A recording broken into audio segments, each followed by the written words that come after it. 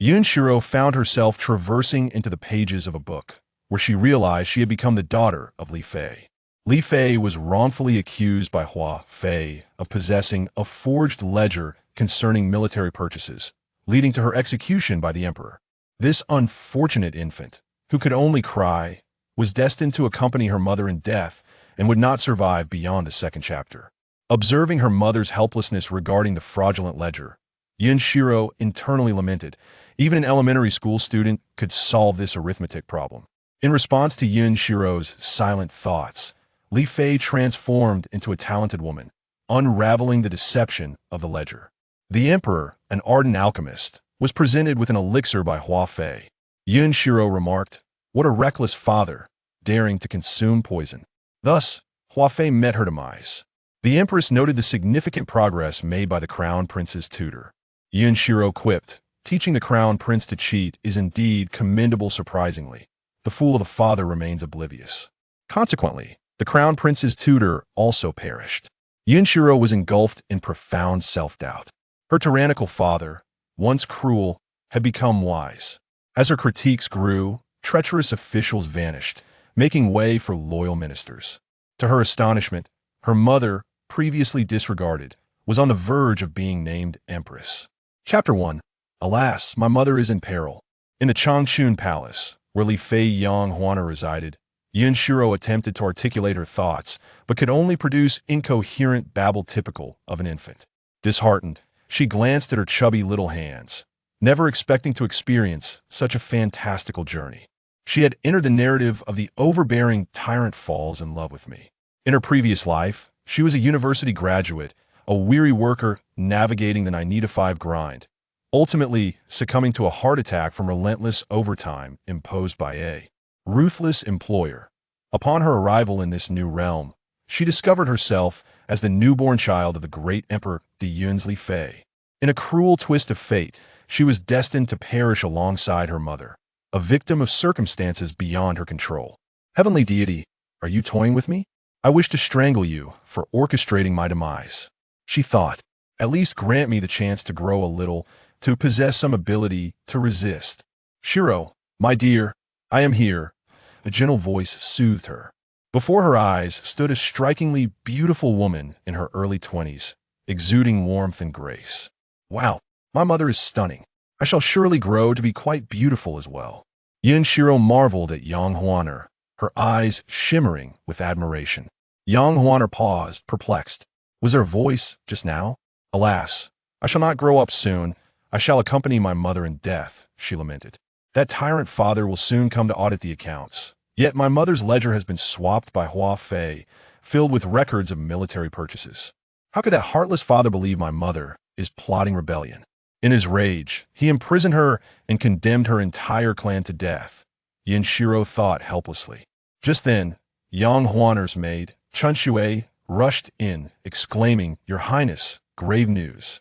His Majesty comes personally to inspect this month's accounts, accompanied by Hua Fei, claiming our records suggest treason." Yang Huaner's expression froze in disbelief as she glanced at Yun Xirou. Her daughter's thoughts were indeed true. "Where is our ledger? Bring it to me at once," Yang Huaner commanded, forcing herself to remain calm. There was no time to ponder the implications of Yun Xirou's thoughts. Upon opening the ledger, she gasped. This ledger was not hers. The entries detailing purchases of spears, armor, and grain were glaringly suspicious. If the emperor were to see this, it would mean certain death. "Your Highness, my father has served 2 emperors faithfully. How could he possibly rebel?" Chun Shui protested, her face flushed with indignation. Yang Huaner's face darkened as she closed the ledger. Her father was the left chancellor, while Hua Fei's father was the right chancellor. Their families had been rivaling for decades. Alas, my mother's accounting skills are lacking. This ledger is so poorly crafted that it is evidently a forgery, Yun Xirou critiqued, observing the entries with dismay. Look at the first item, armor. The expenses don't even add up. 24 sets of armor costing 800 taels? 800 divided by 24 doesn't yield a whole number. Other entries might appear coherent, yet applying some formulas reveals numerous discrepancies. Yun Xirou calculated mentally, reaching the conclusion that even a middle school student could decipher this ledger with ease. Frustration welled within her. Such a mindless ledger could doom her entire family. The thought of dying in such an unjust manner was unbearable. However, realizing this was an ancient world, a fictional one at that, she considered that perhaps the individual who crafted this ledger was a master in their own right. Yang Huaner, attuned to Yun Xirou's voice, felt a surge of excitement. Heavens, my daughter possesses such remarkable talent. With the newfound insight from her daughter, the flaws in the ledger became glaringly apparent. Chun Shui, fetch me writing materials, she instructed, determination igniting within her. Chun Shui, though bewildered, complied without hesitation. In a matter of moments, she returned with the requested items. Under Chun Shui's astonished gaze, Yang Huaner demonstrated her skill, deftly calculating each entry on the paper. Your Highness, you possess such knowledge. Chun Shui exclaimed, utterly amazed. Within the span of a single tea session, Yang Huaner had meticulously resolved the entire ledger. Curiosity piqued. Chun Shui leaned closer. Your Highness, where did you acquire such methods? I cannot comprehend them. Yang Huaner smiled. It must be the blessings of Fortunate Star. Gazing tenderly at Yun Xirou, she couldn't resist planting a kiss on her chubby cheek. Yun Xirou was taken aback. Goodness, my mother is truly extraordinary. She recalled that the book had indeed mentioned her mother, Yang Huaner, as a renowned talent. To possess such mastery in arithmetic was astounding. Her worries eased. She thought, with this ledger, there should be no major calamity. Could it be that her presence had created a butterfly effect? With a weight lifted from her heart, Yun Xirou succumbed to fatigue and drifted into a deep slumber in Yang Huaner's embrace. Yang Huaner, blushing from her daughter's revelations, acknowledged her own talents were merely a reflection of her daughter's brilliance. His Majesty approaches, a eunuch announced, calling loudly from outside. Two figures soon appeared, one clad in a dragon robe, strikingly handsome yet exuding an icy demeanor that warned no entry. Beside him walked a woman, resplendent in luxurious attire, radiating an aura of seduction.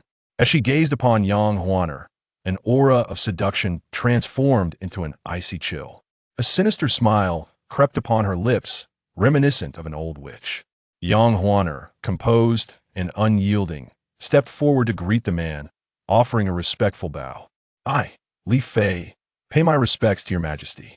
The great cloud emperor, Yun Xirou, maintained an impassive expression, concealing his thoughts. With a flick of his sleeve, he took his seat and inquired, where is your ledger? In the second chapter, why must I perish? Yang Huaner dutifully presented the account.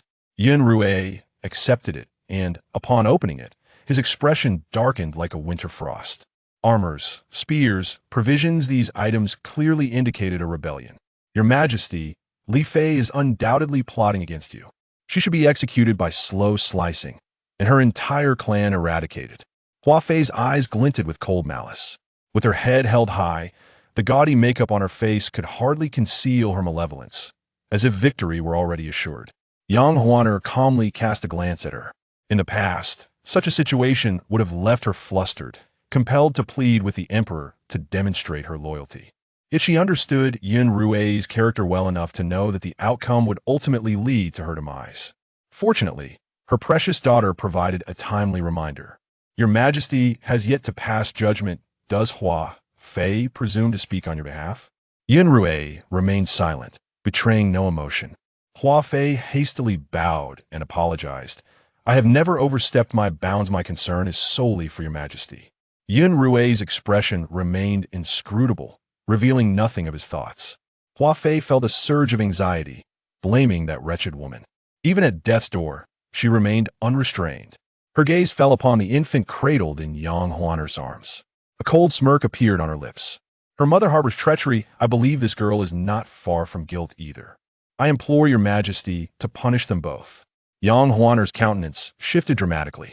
Her daughter was her heart and soul. Even the loss of a single hair would bring her anguish. The infant's thoughts echoed in her mind. What? I just took a nap, and now I'm sentenced to death? Is this woman Hua Fei? Her face is as unsightly as a monkey's rear. It's utterly repulsive. Yang Huaner glanced down to see her daughter, Yun Xirou, struggling to rise from her embrace, her round eyes fixed on Hua Fei, her tiny brows furrowing in disdain. A smile involuntarily crept across Yang Huaner's face. Her precious daughter shared her sentiments. She too had always found Hua Fei's appearance rather peculiar and unpleasant. Yun Rui's composed demeanor suddenly shifted. He scanned the surroundings, perplexed. Whose voice was that? Moreover, it sounded like a child's, distinctly innocent. Had she referred to him as Tyrant Father? His gaze inadvertently fell upon Yun Xirou. Oh, not bad. This is my Tyrant Father. I never expected him to be so handsome. But his eyes are lacking. He listens to Hua Fei's slander, using a false ledger to doom my mother. Alas, after my mother's execution, he will meet his own demise at Hua Fei's hands. What a pity, an entire family reduced to ashes. Yun Xirou silently calculated the plot of the original tale. Yun Rui, however, locked eyes with her. Since her mother had deciphered the accounts, there should be no immediate danger. In the future, she would find a way to rescue her mother from the palace. A flicker of shock coursed through Yun Rui. Was this little infant truly speaking? Had she been voicing her thoughts all along? Could it be that the tales of a father-daughter bond were indeed true? He cast another glance at Hua Fei, who was smiling ingratiatingly at him. Yun Rui felt a knot tighten in his chest. How had he not noticed before that her blush was decidedly unnatural, resembling a ghost? Her smile was unsettling. In the past, he had found her enchanting, but at that moment, he felt an overwhelming sense of revulsion. Hua Fei was taken aback. Why did the emperor regard her with such a peculiar gaze? It seemed to harbor a hint of disdain. She surmised that it must be due to Li Fei's words, making the emperor displeased. As she seethed with indignation, Yun Rui slowly spoke. Li Fei, what do you have to say? Hua Fei was startled. What did the emperor mean by giving her a chance to explain? The evidence of this wretched woman's treachery lay openly before them. Was it not a clear act of rebellion? Yet, as she opened her mouth to retort, she was met with Yun Rui's cold, penetrating gaze, and she prudently fell silent. Yang Huaner regarded Yun Xirou with confusion, then turned her gaze back to Yun Rui. She was uncertain of what her daughter meant, yet there was no opportunity to inquire. She had not anticipated that Yun Rui would voluntarily allow her to explain. The emperor was known for his decisiveness, leaving no room for debate. His temperament had certainly shifted today. She picked up a meticulously calculated ledger and presented it to Yun Rui.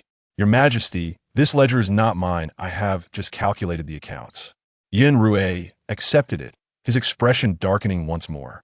Initially, he struggled to comprehend some of the symbols, but with his keen intellect, he quickly discerned their purpose. Upon further scrutiny of the ledger, it was evident that the expenses were grossly inaccurate. This ledger was undoubtedly a counterfeit. Someone was attempting to frame Li Fei. To conspire against his beloved was utterly detestable. Yun Rui's face hardened like ice, and he coughed in anger. Your Majesty, please calm your temper. Li Fei's attempt to obfuscate the truth with this nonsensical ledger is deserving of death. Do not let it affect your health. Hua Fei hastily began to soothe his back.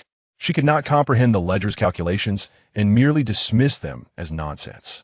Upon seeing her face, which resembled that of a monkey's rear, Yun Rui felt an urge to retch. Instinctively, he brushed her hand away. I am well. Hua Fei need not be concerned. Please bring me the medicinal pills for today. Hua Fei looked at him with a pitiful expression, her large, doe-like eyes nearly brimming with tears. Yet, Yun Rui felt no sympathy. Rather, he felt an aversion. He even wanted to exclaim, do not approach me. What a detestable emperor. It had barely been a moment, and he was already growing weary of her. With her beauty, who could resist her charm? Internally cursing, Hua Fei hurriedly agreed and instructed a eunuch to fetch the medicine. Yun Rui set the ledger down. I have reviewed the accounts. This ledger is undoubtedly a forgery. A forged ledger? Hua Fei's expression turned to one of astonishment. How could the emperor discern this? She had commissioned a skilled accountant to prepare it. Even the finest official from the Ministry of Revenue would not detect any discrepancies. Your Majesty, could you possibly be mistaken? Li Fei's procurement of military supplies is irrefutable evidence. Hua Fei could no longer contain herself and called out to Yun Rui. However, Yun Rui's icy gaze locked onto her, causing her to shiver, as if her innermost thoughts had been laid bare before him. Yun Rui was acutely aware of the subtle rivalry between Hua Fei and Li Fei. He understood that the discrepancies in Li Fei's accounts were likely the handiwork of Hua Fei. Yet, he knew he must maintain a delicate balance between the two factions. This matter must end here. Were my medicines? Yun Xirou diverted the topic. Hua Fei breathed a sigh of relief, fearing that Yun Xirou might pursue the issue further, and hastened to urge the eunuch. Alongside the eunuch, Hua Fei approached Yun Xirou, presenting a box with a flourish. Opening it to reveal a golden pill, she proclaimed, "The alchemist assures that with regular consumption, your majesty will surely ascend before the age of 40. With that, she cast a triumphant glance at Li Fei. Even if this fraudulent account book has allowed Li Fei to escape calamity this time, what of it? In her hands lies the lifeblood of his majesty. It is only a matter of time before she topples Li Fei. How astonishing. No wonder the tyrant father lived for barely over 30 years. It appears he was also enamored with alchemy. Consuming such toxic concoctions, how could one not meet an early demise? Chapter 3. Entering the heavenly prison, Yun Xirou felt a sense of numbness upon witnessing the golden pill in Yun Xirou's hand. In her previous life, she had read the original text, which mentioned that the great Yun Emperor had a profound passion for alchemy. Ultimately, his health deteriorated, rendering him incapable of managing state affairs, leading to the usurpation of power by the favored Consort Hua and her father, the Right Chancellor. It was revealed that his physical decline was due to the consumption of these worthless elixirs. Just as Yun Xirou was about to place the pill in his mouth, he paused upon hearing Yun Xirou's thoughts. Although this father was often labeled a tyrant, he seemed to possess a modicum of reason, not hastily executing his mother without proper evidence. Furthermore, he was rather handsome. It would indeed be a pity if he were to perish from these toxic concoctions laden with various metals. Alas, he undoubtedly believed these pills to be harmless. After all, a person could only withstand such toxins for a few years before succumbing. As Yun Xirou observed Yun Xirou's impending consumption of the pill, her heart raced with urgency. After all, he was her father in this lifetime, and he did not appear to be an outright tyrant. The more Yun Xirou listened, the more anxious he became. He often experienced various minor ailments. Could it truly be these pills? Your Majesty, the elixir must be consumed promptly. Otherwise, its celestial essence will dissipate, Consort Hua urged, feigning concern for the great Yun Emperor. Such an absurd notion of celestial essence. This tyrant father was completely oblivious, easily led to his demise by her deception. However, given his foolishness, rescuing him seemed futile. Perhaps it would be wiser to devise a plan to extricate his mother from the palace instead. Yun Xirou had resigned herself to this fate. Yun Xirou's expression darkened. What did it mean to be led to one's death? Was he truly that foolish? Moreover, this daughter was still but a month old and already scheming to abduct his woman. Was there such a thing as a daughter? They say daughters are father's warm embrace. Yet this girl seemed to be made of black-hearted cotton. Frustrated as he was, Yun Xirou did not stoop to arguing with an infant. He set the pill down and instructed a nearby eunuch, "Go, fetch me a chicken." The eunuch complied and, amidst the puzzled gazes of Consort Hua and the others, returned with a chicken. Yun Xirou handed the pill to the eunuch and pointed at the chicken. "Feed it to that." The eunuch was taken aback. Consort Hua hastily interjected, "Your Majesty, that is a celestial pill. The alchemist labored to concoct it. How could such a creature be worthy of consuming it?" Ignoring her, Yun Xirou coldly commanded the eunuch, "Did you not hear my words?" The eunuch quickly acquiesced, took the pill, ground it into powder, and forced it down the chicken's throat. "Your Majesty, you are wasting something precious. This is a celestial pill." Consort Hua lamented, her heart heavy with sorrow. However, before she could finish her sentence, she was met with Yun Xirou's indifferent gaze and promptly fell silent. Yun Xirou's attention shifted to the chicken, which began to flap its wings violently after consuming the powdered pill, seemingly struggling for survival. Its strength was such that even the eunuch could scarcely hold it. The chicken broke free, leaping about the courtyard. Consort Hua exclaimed, "Your Majesty, this chicken has ingested the elixir. It is immensely powerful, as if it seeks to ascend to immortality." A look of confusion crossed Yun Xirou's face. Could it be that he had misunderstood? The eunuch rushed to capture the chicken, but just as it began to soar, it suddenly stiffened midair and plummeted to the ground after 2.5 years of practice. The entire assembly was astonished at the sight. The eunuch approached and retrieved the lifeless bird. Yun Xirou, maintaining a stoic expression, confirmed that the chicken had indeed perished. The eunuch and palace maids immediately knelt in reverence. Your Majesty. The chicken must have ascended to the immortal realm, shedding its corporeal form, Consort Hua explained tremulously. Yun Xirou smiled coldly, a chilling grin.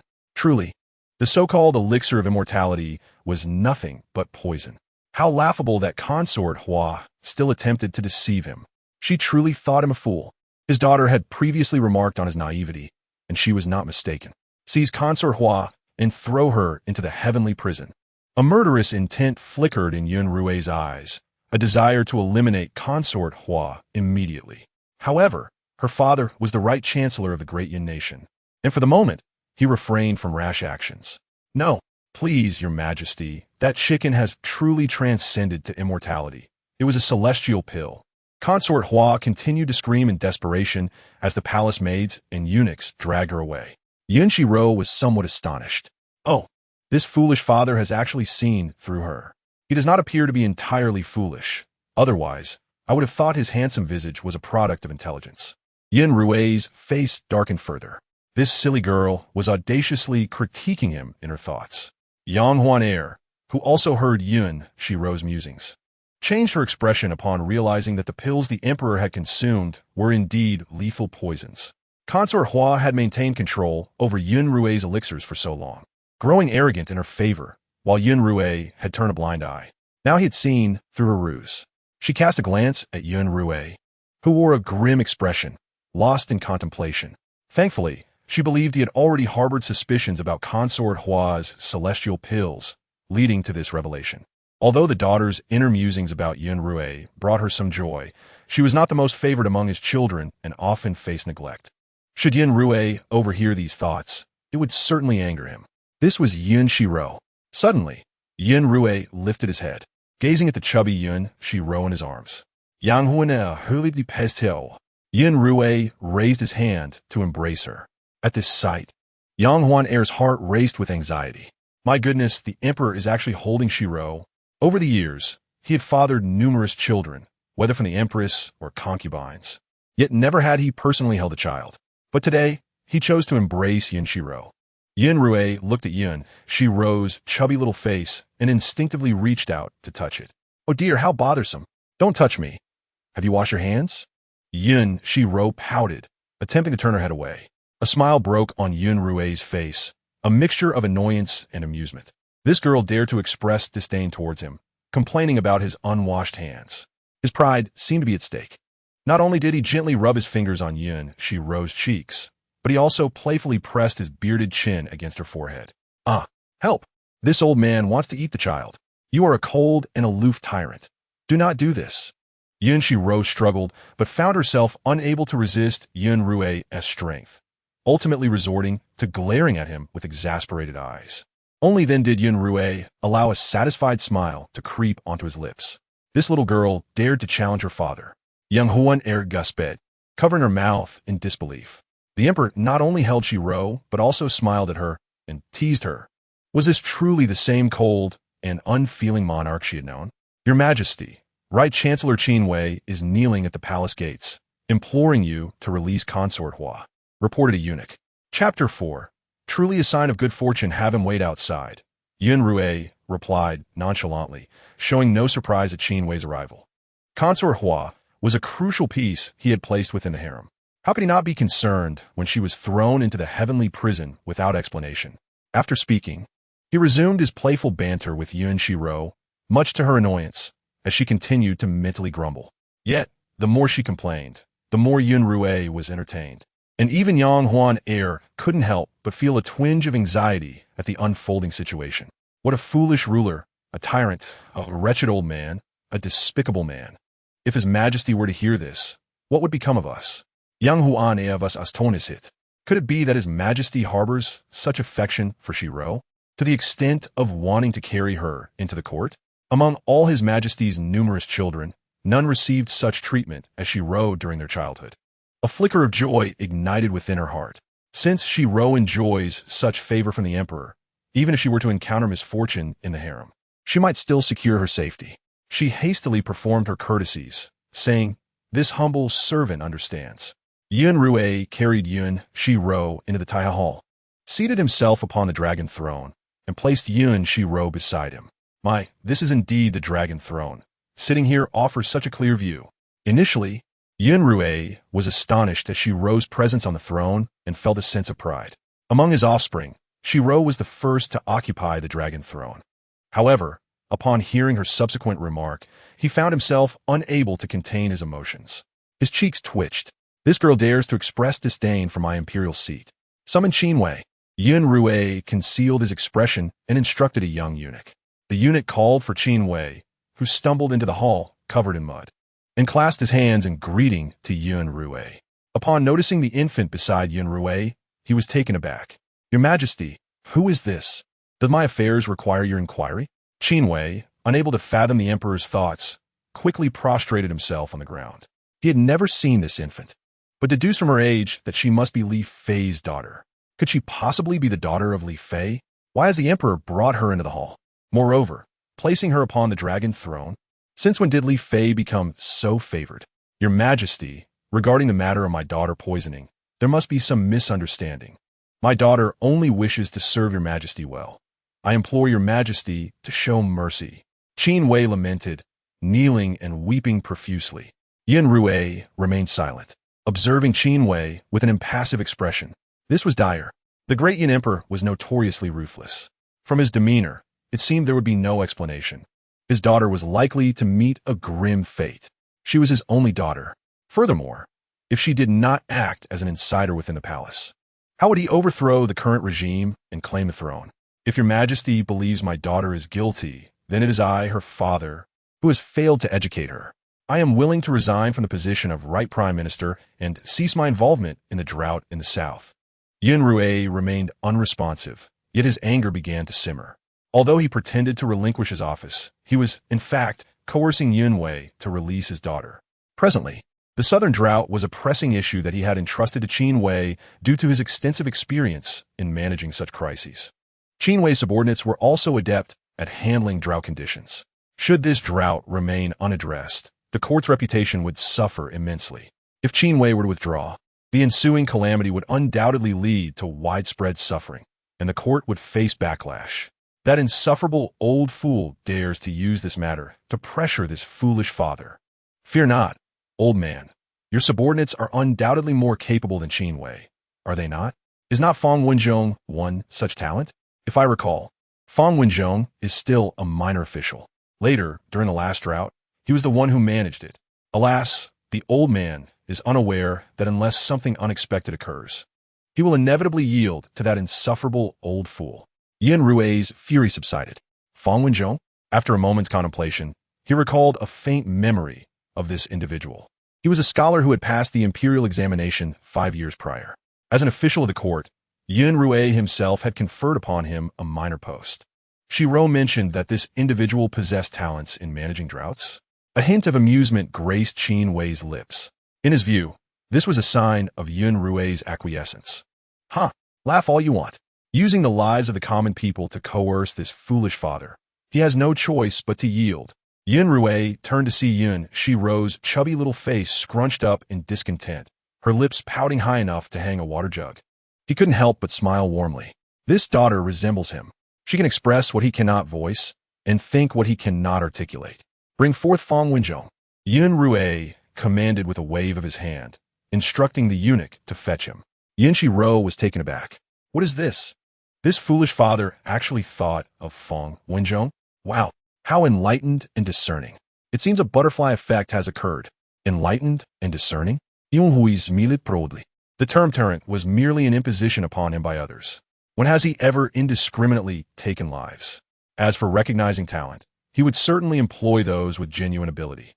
He was not the tyrant others spoke of, but a wise ruler of ages.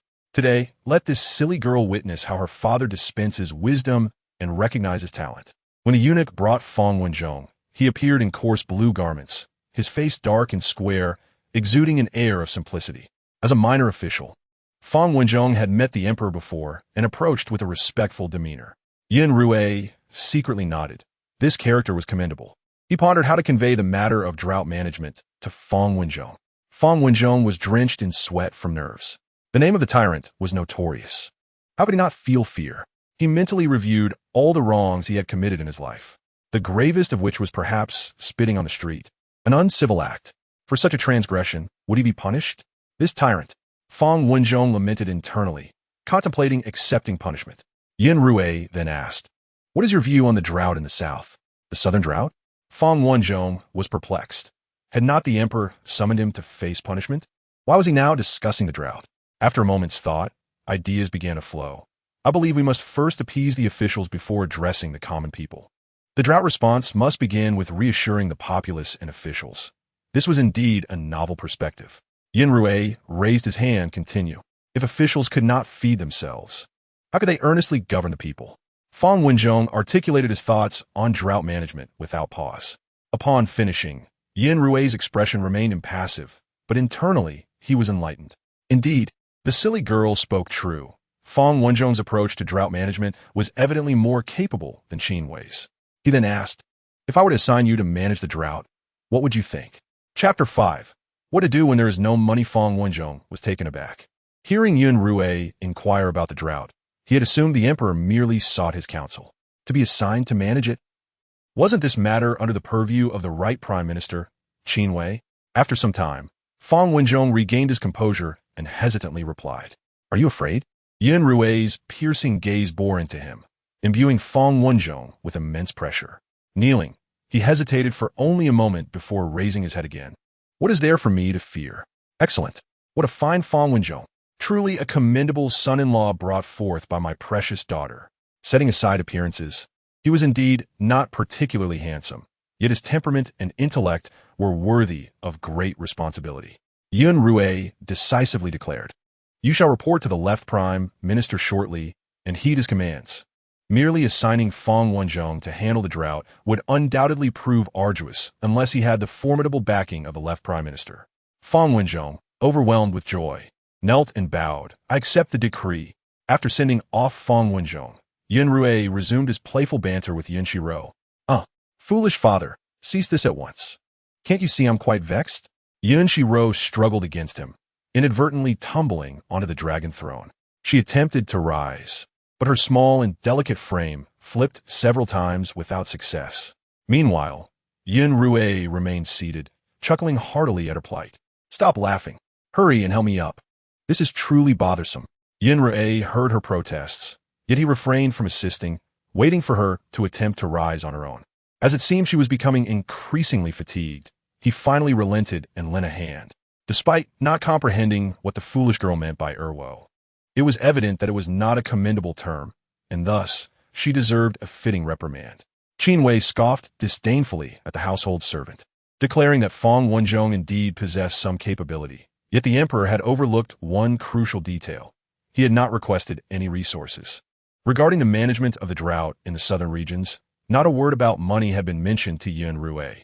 This was solely because Yun Xirou had previously exhausted the national treasury in quelling various rebellions. If he could manage the situation without any demands, it would be a monumental achievement that would solidify his daughter's standing in the imperial harem. No matter how competent Fang Wenzhong may be, it is indeed challenging to make a meal without rice. Despondently kneeling before Yun Xirou, Fang Wenzhong stated, "Your Majesty, I have reported to the left chancellor, who agrees with my proposal, but there are no funds." Yun Xirou had an epiphany. It was no wonder Qin Wei used this matter to coerce him into releasing someone. It was not merely because of his expertise in drought management, but also due to Qin Wei's willingness to contribute funds and resources. He had nearly forgotten this vital point. The treasury was currently so depleted that it could hardly support a mouse.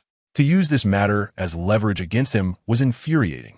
Yun Xirou, who typically concealed his emotions, felt his anger simmering beneath the surface.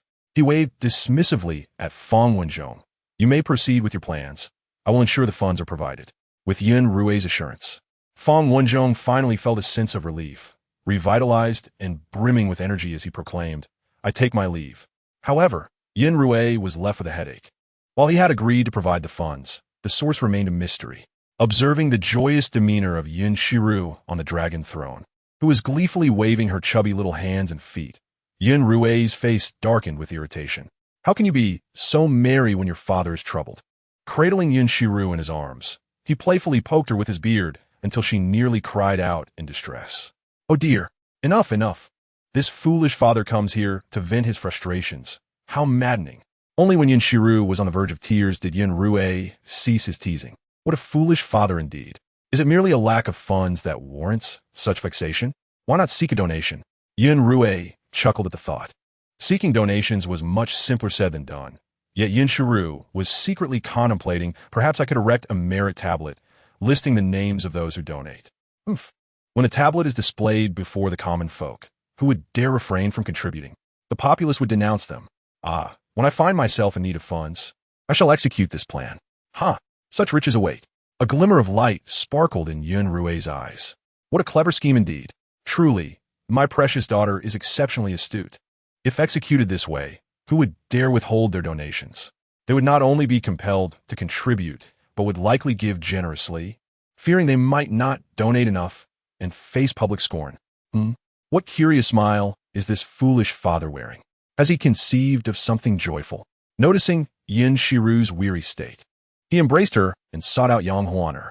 As night fell, Yang Huaner had finished feeding Yun Xirou and gazed at Yun Xirou with a rosy-cheeked countenance, asking, "Your Majesty, shall you rest here tonight?"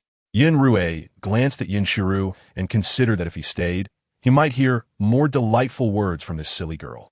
He then regarded Yang Huaner, whose father had indeed devoted himself to the welfare of the Yun kingdom over the years, and gently pulled her closer, saying, "Let us rest here." Yang Huaner discerned that Yun Xirou's initial gaze had been directed at Yun Xirou. It seemed a significant part of his decision to stay was due to her. She never imagined she would experience a day of rising in status through her daughter. The next morning, during court, the great emperor of the Yun announced a fundraising effort for the drought in the southern regions. As he had anticipated, the court officials were hesitant, and none were willing to step forward. A cold smile crept across Yun Xirou's heart. He had never held the officials accountable for their dealings with their salaries or utilizing their positions for personal gain. "Your Majesty, I am willing to donate 3,000 taels," proclaimed Left Chancellor Yang Wudi, who had conspired with Yang Huaner the previous night to lead the charge. Yun Xirou nodded calmly, acknowledging the old chancellor's goodwill. Turning his gaze to the side, he noted that Feng Wanzhong was absent today, likely still attempting to leverage the drought situation against him. The old chancellor has a kind heart. I shall not disappoint him. Record this contribution in the merit ledger, and ensure the donations are allocated to all cities afterward. Upon hearing this, the court erupted in astonishment. What? Donations would be distributed to all cities? The amounts would be transparently visible to the common folk. If one chose not to donate, they would risk incurring public wrath. "Your Majesty, I also wish to contribute. I shall donate 10,000 taels. Your Majesty, I offer 30,000 taels. 100,000. I have some savings. I can contribute 100,000 taels." Chapter 6. The troublesome daughter observing the enthusiastic responses of the court officials. Yun Xirou maintained an impassive facade, though inwardly he was chuckling with glee. What a splendid scheme. Truly, I am worthy of the title emperor. While the idea originated from my precious daughter, I am the one implementing it. Indeed, this is the way to go. Ultimately, through the generous donations of the officials, they amassed a staggering amount of 1,390,000 taels. Upon seeing this figure, Yun Xirou felt a mix of shock and anger. The drought in the south had reached a point where people were resorting to cannibalism. Yet those officials in the court, who spoke eloquently, appeared so affluent that even the emperor himself could not compare. The only consolation was that his strategic maneuver had compelled these individuals to part with some of their wealth. Once the fundraising concluded and the court adjourned, Yun Xirou unapologetically ordered the merit ledger to be displayed in every city. This action infuriated Qin Wei. Not only was his name absent from the ledger, but the name of Right Chancellor Yang Wudi was prominently placed at the top, with a space reserved for the Left Chancellor's contributions. How audacious! Such a scheme against me. Following this, the Left Chancellor's reputation among the populace would undoubtedly suffer. Over the years, he had aided in disaster relief countless times, despite the fact that many of those supposed rescues had been exaggerated to claim credit. Furthermore, during the relief efforts, many lives were lost in his haste to resolve the calamities. Nevertheless, his accolades and reputation were undeniable. That foolish emperor seeks to ruin me. Father, rebel. A young man before him wore a grim expression. Rebel. At the sound of that word, Qin Wei trembled, filled with both fear and excitement. After years of preparation, had he not awaited this very moment? Just as he hesitated, the young man urged him again. Your sister has been captured. The foolish emperor will not spare her. Now he has turned against you. This is a gradual entrapment. Qin Wei clenched his fists. Find a way to contact your sister and activate the palace's secret guards. Hua Fei had not only positioned herself near Yun Xirou to monitor the harem, but also to assist the Qin family in cultivating their secret guards. The young man's eyes gleamed with determination. Once I contact my sister, I will immediately reach out to the commander of the Southern Defense Army. The commander had already been bribed by the Qin family. In the Changchun Palace, Yun Xirou returned from court and went straight to Yang Huaner, taking Yun Xirou from her embrace before heading to the Ministry of Revenue. This foolish father seems to be in a surprisingly good mood today. His usual cold demeanor softened a bit. Yun Xirou discreetly lowered his gaze and asked Fang Wenzhong, "Are you satisfied with the amount raised today? Your Majesty has cleverly utilized the fundraising to enhance the merit ledger, securing 1,390,000 taels. It is truly impressive," Fang Wenzhong genuinely praised. "What? Is this not the very idea I had in mind? This father is quite clever indeed." Yun Xirou discerned the heartfelt sentiments of Yun Xirou, a satisfied smile gracing his countenance. Naturally, such a simple stratagem should be effortlessly grasped. It has come to my attention that Prime Minister Qin has not contributed to the merit fund, resulting in public scorn directed at him. Fang Wen expressed his concern, not out of fear for anything else, but for the possibility of angering Qin Wei. He doubted whether he could withstand the wrath of Qin Wei. Yun Xirou nonchalantly remarked that it was of his own making. Had Qin Wei been forsaken? The foolish old man was pressing him rather hard. Perhaps Qin Wei was contemplating rebellion. Qin Wei rebelling? Yun Xirou had previously caught wind of Yun Xirou's thoughts, which suggested that Qin Wei had only seized power during his time of illness. Could it be that he was preparing for such drastic measures so soon? Calculating the time, one could surmise that Qin Wei had already amassed soldiers, funds, and weaponry for rebellion. Furthermore, the Empress Hua still had her hidden assassins within the palace, a list of whom seemed to be concealed at the bottom of her lake, numbering over 100. Qin Wei's son had also bribed the commander of the Southern Defense Army. If rebellion were to be initiated now, amidst both internal and external turmoil, could the foolish old man withstand it? The more Yun Xirou pondered, the more she felt the possibility. The writing spoke of Qin Wei as a man of extreme temperament, who had labored for many years for his reputation, only to have it utterly destroyed by the emperor. The likelihood of his rebellion had grown significantly. Yun Xirou listened intently, his previously expressionless face now exhibiting an air of coldness. The fact that Qin Wei had already prepared military supplies was infuriating. That wretched Empress Hua was still scheming within the palace, relying on her favor to orchestrate numerous clandestine actions. His magnanimity had only resulted in a blade at his throat. Over 100 assassins. Should they emerge from the inner palace, countless lives would be lost, and the imperial family would be utterly disgraced. Qin Wei's son had even successfully bribed the commander of the Southern Defense Forces. He could hardly fathom the consequences if Qin Wei were to rebel. Summoning reinforcements would be impossible, and even if they managed to resist, their strength would surely be depleted. Upon returning to Changchun Palace, Yun Xirou entrusted Yun Xirou to Yang Huaner and ordered a search of the lake bottom in the Empress Hua's quarters.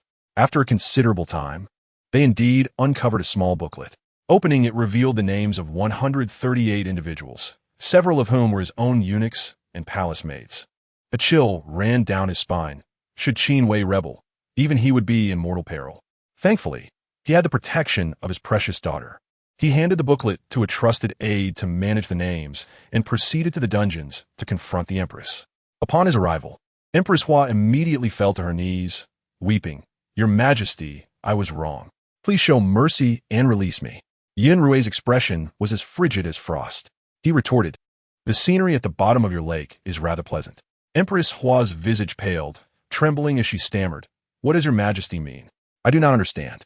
Overwhelmed by disbelief, she collapsed to the ground, her mind racing. How could the emperor know of her clandestine actions? The military supplies, the provisions. Qin Wei had indeed prepared them. And even the commander of the Southern Defense Army had been bought off by her brother. Did she truly wish for the emperor's demise? Yun Xirou spoke with measured calm, each word causing Empress Hua's complexion to grow increasingly ashen. She looked up in shock. Not only had he uncovered her assassins, but also her plot for rebellion. How could this be? The emperor had always exuded arrogance, dismissing any notion of concern for his subjects' actions. It seemed this was the source of his confidence. Every movement was indeed beneath his watchful gaze. With a thud, Empress Hua fell to the ground, devoid of even the slightest desire for mercy. Take her away, and grant her white silk. As he turned to leave, Yun Xirou seized the opportunity to ascertain whether Yun Xirou's sentiments were accurate. Empress Hua's expression had betrayed everything. Chapter 7. A true seer as the prime minister of the realm.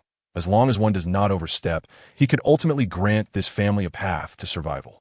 Yet, they seemed determined to seek their own demise. Draft a secret edict. Commander Qi Shuang is to temporarily take the role of instructor in the Imperial Guard, while the former commander of the Imperial Army becomes the new Southern Defense Commander. Under the cold moonlight, within the Qin residence, a young man expressed his concerns. Father, something has changed. It seems my sister is not in the dungeons, and I cannot contact her assassins. Although he had just learned that his sister, Empress Hua, was indeed imprisoned, news had recently come that she was no longer there, leaving him with a sense of foreboding. Qin Wei, clad in armor, declared, "An arrow is on the string. It must be released. There is no time to hesitate. Let's head south and open the city gates." The concerned young man, unable to ponder further, complied and led a vast army of several thousand towards the southern city gates. "I am Qin Wei, a friend of Commander Qi Shuang. Open the gates." As the gates swung open, the figure who emerged was not Qi Shuang, but rather the commander of the Imperial Guard, a man whom Qin Wei had encountered only a few times. Just as he stood in confusion, the commander issued a command, and they were swiftly apprehended. The remaining thousands surrendered without resistance. The commander brought Qin Wei and his son before the Great Hall, where Yun Xirou had been awaiting their arrival for some time.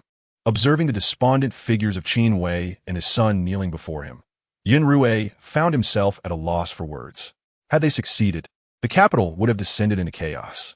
Yet, unexpectedly, they proved utterly inept. Their rebellion had ended in less than half an hour. Qin Wei stared blankly at the dragon platform above. Yun Xirou, feeling a sense of ennui, shared in his bewilderment. After preparing for a lifetime, a grand opportunity for wealth and peril had culminated in an abrupt end, resulting not only in death but also in disgrace. Realizing there was nothing further to discuss, he ordered their removal and execution. He had little to say to Qin Wei, who often used his connections to embarrass him. Death would be a fitting end, allowing him to reclaim those connections. "Wait!" Qin Wei called out to Yun Xirou, his voice filled with desperation. "Your Majesty, how did you come to know of my rebellion?" Yun Xirou looked at him and proudly declared, "Because I am the sovereign, and you are but a subject."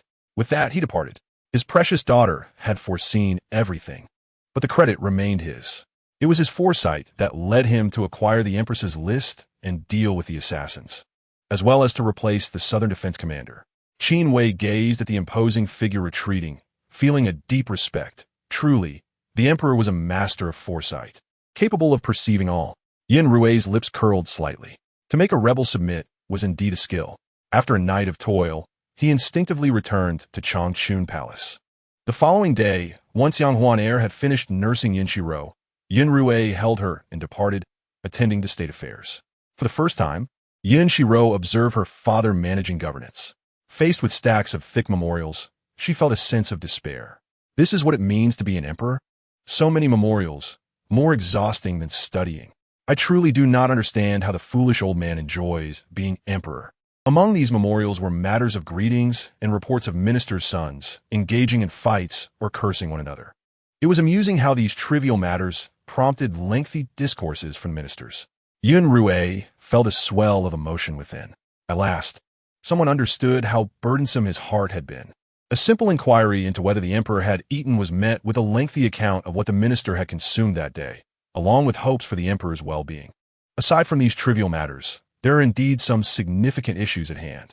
For instance, Fang Wenzhong's management of the drought situation has garnered his earnest attention. It is undeniable that the recommendation of my beloved daughter for this individual is a testament to his talent.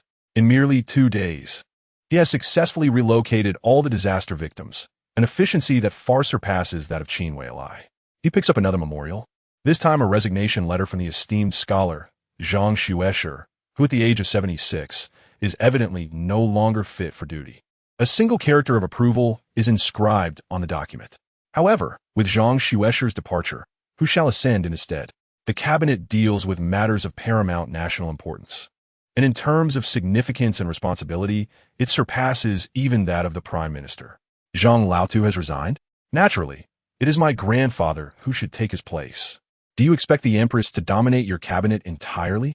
Compared to the brazen rebellion of Hua Fei, she has quietly replaced many ministers with her own loyalists.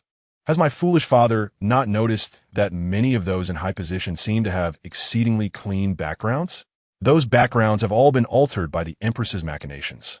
In truth, they are all her people. This is also the reason she could easily seize a considerable amount of wealth and soldiers from the Yun kingdom after my foolish father's demise. What? A considerable number of his own ministers have already been replaced by the Empress. His focus had been solely on governing the nation. He had confidence that with his wisdom and military prowess, those under his rule would not dare to engage in subterfuge. Even if there were any minor transgressions, he could effortlessly suppress them. Yet, he never contemplated what would transpire after his death. Would the Yun kingdom still bear the surname Yun a century later? It seems appropriate to tidy up his own household. He writes down a name, Yang Wudi. It appears my foolish father is not entirely foolish, as he has indeed considered my grandfather. Yun Xirou's large, watery eyes widen in surprise. In truth, her foolish father possesses some capability. After all, he has subdued numerous nations and managed the Yun kingdom with commendable competence. Yet precisely because of this, he lacked the energy to oversee the minor machinations of his subordinates. It turns out he had underestimated the awareness of his subordinates' actions. Yun Xirou smiles with pride. This does not imply he is oblivious. Selecting Yang Wudi for advancement is indeed a sagacious choice. His loyalty and abilities are beyond question. Moreover, as the grandfather of his precious daughter, with her talents, the future of the Yun kingdom is assured. Your Majesty, I have heard that Scholar Zhang intends to resign, and I come to recommend a person to your Majesty. Yun Xirou raises his head, a beauty adorned in phoenix coronet, and approaches. Generally, Yun Xirou holds a favorable view of the Empress. Not only does she exhibit the grace of a motherly figure, but she also shows him considerable care. Chapter 8. I have my own resolutions. Is this the Empress? She doesn't appear to be anything special, with a countenance that radiates insincerity. The so-called care she shows is merely superficial. When my foolish father truly erupts in anger, she avoids him, fearing to ignite her own peril. Yun Xirou scoffs at the Empress. Yun Xirou, already harboring reservations about the Empress, feels even more unsettled. Reflecting on her usual concern, it indeed amounts to little more than inquiries about his well-being. Yet whenever he is provoked, he endures it alone, without any sign of the Empress. This seems undeniably hypocritical. The Empress feels perplexed. Although the Emperor rarely displays his emotions, he usually appears somewhat serene in her presence. Why does he seem so off today? At this moment, her gaze falls upon the infant cradled in Yun Xirou's arms, and her expression suddenly turns icy. This must be the illegitimate child of that vile Consort Li. The Emperor even holds court while embracing her. She recalls that even her own son, the Crown Prince, has not received such treatment. Your Majesty, are you overworked? Allow me to offer you a massage. The Empress steps forward, intending to place her hand on Yun Xirou's shoulder, believing he is fatigued.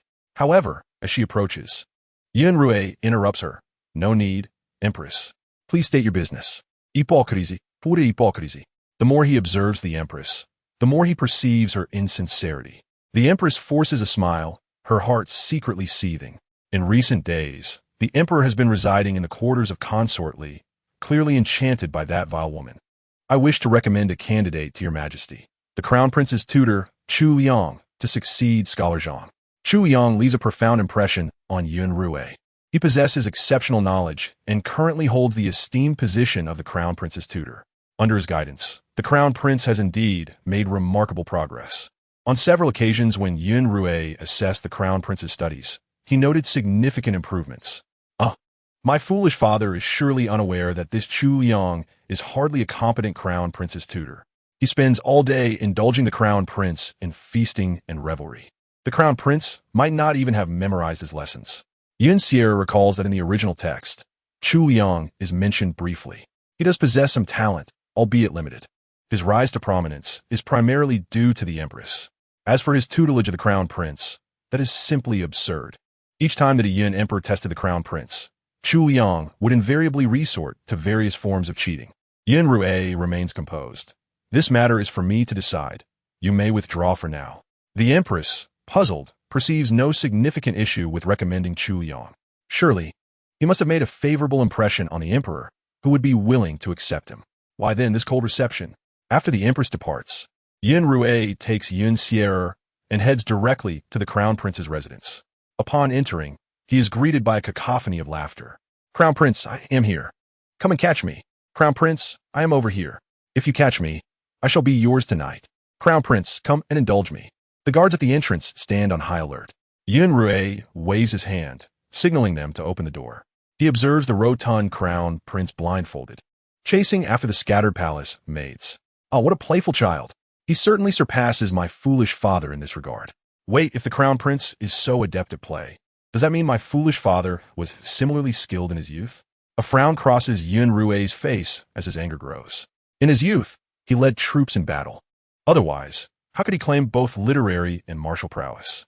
Such unseemly behavior has never been part of his character. This disgraceful offspring tarnishes his reputation. Where are you all? Why have you fallen silent? The Crown Prince runs about, searching. Unbeknownst to him, the palace maids, upon seeing Yun Xirou's arrival, dare not breathe, kneeling in fear. Ah, my little darling. So this is where you are? I caught you. But goodness, your waist is quite ample. No, you're rather strong. The Crown Prince laughs heartily, embracing Yun Xirou's waist. Yun Xirou's expression turns frigid. This is an affront to his dignity. The Crown Prince, somewhat perplexed, removes his blindfold, turning pale with fright, and immediately kneels. Father, your Majesty, what brings you here? Had I not come, I would not have witnessed such a splendid spectacle. Yun Xirou appears nonchalant, yet his ire simmers within. He has no desire to engage with the disgraceful antics before him, even though this scene has utterly disappointed him. For a moment, he feels an urge to abolish the Crown Prince.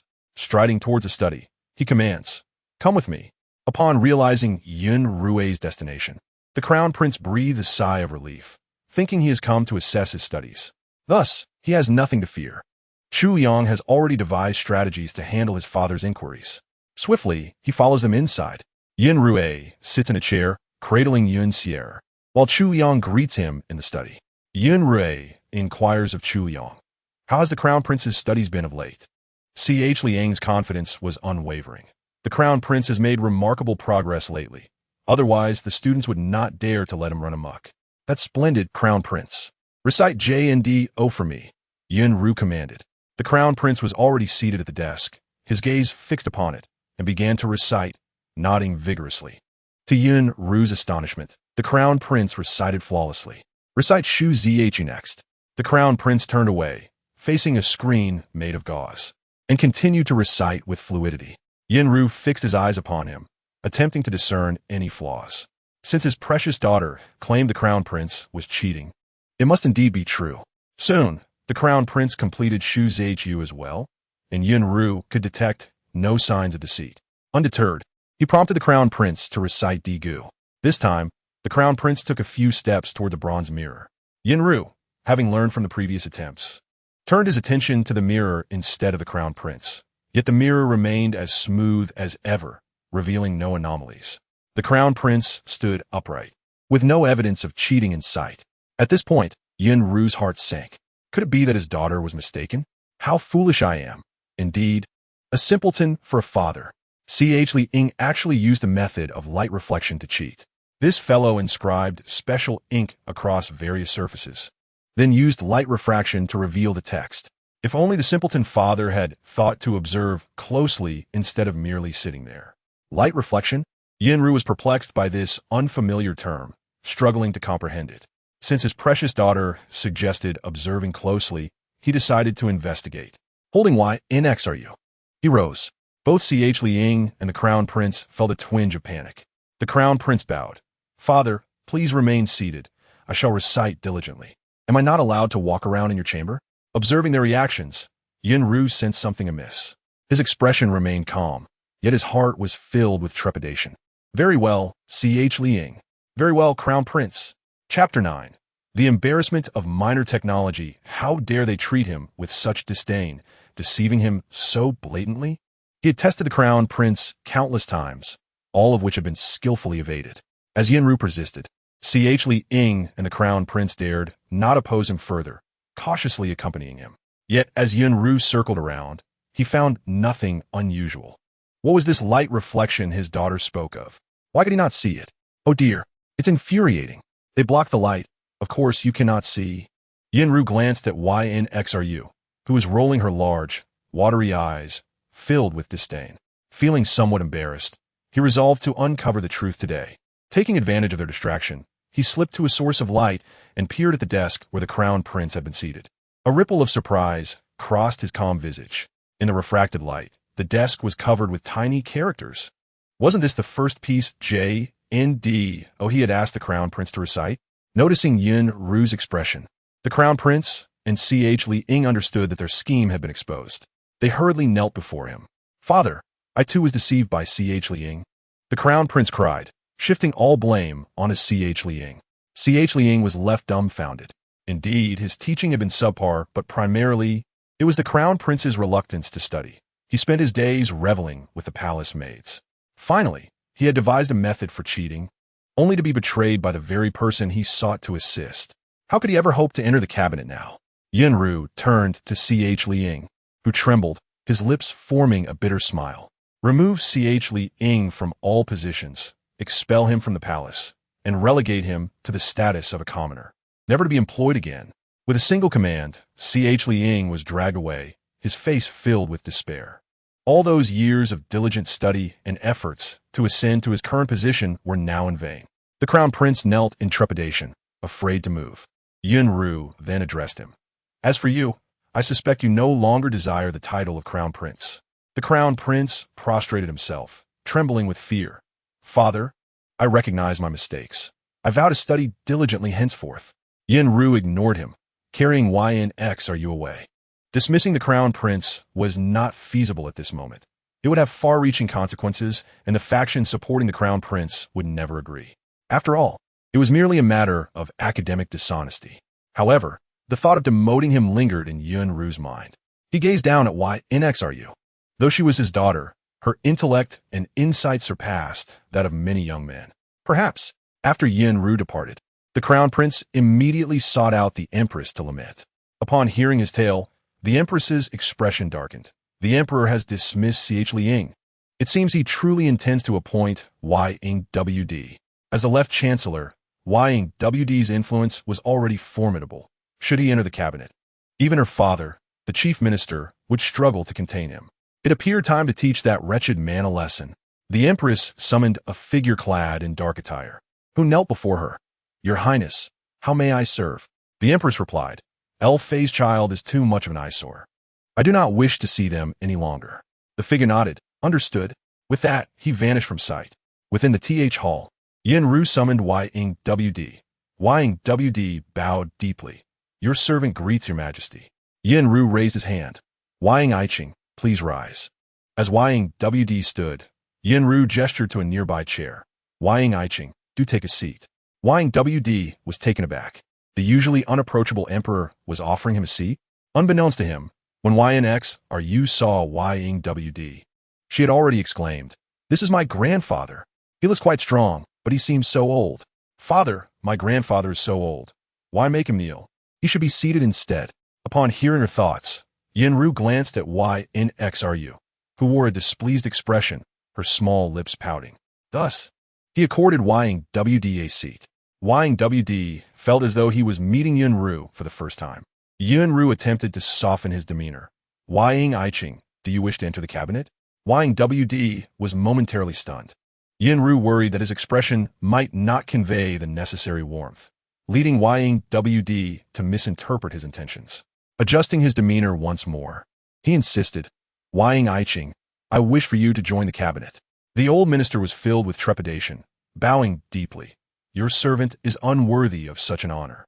Yun Xirou, filled with pride, thought, Of course my grandfather is capable. Had my mother not been executed along with her family, he would have been a force to reckon with.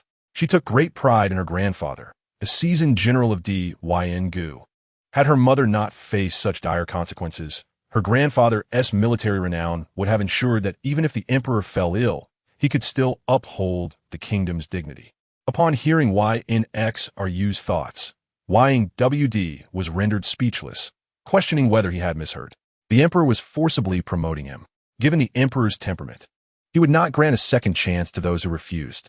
Yet today, he had disregarded Yun Wd's refusal. Your servant shall take his leave.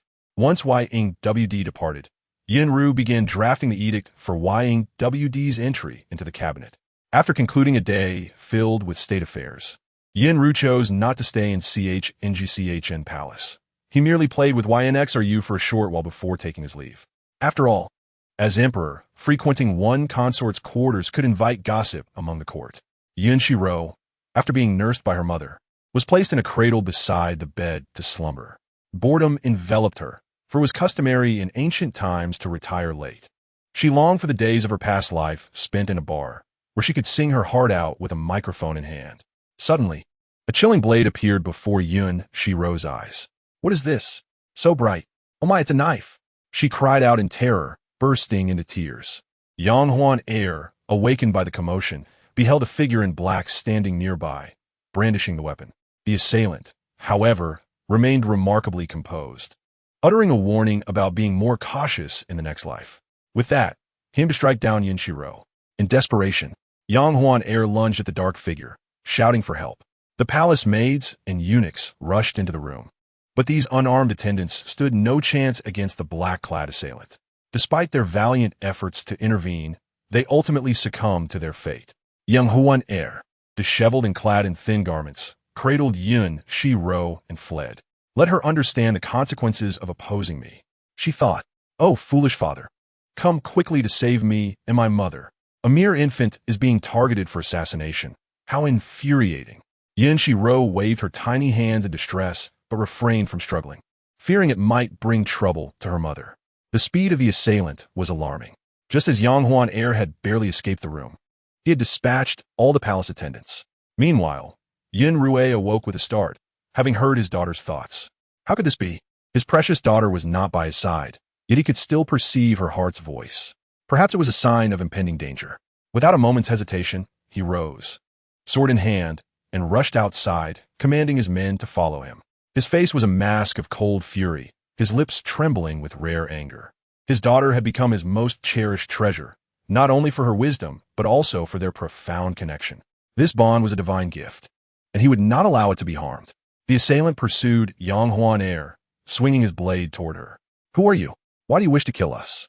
She cried, rolling away to evade the blow. The black-clad figure offered no reply, continuing his assault.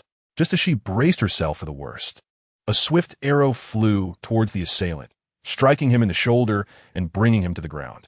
Such audacity! Yun Xirou's icy voice echoed in her ears. Yang Huan Air, filled with joy, rushed to him. Your Majesty, she exclaimed. He embraced her and glanced at Yun Xirou, relieved to see they were unharmed. He turned his steely gaze back to the fallen assailant. Speak. Who sent you? I may grant you a complete burial if you cooperate. Why do you even ask? Foolish emperor, these are death warriors. Surely he has poison hidden in his mouth. Yun Xirou, upon hearing this, immediately commanded his guards to seize the man and break his teeth.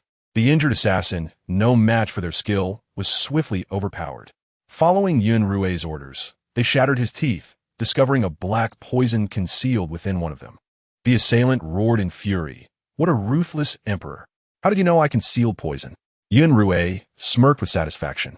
Why would I not know? Take him to the dungeons for a thorough interrogation. This incident left Yun Xirou unsettled, fearing for his precious daughter's safety. He summoned his ministers that very night. Loyal subjects, I have convened you at this late hour to announce an important decree. He spoke not as one seeking counsel, but as one imparting a decision already made. The court fell silent, awaiting his words. My daughter, Xirou, was the target of an assassination attempt, as you may have heard. The ministers reacted with indignation, condemning the would-be assassin. Yet, Yun Xirou sought not their outrage, but rather to share his resolution. I hereby declare Yun Xirou to be the national princess of Yun. The court erupted in astonishment. To be bestowed the title of national princess into Yun meant possessing the authority to mobilize military forces. As the ministers began to voice their objections, Yun Xirou cast a cold glance, silencing them. He had declared it, not as a matter for debate. Furthermore, I will appoint 8 elite guardians to protect the national princess. Step forward. At his command, 8 formidable figures emerged, each tall and striking, exuding an air of invincibility. The court gasped in awe. These were the 8 divine guardians, tasked with the emperor's protection, each capable of vanquishing foes with ease. The emperor's affection for Xirou was evident, as he entrusted her with his most formidable protectors. This was the rationale behind his declaration. Only as the national princess could she command the military and secure her guardians. The emperor had made his decision, and any further dissent would be seen as folly. He continued, "In 5 days, we shall celebrate the national princess's full moon. I invite you all to attend, where I shall announce it once more." Simultaneously, news reached the Empress's quarters. "This wretched child, the emperor has deemed her the national princess and bestowed his 8 divine guardians upon her. How could this assassination turn into such fortune for her?" She resolved that this child could not be allowed to gain such power, lest she threaten the hierarchy of the harem. "We must turn the full moon celebration into a witchcraft gathering, revealing her as a harbinger of doom." In the following 5 days, Yun Xirou, resolute in his decisions, dealt decisively with the treasonous plots of the Right Chancellor. The full moon celebration approached, and the palace was adorned with festivity, bustling with guests. "There are too many people. How bothersome," murmured the emperor, noticing the impatient expression of the little Yun Xirou in his arms. He leaned closer, teasing her with his beard. "Help! Release me! My delicate face is in peril. One day, I shall pluck all your whiskers." The emperor narrowed his eyes. Many children in the harem longed for his playful affection, yet this little girl dared to express disdain. As the concubines arrived, the emperor quelled his playful mood. "Lady Li, I have faltered in the past. I hope for your understanding." Lady Li smiled, though her heart was as clear as glass. Were it not for her daughter's elevation, she would likely be counting the bricks of the palace walls each night in despair. "Dear sister, such words are unnecessary among us." Lady Hui approached with a smile, admiring Yun Xirou. "The little princess is truly adorable. No wonder His Majesty dotes on her. Flatter her more, lest you find yourself unable to praise her later." The emperor thought, sensing something amiss. Does the foolish emperor not realize that these concubines, in their prime, are left alone each night to fend for themselves? Why not share the favor equally? Must one truly hang from the same tree? The emperor felt a surge of irritation at the thought. Others yearn for the exclusive favor of the emperor, yet Xirou stands as a remarkable exception, advising herself to share the blessings equitably. The Cloud Emperor suppresses the urge to pinch Yun Xirou's cheek. At that moment, the Empress arrives fashionably late, declaring the atmosphere lively. "Li Fi, notijin her," promptly bows in greeting.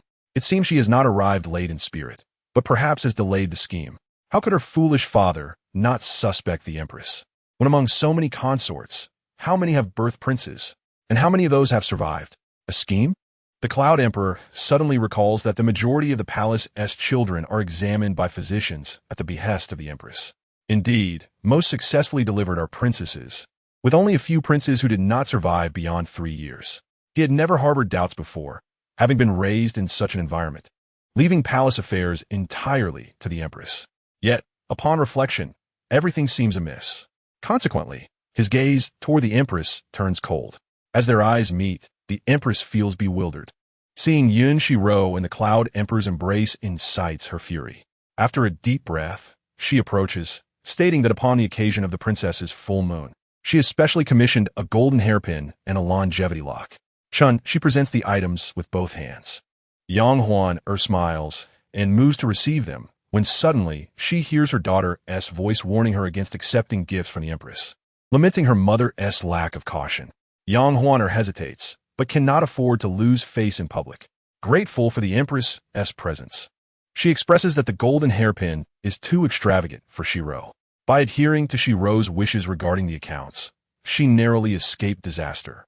The Empress's gifts are notoriously difficult to obtain, thus it is wise to decline.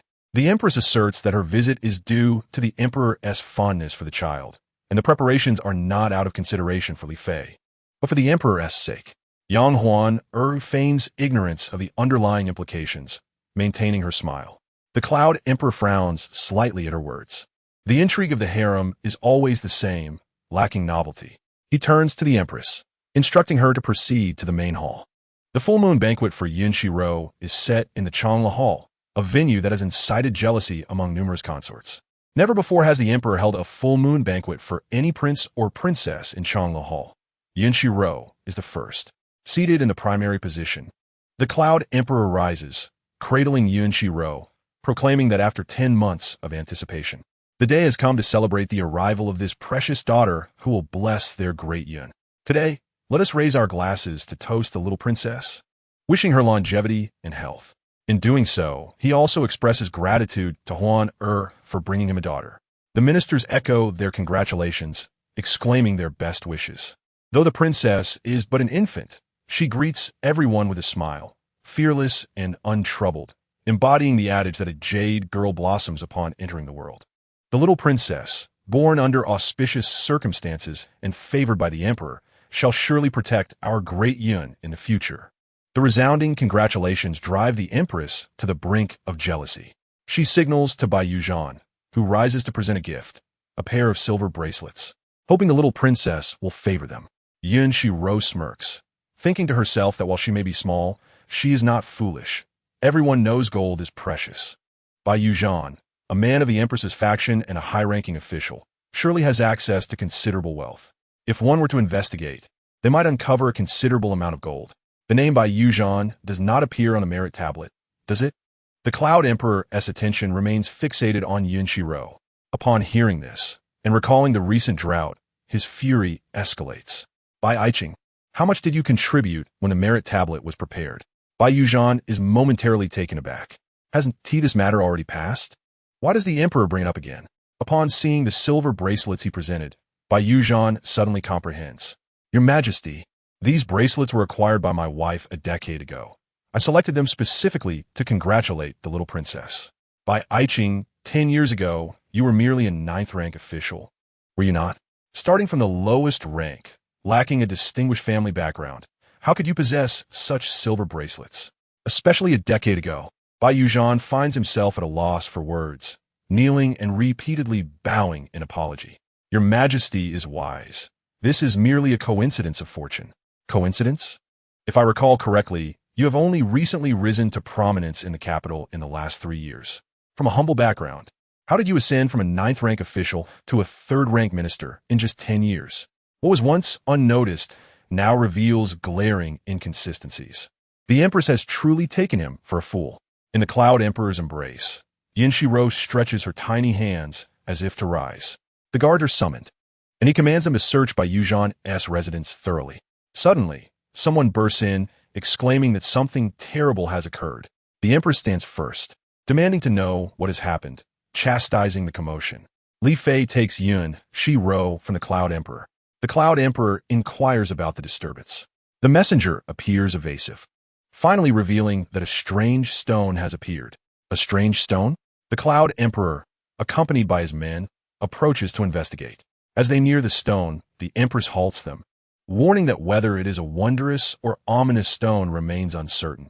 And during such an important occasion as the princess's full moon banquet, they cannot afford to take risks. The Cloud Emperor pauses, recalling the Empress's tendency to act in this manner. He suddenly remembers Yun Xirou's words and declines her caution, asserting his desire to uncover the truth behind this anomaly. Turning to Yun Xirou and Li Fei, he instructs them to stay put for their safety. Yin Tian, ensure the protection of the little princess and Li Fei. The guards acknowledge. The Empress maintains a facade of grace, yet internally, jealousy rages, her nails nearly embedding into her flesh. Having been by the Cloud Emperor's side for over a decade, she has never seen him exhibit such tenderness, even going so far as to instruct Yun Tian to protect those she regards as beneath her. As they proceed, they come upon a large stone inscribed with slanted characters. Upon closer inspection, it reads, Princess Ro has appeared. Great Yun is doomed. The crimson letters are startling and alarming. Hui Pin gasps, while the Empress's expression turns grave. Noticing that the Cloud Emperor has yet to react, she takes it upon herself to command that Li Fei be brought forth, along with the little princess.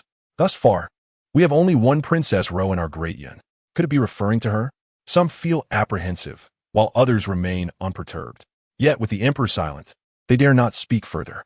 A faction among the conservatives, under the empress's direction, steps forward to advise. Your Majesty, the appearance of this strange stone serves as a warning. Since the birth of the little princess, Great Yun has indeed witnessed several extraordinary occurrences. Chun Wentao also advises, Your Majesty, by I Ching's words ring true. This strange stone did not manifest yesterday or the day before, but only today. It must carry intent, for the sake of our Great Yun's stability. We cannot afford to overlook it. First the drought, now the treachery of the Right Chancellor. The Right Chancellor has always acted with prudence. His rebellion seems implausible. If the little princess is indeed a good omen, why do such calamities arise? Upon hearing mention of the Right Chancellor, the Cloud Emperor's mind sharpens. Observing the old ministers still bickering, he interjects coldly, Cease your nonsensical chatter. He then turns to the Empress, inquiring when Li Fei will arrive. I have already dispatched someone to summon her. When Qing Xing arrives, Yang Huan appears anxious, questioning what has transpired.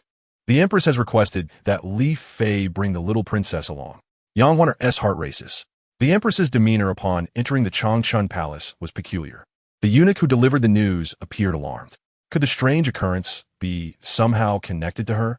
As Yang Huan pondered, Yun Xirou had already deduced a rough outline of the situation. The myriad schemes and intrigues within the harem were indeed inscrutable.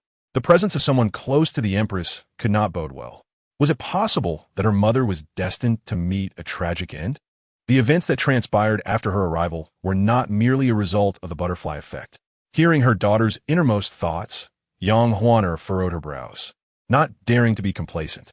The last time, her daughter had effortlessly resolved the issue with the accounts. This time, if escape were not possible, she would willingly sacrifice her life to protect her daughter. Resolute in her decision, she followed Qing Xing to the peculiar stones. Upon seeing Yang Huan approach, the Empress's voice rose sharply. Yang Huan, do you acknowledge your fault? Yang Huan was momentarily taken aback, and Qing Xing delivered a forceful kick to her knee. Caught off guard, she fell to the ground, nearly sending Yun Xirou tumbling from her arms. What wrong have I committed? She exclaimed, pointing towards the stone. The appearance of the princess brings calamity to the Yun. You have birthed a disaster, yet you claim no fault? The sudden disorientation left Yun Xirou slightly dazed. As her senses returned, she surveyed her surroundings. The emperor remained expressionless as he observed Yang Huan being kicked. Below them lay the stone that the empress had pointed to, inscribed with the very characters she had mentioned. Upon closer inspection, Yun Xirou frowned. The inscription, though crooked, was clearly etched with intent. Recently, Mother has escaped the schemes of Hua Fei and gained the affection of the foolish emperor, which naturally incited resentment among those in the harem, leading to this situation. The emperor's brow furrowed. The royal family had always abhorred witchcraft, especially such as this.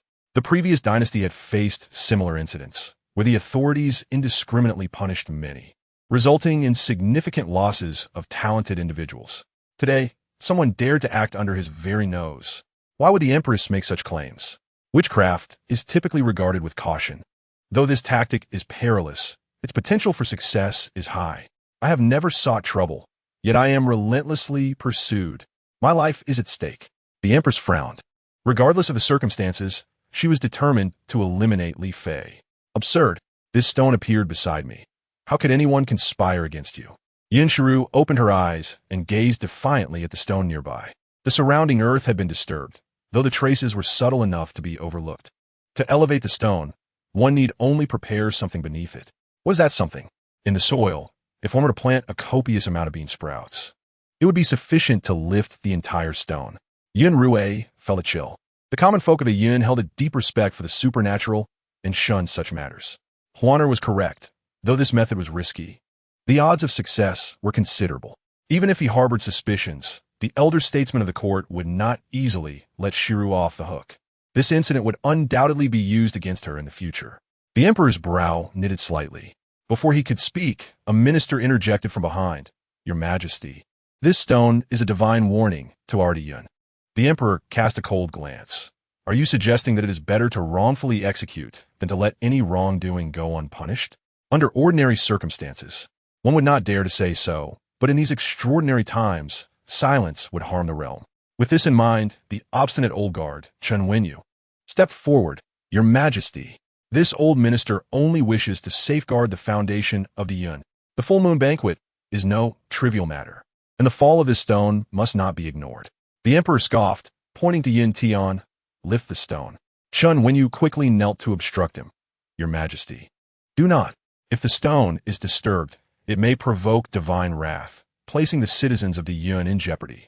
Are you concerned for the people, or for something else? The emperor shot a glance at the Empress, whose expression of cold indifference was something she had never witnessed before. Her heart raced like a drum. If the emperor insisted on investigating the stone, could it be that he had learned something? Yet, apart from a few trusted individuals, no one else was aware of her actions. He should not have discovered anything. She hurriedly approached and bowed. Your Majesty, it is merely a matter of examining the stone. Why the urgency? Again, the same old arguments. Yun Xirou waved his hand impatiently. If any misfortune occurs, I shall bear the responsibility alone. Your Majesty, ignoring the external pleas, Yun Xirou gestured to Yun Tian. Yun Tian stepped forward to lift the stone, revealing a conspicuous array of yellow and white objects beneath. Unripe bean sprouts. Yun Xirou cast a fleeting glance. Truly foolish, employing such a simple trick. Yet, this foolish father of mine is not so dull, for he has managed to consider this. The emperor snorted lightly, glancing at Yun Xirou nonchalantly. This child was undoubtedly a gift from the heavens. Chen Wenyu and others remained obstinate, bowing repeatedly. Your Majesty, though the matter of the Right Chancellor was not directly involving Li Fei and the little princess, every incident is intertwined with their mother-daughter relationship. The Right Chancellor has served the nation diligently for years. How could he suddenly rebel? Just 5 days before the full moon banquet, the Right Chancellor was executed for treason. Hua Fei was cast into the cold palace, and her family awaits execution. None of the 9 clans were spared. And the root of the matter lies with Yang Huaner. Yun Xirou's brow furrowed.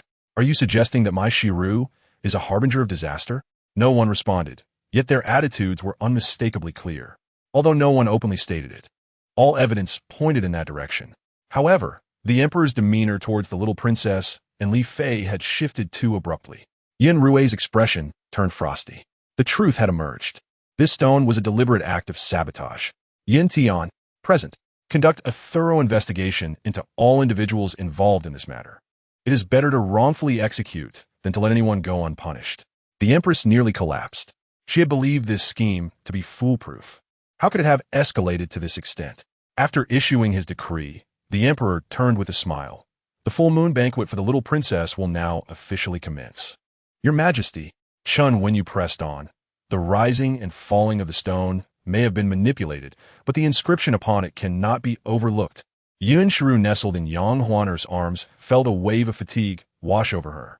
The intrigues of the harem are indeed numerous. The Empress is remarkably resourceful, managing to gather so many to serve her. Yet, without a prince, what use are all these connections? No prince? The Emperor was taken aback, maintaining a facade of calm. He indeed had a son with the Empress. Why did Xirou speak thus? Could it be that Yang Huaner had utilized external forces to ensure she heard Xirou's thoughts, aiming to use them to eliminate her rivals? But considering Yang Huaner's feelings towards him, she would not resort to such tactics. Who? Yun Xirou abruptly looked towards the willow tree, spotting a small boy. Who permitted you to eavesdrop here? Several young eunuchs stepped forward to apprehend the boy. Your Majesty, this little rascal has been lurking about. He must have ulterior motives. We shall take him in for questioning. The boy hung his head silent. Yun Xirou, following the Emperor's gaze, curiously observed, could this be the boy who looks down upon the world? Hellion Shi? He is a hostage into Yun, suffering greatly. When the Emperor's tyranny incited rebellion, he managed to escape. Upon hearing this, the Emperor's gaze sharpened. What was his daughter speaking of? Who was this protagonist? This seemingly frail boy was a pivotal character? In the chaos, he had evaded capture, biding his time, waiting for the right moment to strike. Based on what he had previously heard from Xirou's inner thoughts, it seemed genuine. At such a tender age, his temperament is truly admirable. As the young eunuch prepared to drag someone away, Yun Xirou interjected, "Hold on. Put him down. I have questions for him." The young eunuch complied with utmost respect.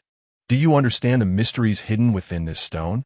The Emperor Yun meticulously scrutinized He Lianxi, although this individual was a hostage. He exhibited neither fear nor timidity, showing considerably more fortitude than the third prince. Had he not been a hostage from an enemy nation, the emperor would likely have held him in high regard. Yun Xirou nodded, acknowledging I do. Then what do you believe is the reason behind it? Yun Xirou raised his gaze to the emperor, then to the empress, and finally cast a glance at the infant in swaddling clothes. Had he not been sent as a hostage, he too would have been able to cradle a sister of similar age to the little princess. Suppressing his inner thoughts, he articulated his understanding.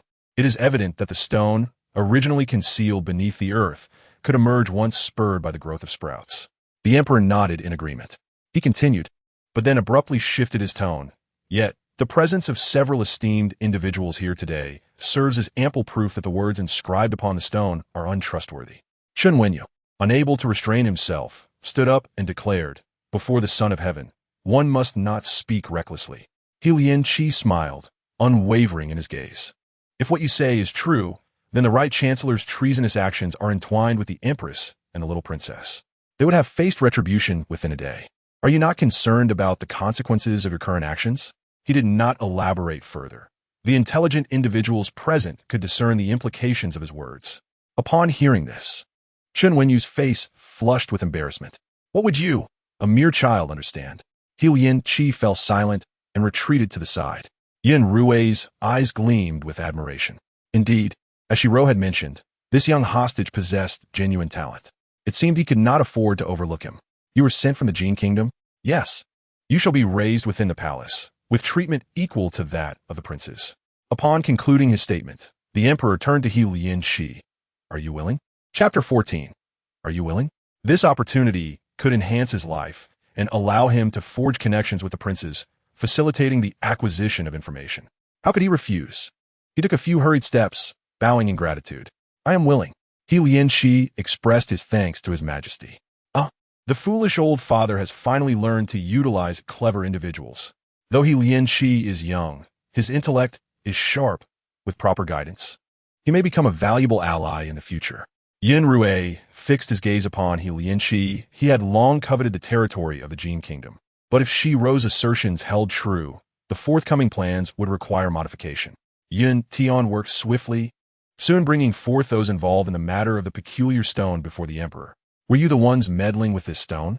The group trembled in fear, shaking like leaves in the wind.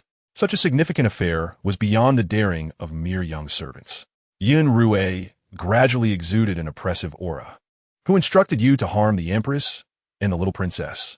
The disgrace of their master reflected their own incompetence. The Empress has tirelessly managed the inner palace for His Majesty. It is one thing for you to disregard her, but to favor the Empress again is unthinkable. Facing imminent death, one of the young palace maids, emboldened by desperation, retorted, No one instructed us. I simply cannot tolerate the Empress, which is why I devised this method. Yang Huana looked closely. This young maid seemed familiar. She had previously served her. However, after being targeted, she had transferred her to the Xianjiku to spare her companions from suffering. Given this girl's cleverness, she would likely attract the attention of other nobles. It seemed she had acted on her own. Yun Xirou felt no particular emotion about this and quietly listened to the emperor's decree. The empress, knowing full well that this was not the time for her to speak, remained silent. Not only this maid, but also several young eunuchs. How did you come up with this plan? You took money to harm others, especially since your families are under the empress's control. If you do not comply with her directives, your family's lives are at stake. This was entirely my idea. They merely followed my orders. Very well.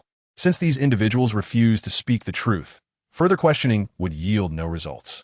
Moreover, Yun Xirou knew well that the Empress would not admit to anything, rendering any inquiry futile. This matter concerns the royal family's reputation. Since you confess your guilt, you shall be dealt with according to the law. According to the laws of our dynasty, those who frame and slander others shall receive 80 strokes. Those who utilize witchcraft to harm loyal subjects shall face severe punishment. Yun Xirou's expression remained calm. Each individual was to receive 80 strokes for their ingratitude and deliberate framing. The executioners were instructed to carry out the punishment with vigor. The nurse approached and took Yun Xirou away. In her heart, Yun Xirou mused, the foolish old father is not being excessively cruel. This punishment is quite fitting. Without teaching these people a lesson, how can one maintain order among others? Yun Xirou wholeheartedly agreed. His imposition of harsh penalties was never intended to showcase his brutality. Was it possible that in the matters known to Xirou, he was portrayed in such a manner after his death, unaware that the emperor could hear her innermost thoughts? Yun Xirou continued to praise him. Leaders must be decisive and firm. How else can they bring peace to the realm? However, some of the foolish old father's methods are somewhat unwise and may easily create enemies. He should consider the approach that Lin Qi later adopted. What approach? One plays the good cop while the other plays the bad cop, thus preventing anyone from acting recklessly in court. As the individuals were taken away, the young girl's thoughts continued to echo in Yun Xirou's ears. Has she eaten too much at lunch? Why is she so talkative today? The Empress attempted to intervene. Your Majesty, today is the little princess's full moon banquet. We must avoid unnecessary bloodshed. Thus, I had her taken away first. The Emperor's voice was cold, and the authority in his tone left no room for disregard. Should such witchcraft and framing appear in the inner palace again, do not blame me for my ruthlessness. He gestured, and the executioners restrained the maids and eunuchs in their seats. As the blows fell, the cries of despair echoed throughout the hall. The Emperor's direct orders left no room for leniency. Every strike was delivered with full force. Within just 15 blows, the victims' backs were left in tatters, some even drawing their last breath. Those who fainted were splashed with water to revive them, while those who perished had their bodies discarded to feed the fish. In the grand hall, many turned away, unable to bear the sight. In the span of a single tea time, all involved in the conspiracy were executed. For the sake of Princess Xirou, the Emperor truly spared no effort. Lin Qi reflected, feeling that this emperor was indeed, as the legends portrayed, cold-blooded and ruthless. Lin Qi understood that his plan had succeeded halfway. Although he feigned shock at receiving favor, he knelt and bowed, saying, Your Majesty, the princess is of noble birth. A commoner cannot bear such a heavy responsibility. The two children were worlds apart in status. He was an enemy nation's hostage. Protecting the little princess might lead others to suspect ulterior motives. Lin Qi's words were anticipated by Yun Xirou. Feigning innocence, you have long desired to use the opportunity of caring for me to engage with other nobles.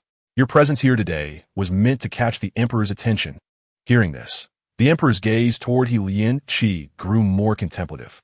If what Xirou said held true, this child possessed considerable depth of thought. Though he made efforts to conceal it, the ambition in his eyes was unmistakable. The Empress, standing nearby, struggled to contain her frustration. Though the emperor did not explicitly state it, she sensed that he was likely aware of the truth behind the stone incident. Out of concern for appearances, he chose not to elaborate further. Yet, Lin Qi remained a hostage of the enemy. How could he be entrusted with the care of the royal princess?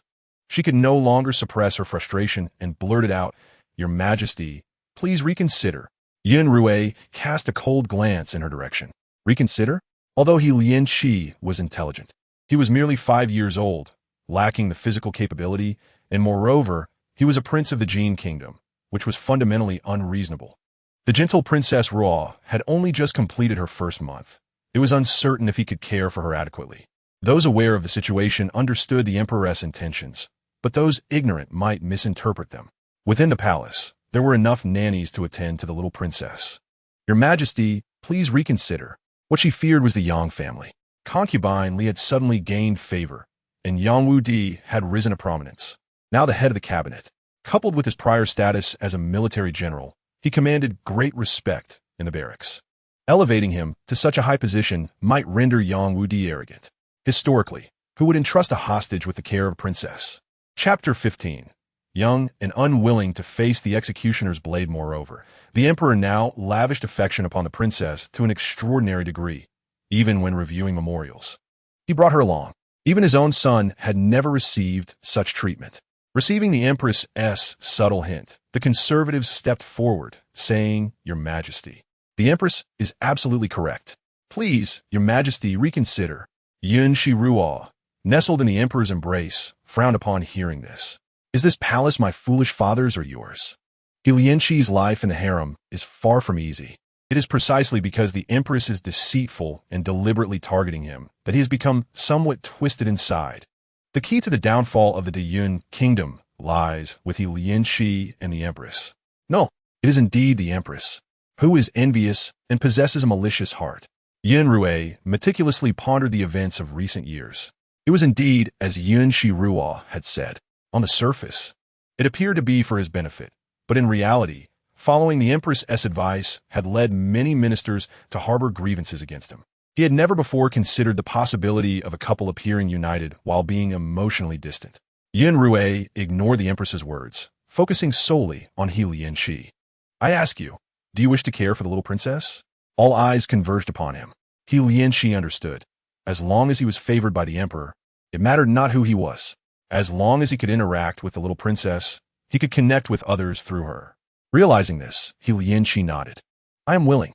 Now that I am in the Yun Kingdom, I have long regarded it as my own home. Caring for family is my duty. Your Majesty trusts me with the little princess's safety, and I cannot refuse. The Empress clenched her fist, incredulous as she gazed at He Lianxi. This young one must have ulterior motives. In a moment of panic, the Empress quickly devised a counter-strategy. Since she had entrusted Yun Xirou to He Lianxi, she would find a way to eliminate both him and the burden he represented. With this thought in mind, she signaled to her people. Yun Xirou's gaze held approval. Very well. Since you are willing, I shall entrust the safety of the little princess to you. He Lianxi spoke earnestly. This humble servant shall not fail in this mission. Given that Xirou was aware of the trials He Lianxi would face, she understood how to treat him, perhaps even utilizing him for her own ends. As long as there was no war between the two kingdoms, his arrangements would undoubtedly benefit the Yun Kingdom. The Empress wished to intervene. Does the Emperor's decision warrant questioning? Upon hearing this, the Empress lowered her head. Your Majesty's arrangements must have their reasons. How could this humble servant dare to question your decisions? Yun Xirou narrowed his eyes at her. The Empress had held sway in the harem for many years, and had even established connections with the previous dynasty. He could not allow her to dominate entirely.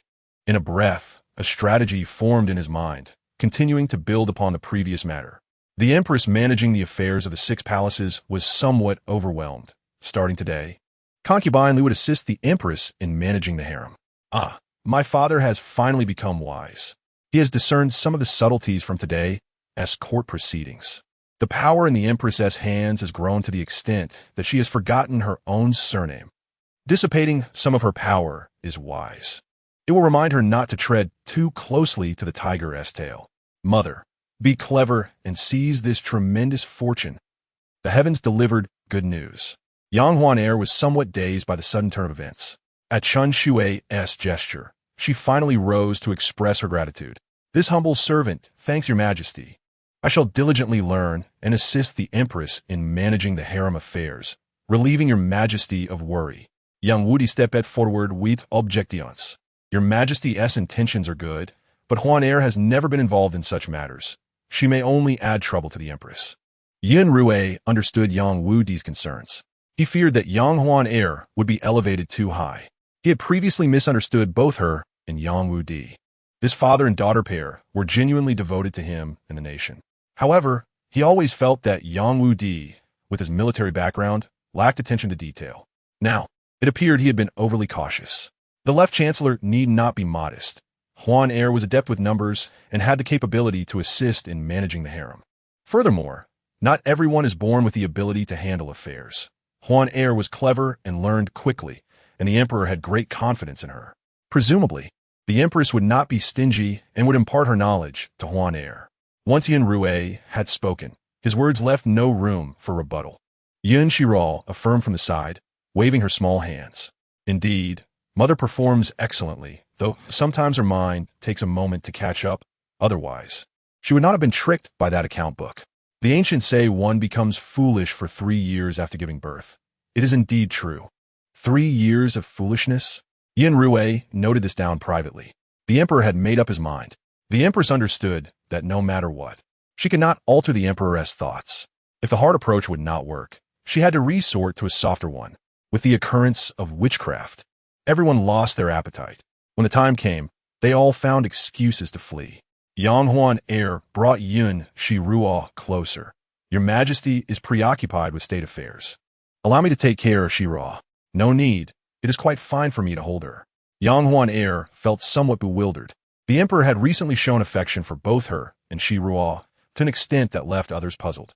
Among the numerous offspring of the emperor in the harem, she had never witnessed one receiving such favor. He was constantly holding her. She feared that the emperor's excessive affection might provoke discontent among others. Xirou was young and not a match for those with malicious hearts. As she was still nursing, she would often cry at night, disturbing the emperor, which would be a breach of etiquette on her part. The emperor pondered for a moment. It is of no concern. The wet nurse is nearby, and besides, Xirou is considerate of me. She never cries at night. Even when hungry, she merely nudges me. I truly cherish Xirou. Upon hearing this, Yang Huan's body stiffened. This explains why those Cinderellas cannot escape the clutches of a domineering CEO. Who would lose their head over such charm? Father still possesses allure. Otherwise, mother would not have remained devoted to him until death, following him faithfully. The only downside is that occasionally his intellect seems lacking. The emperor furrowed his brow. Was Huan truly sincere toward him? Years ago, Yang Wudi had sent her to the palace. He had conferred the title of concubine Li upon her to balance the court's dynamics, fearing she would become arrogant from favoritism and remain wary. Now, it appeared he might have overthought it. Then tonight, I shall take Xirou. I'm not a tyrant. I would not keep Xirou up all night. With that said, Yang Huan could only acquiesce. Yun Xirou silently protested in Yun Rui's embrace. I don't want this. Who wishes to review those tedious memorials? Mother, save me. Perhaps I might see something I shouldn't see. At my young age, I do not wish to face the executioner's blade. Chapter 16. The opponent is the Empress. Hearing her daughter's words, Yang Huan felt powerless. Observing Yun Rui's affection for Xirou, she found it impossible to take the little one away. If His Majesty holds affection for Xirou, then he should cultivate a deeper bond with her. After all, he is the biological father of the child, and punishment is unlikely. Yang Huan remained silent, and Yun Rui contemplated, suggesting that she accompany him. Yang Huan was taken aback. Isn't your Majesty busy with official documents? I dare not overstep. It is of no concern. I permit it. If anyone harbors suspicion, they shall not be spared. Unable to refuse, Yang Huan acquiesced, and Yun Rui contentedly took Yun Xirou to another location for leisure. The warmth in his arms, with each gentle sway, gradually lulled Yun Xirou into slumber. In her dreams, she pondered about delectable dishes, longing for a moment of culinary delight. In her heart, she questioned whether she was now safe with her mother and free from danger. As she whispered her final thoughts, sleep overtook her. Yun Rui gazed upon Yun Xirou, noting how her delicate features mirrored his own, a beauty indeed. Her nose resembled his, equally charming, while her lips echoed Huaner's, even more alluring. Most importantly, his daughter understood him, perceiving the hearts of the women in the harem and offering the finest counsel. With such a daughter, the future of the Yun kingdom appeared secure. In the Yun Kuan palace, the Empress abruptly rose. What did you say? His Majesty has permitted that wretched woman and her illegitimate child into the study? The young palace maid trembled as she knelt. Yes, how audacious. This wretched woman, usually so silent, has managed to sway the emperor at such a crucial moment. The study is a sacred royal space. How could the emperor allow a concubine to enter? Yang Huan must have employed some sorcery to win His Majesty's favor so profoundly. Given the current circumstances, her position may soon be relinquished to another. Cheng Yu's eyes flashed with determination. Your Majesty, what if we... She mimicked a throat-cutting gesture. The Empress glanced at her, retorting no. She is still a consort. A mysterious death would inevitably provoke His Majesty's scrutiny, especially given his current affection for Yang Huan. Yang Wudi would not sit idly by either. Should the investigation lead to her, she would suffer the same fate as Hua Fei. We must proceed with caution. We could devise a plan to subtly demonstrate Yang Huan's disloyalty to His Majesty. The Empress shook her head. Disloyalty? How could that be? With the turmoil in the harem, His Majesty is no fool. Not only would we fail to harm that wretched mother and daughter, but we would also risk self-damage. Scheming such a trap is not advisable at present. Cheng Yu found herself at a loss. The simplest solution remains to use another's hand to strike. Within the harem, many harbor disdain for Yang Huan, including Hui Pin. The Empress contemplated. Go inform the kitchen to prepare His Majesty's favorite dishes for dinner. When the time comes, you shall personally invite him. Very well. If force fails, then we shall employ gentleness. In the Changsheng Palace, Yun Xirou slept until dusk, only awakening when hunger beckoned her. She attempted to speak, but only managed incoherent babble. Yun Xirou glanced over, and Yang Huaner, startled, scooped up Yun Xirou. "Your Majesty." Yun Hui nodded. "It is natural for a young child to cry. Indeed, my intentions were quite clear, yet you all seem unable to comprehend." Yun Xirou shook his head helplessly. This impudent child truly lacks subtlety. As Yang Huaner cradled the child and prepared to leave, Fu Zi entered, bowing to both Yang Huaner and Yun Xirou. "Your Majesty, the Empress has sent someone to invite you to dine." Yun Xirou remained silent, her gaze fixed on them. What dining? Clearly, they know today's matters have been exposed and are now resorting to gentler means. If father goes, he will undoubtedly receive a facade of concern. Men are all alike. They fail to appreciate gentle women, but are intrigued by wild cats, finding them amusing. In truth, they are all scoundrels. Within the grand hall, Yun Xirou's thoughts echoed loudly. Yang Huaner anxiously attempted to cover her daughter's mouth. She looked at Yun Xirou. It seemed, as Xirou suggested, that her previous compliance and docility had garnered little regard or affection. However, after standing up to Hua Fei, His Majesty had rekindled his feelings for her, concurrently developing affection for Xirou. In recent days, His Majesty had visited the Changchun Palace more than he had in the entire previous year.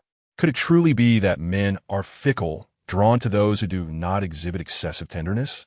Upon hearing Yun Xirou's thoughts, the emperor regarded the towering stack of memorials before him. Fu Zi bowed again, and Yang Huaner sighed in relief, yet felt a twinge of discomfort. "Your Majesty is preoccupied. I shall not impose." Yun Xirou calculated the time since the midday banquet. Yang Huaner had been by his side for quite a while, and she deserved some respite. "Very well, let Xirou remain here. Will I be a bother to your Majesty?" "No." As they exited the study, Yang Huaner felt a weight lift from her heart. In her absence, His Majesty might find it easier to decline the Empress' invitation. After all, she is the Empress, deeply entwined with His Majesty. Inside the study, Fu Zi returned. Observing Fu Zi, Yun Xirou furrowed his brow. "What is it?" Chengyu reports that the Empress has prepared His Majesty's favorite dishes and invites him to dine. After 3 persistent requests from Chengyu, Fu Zi finally entered to deliver the message. Yun Xirou set down the memorials, hesitating. The matter of sorcery is closely tied to the Empress, yet he had not laid any blame upon her. Her repeated invitations likely stemmed from a desire to make amends. After all, they are husband and wife, deserving of a chance to reconcile. Yet, Yun Xirou, nestled in his arms, rolled her eyes. To save her own skin, the Empress will stop at nothing. I wonder which fool will fall for her ploy today. This foolish father, is he truly considering going? What a scoundrel. Hearing this, the Emperor stiffened, glancing down at Yun Xirou, who wore an expression of amusement. In the past, upon learning of the sorcery incident, he would have hastily dismissed Yang Huaner, even if he had some inkling of the truth. Faced with the court's conservative faction's pressure, he would have concluded the matter swiftly. No, regarding the ledger issue, he had likely already condemned the Yang family to perdition. With Hua Fei in the past, and the Empress now, if the Emperor were wise, he would avoid the banquet. If he does attend, I shall escape with Mother. To attend the banquet would signify an awareness of the malicious intent behind the sorcery and still choose to forgive, thus affirming the Empress' influence. Chapter 17, Jealousy. Futsibod. Yes. In Yun Kuan Palace, the Empress was perplexed. What does this mean? She instructed Chengyu to invite him, while he sometimes declines. Multiple requests typically earn her this courtesy. Never before has he refused so adamantly. The Empress inhaled deeply, rising. Your Majesty, I shall go personally. Surveying the surroundings, the Empress commanded that the food box be brought forth. His Majesty adores that silver ear soup. Bring it along. I shall also take the ginseng tea I prepared. I must see what excuse the Emperor has to refuse. Within the study, Fu Zi entered once more. Yun Xirou's impatience was evident. Is it still Chengyu? Indeed, how relentless the Empress is. She is truly indefatigable, yet the Emperor is no easy target. Yun Xirou felt a sense of satisfaction. Finally, this stubborn girl understands the hardships her father endures. The Empress is here personally. According to protocol, he cannot avoid her. Let her in. What? Why did you let her in? Foolish father.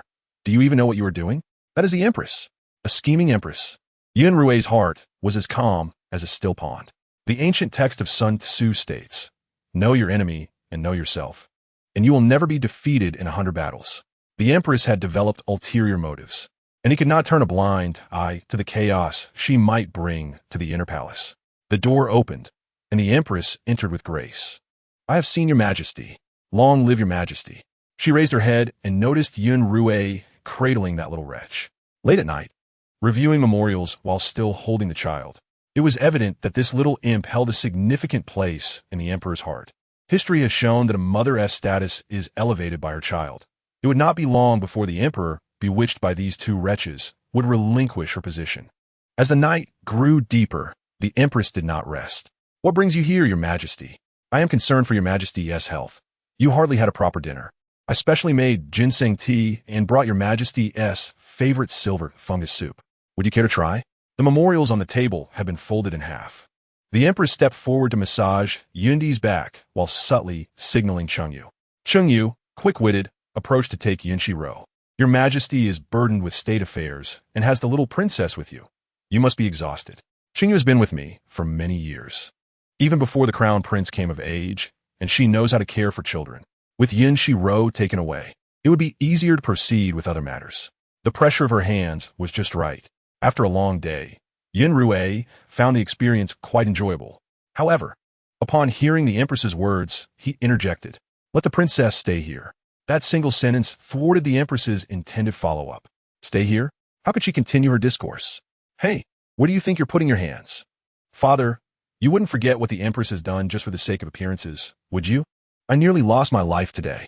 The mention of death suddenly reminded Yun Xirou of Yun Xirou's previous mention of the numerous children in the inner palace who had met untimely ends. Even more tragic, some had perished before reaching 3 years old. He had once thought it was simply due to the children's frail constitutions. But Yun Xirou suddenly opened his eyes and locked gazes with the empress.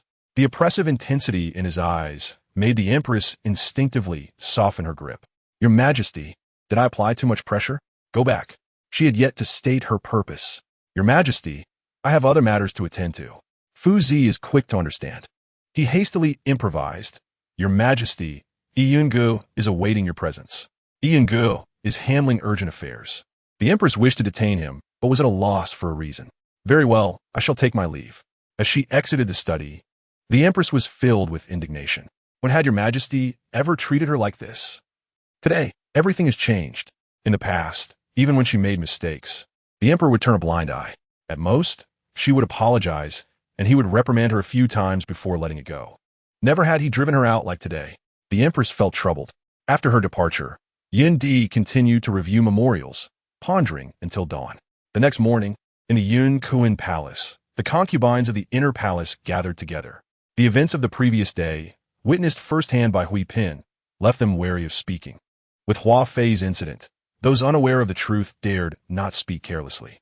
Li Fei had gone to check on Xirou first, hence her late arrival. Accompanying Li Fei was the empress.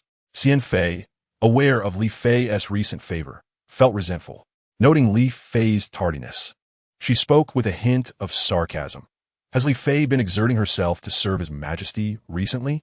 It is well known that His Majesty often reviews memorials late into the night and rarely stays in the inner palace. Especially since Li Fei had previously not gained His Majesty's favor. His Majesty staying in her palace seemed like a dream." Li Fei raised her eyes. She had previously wished to avoid conflict with those in the inner palace. However, it seemed some matters could not simply be endured. Although she could not fathom the emperor's thoughts, the intentions of this group were easily guessed. Sister Xian Fei has no offspring and naturally knows nothing of the hardships of caring for children at night. "I have heard that the little princess has been accompanied by His Majesty daily. When has Li Fei ever cared for a child?" Xian Fei wore a smug expression. "Furthermore, there are many wet nurses in the inner palace. There is no need for you to worry about feeding." She had not been without offspring. They simply had not survived. Seeing Xian Fei gradually lose her composure, the empress interjected, "Enough, we are all sisters. Is there anything that cannot be said amicably?" The empress's grace is commendable. Some people have recently lost sight of their own status and have become disrespectful. Li Fei pressed her lips together. Not bringing Xirou was indeed wise. The empress smiled slightly. "Li Fei, do not take Xian Fei's frankness to heart. Let us not allow misunderstandings or grievances to arise among sisters. I came today to discuss the upcoming birthday celebration of the Empress Dowager. Do any of you sisters have suggestions for the banquet? Xian Fei, ever straightforward, remarked, "In the past, these matters were handled by your majesty. I believe this year, it should also be under your majesty's full responsibility. Organizing the birthday banquet will certainly entail significant benefits. We all know that. However, taking on this task is not without risks. One misstep could offend the powerful. The Empress, being in a high position, others would not dare to voice objections. Thus, Xian Fei voluntarily proposed to be given to the Empress. As soon as she spoke, the other concubines echoed. The Empress is dignified and capable. It is most fitting for you to handle it. Since all the sisters have voiced their support for me to take charge, I shall not decline." Xian Fei glanced at Yang Huan, a plan forming in her mind. Speaking of birthday wishes, I recall that Li Fei has excellent penmanship. The Empress Dowager is devout. If Li Fei could transcribe Buddhist scriptures, it would surely convey filial piety to her. Chapter 18, A Dilemma. The Empress also looked over. I have seen Li Fei's writing. It is indeed commendable, delicate yet elegant. However, Li Fei must care for the little princess. Time may be an issue. Li Fei, having cared for children, will surely manage her time well. Xian Fei raised an eyebrow provocatively. "What do you say, Li Fei?" All eyes were upon her.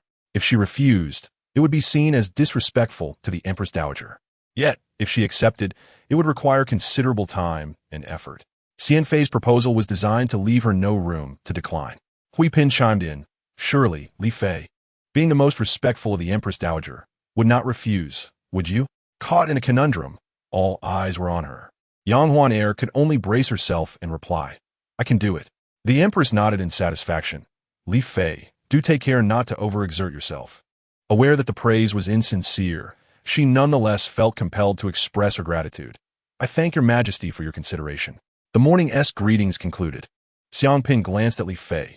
"Sister, why did you agree?" Everyone understood that Xian Fei was being deliberately difficult. Yang Huan offered a bitter smile. She used the Empress Dowager as leverage. How could I refuse? Xiang Pin opened her mouth, then shook her head helplessly. Indeed. Status and position dictate that the other party's reasoning is sound. It is difficult to decline. "If you need anything, come to me." Yang Huan nodded. Upon returning to the palace, Yun Xirou had already woken up and was playing with her toys. "Chun Shui, prepare paper and ink for me." "Is the lady going to practice writing?" Yang Huan sighed. Today in Yun Kuan Palace, the Empress mentioned the upcoming birthday of the Empress Dowager. And Xian Fei said, "I write well," and requested I transcribe Buddhist scriptures for the Empress Dowager. "What?" Yun Xirou frowned slightly. "Mother is just too soft-hearted. Sometimes she doesn't know how to refuse. This child has just emerged from the confinement period. How could her body keep up with copying so many scriptures? Bringing it up so close to the Empress Dowager's birthday is clearly intentional." Listening to her daughter's thoughts, Yang Huan also felt melancholy. She too wished to refuse, but lacked sufficient grounds. The Empress would certainly not hinder Xian Fei, for she is envious of mother. Envious? The Queen, as the mother of a nation, should not harbor jealousy towards a mere concubine. Has my daughter perhaps misunderstood something? If the matter of witchcraft had not been sanctioned by the Queen, or if her faction had not been stirring the pot behind the scenes, how could it have proceeded so smoothly? Moreover, what is the Queen's frequent visits to the study all about? Only my mother would consider the Queen a benevolent figure. How is it that I, as her mother, possess such a kind heart? She understands the reasoning fully. Yet the Queen is the Queen. Even if she feels discontented or suspicious, she cannot voice her thoughts or take action. Very well, let be. I shall simply focus on caring for the little princess. Yes. No sooner had the words left her mouth than the voice of Fuzi rang from outside. His Majesty has arrived. Yang Huan promptly rose to her feet, leading the palace attendants in a bow. "I humbly welcome your Majesty." Yun Xirou entered from outside, personally assisting her to her feet. He had overheard Xirou's words outside. Is the Queen deliberately making things difficult? There is no need for such formalities. Lifting his gaze to the paper and brush on the table, he casually inquired, "Are you practicing calligraphy?" Yang Huan was taken aback. Why would His Majesty suddenly show interest in this? Yun Xirou, standing nearby, felt a pang of frustration. "Mother, you should report this. If not now, then when? With father backing you, those people surely would not dare to say anything. Are you truly going to copy such a lengthy Buddhist scripture? Yun Xirou cast a fleeting glance at Yun Xirou. This little girl has quite the knack for wielding power through her father. However, he was also curious to see if Yang Huaner would choose to report the matter. I do not wish to practice calligraphy. With the Empress's birthday approaching, I believe all her possessions are exceedingly precious, and my gifts would not catch her eye. Coincidentally, as the Empress is devoted to Buddhism, I thought to hand copy a scripture as a gesture of filial piety. You requested this yourself? The tone of the Emperor rose, the sudden concern catching Yang Huaner off guard. Surely, Mother is not considering employing a strategy of self-sacrifice? This simply will not do. If one must report, then report. If one must act coy, then act coy. Remaining silent in the background for a lifetime will only ensure that others forget your contributions. The Emperor's gaze was penetrating, leaving Yang Huaner uncertain of how to respond. She could only acquiesce to his words. Yes, it was I who requested it. The Emperor felt a sense of defeat. He had been quite transparent in his intentions. Today, had Yang Huaner expressed any grievances, he would have protected her. Yet, why did she not speak up? He concealed his inner thoughts and turned to embrace Yun Xirou. The scent of dragon's saliva surrounded Yun Xirou as she observed the unkempt Yun Xirou drawing near. Yun Xirou flailed her limbs. If you poke me again, do you believe I would not pluck out your beard today? She reached out her little hand to grab, but found nothing to grasp. Her clumsy attempts elicited a chuckle from Yun Xirou. He involuntarily squinted his eyes. Though young, she certainly has a fiery temper. He was keen to see how Xirou would attempt to pluck his beard. Feeling playful, the Emperor leaned in closer. As the dense mass of hair came near, Yun Xirou reached out, intending to grab a handful of beard, but instead, she inadvertently pinched the Emperor's cheek. The slight sting left the Emperor momentarily stunned. Yun Xirou was equally taken aback. I cannot lose my life just for accidentally pinching him, can I? What should I do? Mother, come to my rescue. The panicked thoughts echoed in the Emperor's mind, causing him to stifle a laugh. However, he held it back. The atmosphere grew somewhat peculiar. Li Fei hurriedly approached to bow. Your Majesty, Xirou is still young. Any injury caused is purely unintentional. Yun Xirou felt a tumult within. Xirou speaks the truth. The people outside indeed fear him. Could it be that he is truly a tyrant? As an emperor, one must command respect without anger. If no one fears him, then has he not lost his authority? Hearing Yang Huaner's voice brought Yun Xirou back to reality. It was I who leaned in too closely, causing Xirou discomfort. It is of no consequence. Xirou is young and knows how to protect herself. That is commendable. One cannot be overly cautious simply because of one's imperial status. Whether it be Feng Wenzhong or Yang Wudi, previously, he had neglected them for too long, leading to a lack of capable individuals during times of need. The most detestable of all is the queen. Seated in her position, she has been colluding with officials from the previous dynasty, plotting rebellion. He must devise a plan to expose her and gather evidence. It would be ideal to receive further hints through his precious daughter. This way, he would clearly know who is involved in the treachery behind the scenes. The matter concerning the Right Chancellor's rebellion still had a few officials left unaddressed. They were deeply concealed and held high positions. Yun Xirou was acutely aware of this and thus dared not act rashly. Chapter 19, May I see the little princess? Firstly, dealing with so many officials would cause turmoil in the court. Secondly, without capable individuals in the court, executions would leave no replacements. Contemplating this, he turned to Yang Huaner. I wish to ask you a few questions. Please speak, Your Majesty. Recently, the court has been dominated by those old stubborns. Fresh blood is needed. Hosting the imperial examination is no simple task. Considering your understanding of the youth in the capital, whom do you believe would be suitable for the role? Yang Huaner's heart skipped a beat. His Majesty has never discussed such matters with her before. Without time to ponder, she fell to her knees. Your Majesty, the harem must not interfere in state affairs. Yun Xirou pouted. The flavors of the food are so delightful. She longs to partake. Yet upon hearing her mother's words, she pouted. What do you mean by not interfering? One must speak the truth. The imperial examination is no trivial matter. It must be overseen by a person of integrity, and without a doubt, that would be my uncle, Yang Wugua. Across the nation, he is the only one who embodies selflessness.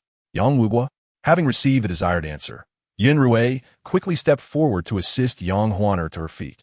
You are mine. I am merely having a casual conversation with you. There is no need for such fear. Moreover, It was I who inquired of you. How could this be considered interference in state affairs? Even if Yang Huaner spoke, he would not truly act on it. Officials in the court must be thoroughly vetted. However, Xirou's words also held merit. Indeed, there is no one more trustworthy than Yang Wugua in the entire nation. I have overthought this. There is no need for you to be so reserved before me. You do not need to ponder excessively. There is no need to avoid state affairs. As a concubine, you do not need to keep too close a relationship with your family. He had only feared she would think too much. Yun Xirou realized that he had seemingly overlooked Li Fei for many years. Were it not for the fortuitous chance to hear Xirou's inner thoughts, he might still be kept in the dark. Come, let us dine. If we delay any longer, the food will grow cold. Yang Huaner thanked him and rose, pondering more deeply over Yun Xirou's words. After seeing off Yun Xirou, she exhaled in relief. Gazing at the little Xirou in her arms, she felt a newfound tranquility. As long as she and Xirou were well, and the Yang family made no errors, all would be well. As for everything else, it mattered not. Chunshui served dishes to Yang Huaner. There is something I do not understand. Is it regarding your Majesty's inquiry about whether I have any trustworthy individuals to recommend and my polite refusal? Yes. Your Majesty harbors a heavy suspicion. Moreover, my connections with officials from the previous dynasty are minimal.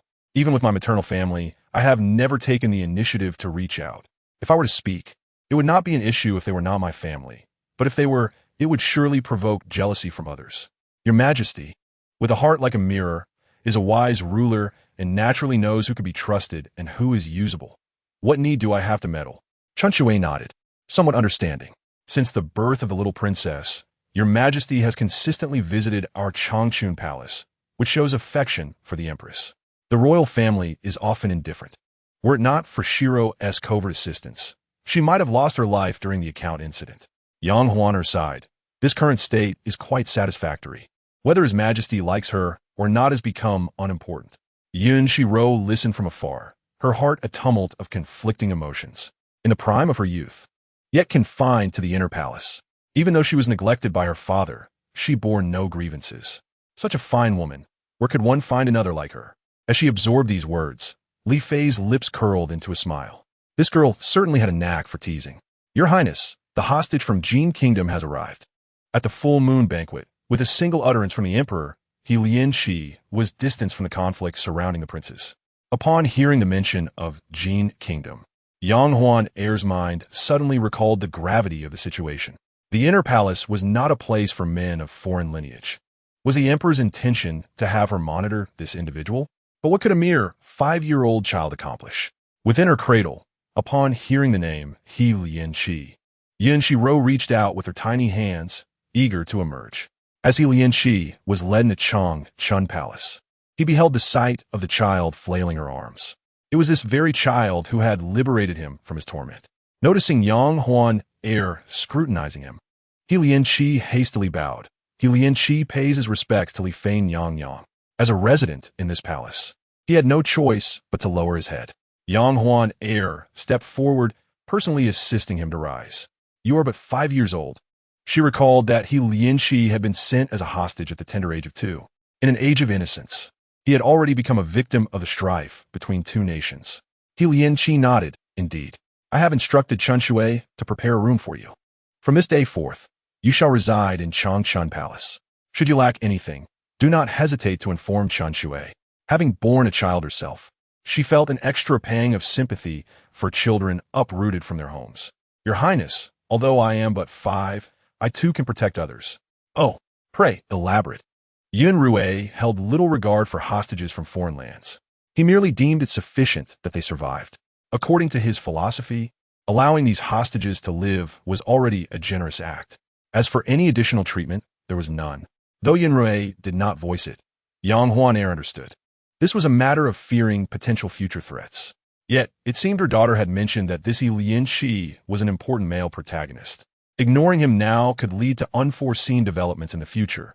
Thus, close monitoring was imperative. Yang Huaner felt the weight of her responsibility. If she was uncertain on how to face Lin Shi, the emperor did not intend to place you among the princes. Lin Shi smiled faintly, his demeanor respectful. Lin is quite pleased in the prince's quarters. All the princes treat me well. His expression did not betray a hint of deceit. Preposterous. Since Yun Xirou entered the palace, he has received no kindness whatsoever. Those in the prince's quarters are not to be trusted. Any servant can lord over him. His life is worse than that of the lowest eunuch. The notion that they treat him well is nothing but a facade. Having journeyed to Yun Kingdom as a hostage, how could Yun Xirou possibly have experienced kindness? Yang Huan heir's heart ached, and she wished to express her sympathy for his suffering. Yet she found herself at a loss for words. Hearing her daughter speak thus shocked her profoundly. This child had endured too much hardship in his life.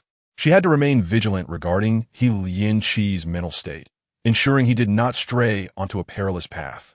Child, from this day forth, you shall live in Changchun Palace. If you suffer any grievances, you may come and speak to me. Yun Xi silently scoffed. He had little knowledge of the palace's workings. However, he was quite familiar with Yang Huan heir. Soft-spoken and reticent, she was easily taken advantage of. Such a mother could hardly protect her own child. Inwardly mocking her, Yun Xi feigned obedience. Thank you, Li Fei Nyang Yang. He stood on tiptoe. May I see the little princess? Chapter 20. You know what to do you not? Yang Huan heir nodded, beckoning Chun Shui to bring the child closer. How delightful. Soft and tender, with a fragrant warmth. A stark contrast to himself. The emperor has instructed me to protect you well. I shall undoubtedly ensure your safety. As she gazed into Yun Xi's eyes, Yun Xirou felt an inexplicable sense of fear. Was this the gaze of one destined for greatness? Meeting Yun Xi's probing stare, Yun Xirou smiled at him. He was the first to receive a smile from her upon his arrival. It seemed the little princess rather liked him. Yang Huan heir spoke with a smile.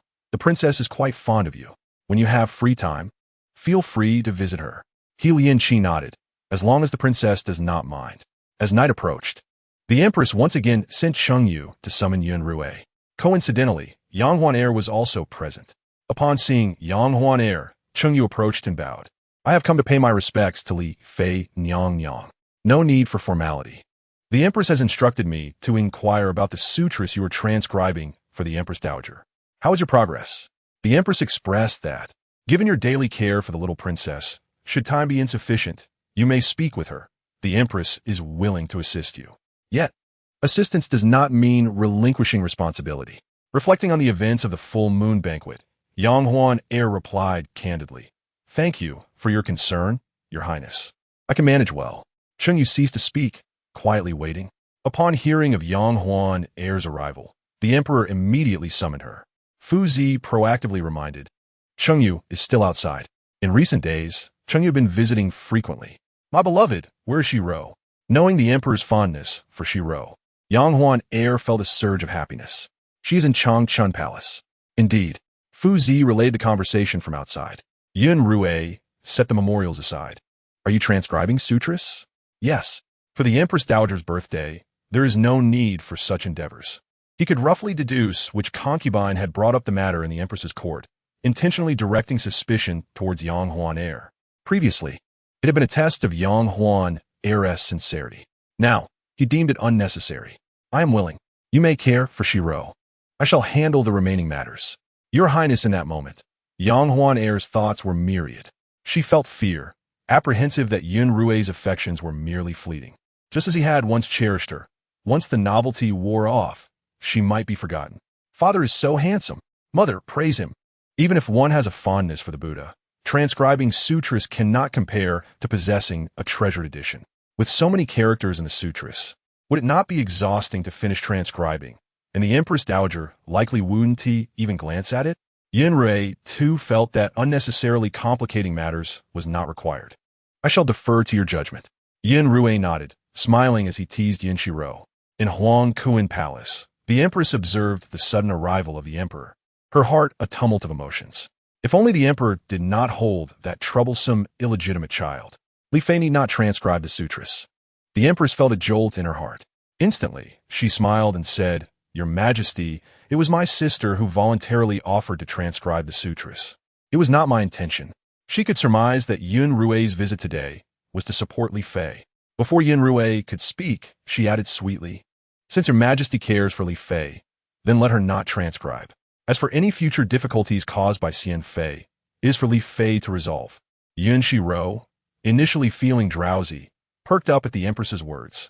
Was this a resolution of confusion or an unveiling of intentions, or perhaps an attempt to garner support from other ministers through the emperor's sentiments.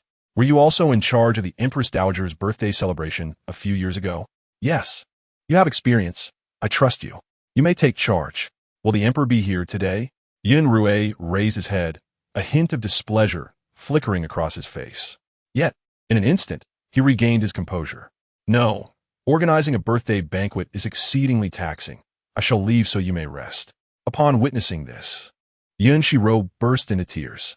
Flustered, Yun Xirou hurriedly picked up the child. Father will take you to find your mother.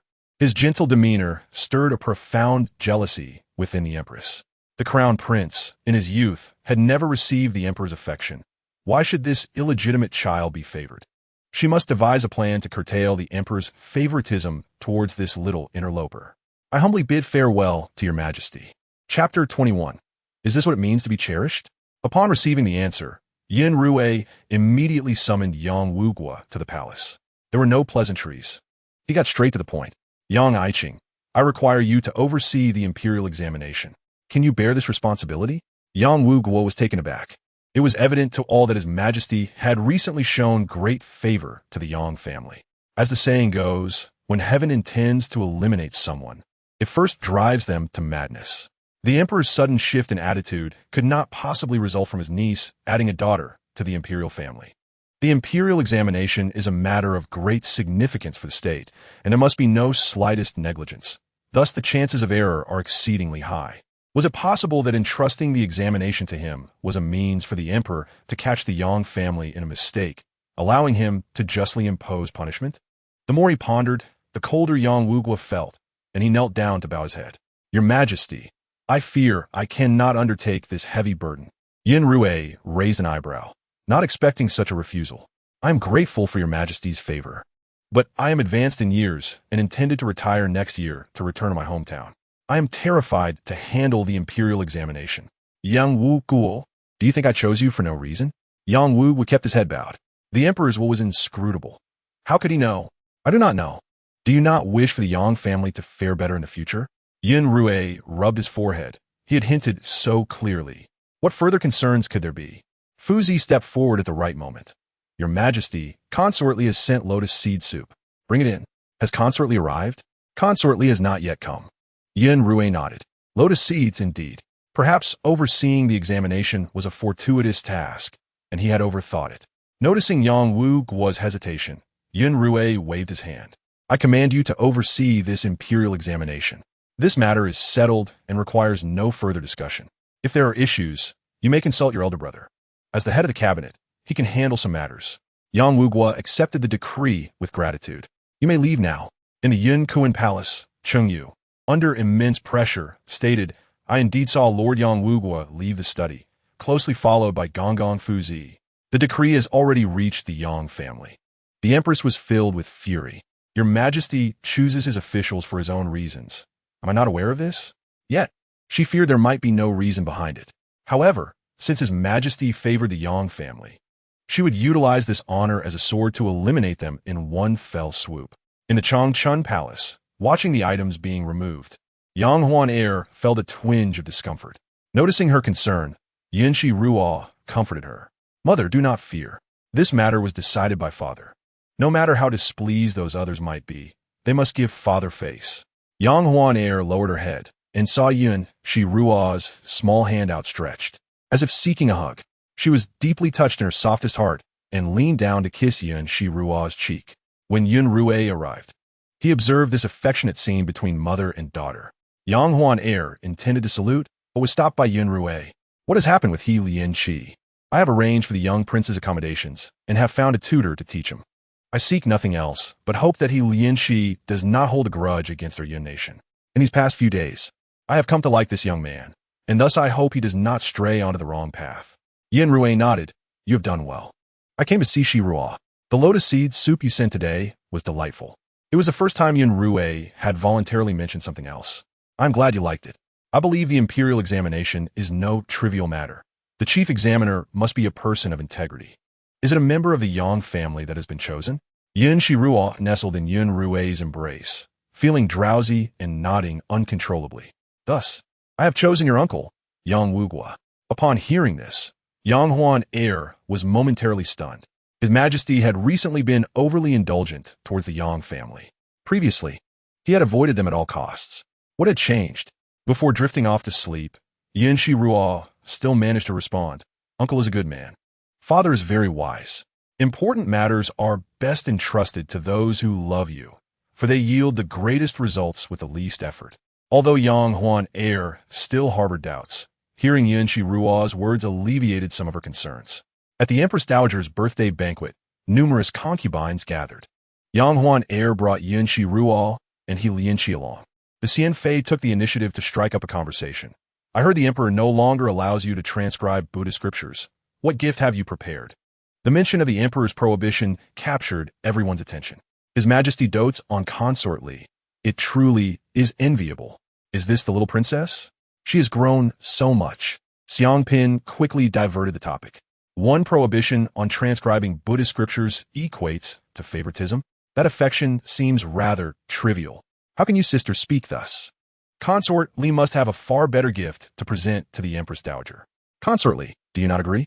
It was rare for everyone to target Consort Li, and naturally, they seized the opportunity to take a jab. The Empress Dowager revered Buddha, and following her daughter's advice, she sought out a rare edition. Indeed, much thought had gone into the preparation. Hearing Yang Huan heir's words, Yun Xirou felt quite displeased. Mother sometimes is just too gentle. At such a moment, she should strike hard. Let those gossipers know mother is not to be trifled with. Moreover, it was father who forbade transcribing Buddhist scriptures. Why did they not confront him instead? What merit is there in bullying mother here? A bunch of cowards afraid of strong. Listening to her daughter's thoughts, Yang Huan heir could only smile helplessly. This girl, were it not for the fact that outsiders could not hear her inner thoughts, the palace would surely be turned upside down. The Empress stepped out from behind. Sisters, please take your seats. He Lianqi sat in his place, minimizing his presence. Yun Xirou's eyes darted around. The 3 seats at the top were for the Emperor, the Empress, and the Empress Dowager. The remaining seats were likely reserved for the Emperor's brothers. Yun Xirou was dubbed a tyrant for having slain his own kin when he ascended the throne, imprisoning the 8th prince at that time. It could be said that he had offended nearly all the remaining brothers of the royal family. As Yun Xirou entered alongside the Empress Dowager, everyone rose to pay their respects. Long live your Majesty. May the Empress Dowager be well. The Emperor nodded, be at ease. He assisted the Empress Dowager to her seat, filled with respect for her. This scene, reflected in He Lianqi's eyes, drew a disdainful scoff from him. Yun Xirou, unaware of his expression, surveyed the room and nodded at Yang Huan heir. This subtle movement ignited jealousy in Xian Fei, driving her mad. Was it merely because a little bastard was born? Why should His Majesty's gaze be so fixated upon her? Giving birth was merely luck.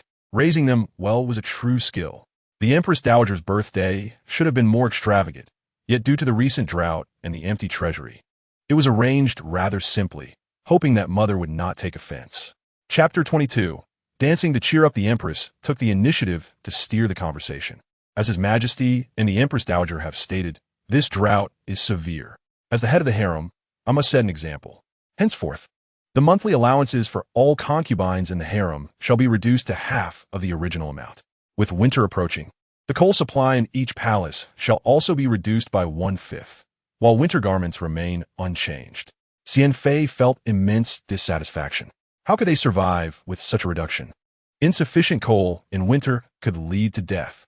As the Empress, she would naturally be unaffected, but how would the others endure the winter with decreased allowances and coal? The Empress was adept at using others' lives to gain favors. The Emperor listened, deep in thought. This matter would be discussed with Huan heir. Since he had granted her the authority to assist in managing the harem, it must be implemented effectively. The Empress felt displeased, but dared not speak further. Yes, Xian Fei was extremely discontent and signaled to Nguyen, who reluctantly stood up. Your Majesty, before entering the palace, I heard that each of the sisters possesses a unique skill.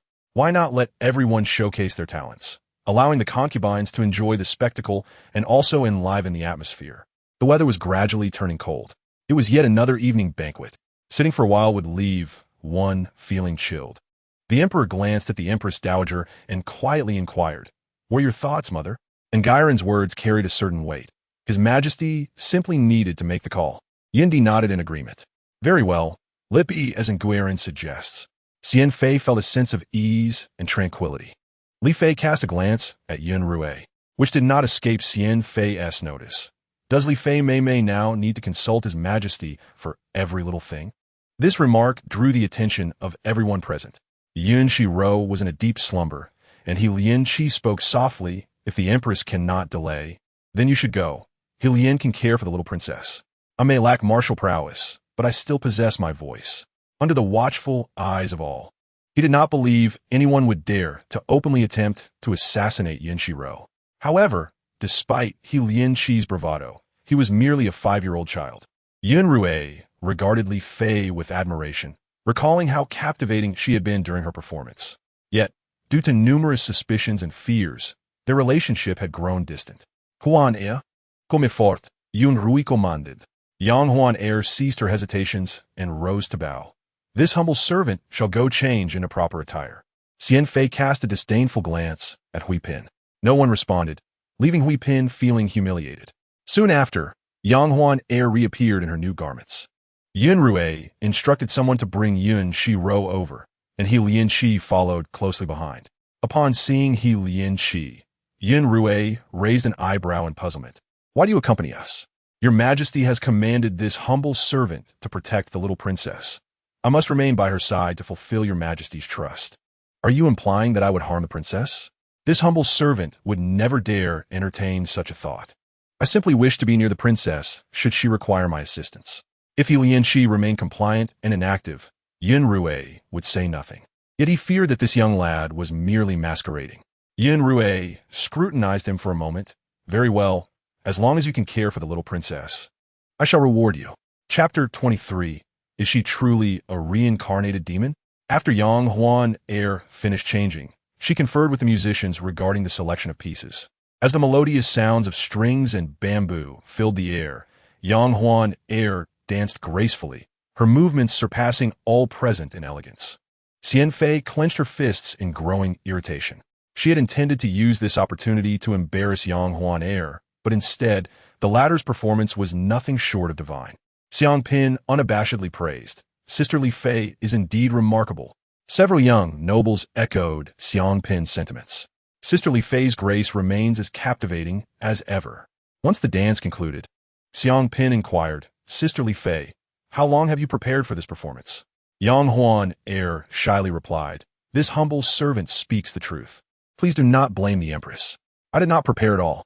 The Empress nodded approvingly, while Yun Xirou nestled obediently in Yun Xirou's arms, her satisfaction with Li Fei growing. Yet, if only a prince could be added, it would be even better. To perform so splendidly without preparation, I am quite pleased. Quickly, go change. The weather has turned chilly, and we mustn't allow you to catch cold. Thank you for your concern, Your Majesty. This humble servant has a modest gift to present to you. Oh, just as Yang Huan Air finished speaking, Chun Shui approached with a rare manuscript. Before it even reached her sight, the Empress's eyes lit up. Is this the rare edition of Wen Xun? Seeing the Empress's reaction, Xian Fei felt a twinge of disdain.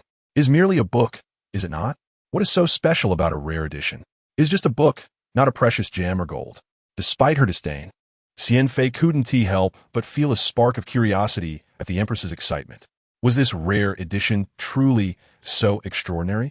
Its value lies not in its rarity, but in its uniqueness. Li Fei must have invested considerable effort to acquire this, the Empress explained.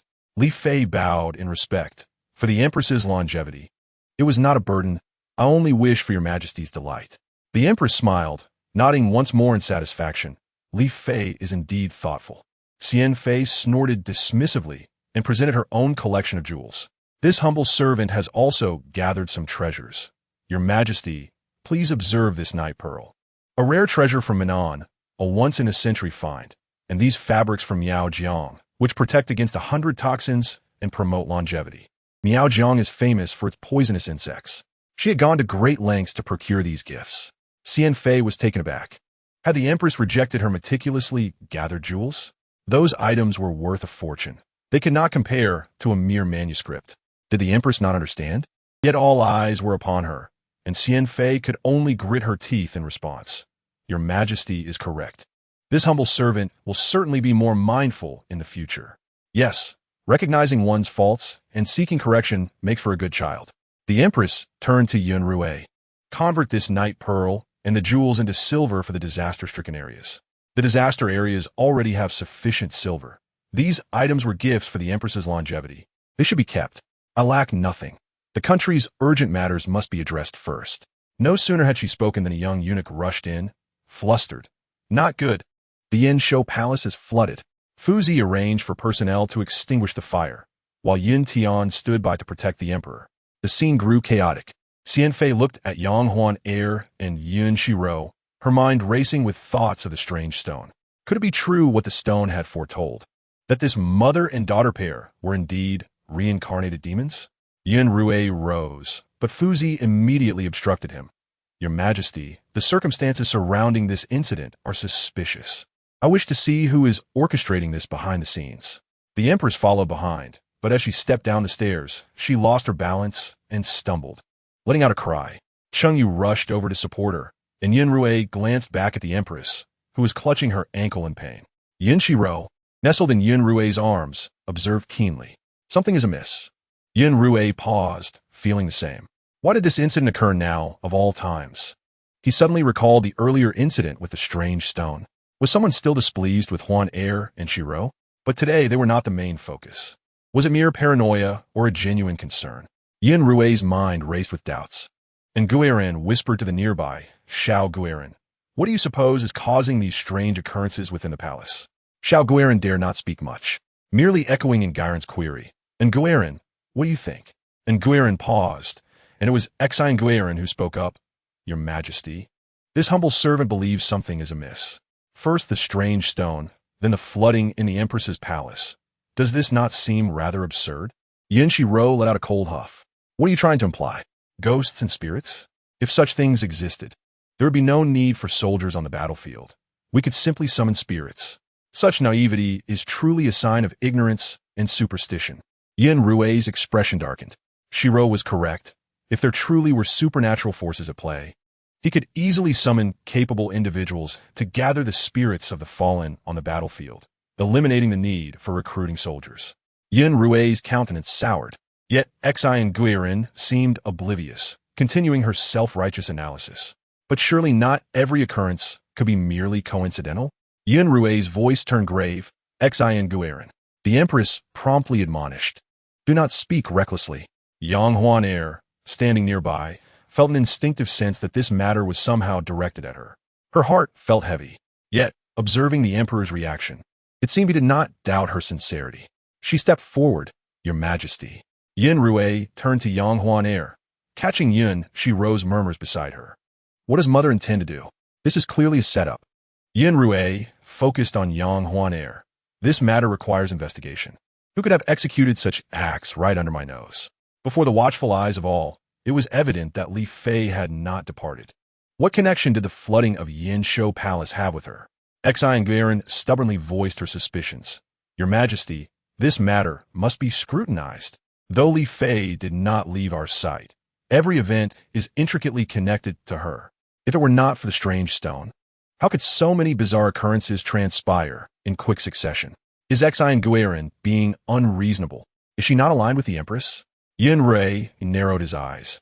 Exine Guiran, choose your words carefully. Your Majesty, even if you were to take my life, I must speak. Exine Guiran declared defiantly. These events have coincidentally unfolded after the discovery of the strange stone. How can such occurrences be mere coincidence? If I remain silent today, should I not fear that either I or another shall fall victim to these ominous forces tomorrow? How many lives have already been lost within the palace due to such matters? With every word Exine Guiran uttered, Yun Rui's expression darkened. In a fit of frustration, he slammed his hand upon the table, producing a resounding thud. Chapter 24. The alarm rings, all present fell into a hushed silence. Yun Xirou cast a frigid glare at Exine Guiran, ordering her removal. I am here. Who dares to speak nonsense? This was not the court of conservatives. Yet Exine Guiran's words still held sway over some. Your Majesty, what Exine Guiran has said. Silence. Yun Xirou barked. Yun Xirou nestled in his embrace. Pondered for a moment. It is indeed a scheme that incites panic among the people. Everyone is aware of the strange stone. When incidents occur in rapid succession, they will inevitably think back to that event. Those who already harbor grievances against my mother will surely seek to bring her to ruin. The true mastermind behind this is indeed adept at manipulating human emotions.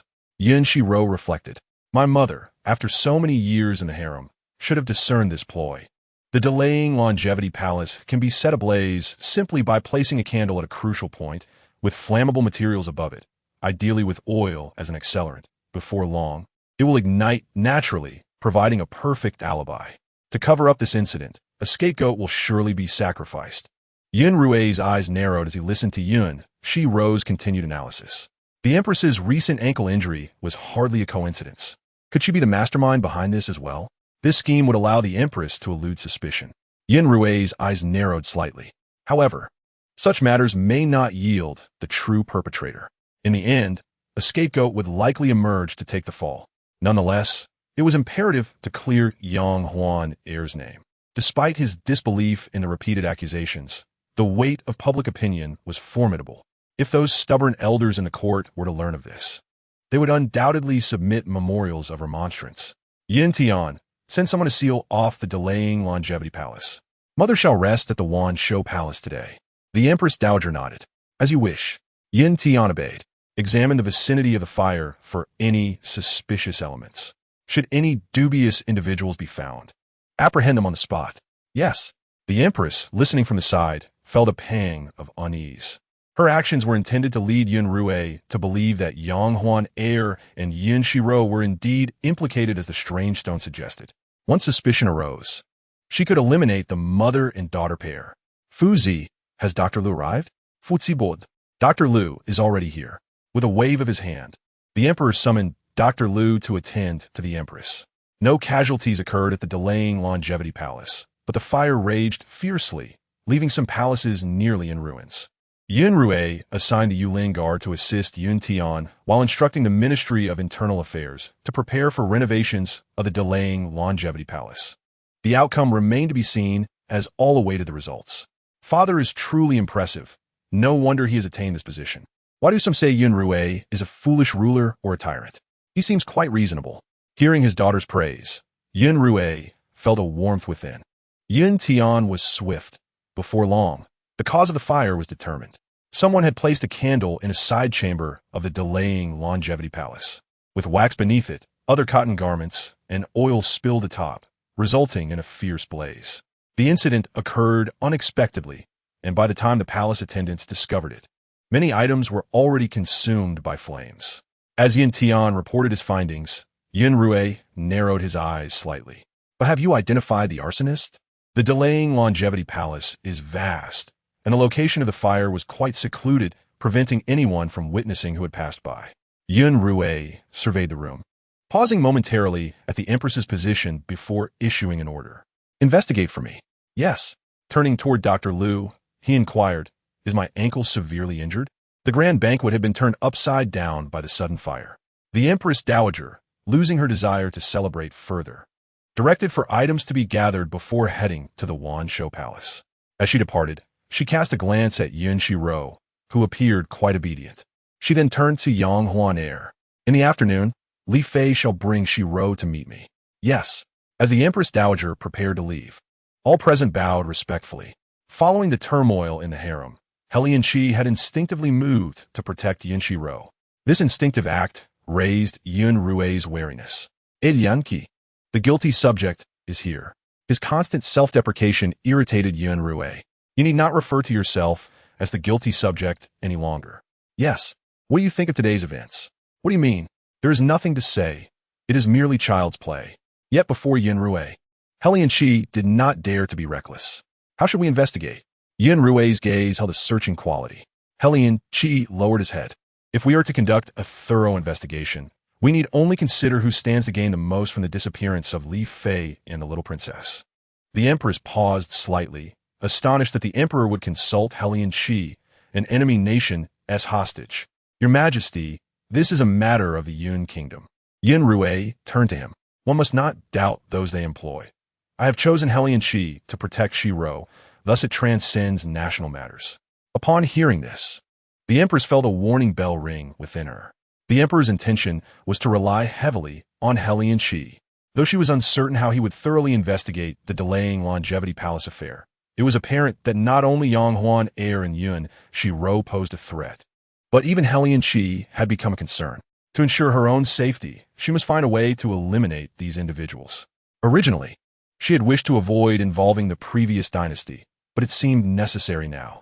Given the Emperor's current affection for Yun Xirou, it would not be long before she was bestowed the title of Grand Princess. Coupled with the title of Guardian of the Nation, her status would rival that of the Crown Prince. She could not allow the Crown Prince to be left with no recourse. With this in mind, the Empress addressed Yang Huan heir. You have been frightened today? Both the Emperor and I shall thoroughly investigate this matter to uncover who intends to harm you and your daughter. Thank you, Your Majesty. Thank you, Your Highness. Yun Xirou scoffed quietly. Is it not you who has brought harm upon us? Who else could it be? Your ability to lie without a hint of remorse is truly remarkable. Father, do not be deceived. Knowing the Empress's character, if she fails to eliminate my mother and me this time, she will undoubtedly devise a grand scheme next. If all goes as expected, it will also implicate Uncle. Chapter 25. The desire to eliminate her Yun Xirou took note of this in his heart. Very well, the affairs of the harem shall be entrusted to the Empress, with Huan heir's assistance. Your Majesty, is that appropriate? What is inappropriate? Huan heir is the victim in this matter and should naturally participate in the investigation alongside you. Now that there is evidence, it is only right to interrogate together. Does the Empress have any other thoughts? I do not, but I worry that Li Fei may not be able to handle the interrogation. Yun Xirou sneered.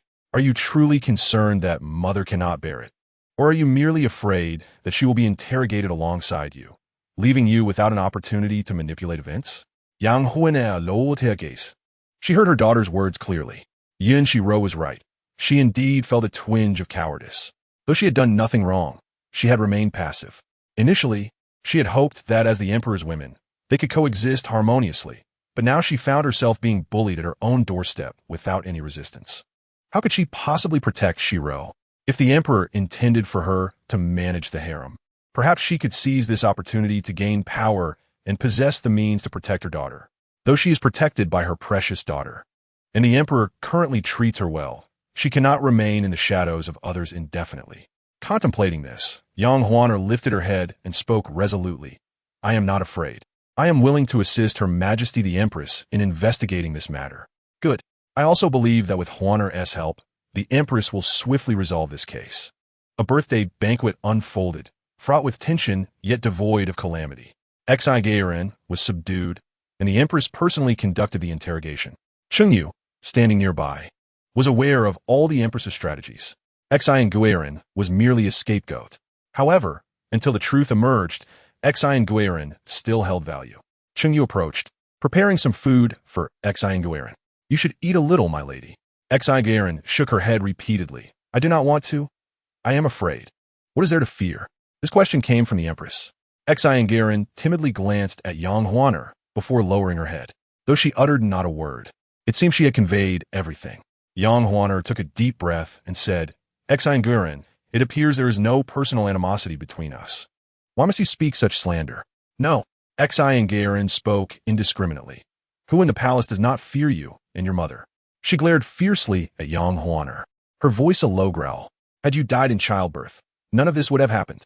Xin Guzang. The Empress's voice was stern and commanding. Do not speak nonsense. Who has incited you? No one. Behind that strange stone, tranquility vanished from the palace. Does your Majesty not suspect this? The Empress glanced at Yang Huan'er, her expression conflicted. Yang Huan'er furrowed her brow, sensing the unusual nature of the situation. However, if someone was deliberately causing trouble from behind the scenes, everything would make sense. Xi fixed her gaze on Yang Huan'er. I believe this matter is intentional. The Empress felt a heaviness in her heart. She had initially intended to use this opportunity to eliminate Yang Huan'er, but with so many eyes watching, it was impossible to find a chance to strike. Moreover, Yang Huan'er would not be easily subdued. Xi seemed to have lost her senses. Chengyu quickly added, Your Majesty, Xi attendant, Shiwen, has also mentioned that Xi has been plagued by nightmares and has taken numerous medicines to no avail. The Empress turned to Yang Huan'er. Li Fei, How do you think we should proceed with the investigation?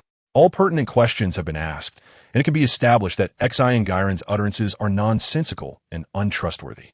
The Empress appeared to be making every effort to halt the investigation. After all, she was the Empress. Even if the Emperor came, he would take heed. Yang Huaner felt bitterness within yet maintained her composure. Then let us proceed as your majesty suggests. Of course, there have been many recent strange occurrences. We must consult the Qintian Supervisory Bureau. Yang Huaner bowed. Your majesty's thoughts are astute. I am in awe. The Empress smiled slightly, casting a warning glance at Yun Xirou. However, the latter did not meet her gaze. Before leaving, the Empress exchanged a look with Changyu. After departing from the Xinqing division, the Empress went directly to the Shengshifeng to seek an audience with Yun Xirou. Cradling Yun Xirou in his arms, Yun Xirou recalled her previous words and instructed Fu Zi to invite the Empress in. I pay my respects to your majesty. No need for formalities. He scrutinized the Empress, his expression inscrutable. I have come regarding matters in the harem. I am uncertain, so I specifically sought your majesty's counsel. Yun Xirou understood this matter was undoubtedly related to Yang Huaner. Speak. It is not merely that I heard Yun Xirou's words. It is simply that so many events have transpired within the palace recently that I wish to inquire if the Qintian Supervisory Bureau has observed any anomalies. If so, we must take precautions early. If not, all is well. Yun Xirou regarded the Empress with a neutral expression, making it impossible to discern his thoughts. Very well. Proceed as you suggest. The Empress lowered her head, concealing her satisfaction. I shall obey your decree. Within half an hour, personnel from the Qintian Supervisory Bureau arrived at the harem. Yun Xirou was also summoned by the Empress. Upon observing the heavens, I discovered a small star approaching the palace, accompanied by many tailing stars, creating a collision course towards the palace. Yun Xirou felt apathetic. Hearing this, he could not help but smirk internally. After experiencing so many events, he would not easily trust the words of the Qintian Supervisory Bureau. Yun Xirou remained silent, and the Empress stole a glance. Your Majesty, what is the specific location? Cold sweat broke out on the Qintian Supervisory Bureau personnel. He had received the Empress's command and was indeed required to relay such information. Could it be that your Majesty possesses foresight? The invisible pressure descended upon him. The atmosphere in the palace shifted abruptly, making it hard to breathe. Yun Xirou snorted coldly, abruptly rising and flinging the object in his hand. Crash! The exquisite glass cup shattered by the feet of the Qintian Supervisory Bureau personnel, narrowly missing his life. Such audacity! Chao Yuanfan from the Qintian Supervisory Bureau felt his legs weaken and fell to the ground, repeatedly knocking his head. Every word I said is true. Please, your Majesty, see clearly. See clearly? I indeed wish to see clearly. The Empress found it increasingly difficult to grasp the situation. Your Majesty, this matter is not trivial. We should hear what Lord Chao has to say. What is there to say?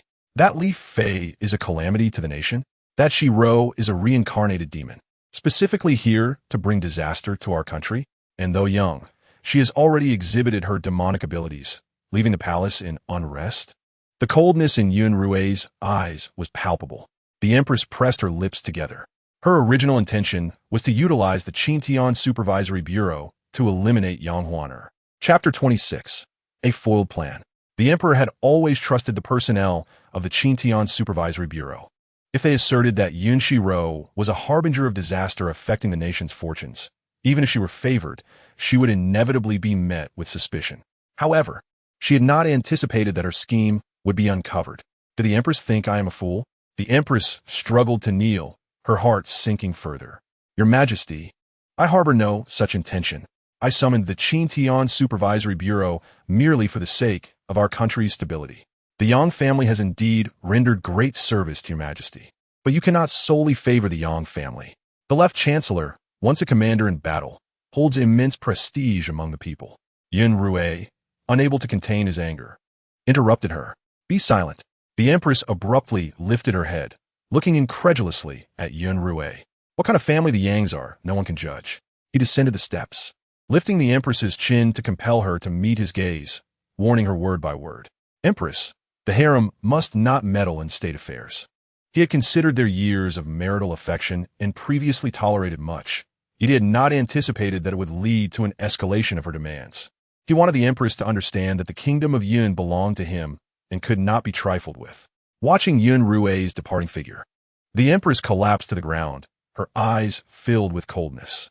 If that is the case, she would not be blamed for her ruthlessness. The Emperor was furious, and when Yang Huana received the news, she had just coaxed Yun Xirou to sleep. As soon as she laid Yun Xirou down, Chun Shui rushed in, urgently relaying the details of the incident. This startled the previously sleeping Yun Xirou. Yang Huana hastily picked up her daughter. The Emperor is enraged? Yes. I inquired through someone, and it seems this involves the Qintian Supervisory Bureau, claiming our princess is a demon, and that you, my lady, are also a source of chaos, which has infuriated the Emperor. That official from the Qintian Supervisory Bureau has already been dismissed and is under investigation. The specific outcome. The Emperor would not allow others to know. Yun Xirou coldly snorted. Oomph. The one who framed my mother behind her back is quite foolish. Though my father may seem a bit foolish at times, he is ultimately the Emperor of Yun, having held that position for so long. How could he lack the ability to discern right from wrong? Even if one wishes to frame my mother, they ought to carefully consider whether they can withstand the Emperor's wrath. To treat someone as a fool, who could tolerate that? I am merely curious. It seems my mother and I pose little threat to those in the harem. So why do they go to such lengths to eliminate both of us? This question echoed Yang Huana's innermost thoughts. She believed she treated others with courtesy and was generally kind to her subordinates. Previously, Xinfei sought to create a harmonious atmosphere, believing that taking a step back would lead to broader horizons and prosperity. She held no ill intentions towards the Empress, and, besides, her child was a daughter. Even if granted the title of Hugua Gongzhu, she would merely be a princess. Why did everyone seem intent on bringing ruin to the mother and daughter? Yang Huana found this utterly perplexing and baffling. Chun Shui paused for a moment, realizing that if the lady could not comprehend such matters, how could she, as a servant, possibly understand? My lady, I too find this beyond my grasp. In the 26th chapter, if the lady had borne a young prince, threatening the position of the crown prince, it would have been somewhat justifiable for them to conspire against her for power. Yet the lady had not. Looking at the little princess in Yang Huana's arms, Chun Shui suddenly had an epiphany. There was merit in her words, but Yang Huana sensed something was amiss. I wonder what my mother discussed with the Empress during the interrogation of Xianguiren. Indeed, having a daughter as a winning card, why not utilize it? Allowing her daughter to analyze the situation would surely alleviate her worries. Speaking of conspiracies, the lady recalled her visit to the Shunqing Sea with the Empress to interrogate Xianguiren. Do not withhold your thoughts. Speak freely. At that time, Xianguiren mentioned feeling as though someone was orchestrating events from behind the scenes. She intended to continue her investigation, but the Empress remarked that Xianguiren had previously suffered from nightmares. Despite the physician's best efforts, the results were unsatisfactory, and thus they had to cease their inquiries. The Empress said that Xianguiren had taken the wrong medicine and that her words could not be trusted. Both mother and daughter echoed this sentiment. Yang Huan Evas Astonisit. Xirou actually knew what the Empress was going to say. Are you suggesting that you suspect Xianguiren knows something but cannot reveal it due to the Empress? Yang Huana pondered for a moment before shaking her head. It is not that. I merely feel that something is fundamentally wrong with this situation. Indeed, my mother's intuition is quite accurate. Sometimes, one cannot simply rely on hearsay. Does the Empress's prohibition on investigation mean we should cease our inquiries? What if the Empress is the one pulling the strings? Yang Huan instinctively nodet. If Xianguiren fears the supernatural, then we shall use what she fears to uncover the truth. How could she have not thought of this? After just finishing the interrogation of Xianguiren, although the Empress had become vigilant, the Emperor's intervention had diverted her attention to other matters. Perhaps this was the opportune moment to investigate what the Empress feared. Chun Shui observed the sudden spark in Yang Huana's eyes and inquired, My lady, have you devised a brilliant plan? Yang Huana nodded, a mysterious smile gracing her lips. I have an idea, but it requires your collaboration, along with others. Xianguiren must know something. Even if she does not, we cannot remain idle. Simply investigating Xianguiren will not suffice. We must scrutinize everyone involved in this matter. She had several trustworthy individuals at her disposal and felt confident in delegating tasks. Come here, I shall elaborate. Chun Shui leaned in closely. The two conspired together. Lianqi stood hesitantly outside, contemplating for long while before finally knocking on the door. I pay my respects to Li Fei. Upon hearing the youthful voice, Yang Huaner turned to see Yun Xirou standing there and beckoned him over. What troubles you? Are you uncomfortable here? Not all. Everything is well. However, I have given much thought to recent events and believe they are all directed at you. Since coming to Yinghua, you have been the first to treat me with such kindness, so it is only right that I express my gratitude. I have also devised a plan. If things go awry, I can claim that I was the one orchestrating everything from behind the scenes. Having overheard the earlier conversation between Yang Huaner and Chen Shui, Yun Xirou had grasped the gist of it. Upon hearing his proposition, Yang Huaner immediately dismissed it without hesitation. No, this matter is too grave. I can bear the responsibility. It is merely in pursuit of the truth. Even if the emperor were to lay blame, he would not harm me. In the 27th chapter, it was the Empress. However, for Yun Xirou, the implications were different. During Xirou's full moon banquet, she had also sensed Xirou's innermost thoughts, where Yun Xirou was regarded as the male protagonist. Although she did not fully comprehend, she understood the significance of a protagonist. Yun Xirou possessed great potential and noble status. Thus, she could not allow him to fall into peril. You need not involve yourself in this. I can handle it alone. Remain within Changchun Palace and take care of yourself. Yun Xirou felt a rush of emotion, yet his heart remained unmoved. I will see that cowardly emperor slain. If you are earnest, then train diligently, not only in reading, but also in martial arts. I believe that one day you will protect the little princess. As she spoke, Yang Huaner drew Yun Xirou closer. Observing the smile on Yun Xirou's face, Yun Xirou felt a surge of hesitation and inexplicable emotion. The child is quite unattractive. Cease that smile. Yet he found himself irresistibly drawn to this warmth. Paying no further attention to Yun Xirou, Yang Huaner exited with Chen Shui, and they parted ways. Reflecting on the numerous flaws in their earlier discussions, Yun Xirou shook his head in resignation. Within Changchun Palace, a palace maid took Yun Xirou away.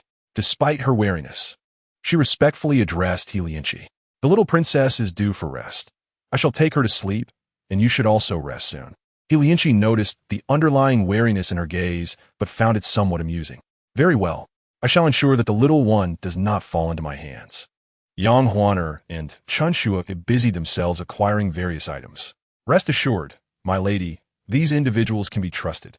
Yun Xirou cast a sidelong glance at Chen Shui. Fool! One cannot easily trust anyone in this world. The only ones worthy of trust are the deceased. Yet Yun Xirou understood that matters were rarely black and white. Oddly enough, he had observed the little one throughout the afternoon and found her somewhat pleasing to the eye. Hurry and grow up. I am eager to set my plan into motion. Nightfall arrived as expected. A chilling wind swept through the Shunqing Sea, adding an eerie atmosphere to the plan. Guiran, who should have been resting and taking medicine, was now wide awake, hiding in a cramped corner. Not me, not me. If you seek someone, it should not be me. If not you, then who should I seek? Guiran, we are strangers, with no animosity or grievance. Why do you wish to harm me? It was over. Guiran's face turned ashen, her body trembling uncontrollably. It was all over. The spirits of the dead had come for her. They were all here. She desperately covered her ears, but the voices continued to invade her mind. It is you who has caused my family to be destroyed, you who caused my beloved children to perish before birth. It is all your fault. It is all your fault. Not me. Not you. Do you think I am unaware of the calamity you caused with that bowl of water chestnut? Open your eyes and look at my child. How lovely they are. The tone shifted abruptly, growing sharp and relentless. Look at them. They are yet unformed. How could you be so heartless? How could you do this? I demand your life as reparation. Guiran's scalp prickled, and she blindly flailed with her eyes shut. She pressed her head tightly, crying out, I did not intend for this to happen. Do not come after me. It is you. Give me your life. A figure clad in white lunged at her. The icy touch sent Guiran into a panic, making her scream. There is a cause for every grievance and a master for every debt. It was not I who wished for your miscarriage. It was the Empress. The woman in white paused momentarily upon hearing this. The Empress, having learned of the events at Shunqing Sea, hurried over, disregarding her sprained ankle. Within Shunqing Sea, all present looked on in fear at the unfolding scene. What is happening? The Empress had arrived, and everyone hurriedly bowed in respect. Yang Huaner entered late. Accompanied by Yun Xirou, the Empress cast a glance their way. The esteemed Guirin Xin expressed that someone sought her life, a revelation overheard by the prison guards. Upon receiving the news, we hastened to her side. Guirin Xin incessantly claimed to have witnessed something, though we saw nothing. What could possibly be seen? The Empress turned to the guards. Did you observe any suspicious individuals? This was where the problem lay. Indeed, he had seen nothing. Furthermore, he had even taken a brief respite. Yet he dared not speak the truth, merely shaking his head. I did not see anyone approach. Upon encountering the Empress, Guirin Xin's emotions surged once more. She pointed at the Empress, her mouth agape, uttering incoherent sounds. The Empress felt a pang of anxiety and exchanged a glance with Qingyu. Qingyu swiftly moved forward with Shiwang, covering Guirin Xin's mouth. The noble's affliction of nightmares was severe. She was no longer capable of distinguishing reality from illusion. If this continued, it was feared her days were numbered. Yang Huaner observed quietly, the voice of her daughter echoing in her ears. The secret had been divulged. Indeed, few days of life remained. Neither the Empress nor Shiwang would allow Guirin Xin to live. In this world, the only beings one could trust were the deceased. A shiver ran through Yang Huaner, her heartbeat quickening. Since entering the palace, Guirin Xin had stood alongside the Empress, executing her commands and assisting in managing many matters. Yet now, with the truth exposed, suspicion arose, and she would likely face silencing. One could only wonder if Guirin Xin's family would suffer innocently. She currently enjoyed great favor. But who could guarantee such affection would endure? Serving the sovereign is akin to cohabiting with a tiger. Should the day come when she is cast aside to bear the blame? What then? Fear gripped Yang Huaner, her hands trembling as they clutched Yun Xirou's. Her body became rigid. Li Fei. Their eyes met, and Yang Huaner concealed her emotions. What did the Empress say? I merely inquired casually, harboring no doubts about the Empress's intentions. Even if I did, I possess no authority to investigate. Keeping Guirin Xin around is troublesome. Since Dr. Liu has asserted this, let us confine Guirin Xin to the Cold Palace. To protect the sisters within the palace, from this day forth, no one shall visit the Cold Palace. Within the Cold Palace, there are no sisters. Yang Huaner watched, feeling her hair stand on end, cold sweat streaming down. Does Li Fei have any objections? The matter has reached this point. Even if there were objections, what could be done? Yun Xirou snorted coldly. The Empress seems to fear that keeping Guirin Xin for even one more day will lead to another nightmare. Eager to cast Guirin Xin into the Cold Palace, forbidding visits. Likely out of fear, she might inadvertently reveal something. A chill enveloped Yang Huaner, her limbs growing weak and cold, her heart racing as waves of nausea rolled through her. A plan must be devised. Xirou, what do you think I should do? Who sent this? It appears to be Prince Qi. Prince Qi? Upon hearing this name, Yun Xirou suddenly became alert. What could this prodigal son want with his mother? Could it be that, after the incident with the accounts, my mother faced severe punishment, and the entire Yang family, 120 souls, perished without exception? Meanwhile, Hua Fei earned accolades for her contributions, receiving commendation from Yun Xirou. While the entire Qin family prospered, Qin Wei, dissatisfied with the status quo, colluded with Prince Qi, jointly seizing control of military power both within and outside the capital. They awaited the opportune moment to rally forces and invade the capital. The reason Yun Xirou was labeled a tyrant is tied to Prince Qi as well. Prince Qi devised schemes, falsely accusing palace consorts of having clandestine offspring, now about 6 years old. Enraged, Yun Xirou executed the consorts and imprisoned his siblings, which played right into Prince Qi's hands. Qin Wei orchestrated the spread of tales about Yun Xirou's tyranny, inciting public outrage against him.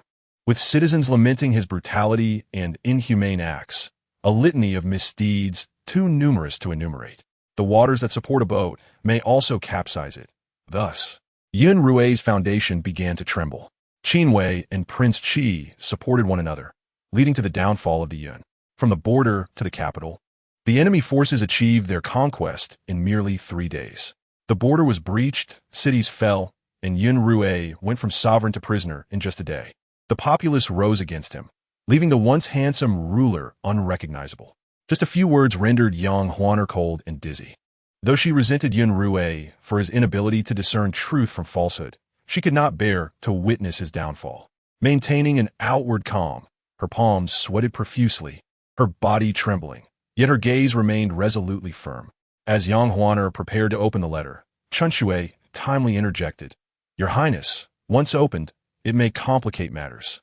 Yet she could not idly watch as Yun Xirou fell victim to treachery. "I understand." She needed to devise a strategy to discern Prince Qi's intentions.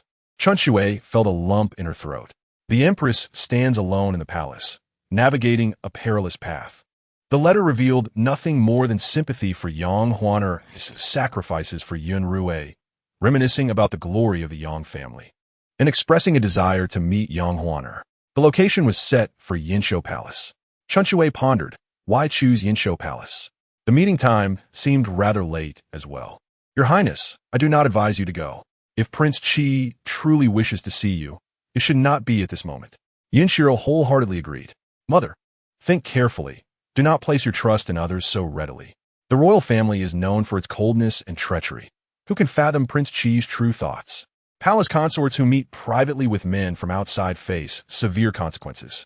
As a consort, Yang Huaner was well aware of these facts, having been taught by the Yang family. Yet, the concern sparked by Yun Xirou's words would not leave her mind. "I will go. This matter is known only to you and me, with no third party involved. There will be no repercussions. An ancient saying goes, 'Know thy enemy and know thyself, and you will never be defeated.' If Prince Qi extends an invitation, I shall surely attend. Let us see what schemes he harbors. However, I shall exercise caution and ensure no one sees me. You are aware of my habits. You will remain in the palace to keep an eye on Xirou." Chen Shui grew anxious. "Your Highness, this venture is fraught with danger. If you do not allow me to accompany you, and I am seen, it will be even more difficult to explain." Even with the letter, Prince Qi could deny everything. The Empress already harbors suspicions towards her sovereign. If you truly go, would that not provide her with an opportunity to undermine Changchun Palace? Yang Huaner pondered for a moment, maintaining her original decision. "Mother, Prince Qi is truly ambitious. Shall we not avoid walking into the tiger's den?" Yet, words of caution failed to escape Yun Xirou's lips, leaving her to flail her arms and utter incoherent sounds. This sight stirred a sense of affection in Yang Huaner. "Xirou appears fatigued. Let her rest." Chen Shui objected. "The little princess is not weary. She disapproves of your course of action." "Chen Shui, my dear confidant. Mother, please consider her advice." Yang Huaner remained silent. She had made up her mind. Even if it meant traversing mountains of blades and seas of fire, she must go. FZ had already informed the YND about X Ngu, our N's demotion to the Cold Palace. The YND did not lift his head, merely responding with a simple, "Has LF, I said, anything?" "No." It seemed she had acquiesced to the Empress's actions. "Then we shall proceed according to the Empress's wishes." Today, XRU must have been terrified, which was also why he had not gone to greet YNXRU. The little princess was thriving, full of spirit and vitality, clearly inheriting the strengths of the Emperor. YNRU paused, envisioning the small, chubby face of YNXRU. Beneath her obedient facade lay a tempestuous heart. He could hardly wait to see what the grown-up XRU would be like. He gazed at FZ, shaking his head in resignation. F. Ing WNZH Ing had ventured to the drought-stricken areas, and within half a month, he had already grasped the situation. The silver cent along had been invested in reconstruction, and the displaced had been adequately arranged. The drought area awaited restoration. Such results in a matter of days filled YN with gratitude. He felt increasingly convinced that his decision to visit NGCHN Palace that day was indeed the right one. With his heart yearning for YNXRU, YN set off for NGCHN Palace. The palace was shrouded in darkness, with only 2 lanterns at the entrance standing guard over the night. FZ boed die acknowledgement. Since LF, I entered the palace. How long had it been since she had seen her family? Chapter 29. Let her enter the palace. FZ pondered for a moment. Approximately a year. LF, I had been in the palace for 5 years. That was quite a long time. Suddenly, a heaviness settled in his heart. Tomorrow, let her mother enter the palace to meet her. This servant will obey. What about Ying W. Gu situation? As per your majesty's orders, this servant has delivered everything that Lord Ying requires. He said the examinations will commence in 3 days. Ynru lightly responded, "Good." The next morning, as YND had just finished court, he saw the Empress waiting in front of the YNGX and hall. He knew that asking the Empress outright if she had framed X Ngu Rn would yield no answers. Moreover, the Empress hailed from noble lineage and was his lifelong wife, with the numerous consorts in the harem needing balance. With the Empress at the helm, there would be no unexpected occurrences in the short term.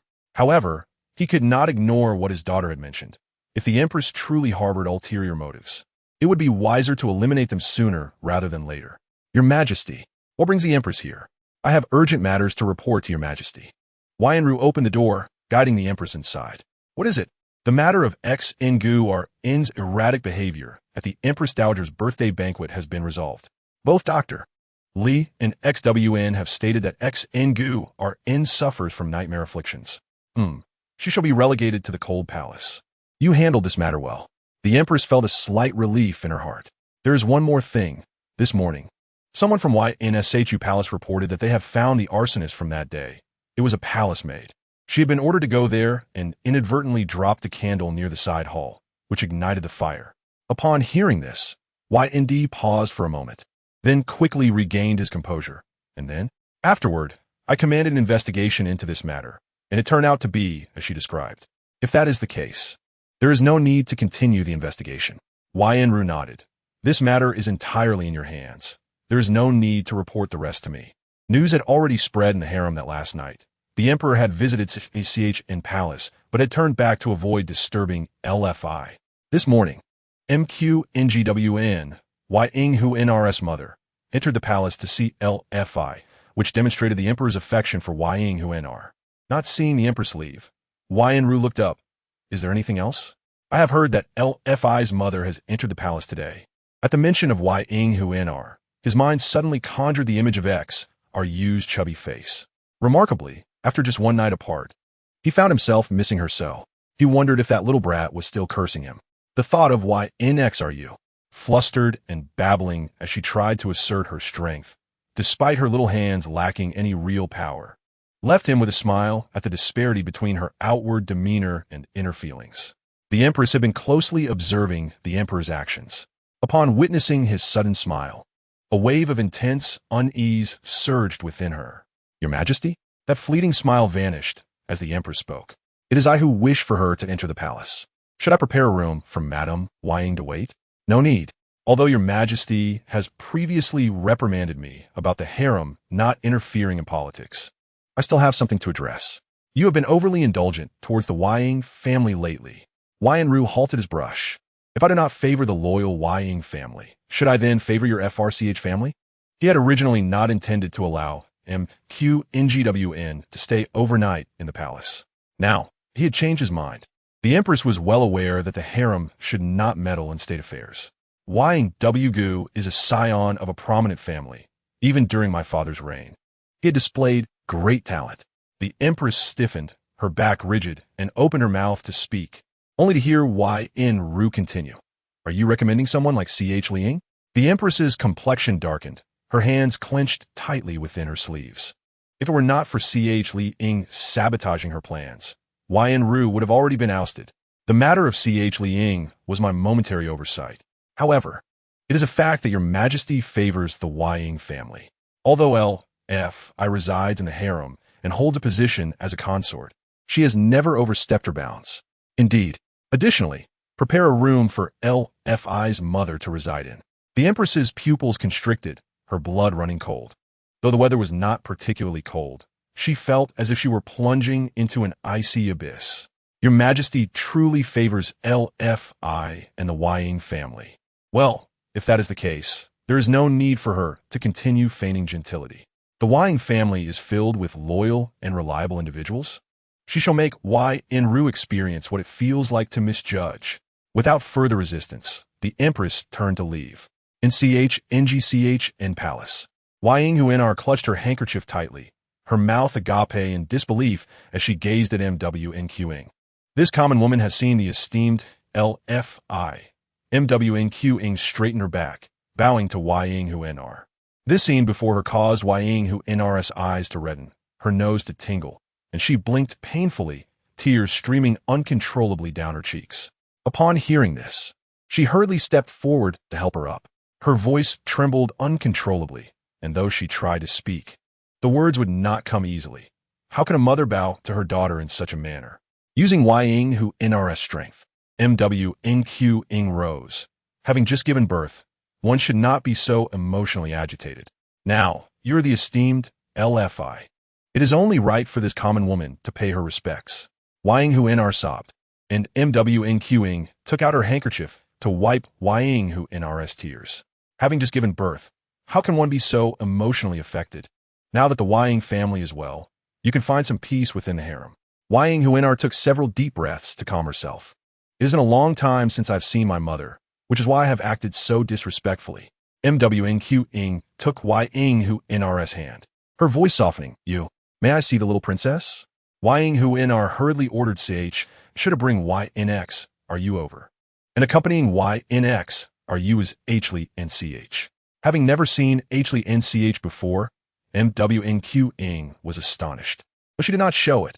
Who is this? She observed that the young boy possessed an extraordinary demeanor, and his slightly golden eyes set off alarm bells in her mind. This is HLI NCH, the hostage from the Jin Kingdom. The emperor said that the young master has a connection with XRU, so he specially sent him to accompany her. In just a few breaths, MW NQ Ing had already thought through the implications. Since the mistress wishes to converse with the lady, HLI N shall take his leave. CH and Shu, take good care of the young master. Yes, young master, please. As CH and Shu exited, Ying Hu NR exchanged a glance with MW NQ Ing, leaving only Ying Hu NR, MW NQ Ing, and YNXRU in the hall. YNXRU was babbling away, playing with Ying Hu NR's fingers. Chapter 30. Is there an affair? Once the others had left, MW NQ Ing quickly turned her head. A wave of intense anxiety surged within her, threatening to break through the skies. How could the Jin Kingdom's hostage be here with you? The emperor's intentions must not be to have him look after the little princess, right? Grandmother is wise. Of course, that is not the case. Ying Hu NR nodded in agreement. Indeed. She paused momentarily and continued. Your Majesty is concerned that this child may stray from the right path, which is why he has been sent to be beside my daughter, under the pretense of caring for the little princess, to have her keep an eye on the young hostage. Mu Wanqing felt a wave of unease wash over her. She feared such things. Her daughter had no ties to the previous dynasty. It was solely her own concern that required her to tread carefully. This matter is of great significance. How could you have agreed to it?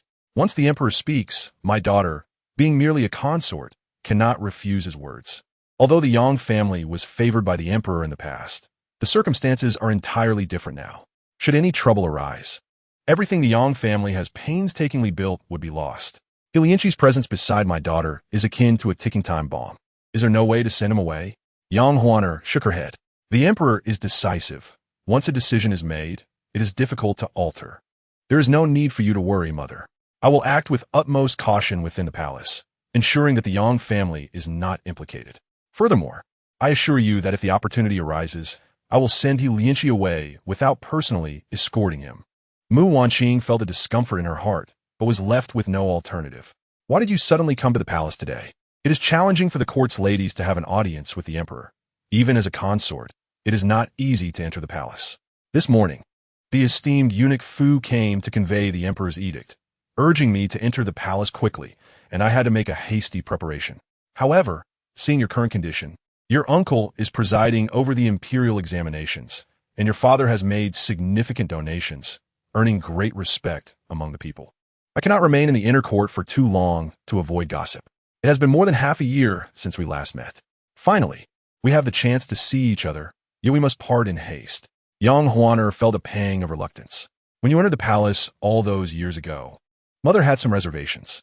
The consort Xian is not easily dealt with, but since the emperor personally chose her, she had no other choice. Enough of that. Let us discuss the matter at hand. He Lianqi is astute and will never act recklessly before he matures. However, the weather has been particularly peculiar these past few days. Within 3 months, heavy snow is certain to fall. The snow will block the roads, and even if it melts, it will take at least half a month. The nearby cities will face food shortages, leading to the emergence of disaster victims. Disaster victims? This is indeed a grave matter. Mother, have you noticed the recent strange weather? Mu Wanqing felt puzzled. Why did this suddenly come up? This year's cold has arrived earlier than usual. I fear that anomalies often herald calamities. There may be other disasters looming. What you may not know is that I had a dream last night where I saw heavy snow blocking the roads around the capital. And within the city, food shortages left the people suffering. Some are outside, clutching their children, merely waiting for a morsel to eat. Mu Wanqing blinked slowly, reaching out to touch Yang Huaner's hand. Child, do not be overly anxious. Even if the heavens were to collapse, there are still those who can bear the weight.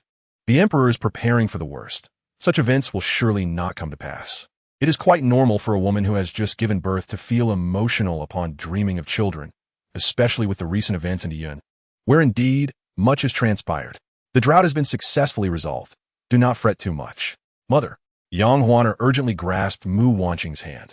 I still believe we should store more grain and cotton. The dream felt too vivid for me to dismiss. If the heavy snow does not block the roads, the excess grain will be a blessing, not a calamity. Moreover, after the drought, the state treasury will be insufficient. It is wise to prepare regardless of one's position. Unable to resist her daughter, Mu Wanqing sighed. It is not unfounded for you to say that the recent weather has indeed been somewhat abnormal. As they conversed and laughed, the gloom in Yang Huaner's heart dissipated. Though she was aware of the unseen forces at play within the palace, she felt powerless against them, merely waiting for them to reveal themselves so she could strike decisively. What brings such joy? Yun Xirou's voice came from the doorway, causing Mu Wanqing to stiffen. She had not anticipated that she would meet the emperor during this visit to the palace. Yang Huaner held Yun Xirou and rose alongside Mu Wanqing to pay their respects. We respectfully greet your majesty. The ease and comfort on Yang Huaner's face were unlike anything Yun Xirou had ever witnessed before. It seemed he had made the right choice in summoning Mu Wanqing to the palace. There is no need for such formalities. As he spoke, he stepped forward to take Yun Xirou from Li Fei's arms. Father, while you are quite handsome, seeing this face too often can become tiresome. Yun Hui silently scoffed. The little girl never held back her words. Mother, you need not leave the palace today. It's rare for Huaner to be so happy. And I have ordered the side chambers to be prepared. What? Mother will not leave the palace tonight? Mu Wanqing was taken aback. Yet Huaner has not seen her family since last year's palace banquet. Your presence will surely bring her joy for several days. Though aware of the emperor's recent changes, it was still hard for Mu Wanqing to believe that a living person stood before her. When has Yun Xirou ever been so amiable? Indeed, it is a rare occasion for grandmother to enter the palace. Of course, one must spend quality time with her mother. Father has arrived quite opportunely. But how do I convey to father that the Prince Qi harbors ill intentions towards mother and even the Yang family? The Prince Qi? A tempest raged within Yun Xirou. Prince Qi Yun Xiao was his younger brother, who had always been obedient before him. How could he possibly have dealings with Huaner? Prince Qi is the mastermind behind framing father as a tyrant. Not only that, Bai Yuzhan was specifically recommended to the Empress by Prince Qi, yet his actions were so subtle that the Empress remained oblivious and allowed it to transpire. Father did not fall to a woman, but rather into the hands of his own brother. The evidence of Prince Qi's treason is hidden at home. However, if father does not handle this matter well, the common people will perceive you as a tyrant, thus laying the groundwork for rebellion. Why did mother agree to meet with Prince Qi in the first place? Yun Xirou subtly furrowed his brow. He then heard Mu Wanqing softly say, "When your majesty speaks, I must comply with your arrangements. Indeed, if Prince Qi intends to rebel, I must devise a plan to catch him in the act. I have ordered the preparations for the meal. It is now noon. Let us dine together." Chapter 31. Even in death, one must have a cushion to fall back on. The news of the emperor dining with Li Fei and Mu Qingwan reached the empress's ears. The empress paused her actions, her fist tightening. How long until he returns to her side? Rather than sit idly, it is better to take the initiative. It is but a trivial matter. If I were to harbor a narrow mind, the sisters of the inner court would be nothing but sand. As the mother of a nation, I naturally can rise above and let go. Are the preparations you requested ready? All is in place. With the imperial examinations approaching, the petitions regarding Yang Wugo have piled up like a mountain. Chen Wentao's faction has presented evidence that Yang Wugo accepted bribes, intending to replace the top 3 candidates. Moreover, Yang Wugo has also taken money from several noble sons, aiming to recruit them under his wing. All claims are substantiated with proof. The emperor appeared unfazed on the surface, but internally he was somewhat agitated. Your Majesty, the evidence is irrefutable. Yang Wugo's corruption is a fact. If such a person continues to oversee the imperial examinations, how can we ensure that our nation's talents are suitable?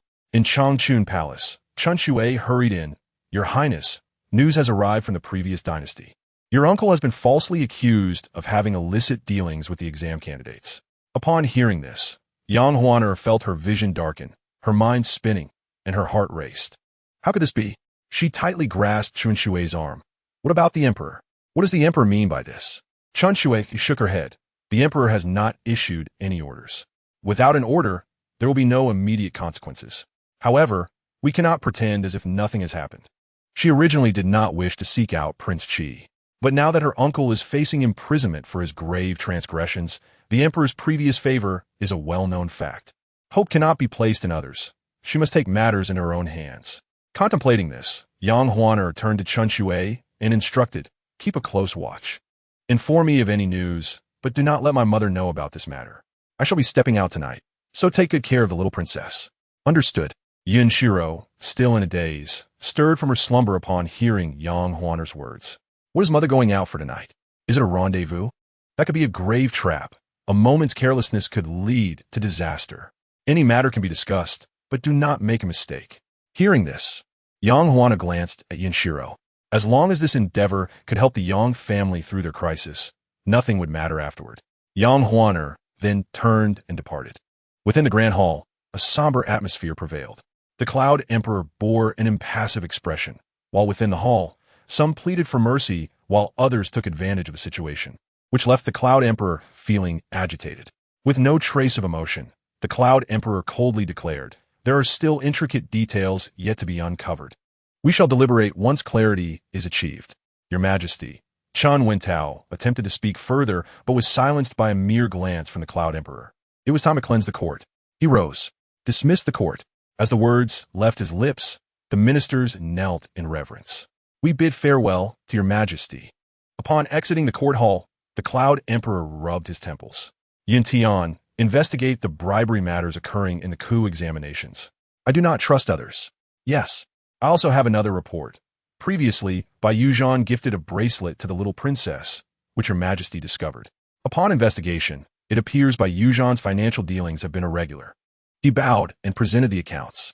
This detailed ledger from Bai Yuzhan's estate reveals staggering amounts. Cloud Rui flipped through a few pages before erupting in fury. Taking a deep breath to calm his turbulent heart, he commanded, continue the investigation.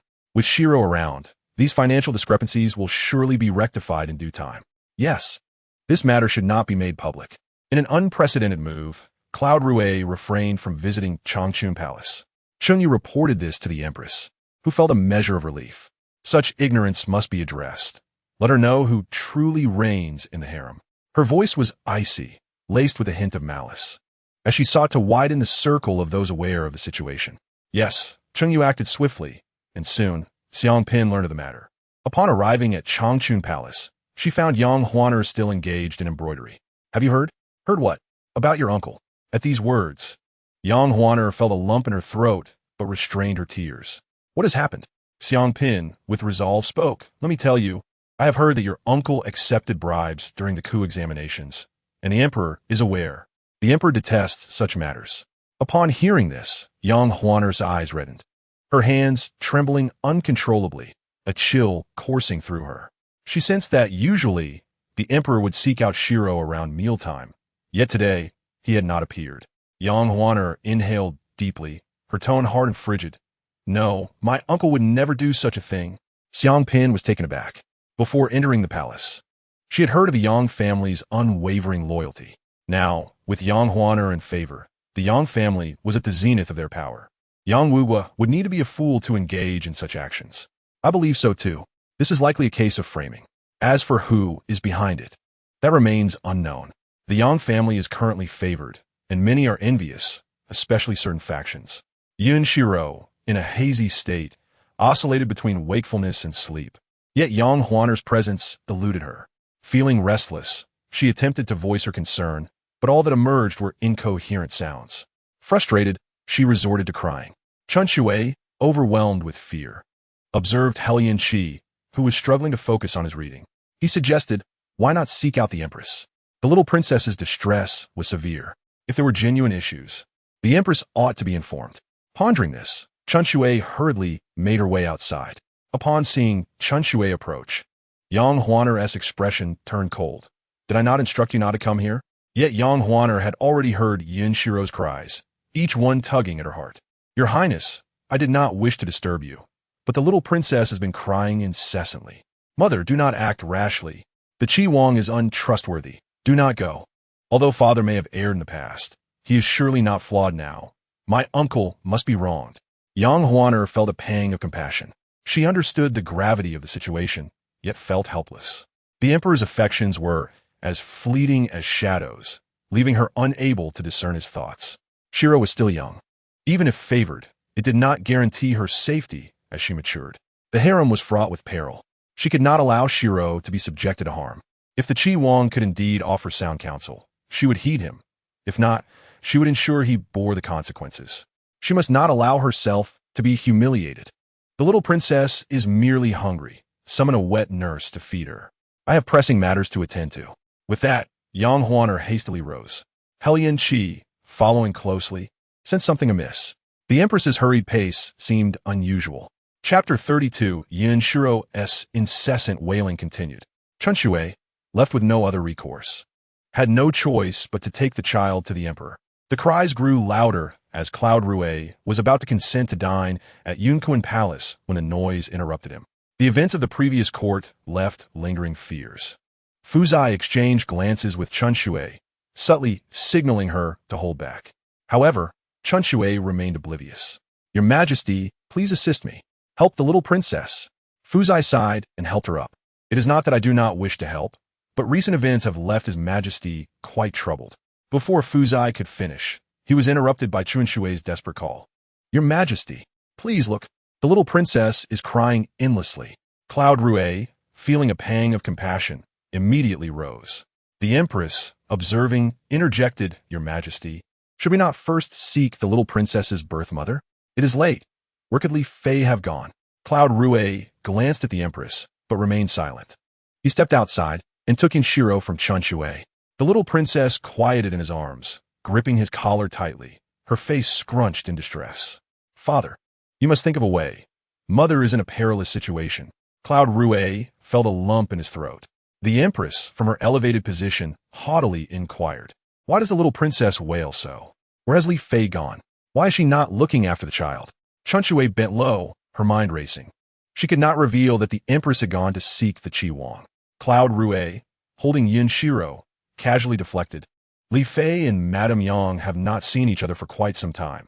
It is natural for them to share intimate words and confidences. If that were the case, why would Chun Shui rush to find the emperor? Chun Shui, where exactly is Li Fei? Chun Yu arrived promptly.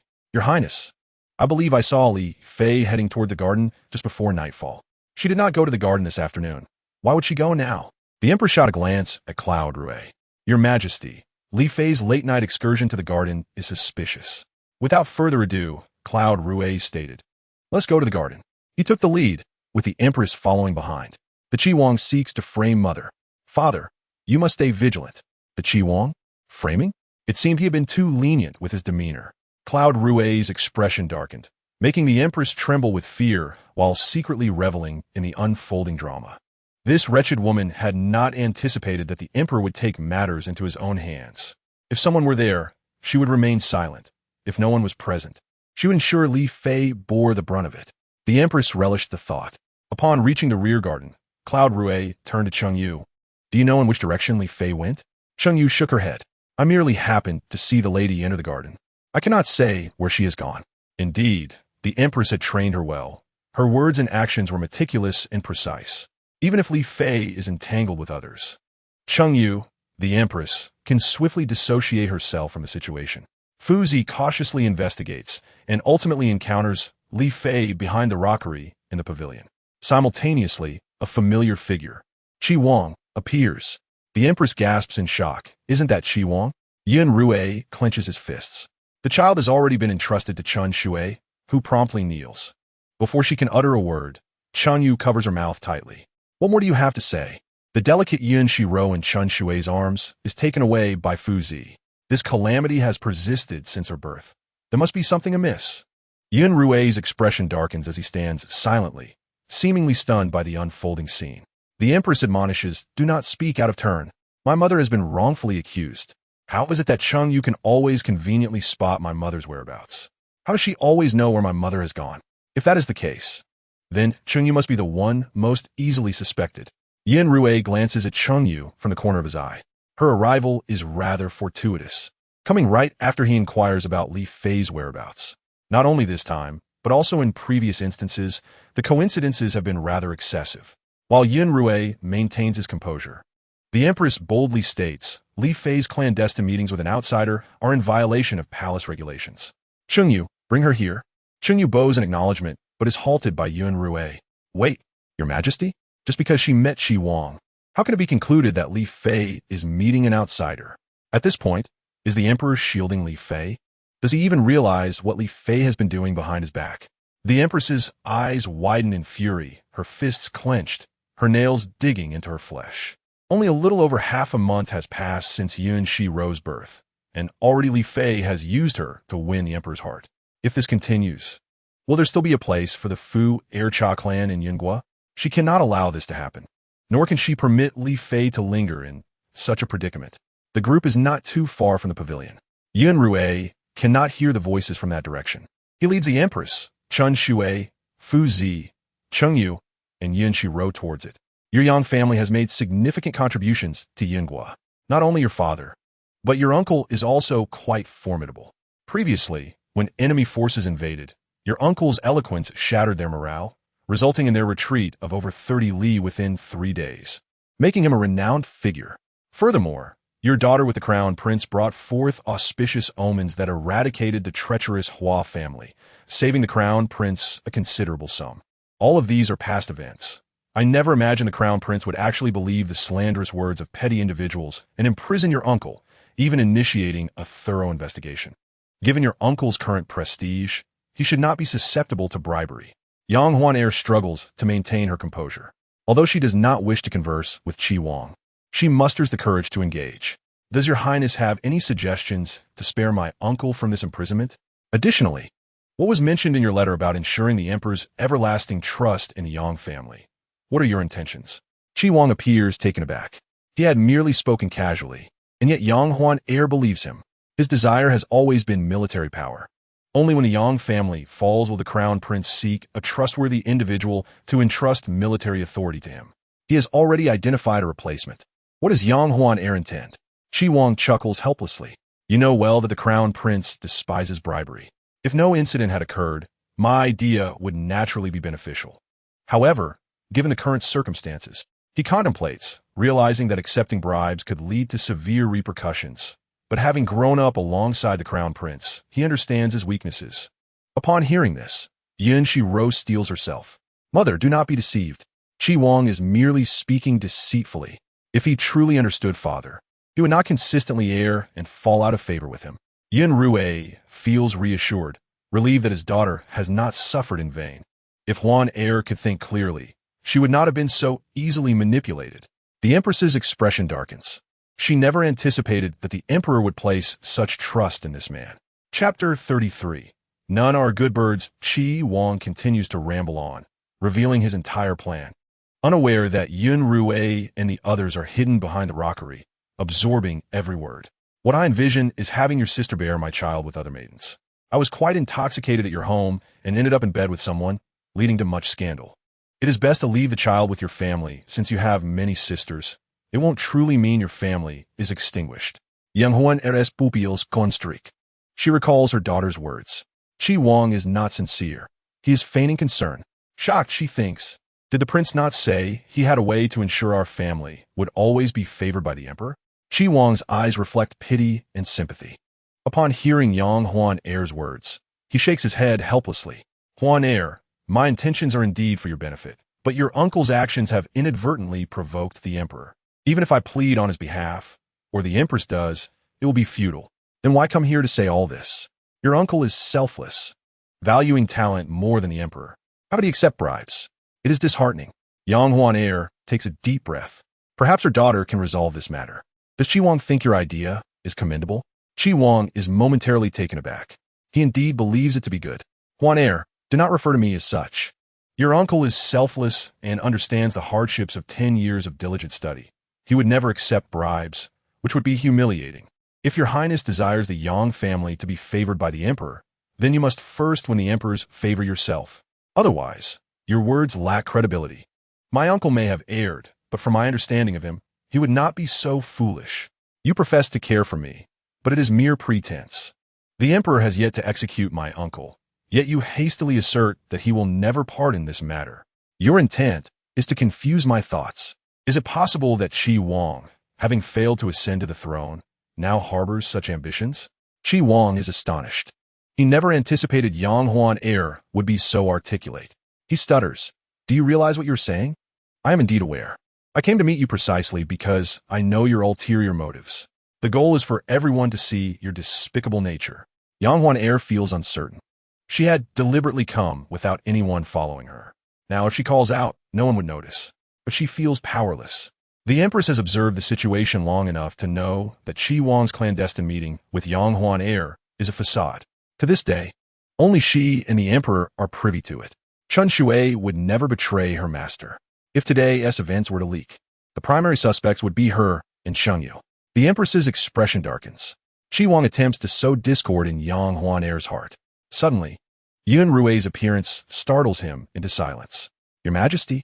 Hearing this, Yang Huan heir turns and sees Yun Xirou standing behind her. Her heart races, and she instinctively covers her mouth. Upon meeting the Empress's gaze, she prepares to kneel in respect, but is swiftly assisted by Yun Xirou. There is no need for such formalities. Your Majesty, why have you come so unexpectedly? He had not intended to come, but upon hearing his daughter's plea for help, he had no choice but to intervene. Little did he expect his dear younger brother to deliver such a grand surprise. How could I have known Qi Wang was so audacious as to covet my throne? His calm words strike Qi Wang like thunder, causing him to tremble in fear. I must clearly discern the truth and see what my dear younger brother has concealed from me. After speaking, Yun Xirou commanded Yun Tian to investigate thoroughly and instructed Fu Zi to bring the Qi Wang into the dungeons. Yun Tian promptly set off to carry out the investigation. With the crisis averted, Yun Xirou felt a wave of relief wash over her. It is fortunate that my father did not act recklessly and pass judgment. Otherwise, my mother might have been ensnared in a trap. My father is not as cruel and capricious as they say. He has handled the situation quite well. Indeed, my teacher once wisely remarked that victors write the annals of history, and who can discern the truth from the tales spun by the winners? Yun Xirou deeply resonated with Yun Xirou's insights. I am aware, and have already dispatched someone to investigate, the circumstances surrounding the Yang family. While I was previously unaware, I now understand. Yang Wudi has held the position of Left Chancellor for decades, and I am well aware of the reasons behind his enduring power. The Empress attempted to speak, but found herself at a loss for words. Yang Huan heir and Yun Xirou displayed a deep affection for one another, rendering her presence as Empress seemingly superfluous. Shengyu felt a surge of indignation. When has the Empress ever endured such humiliation? She must find a way to erase all evidence from outside the palace. Not a single word about tonight's events must escape. Yes, everyone responded in unison. Yang Huan heir, trembling slightly, handed over clothes to Yun Xirou. Mother, steady yourself. I'm so tired. All night, she had mustered her strength to observe the struggles of these individuals. She can no longer bear it. Upon hearing her daughter's complaint, Yun Xirou stepped forward to support Yang Huan heir's arm. This sudden gesture warmed Yang Huan heir's heart. The Empress followed behind, her silver teeth nearly grinding in frustration. This wretched person, by what right does she presume? I humbly bid farewell to your Majesty. Once outside the garden, the Empress finally spoke. Yun Xirou turned to acknowledge her with a nod. Your Majesty, tomorrow. Let us discuss tomorrow's matters when tomorrow comes. The next morning, Yun Xirou took his meal in the Changchun Palace. Yun Tian entered, bringing a chill from the outside. Observing Yang Huan heir assisting Yun Xirou with his attire, he stood by. In this private space, he spoke candidly. Your Majesty, it is evident that Yang Wugua has indeed been framed. I have discovered remnants of evidence at Yang Wugua's residence, which led me to the home of Li Wen Rui, the Minister of the Ministry of Revenue. The Ministry of Revenue manages the court's provisions, which are most lucrative. Li Wen Rui has held his position for many years. What connection could he possibly have with the imperial examinations? Even if there were a connection, it should pertain to the Ministry of Personnel. Yun Xirou awakened from her reverie, having caught a key name, Yun Xirou. Yun Xirou is under the Empress's command. The reason she possesses such wealth is due to him. These two subsequently connected with the Ministry of War and the Ministry of Personnel, gradually replacing their own people, which ultimately led to the downfall of the Yun. Yun Xirou took careful note of each detail. Yang Huan heir pretended not to hear. Upon hearing the name Yang Wugua, she gazed intently at Yun Xirou, her eyes blazing with determination. Yun Xirou felt a pang of compassion. Today in court, I shall vindicate your uncle. With a resounding thud, Yang Huan heir knelt down. I am grateful for your majesty's benevolence. It is what I ought to do. Have you encountered any difficulties in learning to manage the 6 palaces recently? Yang Huan heir wiped her tears. No, the Empress is kind and treats me well. That is good. If you face any grievances, speak to me, and I shall seek justice for you. Yun Xirou's heart soared with joy. If my parents share a strong bond, nothing can go awry. The issues surrounding Yang Wugua have been resolved, and Yang Huan heir's spirits lifted considerably. When Mu Wanqing entered, Yun Xirou had already departed. What has transpired to bring you such joy? Does mother know about uncle's situation? We are all of one family, bound by blood. Wu Di and Wu Gua served together. Even the slightest hint could alert the entire Yang family. How could Mu Wanqing remain unaware? Of course, she knew. She sighed. You have just emerged from confinement. I did not wish for you to suffer due to this matter, but news travels swiftly within the palace. Yang Huan et Gospet move on King's Hunt. It is not just swift. If calamity were to strike, it would be better for you to know sooner rather than later. It would be best if you could bear the burden of death. Why does mother not share these matters with her daughter? I believe both sons and daughters are equally cherished. Yet this is the imperial family. The royal family naturally favors princes. Even if Xirou has been bestowed the title of protector of the nation, what of it? The king's favor is seldom enduring. She also wished to spare her daughter from sorrow. Rest assured, your father's handling of your uncle's matters requires no concern from you. Yang Huan heir smiled. Then why does mother think I bring this matter to you? Mu Wanqing's eyes widened in shock, as if struck by lightning. You? No. How could his majesty? Witnessing her mother's urgency, Yang Huan heir quickly grasped her hand, offering reassurance. Mother, it was the emperor who personally dispatched someone to investigate. Uncle has not engaged in any wrongdoing and has not conspired with anyone. He has been wronged. Mu Wanqing's expression turned to disbelief, her mouth agape. She gazed at Yang Huan heir, her hand instinctively clinging to her arm. Are you saying that His Majesty has verified that your uncle has been falsely accused? Yang Huan heir nodded vigorously. Suddenly, Mu Wanqing smiled, releasing a breath of relief. The tension in her body dissipated. Yang Huan heir's eyes glistened with tears, but she suppressed the overwhelming emotion. Mother, do not worry. Although His Majesty has informed me, he has not yet disclosed this to others. If it is to be made public, we must wait until after court. Mu Wanqing nodded. She had initially feared that their family would be imprisoned, but she was relieved that His Majesty had discerned the truth and conducted a thorough investigation. Well, consider the matters I have shared with you. As long as the family can provide, there is no need for you to discuss it with your father. Doing good is not a crime, nor is it wasteful. I will certainly assist. As her grandmother departed, Yun Xirou stretched her little hands for a hug. Mu Wanqing smiled warmly. Good child, listen to your mother, and I shall visit you again soon. What? Yang Huan heir was taken aback. How did my daughter know this? Moreover, if we follow the timeline, did the Yang family not face ruin after Hua Fei's accusations regarding the accounts? How does my daughter know about these subsequent events? Yang Huan heir was at a loss for words, her heart filled with indignation. She wished for her mother to stay a few more days, but her mother was preoccupied with family matters. She opened her mouth, but could only watch her leave. No, I cannot remain passive. I must devise a plan to resolve this issue. With this thought in mind, Yang Huan heir and Yun Xirou prepared to seek out Yun Xirou. The truth surrounding Yang Wugua's wrongful accusation was coming to light, and Yun Xirou's swift investigation revealed the emperor's determination to eliminate corruption within a court. It seems that henceforth, evasion will not be so easily achieved. A sense of trepidation enveloped several individuals. The Qi Wang, disregarding his elders, was summoned to the palace at night, detained in the dungeons, and awaited his fate. Yun Xirou, colluding with others to frame loyal ministers, faced dismissal and investigation. with his family imprisoned as well. Bai Yuzhan, during his tenure, had embezzled public funds.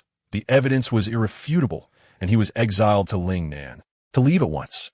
As these orders were issued, everyone broke into a cold sweat. Yang Wudi felt a surge of excitement, but maintained composure in front of his colleagues in the court. Mu Wanqing stepped forward to take the garments Yang Wudi had removed.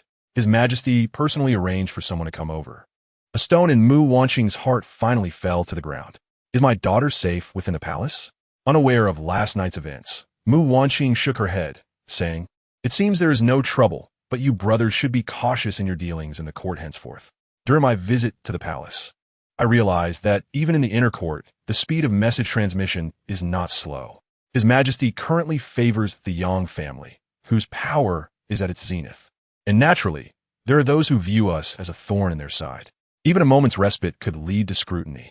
Additionally, have you noticed that the weather has become increasingly cold recently? Noticing this, Yang Wudi also felt that the cold had arrived earlier than usual. In previous years, the severe cold typically set in around December or January. What are you trying to say?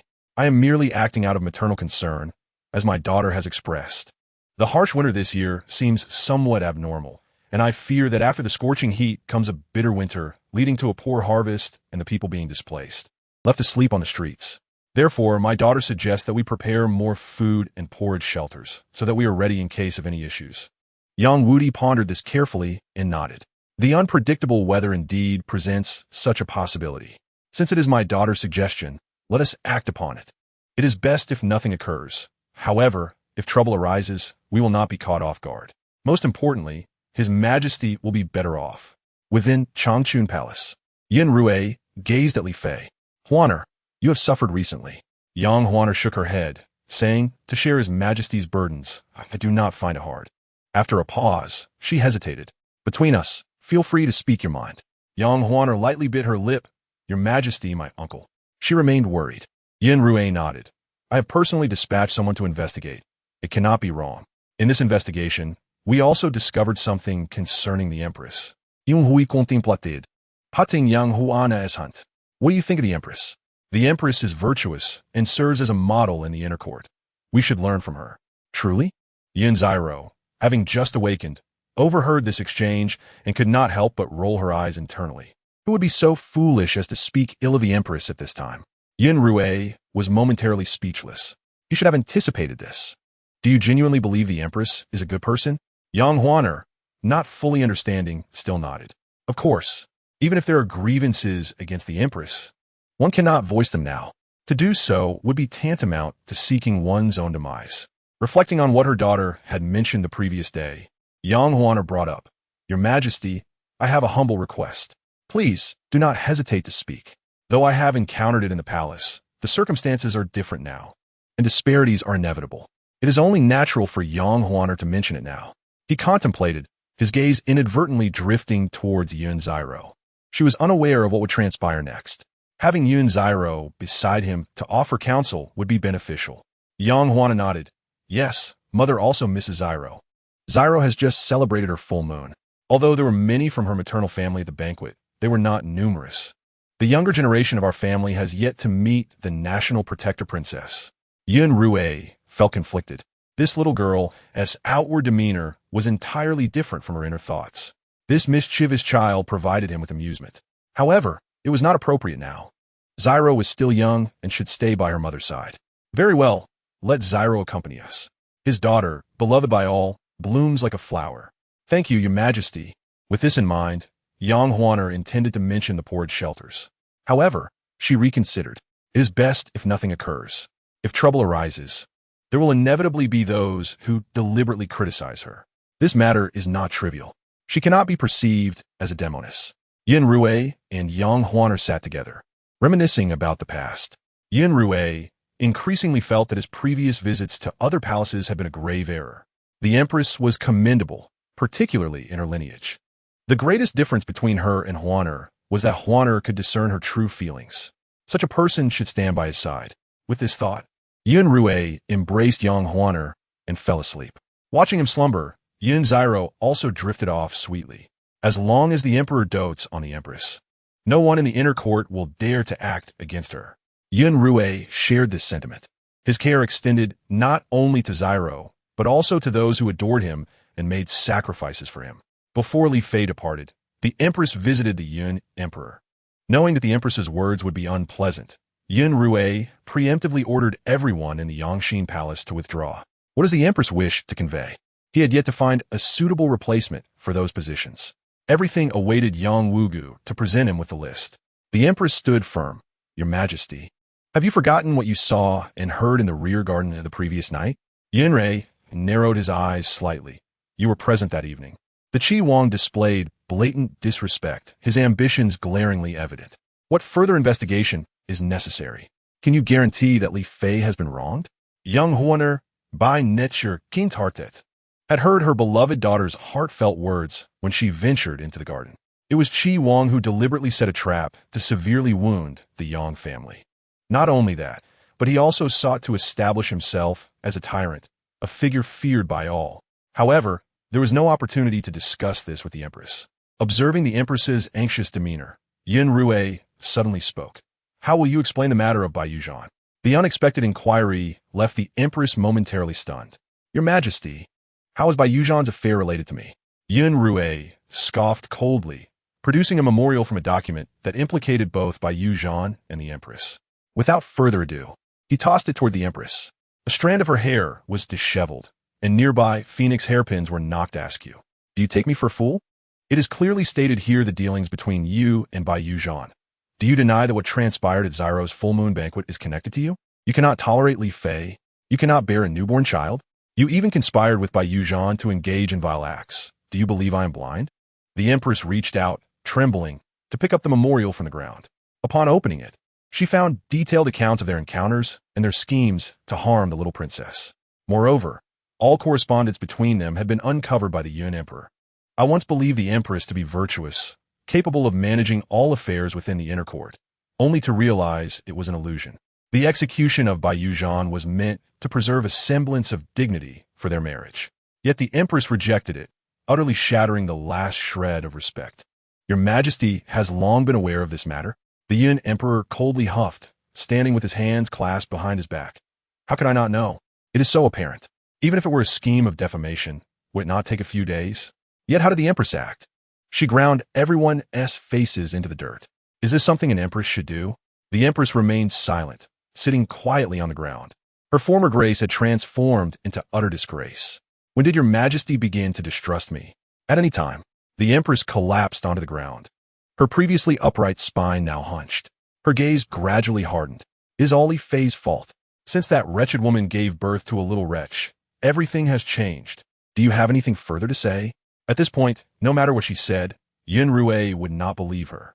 Given the circumstances, why should she continue to speak? The Empress let out a bitter laugh. Your Majesty, why do you not dispose of me?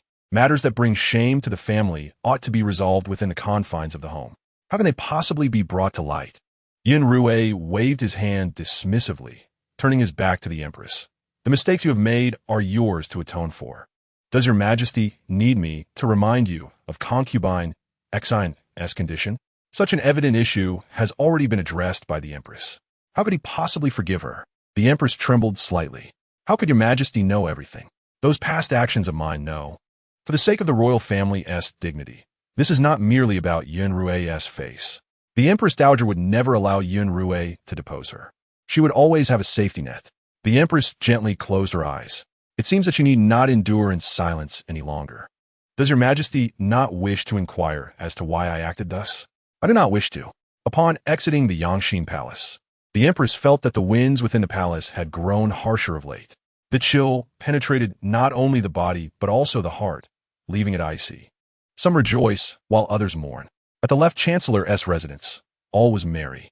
Mu Wanqing and Yang Wudi awaited at the entrance. As they saw Yang Huaner descend with a child in her arms, they hurried forward to assist. Child, come quickly.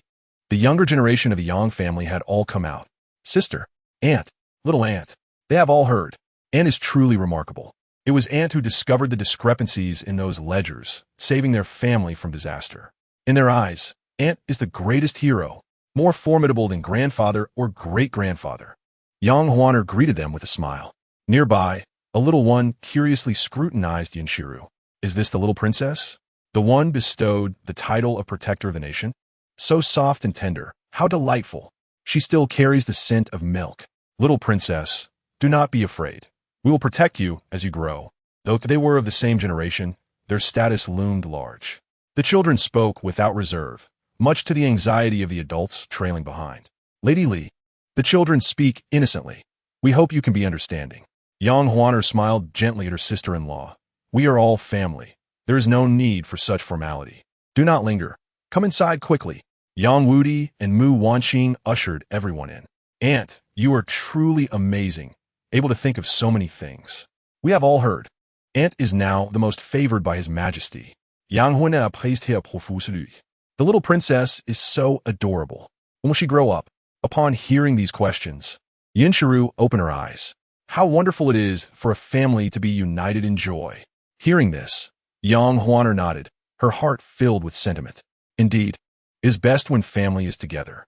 She glanced at those gathered around Yun Xirou, pondering if they understood why Aunt could save the Yang family.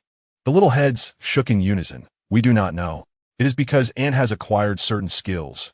It is due to those skills that she saved the Yang family. I recall you all are studying at the private school, correct? The little ones nodded eagerly. They knew a bit, but not the specifics. Aunt wishes to convey that we must always study diligently, for it may one day become our lifeline. Is that not so? The teacher has said the same. Young Huaner nodded. Quite right. Without the fervor of grand speeches, the little ones grasped the gravity of the truth. This is not mere rhetoric. It is a reality that has occurred. The little ones nodded in agreement. Yun Xirou awoke briefly before dozing off once more. Mu Wanqing arranged for the food. Yun Xirou wished to eat to be prepared. Holding her mother's hand, Yang Huaner was overwhelmed with emotion. This matter was agreed upon by His Majesty, so there will be no trouble. Mother need not worry. Mu Wanqing nodded, her thoughts drifting back to that fateful night. Unbidden anxiety creeping in. The ledger matter, though resolved, still sent shivers down her spine. It is all in the past. It is over. This experience has taught me the importance of mastering skill. Knowledge is vital.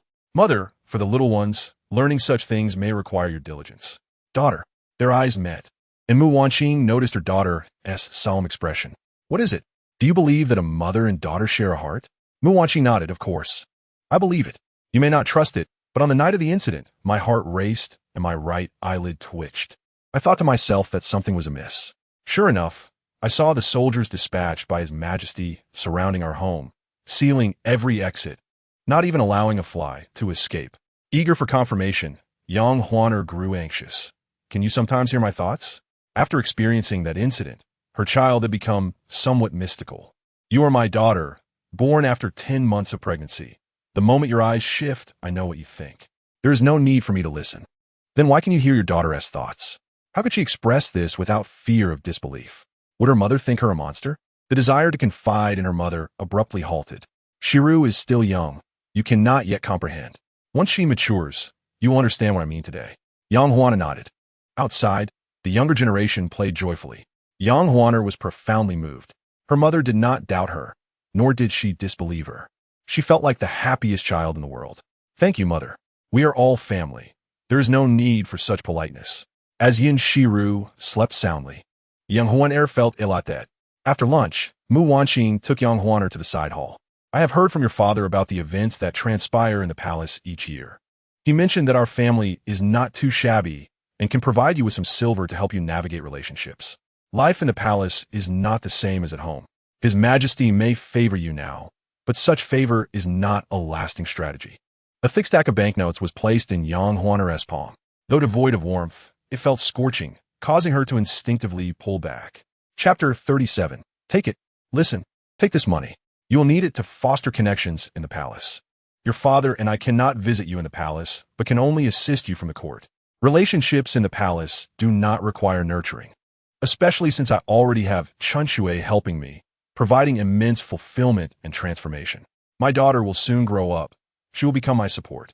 Looking at her daughter, cradling that little one, Mu Wanqing sighed. Though His Majesty favors you now, you are well aware that past favor does not ensure future security. Relying on others is precarious. Only by relying on oneself can one carve out a unique path. Though I have never traversed the palace, during the day I spent residing there, I could sense the hardships and difficulties of survival within. The people of the palace are predatory. She is not one who is oblivious to such truths. How could she not recognize the palace's treachery? With the protagonist stating this, Mu Wanqing had no choice but to concede. While they may consume, tonight they must not indulge too much in drink, especially not your father. Mu Wanqing's heart was filled with doubt. Having gone through so much, she understood that drinking could lead to trouble. The family joyfully gathered in the dining hall. The younger ones eagerly poured drinks for young Huaner. If given the chance, it would be worthwhile to let these children visit the palace. The dangers of the palace are great. Even dealing with the noble ladies in the court is exhausting. How much more so in a place where one is devoured without a trace, where killing is done without blinking. Yet, none could refuse young Huaner's request. Can we visit Aunt's magnificent palace? I have heard the pastries in the palace are delectable. May I taste them? I have heard that everything in the palace is quite splendid. May I go to broaden my horizons?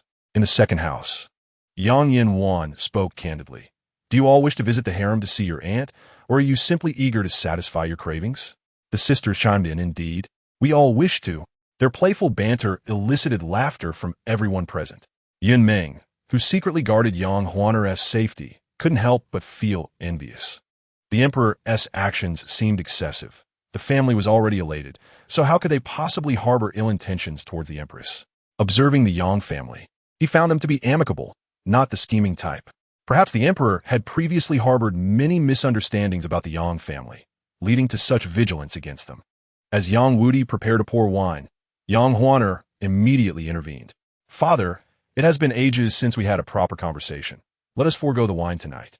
Yang Wudi paused, realizing his daughter was right. It had indeed been too long since they shared heartfelt words. Yang Wuhua slowly approached and poured himself a glass. You may prevent your father from drinking, but surely I, as your uncle, am entitled to partake. I must express my gratitude for your efforts on my behalf during my troubles in the harem. Though I did not witness it, I heard much of your endeavors. Having such a niece in the harem is a blessing for the Yang family. He was well aware that someone had intentionally caused trouble, yet the Emperor had obstructed further investigation, leaving him powerless. He had initially intended to contribute to the court again, but nearly found himself imprisoned, which could have dragged the Yang family into peril once more. Young Wugua felt immense guilt. Having just escaped from confinement, his first gratitude was undoubtedly directed towards Li Fei. Yang Huaner felt a surge of emotion. After resolving the ledger issues, the Yang family seemed to sail smoothly. Yet, her father and uncle were correct. The Emperor's favor would not last forever. Presently, it was merely due to her perceived usefulness. One day, should the Yang family lose their merits and become of no use, the Emperor might distance himself as he had before. If only the Emperor could hear his daughter's heartfelt musings, perhaps it would quell some suspicions. Uncle, there is no need for such formality. We, the Yang family, are one and ought to support one another. Should my father ever face treachery, would you truly stand idly by? Yang Wuhua bowed his head. That would not happen. How could I act in such a contemptible manner? Wouldn't that invite ridicule?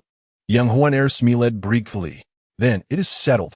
Should you be harmed, I will not remain passive. We are connected like branches of the same tree. That night, young Wudi refrained from drinking. Everyone engaged in cheerful conversation, but due to Mu Wanqing's slight ailment, the two did not share the same chamber.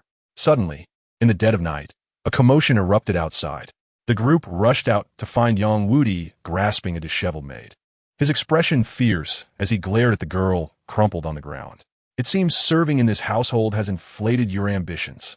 He had not consumed any wine tonight. Had he done so, this little schemer might have succeeded in her plot.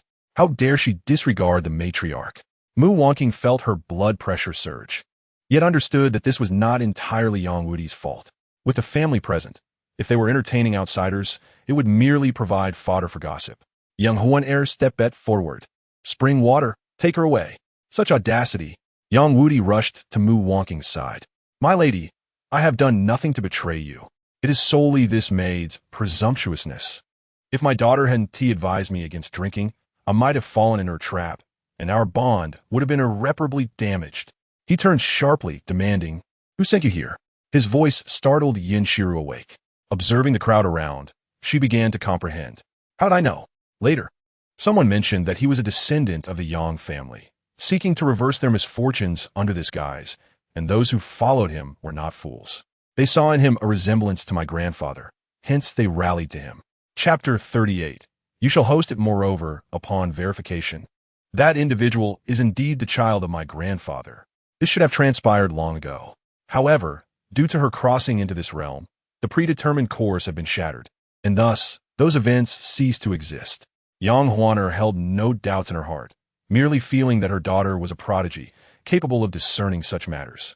Truly, she was a remarkable child. Mu Wanqing suddenly recalled the moment when her daughter had prevented old Yang from drinking.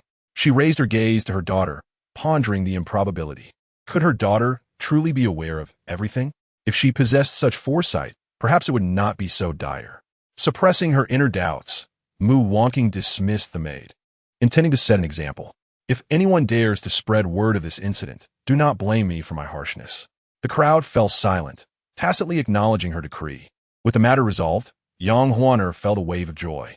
However, that happiness was short-lived as Spring Water exclaimed in surprise, "It is snowing." The snowflakes were small, yet their arrival was premature, causing concern among all present. Originally, Yang Wudi had hesitated regarding Yang Huaner's words, but now his resolve was absolute. Regardless of the circumstances, provisions must be secured. As long as there was enough food, everything else would follow suit.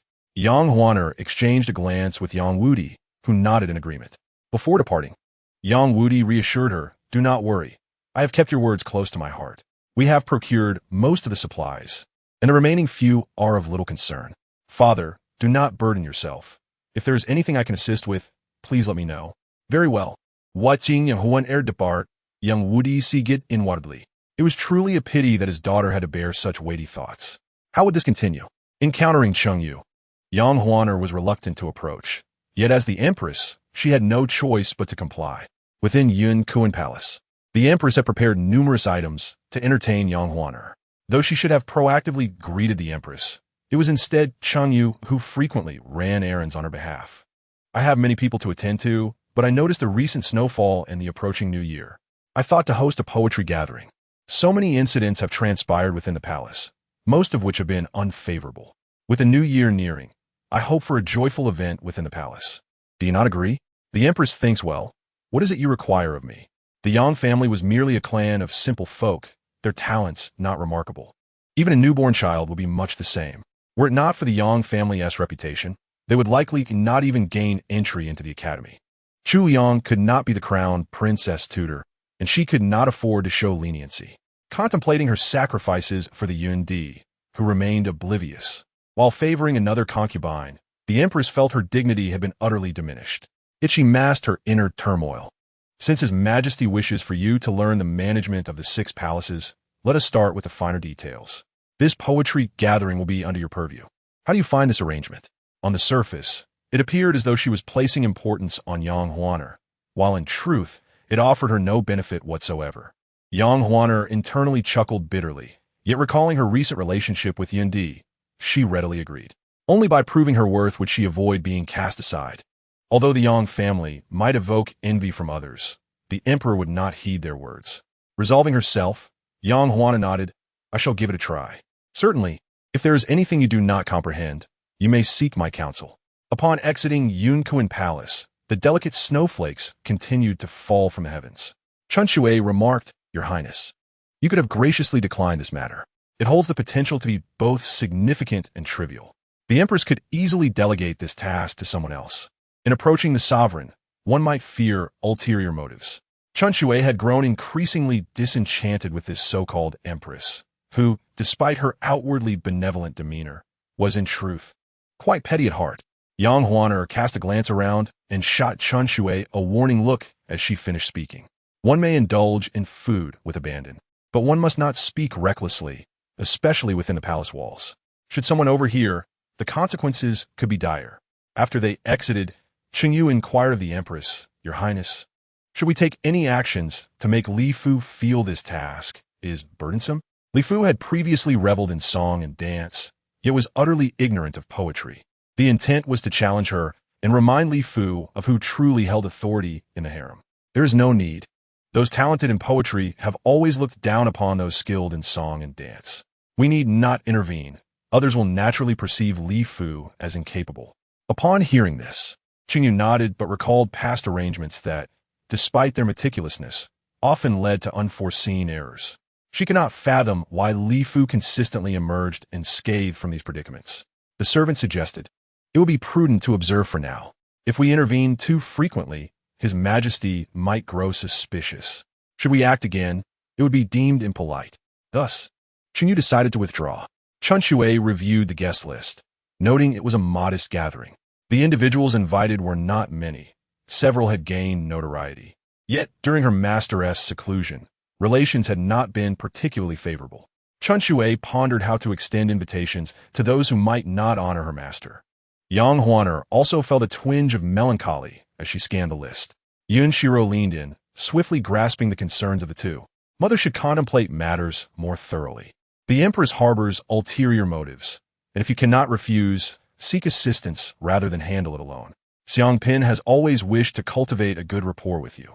She enjoys poetry and dance, making her an excellent ally for these endeavors. Given that you outrank her, should you delegate tasks to her, no one would dare object. Yang Huaner exclaimed, "Indeed, how could I have overlooked Xiang Pin?" She had previously expressed her desire to build a rapport with me. Realizing her daughter was correct, she concluded that even if she entrusted Xiang Pin with these tasks, no one would raise objections. With that thought, Yang Huaner instructed Chun Shui, "Please summon Xiang Pin." A quarter of an hour later, Xiang Pin arrived first, saying, "I heard your highness seeks my assistance." "Indeed," Yang Huaner replied, "we are all sisters. There is no need for formality. The Empress wishes to host a poetry gathering as the new year approaches, and this responsibility has fallen upon me. However, I lack expertise in this area and fear I may not execute it well. Thus, I seek your help." "What a trivial matter," Xiang Pin exclaimed. "You have indeed come to the right person." Yang Huaner looked up with surprise. "You are willing to assist me? Helping your highness is tantamount to aiding myself. I have no reason to refuse. If we could sever the Empress's support, it would be splendid." Yun Xirou awakened from her reverie, recalling her days immersed in studies. Suddenly, she realized the treachery lurking within this situation. While Xiang Pin is formidable, she stands isolated in the palace. Her sisters believe that entering the palace is beneficial. Unaware, they may be ensnared, losing their innocence and reputation. As she poured water for Xiang Pin, she paused. "What troubles you, your highness? This matter is not trivial. We must not speak lightly of it, nor allow Xiang Pin to sense our true intentions. It is nothing. I merely recalled my past indifference toward my studies and wonder if a few days of intense review will suffice. Your highness, I do not mean to jest. Mastery of poetry comes from diligent accumulation. Unless your highness possesses exceptional talent, it is unlikely that a few days will yield significant improvement." "I'm cognizant of my own abilities," Yang Huaner replied. "There is no need for self-deprecation." Xiang Pin continued, "Though miraculous transformations from a mere few days of review are rare, ever since Huafei has troubled you, have you not consistently achieved remarkable feats? I believe in you. Your highness, even with just these few days, you are bound to astonish everyone. Indeed, the Yang family is currently in a position of great prominence. Even the Empress faction may not be able to undermine our standing in His Majesty's eyes. Trusting Li Fu is far more reliable than placing faith in the Empress. I merely speak the truth. In your highness's presence, I fear I may seem insincere, as if I am merely flattering you." Yang Huaner reflected on her lack of diligence during her studies. "I boldly offer my assistance. Should you have any inquiries regarding poetry, do not hesitate to summon me." "Very well. I shall refrain from indulging in empty niceties. We are all sisters in the harem. There is no need for such distinctions. Who knows? Perhaps one day we might unite to contend against other factions." Once they organized the guest list, Xiang Pin set about her preparations. Yang Huaner called Chun Shui over. "As the new year approaches and we prepare for the poetry gathering, the high-ranking officials will undoubtedly attend. You must strategize to ensure security, particularly in secluded areas. Add extra lanterns and assign additional maids to monitor." After a moment of contemplation, Yang Huaner relayed every potential hiding spot she could think of. Chun Shui noted them all. "Additionally, we must ensure that anyone likely to bring dangerous items into the palace is kept at bay." Inside Yunquan Palace, Xin Fei, accompanied by her entourage, arrived at this rare location. I heard the Empress intends to host a poetry gathering. Why has this task been assigned to Li Fu? To those aware, Xian Fei was simply inquiring about the poetry event. To the uninformed, it might appear as a provocation. The people of the harem clearly did not regard her, the head of the 6 palaces, as their superior. The Empress took a deep breath, suppressing her inner fury. Did not His Majesty express the desire for Li Fu to learn to manage the harem? Nothing fosters growth quite like hosting a poetry gathering. Indeed, there is no better means for gaining renown. Should she succeed, Li Fu would undoubtedly become His Majesty's most capable consort. Even if she falters, given His Majesty's current affection, it will merely be seen as a learning experience. There is little to critique in this endeavor. The Empress maintained a placid demeanor, projecting the image of a dignified matriarch. Yet, she was not as composed as she appeared. At least for now, one still cares about the position in His Majesty's heart. Yet, what can be done? The selection occurs once every 3 years. After this year's end, by mid-year, another selection will take place. The imperial harem has never lacked for beauties, nor for vibrant maidens. After a moment of tension, Xian Fei rose to depart. Sheng Yu watched her retreating figure and could not help but spit in disdain. What a piece of work. She ought to reflect on whether she has forgotten her own intentions. Xian Fei's brother has been persistently pressuring His Majesty in the court. Why does he not utter the saying that it is easy to establish achievements but difficult to maintain them? Do not speak nonsense. Sheng Yu lowered her head, declaring, I simply cannot abide her demeanor. She constantly accuses others of harboring ill intentions toward the Empress, yet fails to consider her own behavior. She always requires coaxing to pay her respects. While she does not make the Empress wait indefinitely, she has never allowed her a day of ease. Enough. The primary adversary is not Xian Fei, but Li Fei. If this continues, the true ruler of the harem may indeed become her. I believe this time, Xian Fei will not relent, and the Empress need not intervene. Although Chang Yu does not grasp all matters of the court, she can discern the Empress's distress regarding them. Xian Fei's family sometimes exceeds the bounds of propriety. There is no need for such behavior. She herself cannot remain composed. As a fellow consort, if she lacks the ability to capture His Majesty's heart, she can only resort to undermining those who have succeeded. She once thought too simplistically, believing that having her child named heir apparent would secure her position as Empress, but ultimately, everything depends on the one in power. Chapter 40. Difficulties. The Empress narrowed her eyes, instructing that the Crown Prince should focus on his studies in the near future. I shall ensure he is mentioned in court, so he does not falter. I know that recently, the Crown Prince has been diligent in his studies, significantly improving from before. A parent knows best what their child is like. The Crown Prince is not cut out for scholarly pursuits, much less for the role of emperor. I do not require a son capable of ruling. A mere puppet is sufficient. I am aware. The preparations for the poetry gathering are in full swing, with Xiang Pin's sisters contributing the most. They're all confidants from their youth, each providing their support. The esteemed ladies of the capital have graciously accepted the invitation, along with the talented young man. Yun Xirou, hearing the commotion, came to take a look. Spotting Yang Huaner bustling about, he smiled helplessly. Previously, he did not think much of Li Fei's beauty. However, upon seeing her today, he felt as though he had never truly looked at her over the years. Even a casual glance could quicken his heart. Noticing a light sheen of sweat on Li Fei's forehead, Yun Xirou stepped forward with a handkerchief. You have only recently given birth. Let them handle the menial tasks. There is no need for you to exert yourself.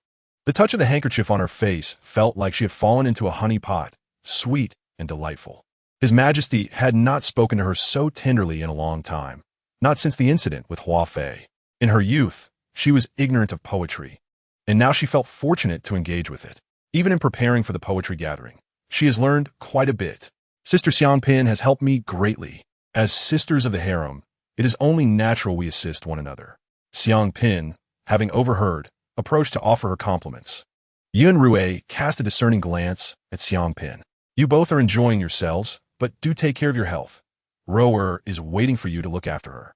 I assure you, I will not let the little princess suffer alongside me. When have I ever said such a thing?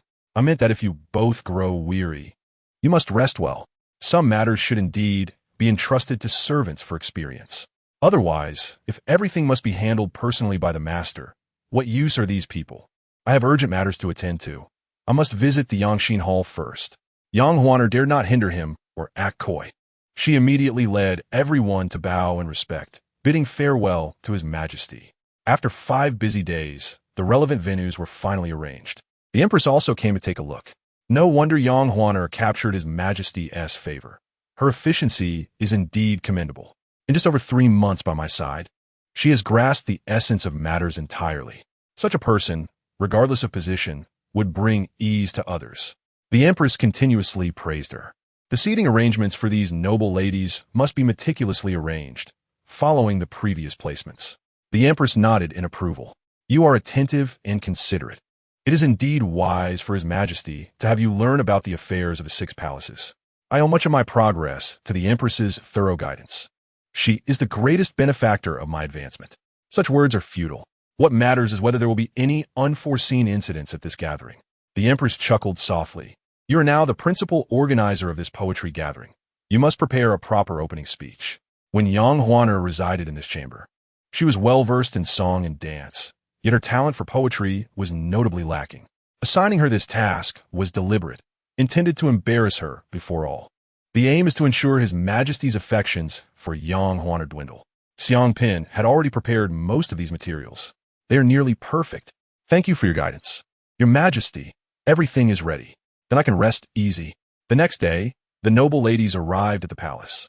Chun Shui organized everything splendidly, stationing several matrons to oversee the process.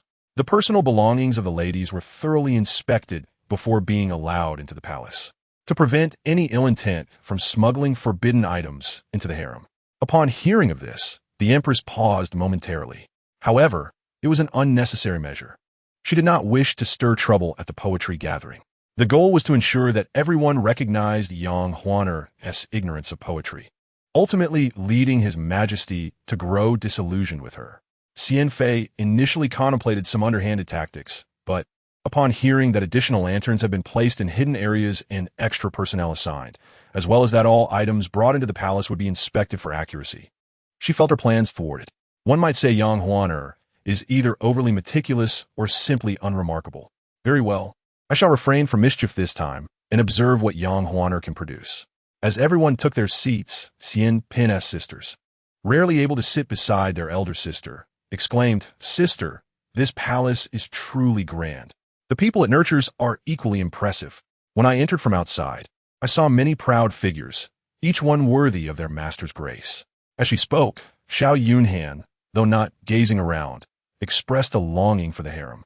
Knowing her sister was concerned for her, Xiao Yunhan behaved particularly obediently.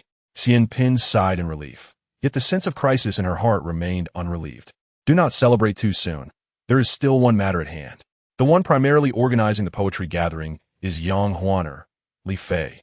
While she has been relatively kind to me, should anyone deliberately make things difficult for her at the gathering, if you have a better way to diffuse the situation, do intervene. The Yang family's influence in the capital is soaring. Xiao Yunhan, residing outside the palace, has naturally witnessed everything. The palace is far from tranquil. Xiao Yunhan nodded.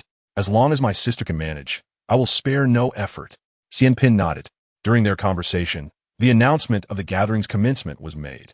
As the opening remarks concluded, Xian Fei coldly remarked, I have heard that Yang Huaner was also regarded as a talented woman before entering the palace. Now that she has hosted a poetry gathering, should she not provide us with a demonstration of her skills? In Chapter 41, the spotlight shone brightly. It was said that Li Fei was once deemed the talented woman of the capital during her time in seclusion, and I firmly believe she deserves this title. Upon hearing this, all eyes turned towards Yang Huaner, who stood still, her heart racing. The sudden onslaught from these individuals indicated that there were hidden agendas at play. The Empress, observing from the side, interjected, Have you all perhaps misremembered? While Li Fei was indeed praised as a talented woman, I recall it was primarily for her dancing prowess. As for poetry, it was said to be the domain of Xiang Pin. Xiao Yunhan was well aware of her sister's capabilities. However, even she could discern the underlying motives behind the compliments, aimed at stirring discord. Your Majesty, you flatter me. My knowledge of poetry is rather limited. If I were to showcase it now, it would be akin to a carpenter displaying his skills before Lu Ban. Yun Xirou, cradled in Chun Shui's embrace, caught wind of the provocations. Isn't it merely poetry? How challenging could it be? For instance, consider this snow. To alleviate the tension, She felt compelled to apologize to the ancestors of antiquity. Yang Huaner held her breath, attuning herself to her daughter's silent musings. Gazing at the scenery outside, she spontaneously recited, "As twilight descends, snowflakes dance, mingling plum blossoms with drifting willows." Her lines drew a gathering of talented women nearby. Was it not said that Li Fei was only interested in dance? To liken snowflakes to willow fluff was truly impressive. Even I had not conceived such a marvelous metaphor. The Empress outwardly praised her while inwardly grappling with a knot of frustration. Something felt amiss. Ever since that little imp was born, Li Fei had blossomed, navigating the inner palace with grace, even regaining the Emperor's favor. How could such a transformation occur so swiftly? I merely followed your Majesty's guidance and consulted with Xiang Pin for a brief period to enhance my knowledge before this gathering, which enabled me to articulate such verses. As for the rest, I fear it pales in comparison to your Majesty and the esteemed company present. Li Fei's humility was commendable, as she produced exquisite verses after only a few days of concentrated study. This talent should not be underestimated. As the saying goes, natural gift surpasses mere effort. Even with diligence, those lacking innate talent would grasp only a fraction of it. Indeed, your Majesty, your praise of me compels me to continue to display my inadequacies. While preparing to check on the little princess in the middle of the night, I caught sight of the branches in the moonlight, momentarily mistaking them for blooming pear flowers, thus inspiring me with the lines, "Suddenly, a spring breeze arrives, and thousands of pear trees bloom." How could Yang Huaner, whom it was said knew nothing, conjure such exquisite verses in such a brief time? The Empress gritted her teeth, her fists clenched tightly. Where had the fault lain? How could Li Fei exhibit such remarkable improvement in such a short span? The expressions on everyone's faces grew grim. Only Xiao Yunhan felt that Li Fei was indeed a true master. "Li Fei, you are truly formidable. We feel humbled in your presence. Previously, you devoted yourself to dance. Yet your current display of poetic prowess is astonishing." At the full moon banquet, Yang Huaner had guessed that after such a short recovery period post-birth, she had been pushed to perform, yet her dance was imbued with such vivacity that it left everyone in awe. Despite knowing that a woman's body is most cumbersome during pregnancy and the year following childbirth, Yang Huaner seemed to possess an agility that only increased. How could one not feel envy? Moreover, having regained favor after childbirth, who could remain indifferent? I am grateful to all the esteemed ladies for gracing the palace with your presence today at this poetry gathering. Your attendance is largely due to Xiao Yunhan and Xiang Pin. Not many came for Yang Huaner, yet after witnessing her today, their perceptions have undeniably shifted. Initially, they sought to curry favor with the Empress, yet it appeared that this lady's potential surpassed expectations. Historically, while there has been no precedent for dethroning an Empress, it is not beyond the realm of possibility. Li Fei has undeniably opened our eyes today. I now understand that I should encourage the other concubines to emulate Li Fei during their pregnancies, as they may also discover newfound interests in areas they previously overlooked. The journey of pregnancy is fraught with hardship. The Empress seems intent on sowing discord. Each sister possesses her own blessings, and their reactions during pregnancy vary, making it likely that some may exhibit their talents in other realms. Now that everyone is gathered, we must not leave the gathering empty-handed. As the weather has turned cooler and snow has fallen, let us follow Li Fei's suggestion and make this year's poetry gathering themed around snow. Everyone is welcome to compose verses. The Empress rose, stating, "The poems composed by all will be judged by those present, if one garners the most praise. I have prepared a modest gift. Are we here to attend a gathering or to compete for glory?" Yang Huaner finally grasped that the Empress's earlier words were but a ruse designed to humiliate her in front of everyone. Yet with Rower by her side, she felt undaunted by the schemes of these malicious individuals. Originally intended to showcase Yang Huaner as foolishness, the poetry gathering unexpectedly catapulted her to fame among the attendees, who were drawn to her company. The Empress seethed with anger. Regardless of the theme she employed, Yang Huaner effortlessly replied with eloquence, her verses refreshing to hear, showcasing an exceptional understanding and appreciation of poetry. In Chapter 42, it was indeed a harbinger of good fortune for our nation.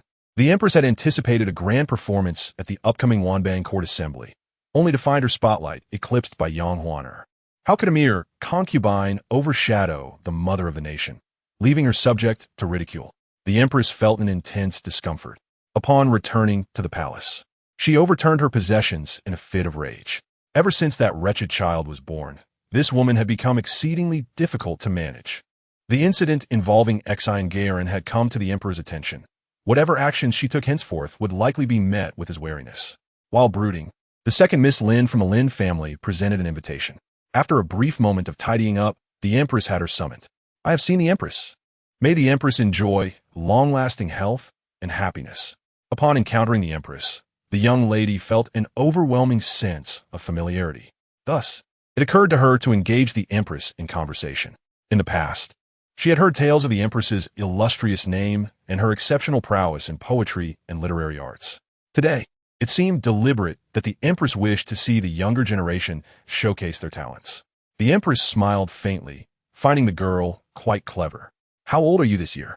My dear, I have just turned 16, she replied, a blossoming age of beauty. Thank you for your kind words, Your Majesty. Despite her youth, she was no fool. It was evident that the Empress had been overshadowed by the beautiful concubine Li. With just a few words, she had managed to put the Empress in high spirits. Once others had departed, Cheng Yu approached, asking, Is Your Majesty planning to summon this girl to the inner palace? Though Lin Wanwan was clever, she was still quite young and would not stand a chance against the others in the palace. Even with the Empress's intention to mentor her, Lin Wanwan might not survive long. The Lin family sought to align themselves with the Empress, and she had already spoken with their head. Should he be willing, it would be possible to admit a reserve into the palace, and Lin Wanwan might be the perfect candidate. Consort Li, Yun Xirou enjoyed immense favor. Even that little imp had been granted the title of Guo Princess. The Yang family was at the height of their power, basking in the Emperor's affection. If matters continued this way, the Crown Prince would be left with little hope, as the Yang family did not hold him in high regard. Their ambition for a puppet emperor would thus be thwarted. Rather than passively awaiting fate in the palace, it was wiser to take the initiative.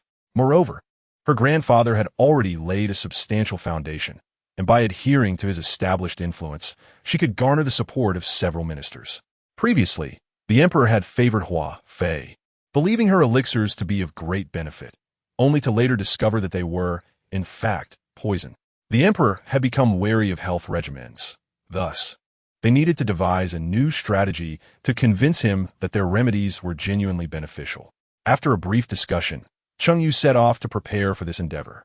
Upon returning to Changchun Palace, Chen Shui quickly handed the young princess to the wet nurse. The maidservants surrounding her could discern the Empress's tricks. How could others fail to notice? Just as she was about to offer more advice to Chen Shui, a voice announced, "The Emperor has arrived." Chen Shui promptly withdrew, granting Yang Huaner and Yun Xirou ample space. I have concluded my duties at court today and intended to visit you in the Spring Palace. However, I was informed that the Empress had you preside over the poetry gathering, and I heard of your remarkable verses there. Even those talented young ladies in seclusion praised you, and the Empress commended your work. Someone highlighted a few lines for me, and I must say, your poetry surpasses that of the Empress. Upon hearing this, Yang Huaner blushed. Your Majesty, are you jesting with me? What I say today is sincere. Only you, mischievous girl, perceive my words as mockery. Yun Xirou reached out to grasp Yang Huaner's hand. In truth, I owe my inspiration to the little princess. Ever since giving birth to Roer, I feel as though I have been enlightened. With the assistance of my sister Xianping, I have developed a particular fondness for poetry. Today's inspiration struck unexpectedly, but I fear it may elude me for months to come. Regardless, both you and Roer are mine. Auspiciousness belongs not only to me, but to the entirety of the Yun kingdom. He took Yang Huaner's hand, increasingly appreciating her mature beauty as a mother. Do you know why I sent Feng Wenzhong to provide disaster relief? Yun Xirou rarely broached court matters within Changchun Palace. Your Majesty, the inner palace must not interfere in state affairs. How you choose to employ individuals is your prerogative, and I trust in your wisdom. I reiterate, this is not a discussion regarding court affairs, so you are not overstepping.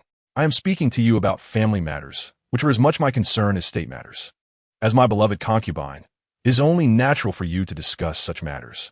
If anyone raises accusations or attempts to frame you, let them come to me. I shall protect you and clarify your circumstances. Hearing this, Yang Huaner was filled with gratitude. The unclaimed rower, having overheard, felt a shiver run down her spine. Even if my parents wished to display their affection, could they not consider the occasion? There is still an infant present. The sudden interruption caught Yun Xirou's attention, leading him to shake his head helplessly as he gathered the child into his arms. This little one is remarkably quiet upon waking. She truly eases my worries. Indeed, Rower's name suits her well. She is exceedingly gentle. As he spoke of her, the child made a commotion, drawing his attention. And despite her youth, she seems quite clever. When she matures, she may prove to be quite astute. Yun Xirou leaned in, playfully teasing Rower with his newly grown beard. Mother, please stop laughing. Could you not save me? Yang Huaner struggled to contain her amusement.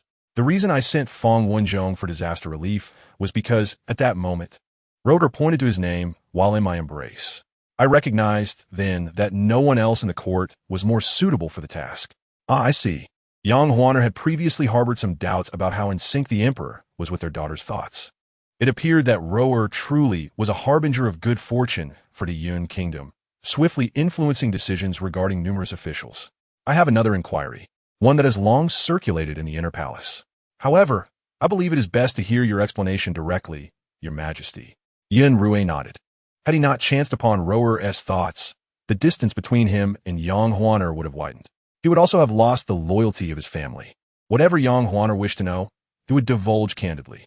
Pray, I wish to understand why you have chosen to reinstate the Yang family and why you have bestowed such favors upon them during this time. You are aware that suspicion abounds in the court. Although I have not been involved in past matters, I have heard whispers, perhaps deliberately placed in the inner palace. Indeed, I once harbored many doubts about your family.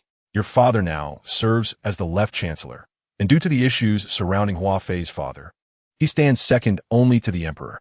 As the saying goes, it is easier to achieve than to maintain. My reservations persist. Nonetheless, we owe much to our daughter. Yang Huaner looked up, disbelief etched across her features. This involves your uncle and your father. I'm also aware of certain matters, and it was not merely a whim that led me to adopt your daughter's suggestion. Upon hearing this, Yang Huaner felt a weight lifted from her heart. What then of the recent situation involving my uncle, who was falsely accused of colluding in the examination of scholars? What are your thoughts on this, Your Majesty? The Yang family currently stands at the pinnacle of power, enjoying my favor. After such a transformation, the future appears bright for them, and even the younger generation is being recognized. Why would they engage in such perilous actions that could cost them their heads? Surely they are not foolish enough to be led astray. Moreover, despite the harshness of the child's words, he could not deny that whenever he faced challenges, his daughter always provided the most optimal solutions. In the imperial court, there still exist numerous corrupt officials. His primary task now is to review the examination list sent by the Yingwu Bu. It would be ideal if his daughter could provide 1 or 2 suggestions. Upon hearing this, Yang Huaner felt a significant weight lift from her heart. It is reassuring that His Majesty trusts the Yang family. Why wouldn't he trust them? Yun Xirou pulled Yang Huaner closer. I have never doubted your family's loyalty to me. Rest assured, I previously held many misconceptions about you and the Yang family, but henceforth, those misunderstandings shall no longer trouble me. Yang Huaner felt her eyes well up with tears, her nose tingling. Yun Xirou, listening nearby, was filled with frustration. As it is often said, formidable men are drawn to delicate women. A touch of vulnerability can indeed enhance the emotional life between spouses. Wasn't that the case with Nguyen and Xian Fei? Setting aside thoughts of Nguyen and Xian Fei, Yun Xirou remained oblivious to the underlying tension. However, upon his daughter's remark, he suddenly recalled the fears he once harbored under the influence of those concubines. He had just ascended the throne, and some powers were indeed unevenly distributed. Prior to Yang Huaner, such circumstances had existed. Although he had sensed them, he felt too embarrassed to voice his concerns. Perhaps now was the time. Yang Huaner was undoubtedly aware of these matters, yet she chose not to reveal her awareness in front of Yun Xirou. She cast a delicate glance his way, one that contained a myriad of unexpressed feelings, stirring something within Yun Xirou. In the past, he had been drawn to Nguyen's company because of her melodious voice and her ability to soothe his anxiety. Xian Fei's brother was quite formidable, able to quell numerous conflicts. Later, she became the Empress, the mother of the nation, and it would not do to tarnish the dignity of the Empress. After that, he had ceased to visit. Now, It was Yang Huaner who occupied his thoughts. Do you know why I once frequented their palaces? Yang Huan shook her heart heavy with bitterness. How would you not know? It was because they were adept at conversation, even if they were not. Their families instilled a sense of caution in His Majesty. This was because he had only recently ascended the throne and needed the support of such individuals for his reign. However, I can swear to you that my frequent visits were truly because I held a deep affection for you. Alas, which emperor has not traversed such paths throughout history? There is no need for you to say such things, father. Yun Xirou paused, realizing how much this stubborn girl understood. Were it not for her usefulness, he would have certainly found a way to teach her the art of discretion. The moment Yun Xirou's expression changed, Yang Huaner nearly believed he could hear Xirou's unspoken thoughts. But when he calmly shifted the topic, she breathed a sigh of relief, feeling as though only she could hear Xirou's heart. This was preferable, preventing further misunderstandings that might lead others to perceive Xirou as a malevolent spirit. Although she had previously encountered Mu Wanqing, it was still necessary to inquire. My parents are in good health. As for your sisters, I have heard of one who rose to prominence after you entered the palace. It is said she is the most talented dancer in the capital. There should be no unexpected issues after the matter of the illegitimate child. I have also brought you a gift today. Chapter 44. Is this not reserved for the Empress? Yang Huaner was taken aback. Your Majesty, why bring a gift upon your arrival? Of course I must bring one. You have done so much for me. Whether it is your efforts or those of Yun Xirou, it is ultimately a testament to the accomplishments of this mother-daughter duo. Yun Xirou was never stingy with rewards. With a wave of his hand, Fuzi entered with a large box. Open it and take a look. Yang Huaner was overjoyed, her lips curving upwards in a smile that she could hardly contain. Indeed, father speaks wisely. One should express their likes and dislikes, allowing you to pinpoint what mother favors. Although the way his daughter referred to Yang Huaner was somewhat peculiar, Yun Xirou had already grown accustomed to it. Nanny, calling you mother also feels right. Yang Huaner opened the box to reveal a phoenix hairpin adorned with 5 precious beads. Such an item was reserved for the Gui Fei. She quickly knelt down, exclaiming, Your Majesty, this item is far too precious. I am unworthy to receive it. Yun Xirou stood up and helped her to her feet. I brought it for you, which signifies that you are deserving of it, so accept it graciously. But I am merely a concubine now. Such a gift is meant for the Gui Fei. Yun Xirou glanced at Yang Huaner, understanding her concern for his reputation.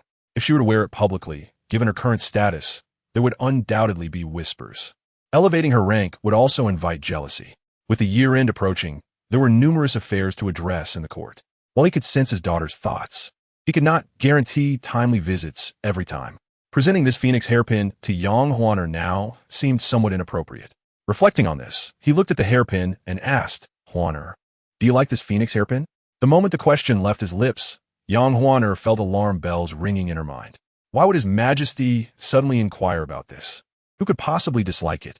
Yet, the rules were clear. Even if one liked it, they could not simply express that affection. Before Yang Huaner could finish, Yun Xirou stood up and assisted her. If you like it, then say so. Your feelings will not provoke any disapproval from me.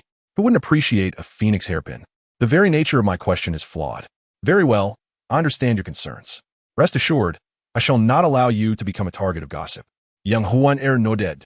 Responding, I humbly bid farewell to your Majesty. Just as she had risen, she noticed Yun Xirou returning. He glanced at Yun Xirou, held by Chun Shui, and said, I wish to grow closer to my daughter. Is it permissible for me to take her away? Your Majesty's affection for Rower is indeed a blessing for her. How could I object? Moreover, it is entirely normal for a father to cultivate a bond with his daughter. Your Majesty underestimates my understanding. Delighted that Yang Huaner grasped the significance of such matters. His previous lack of effort in nurturing his relationship with her had been a misstep on his part. He was grateful for the blessing of having such a precious daughter, which illuminated the folly of his past actions. But your Majesty must review the memorials. Will Rower not be a distraction? This young girl, despite her tender age, understood the importance of priorities and did not cause a scene. Nonsense. I intend to let Yun Xirou observe the affairs of the court to determine if I should consider replacing anyone. Today, Yang Wugua has just submitted the list. It is crucial to act swiftly. Then I shall not disturb your Majesty. Yun Xirou nodded, leading Yun Xirou to the Yangxin Hall. Yang Wugua was efficient, having compiled such a list of talents in a short time. Yet Yun Xirou felt uncertain about whom to employ. What is father aiming for? Previously, he was so discerning about who to trust, yet now he seems confused. There is no rush for the position of Right Chancellor. That role requires careful evaluation. In truth, the realm could function without one. Yun Xirou nodded, having already discerned the Yang family's loyalty. He was now aware of their thoughts and intentions. The existence of the Right Minister has become less significant. As for the position of the Minister of Revenue, it can be filled by Fang Wenzhong. Ying Tianlong may be reassigned to another position. Fang Wenzhong has made notable contributions in disaster relief and possesses a thorough understanding of the conditions along the affected areas. His thoughts align perfectly with the needs at hand. For the sake of Xirou, he must find ways to dismantle any barriers. The defense of a nation does not solely rely on men. Should we be able to select wise young women like Xirou, it would indeed be feasible. Contemplating this, Yun Xirou waved his hand grandly and inscribed his thoughts. Tomorrow, he would have Fuzi convey this to the 6 ministries. This way, it will be clear whom I intend to employ. He gazed proudly at Yun Xirou, recognizing her exceptional capabilities and strategy. Yun Xirou, however, lacked the vigor and fell asleep after Yun Xirou finished discussing the examination candidates. As he observed her face, Yun Xirou was reminded of Yang Huaner's visage. He should provide Yang Huaner with a satisfactory response, allowing her to know of his affection. He must devise a way to deliver his sentiments to her openly, ensuring that no one could find fault. As for noble Consort Li, he would take the opportunity to speak with Yang Huaner and make further plans. Resolute, Yun Xirou penned the imperial decree. The following morning, the imperial household dispatched Yun Xirou's command to the Changchun Palace. Being the first of its kind in the current reign, the news spread rapidly. Despite her disdain for Yang Huaner, Consort Li had to approach with a smile to offer compliments. I once thought having a reliable brother was sufficient. But the incident with Consort Li made me realize the importance of family, particularly those who do not hinder progress. It is regrettable that those within my family do not recognize this, always assuming that my lack of favor necessitates sending someone to the palace. However, Consort Li refrained from voicing such sentiments. Consort Li, following Yang Huaner's lead, added, "Yes, I envy Consort Li for having a brother." Consort Li rolled her eyes, yet her curiosity lingered. Is not the phoenix hairpin exclusive to Her Majesty the Empress? How could His Majesty bestow it upon your sister? Isn't that a slight to the Empress? Despite the issuance of the decree, it does not signify that others harbor no opinions about Yang Huaner. Consort Li has always enjoyed stirring trouble, yet there are matters that do not warrant such provocation. Others believe that Yang Huaner's favor must have a reason behind it. Even if some dislike her, they see no need to create discord. If Yang Huaner truly lacked favor, His Majesty would not act so absurdly. She undoubtedly possesses exceptional qualities. Some sought to advise while others remained silent. The arrival of the Empress was timely, as she overheard Consort Li's remark. Indeed, Sister Li must have extraordinary qualities, which is why His Majesty granted her the phoenix hairpin. This reflects His Majesty's appreciation of talent. If other sisters desire such recognition, they too must strive to excel. Consort Li stared at the Empress, perceiving her as exceedingly hypocritical, feigning generosity while clearly harboring disdain. It is laughable. The phoenix hairpin, worn by the Empress, can only be befitting a 9-headed phoenix, while this item is merely a token of recognition. Sister Li has always been eloquent, and this poetry gathering has revealed that her charm serves her well in the palace. Very well, we are all sisters, and His Majesty acknowledges Sister Li's contributions. The Empress turned to retrieve an item, stating, "Upon hearing that Sister Li received a reward, I was uncertain what to present, so I brought this Guanyin statue, which not only blesses you with safety and prosperity, but also ensures the little princess grows up healthy and joyful." Yet again, she resorts to such superficial acts of goodwill. The Empress truly knows how to wield such tactics. Initially, one might expect her to incite discord between the two women, yet she proved remarkably inept, allowing Yang Huaner to rise above her. I thank your Majesty for the bestowal, that you, my sister, have gained His Majesty's favor and received such a significant reward. You must consider the royal family's future. Though we have a little princess, the task of expanding our lineage cannot rest solely on her. I shall heed the Empress's guidance. Once the group departed with their gifts, Xiang Pin approached slowly.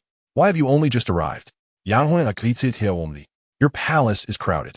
Even if we wish to share our thoughts, there is no space. I prefer to wait until the others left to avoid misunderstandings. What misunderstandings could there be? Do others not understand my circumstances? This poetry gathering was made possible thanks to you and your sister. We all strive to survive in the palace. We help each other where we can, and you, having risen to prominence, would not forget me and my sister. Upon hearing this, Yang Huaner smiled slightly and welcomed her inside, and the two sisters exchanged a few heartfelt words. The weather has turned unseasonably cold. This year's snow has come too early, falling even before the start of the 12th lunar month. Recalling her daughter's reminders, Yang Huaner continued in agreement with Xiangpin. Yes, encourage your father to prepare additional provisions. While it may not seem necessary, it is prudent to be prepared. Yang Huaner spoke wisely. Preparation is indeed paramount. After a brief conversation, Xiangpin took her leave. Yang Huaner proceeded to the Yangxin Palace, gaining permission to enter. Huaner, you have given me a wonderful daughter. Yang Huaner was taken aback, cautiously inquiring, Your Majesty, what has transpired? Your uncle just delivered the list, and I was troubled about how to arrange matters. Unexpectedly, this girl Xirou has provided me with a satisfactory solution. Yun Xirou beamed as he presented the arranged list. I should have bestowed that phoenix hairpin upon you earlier. It is time to enhance the jewels upon it. Yang Huaner remained bewildered, unsure of how to respond. Just then, Yun Xirou awoke and exclaimed, Why are you still in shock, mother? Such a splendid occasion deserves gratitude. Hearing her daughter's voice, Yang Huaner quickly regained her composure and knelt, exclaiming, I humbly accept the decree and thank your majesty for your trust. No need for such formalities between us. Recalling Yun Xirou's words, Yang Huaner addressed Yun Xirou. Your majesty, I have another matter I hope you might agree to. The distribution of porridge must be personally supervised by me. Yun Xirou, in high spirits, spoke with tenderness. Go ahead. Indeed, not only should the paternal family express their sentiments, but the maternal side must do so as well. This is a tradition of the Yun. Huaner, I should have anticipated all of this and prepared accordingly. Your majesty need not say more. I understand that your daily responsibilities are overwhelming, and my family's trivial matters should not trouble you.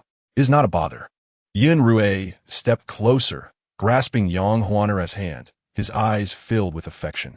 Had he not visited the Changchun Palace that day, believing the slanders of Hua Fei, he might never have had such a delightful daughter.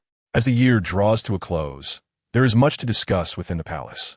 Even the patrols have improved compared to before. Yang Huaner expressed her understanding. I too should visit my uncle, yet the matters at hand are too numerous. I understand, and I believe my uncle will also appreciate your burdens. Indeed, if he did not, he would not have come to assist me. Favoring the Yang family was indeed the right choice. At least for now, it appears that with the rise of the Yang family, officials in the court revealing other intentions have gradually come to the surface. The capable individuals selected by Yang Wuwa are extraordinarily formidable. Given time, these individuals will undoubtedly replace the entrenched conservatives in the court. Recently, he instructed Yun Tian to conduct a thorough investigation and discovered that some officials indeed maintain close ties with the Empress. It is imperative for him to gather evidence against them in a timely manner. Consequently, this will inevitably impact the interests of the Crown Prince. Chapter 46. I confess to your majesty. How is the hostage from the Jin Kingdom? Yang Huaner has been preoccupied with matters related to the 12th lunar month. She has somewhat neglected Hellion Qi, however. With Chen Shui keeping watch, there should be no issues. I have recently been unable to meet him, but I have arranged for someone to stay close to the Hellion hostage, and they will report immediately if anything seems amiss. Yun Xirou nodded, quite satisfied. It is commendable that Yang Huaner can prepare ahead of time. Under her guidance, Xirou will undoubtedly flourish. He gazed at Yang Huaner with satisfaction. I am pleased that you can accompany me in the palace. However, after a visit to the Yangxin Palace, Yang Huaner had 2 additional pearls added to her phoenix hairpin, and upon hearing the news, the Empress's eyes nearly bulged with rage. Even the other concubines were taken aback. Gathered in one place, the concubines sipped tea. Who could have known? Could Li Fei have mentioned this to His Majesty? At this point, everyone understood tacitly. Could it be true? Since His Majesty followed Hua Fei to the Changchun Palace, things have changed. Although he does not solely favor Li Fei, it is close enough. Who knows what prompted Hua Fei to summon His Majesty back then? And Guirun, typically silent, suddenly made a striking remark. Initially, no one had paid attention to that matter. But under Ngairen's suggestion, curiosity arose. I heard that Hua Fei discovered evidence of Li Fei engaging in the trade of weapons and armor and presented this information to His Majesty. But why did His Majesty not take action against Li Fei afterward? Perhaps the evidence was insufficient. Hua Fei is generally careless. Insufficient evidence is certainly a possibility. But why has Li Fei suddenly gained such favor? Even if she served His Majesty, it is unlikely that she could have so quickly amassed additional pearls. The crowd found this intriguing yet somewhat unsettling, never having considered such a possibility. However, they dared not directly inquire with Yang Huaner, observing the curiosity in everyone's hearts. Ngairen smiled faintly. Once the seed of suspicion is sown, Li Fei will inevitably face some hardships. Upon returning to the palace, Ngairen felt the chill increasingly intensifying. The Empress had already dispatched people to distribute charcoal, and several stoves within the palace had been lit. After descending from a court, Yun Xirou made his way to the Changchun Palace. Considering how cold it was inside the palace, he feared that many outside were suffering. Reflecting on this, Yang Huaner proactively remarked, "Do you think this year's weather is a bit too cold too early?" Not wanting to say much. Yun Xirou also noticed that Yang Huaner's palace had already lit a stove. Indeed, the weather this year is indeed rather unusual. I have a thought, but I am uncertain whether to voice it. Please do share. A fleeting shadow of worry crossed Yang Huaner's face. I feel that if it is this cold in the inner palace, it must also be quite cold for the common folk. Upon hearing this, Yun Xirou realized the validity of her reasoning. With his daily responsibilities, it is inevitable that he overlooks certain matters, thus necessitating a wise partner to assist him. He had initially thought that person would be the Empress, but unexpectedly, it turned out to be Yang Huaner. Do you have any further thoughts? I must confess to your Majesty. With these words, Yang Huaner rose and knelt before Yun Xirou. In this place, it is just the two of us. There is no need for such formality. Ordinarily, I would not have the authority to handle this matter. But I privately instructed my father and mother to prepare some porridge kitchens and stockpile some provisions. Given the numerous events that have transpired in my past, I felt it necessary to advise them to be cautious. It is indeed a grave offense for officials to privately stockpile provisions. However, Yang Huaner does this for his own good. There must be clear rewards and punishments. Your Majesty may not be aware, but ever since you resumed favoring the Yang family, I have been filled with trepidation. Yun Xirou listened intently, feeling a pang in his heart. How could he not comprehend the underlying meaning of Yang Huaner's words? It is precisely due to his excessive favoritism that many in the court have turned their gaze upon the Yang family. If Yang Huaner had not warned her family to be vigilant about secretly transporting provisions, and if this were to be discovered by other officials, the repercussions for the Yang family would be far greater than before. Before Yun Xirou could finish his thought, Yang Huaner continued, I sensed an unusual chill before the poetry gathering. However, I feared I might be mistaken. Even if I were to report to your Majesty, if I were wrong, it would be a significant loss for the national treasury. Thus, I could only allow my parents to worry privately, storing the provisions within the Yang family. Should a disaster truly occur, they may be retrieved. This is a commendable plan. Yang Huaner offered a deep bow to Yun Xirou. After pondering for a moment, Yun Xirou realized that Yang Huaner's actions aligned with his own intentions, and he indeed needed to reflect on his past decisions. Had he heeded the slander of a certain official, he might have truly brought the Yang family to justice without granting them any opportunity for explanation. Yet now, all her actions indicated that he had previously been overly hasty, simply judging from a piece of evidence and imprisoning those suspected. He pondered how many people had suffered in silence under his command. I comprehend your meaning. Your Majesty, my Yang family harbors unwavering loyalty to you, which heaven can attest to. The Yang family has no intention of opposing you, nor any desire to defy you. With such a person alleviating his burdens, why would he seek help from others? However, this matter cannot rely solely on Yang Huaner's word. Now that she has brought this to him, it likely indicates that the outside world has discovered the refugees. He might be able to use this situation to eradicate those in the court who covet the Yang family. To cleanse the court, you may rise. Your actions in this matter are commendable. Even I may not have been able to consider such thoroughly. Rest assured, now that I am aware of this, I will not allow others to frame your family. Should refugees be discovered in the capital, I shall ensure my maternal family extends assistance. Very well, you may act boldly. I shall be your steadfast support. Chapter 47. Thunderous Measures. The next day, in the Hall of State Affairs, indeed, a minister raised the issue of the Yang family stockpiling provisions. Yun Xirou's expression darkened. Your Majesty, this is the evidence gathered by this old minister. Although the Yang family is favored, they must not overstep their bounds. A cold smile crept across Yun Xirou's heart. Zhu Aiqing, do you not feel that this year's weather is rather unusual?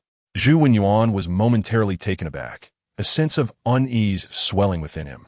Li Fei, residing in the inner palace, concerned for the people, has noticed the unusual winter weather and therefore informed me in advance.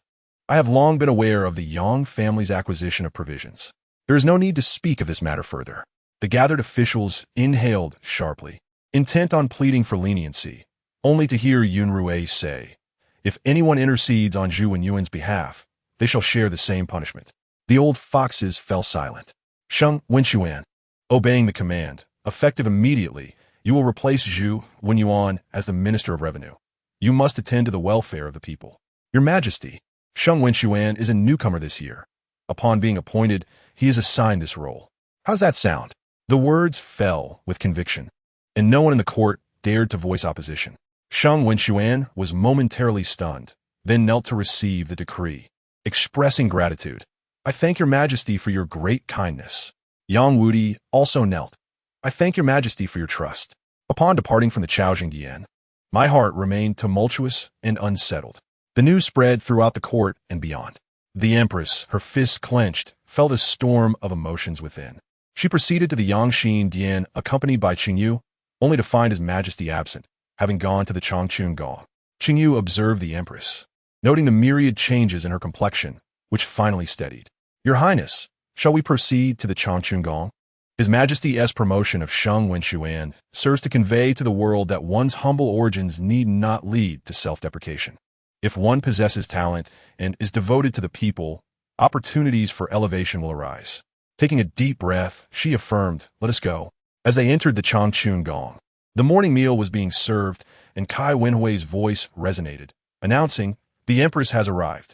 Yun Xirou felt a shiver run down his spine and exchanged a glance with Yang Huaner. Yang Huaner stepped forward to pay her respects to the Empress. Upon entering, the Empress disregarded everyone and moved directly towards Yun Xirou. I have seen His Majesty, she stated. Yun Xirou glanced at Yang Huaner. Li Fei, come here. This blatant disregard troubled the Empress greatly. Yet in the presence of many, she could only swallow her grievances. When Yang Huaner approached Yun Xirou, he finally turned his attention back to the Empress. What brings you here at this moment? Your Majesty, she began, her gaze flickering towards Yang Huaner. Yun Xirou's eyes darted about, and upon witnessing this, she let out a cold snort. What is this? Is managing the harem not enough? Must you extend your influence to the court as well? With Chu Liang apprehended by my father, she must be feeling fearful. With a mention of her daughter, Yun Xirou grew increasingly displeased with the Empress. There were no outsiders present, so she could speak candidly. The Empress hesitated. Was Yang Huaner not an outsider? However, with Yun Xirou speaking, she felt constrained to elaborate. This matter is urgent. I came to inquire about Sheng Wenxuan. He is inexperienced, and appointing him to this position may lead to misjudgments, especially in the crucial Ministry of Revenue. It would be better to select someone with more experience. The Empress spoke earnestly, yet to Yun Xirou's ears, it sounded as if she sought to meddle in state affairs. He narrowed his eyes. Do you believe my arrangements are inadequate? In a panic, the Empress knelt abruptly. Your Majesty, I did not mean that at all. You have not held me accountable for the Chu Liang incident, yet now you wish to intervene in my decisions, to suggest what constitutes a suitable candidate? Yun Xirou pressed, looking down upon the Empress. Perhaps you would prefer to assume the throne of Yun yourself? The statement silenced the assembly, and those beside the Empress collectively knelt. Your Majesty, that was not my intention. Then what is your intention? To recommend someone you trust for the Ministry of Revenue? To allow the Empress to be privy to its affairs? The prohibition against interference in state affairs must be reiterated to the Empress. Kneeling, she felt the scrutiny of the onlookers piercing her like nails, rendering her uncomfortable. If your Majesty truly intends to reprimand me, why not choose a more private setting? Why must it be before Li Fei? Yang Huaner, shrinking in the background, wished to speak for the Empress, but was halted by her daughter as silent plea. Mother, do not be foolish. This matter cannot be pleaded for. Yun Xirou turned to glance at Yang Huaner, the warning in his eyes compelling her to remain silent. If the Empress were wise, she would not press so relentlessly. My father is the sovereign, and matters of the court should be decided by him, not by a usurper. In other words, the Empress's actions suggest a desire to control the court through her appointed officials, rather than a genuine concern for the populace. Words should not be carelessly spoken. Yun Xirou cast a discreet glance at Yun Xirou. His daughter was astute. The Empress could manage the affairs of the harem, yet her reach must not extend too far. Even matters of the harem required his awareness, and they could not be solely handled by the Empress. This was one of the reasons he had enlisted Yang Huaner to assist in the harem. Understanding the Emperor's intent, Yang Huaner refrained from insisting further. Observing quietly from the side, the Empress felt her cheeks flush with embarrassment. She had never encountered such humiliation in her life. As she bowed her head in respect, her mind raced on the return journey. Your Highness, perhaps His Majesty wishes to consider your opinions. Enough. She opened her eyes, clarity replacing the confusion within. Having spent years alongside Yun Xirou, she understood him all too well. It was precisely this knowledge that motivated her desire to influence court affairs. However, His Majesty seemed increasingly wary of her, and she was uncertain of the cause. His Majesty stated that I must reflect in solitude for 3 days. He did not prohibit others from visiting me. As those words left her lips, Qingyu's heart raced. Her pulse quickened as she instinctively looked at the Empress. Your Highness, I am but a pawn needed for His Majesty's ascension. Now that the realm is secure, my presence is no longer necessary. Qingyu attempted to interject, but the Empress interrupted. Enough, I am aware of my words. I am not so foolish as to ruin my own future. Time was of the essence, and plans could not be meticulously crafted. You will go to the East Palace and inform the Crown Prince that there is a matter of great importance to discuss tonight. Additionally, seek out those previous ministers. I wish to see them and ascertain their preparations. Your Highness, should you not reconsider? You will do as I say. Understood. As the Empress departed the Changchun Gong, her fierce expression did not escape Yun Xirou's notice. This is troubling. The Empress has always been emotionally volatile. Provoked by my father, she will certainly summon those factions tonight. This is dire. She will undoubtedly incite them to plot against the throne. Yun Xirou narrowed his eyes. I'm not dead yet, and they cannot contain their impatience. Although history has seen formidable women ascend to power, the Empress is not among them.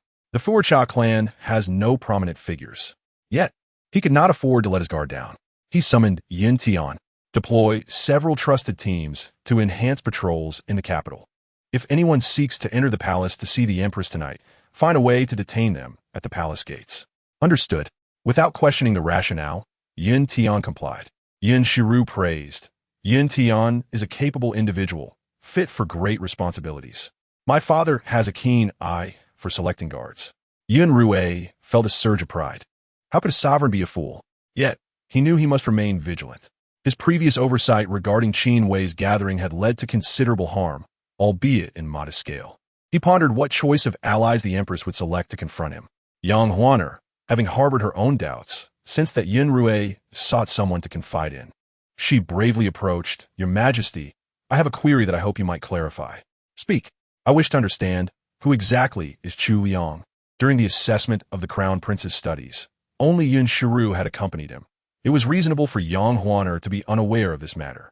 Upon hearing the inquiry, Yun Xirou revealed the full extent of Chu Liang's involvement in cheating the Crown Prince. At this revelation, Yang Huaner was incensed. Is this not self-deception? Even if he passed your assessment temporarily, should the Crown Prince later govern, would that not bring suffering to the people? Yun Xirou lifted his gaze to Yang Huaner. After years in the harem, he wondered whether her simplicity was genuine or merely naive. Mother has yet to learn from her experiences. The Empress does not seek to be the Empress Dowager. Rather, she aims to wield power from behind the curtain. If she could emulate Wu Zetian, she would undoubtedly spare no effort to undermine her own son. Hearing the heartfelt words of his daughter, Yun Xirou felt an immense satisfaction. The little girl is indeed his flesh and blood, which explains her remarkable intelligence. On the other hand, Yang Huaner was taken aback upon hearing her daughter's thoughts. Your Majesty, she could not help but cover her mouth in astonishment. Could it be that the Empress intends for the two to exchange a glance and intuitively understand each other's forthcoming words? Yun Xirou nodded. Indeed, Otherwise, why would the Empress be so eager to recommend talents to me? It is merely to seize what she wishes to control. Once the opportune moment arises, she will be able to take full command. Yang Huaner, stunned within, recalled the desperate struggles of Qin Wei and others at their wits' end. Would the Empress, in her vexation, summon the individuals Yang Huaner had been in contact with to the palace to discuss rebellion? Capturing Yun Xirou would mean controlling the emperor. As it stands, Yun Xirou remains the sovereign of the nation, and those outside would naturally refrain from rebelling lightly. At that point, wouldn't it be the Empress who dictates everything? Gazing at his daughter, Yun Xirou decisively stated, "You must take Xirou with you." "Your Majesty, Xirou," she hesitated, wanting to ask Yun Xirou if he feared that the Yang family might also rise in rebellion. Understanding Yang Huaner's concerns, Yun Xirou spoke first, "I trust you."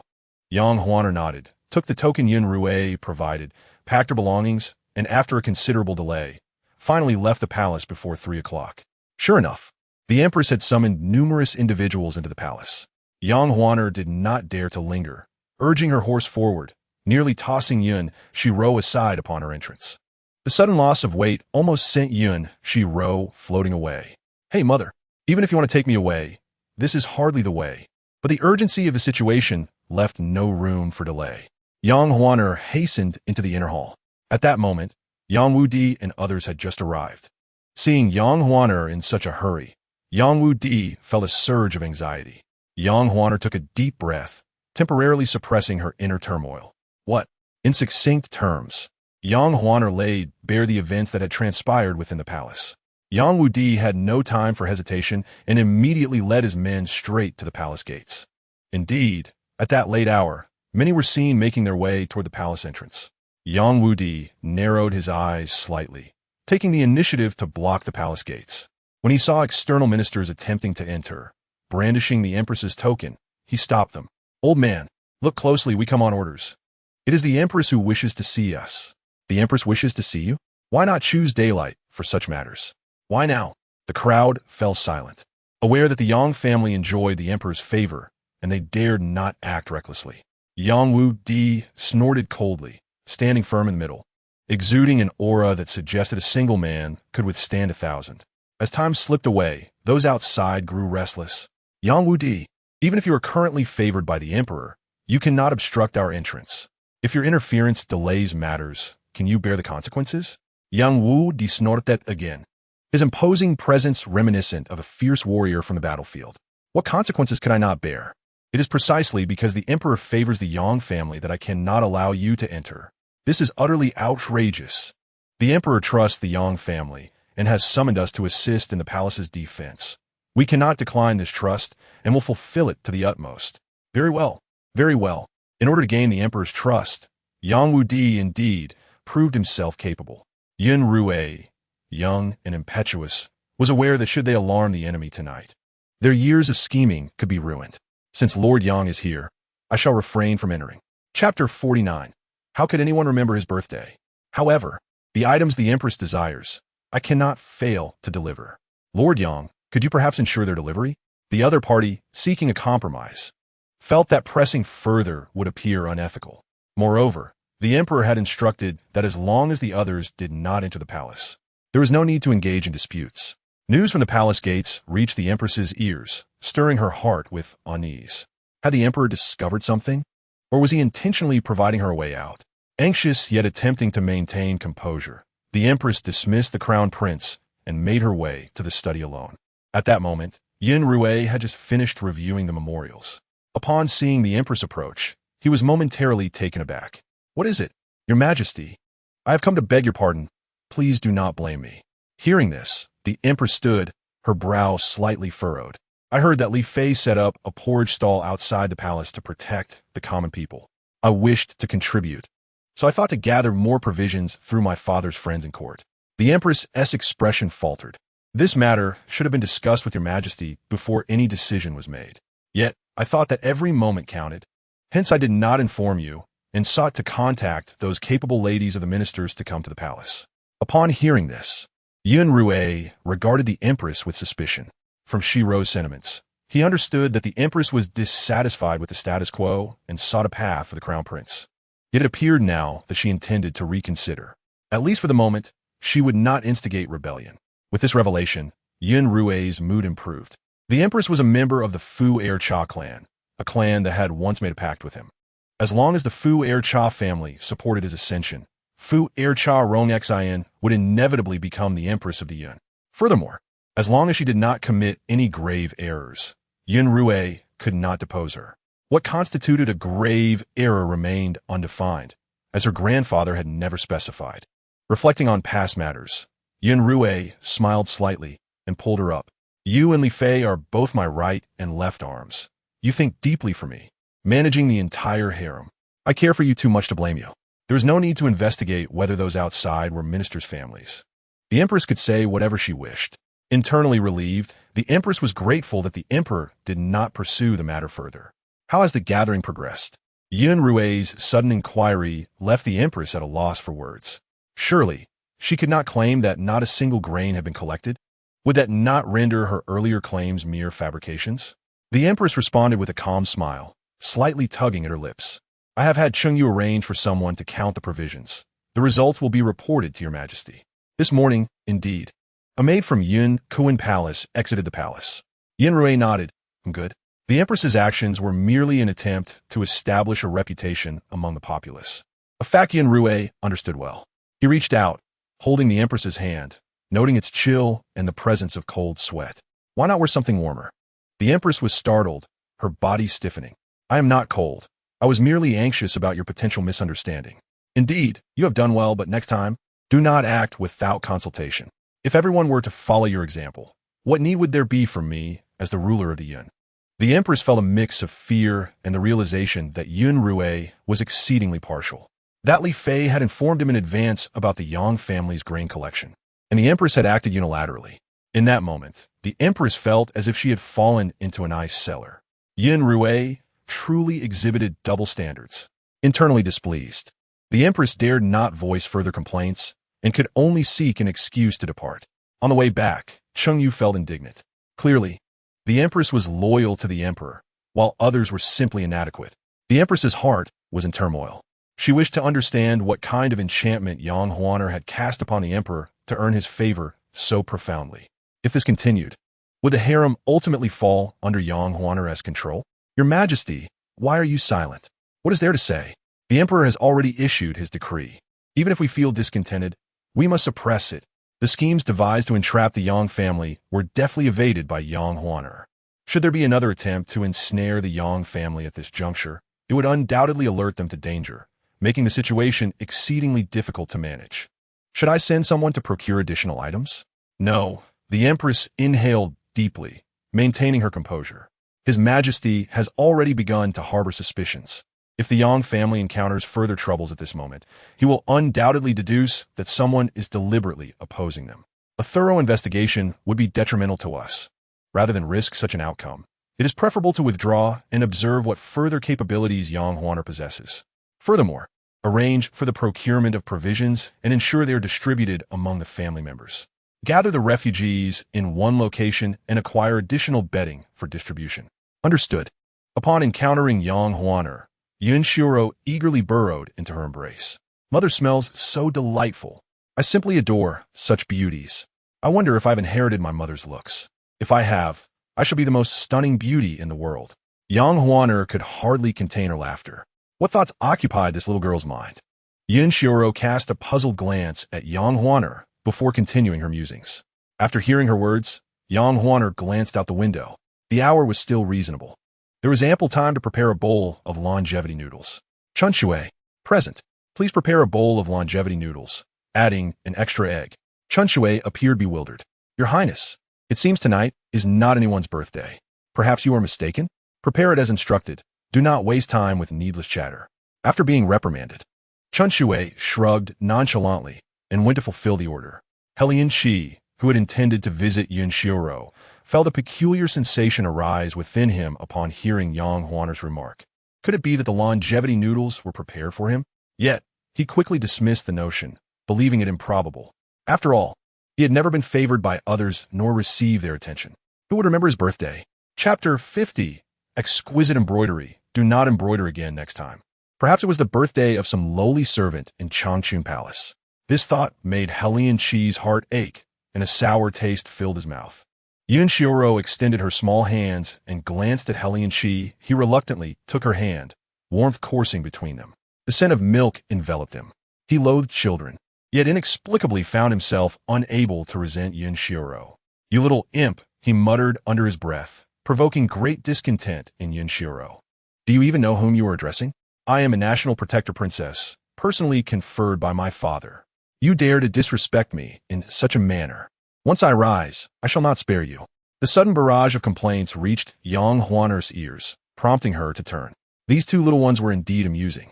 She approached slowly and inquired, "What does young Master Helian think of the little princess? What more is there to say? She was quite unattractive as a child, and she is unlikely to grow into great beauty. However, being dependent on others, I cannot speak so bluntly. The little princess is soft and lovely. Both the Empress and His Majesty possess exquisite features, so the little princess will undoubtedly grow into a beauty with bright eyes and white teeth, graceful and enchanting." "Scoundrel Helian Chi, you did not say that just now. Dare you repeat those 3 words?" The innocence of childhood allowed them to discern each other's thoughts through mere glances. Helian Chi met Yun Xirou's gaze without hesitation. She was irked, yet words failed her. Even to complain was impossible. Helian Chi reveled in his triumph. Yang Huaner chuckled softly. "I do not wish for my daughter to be exceptionally beautiful. I merely hope she can grow up safely and happily." Helian Chi lifted his gaze to Yang Huaner. Despite being of considerable age and having experienced much, how could she still cling to such naive hopes at such a critical juncture? The little princess would surely grow up safe, healthy, and carefree. Remembering what his daughter had once said, Yang Huaner suddenly turned to him. "Young Master Helian, you will always protect Roer, will you not?" This question caught Helian Chi off guard. He felt that there was more to her words, yet he could not grasp it.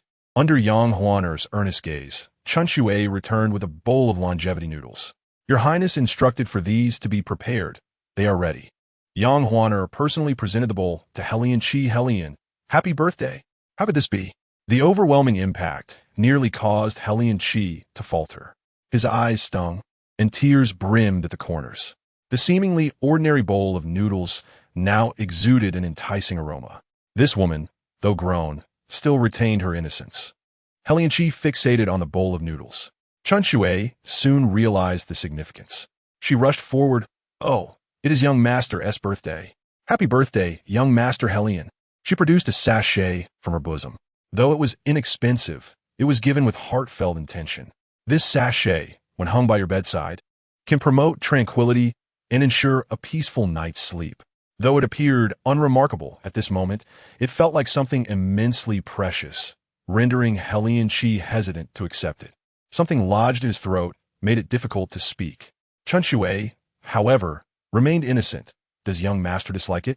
Though my embroidery skills may be lacking, my sincerity in congratulating you is genuine.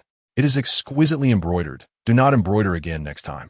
Chun Shui was taken aback, her lips trembling as she turned to Yang Huaner to complain. "Your Highness, look at young master. Although my embroidery skills are not the best, I truly wish to congratulate him." Yun Xirou stretched out her hands, eager to intervene. "How ungrateful! They extend kindness, and instead of gratitude, you insult them. Is this behavior befitting a man of stature? How petty!" Uncertain whether Yun Xirou was chastising him or the sachet, Helian Chi accepted it and watched as Yang Huaner personally served the bowl of longevity noodles.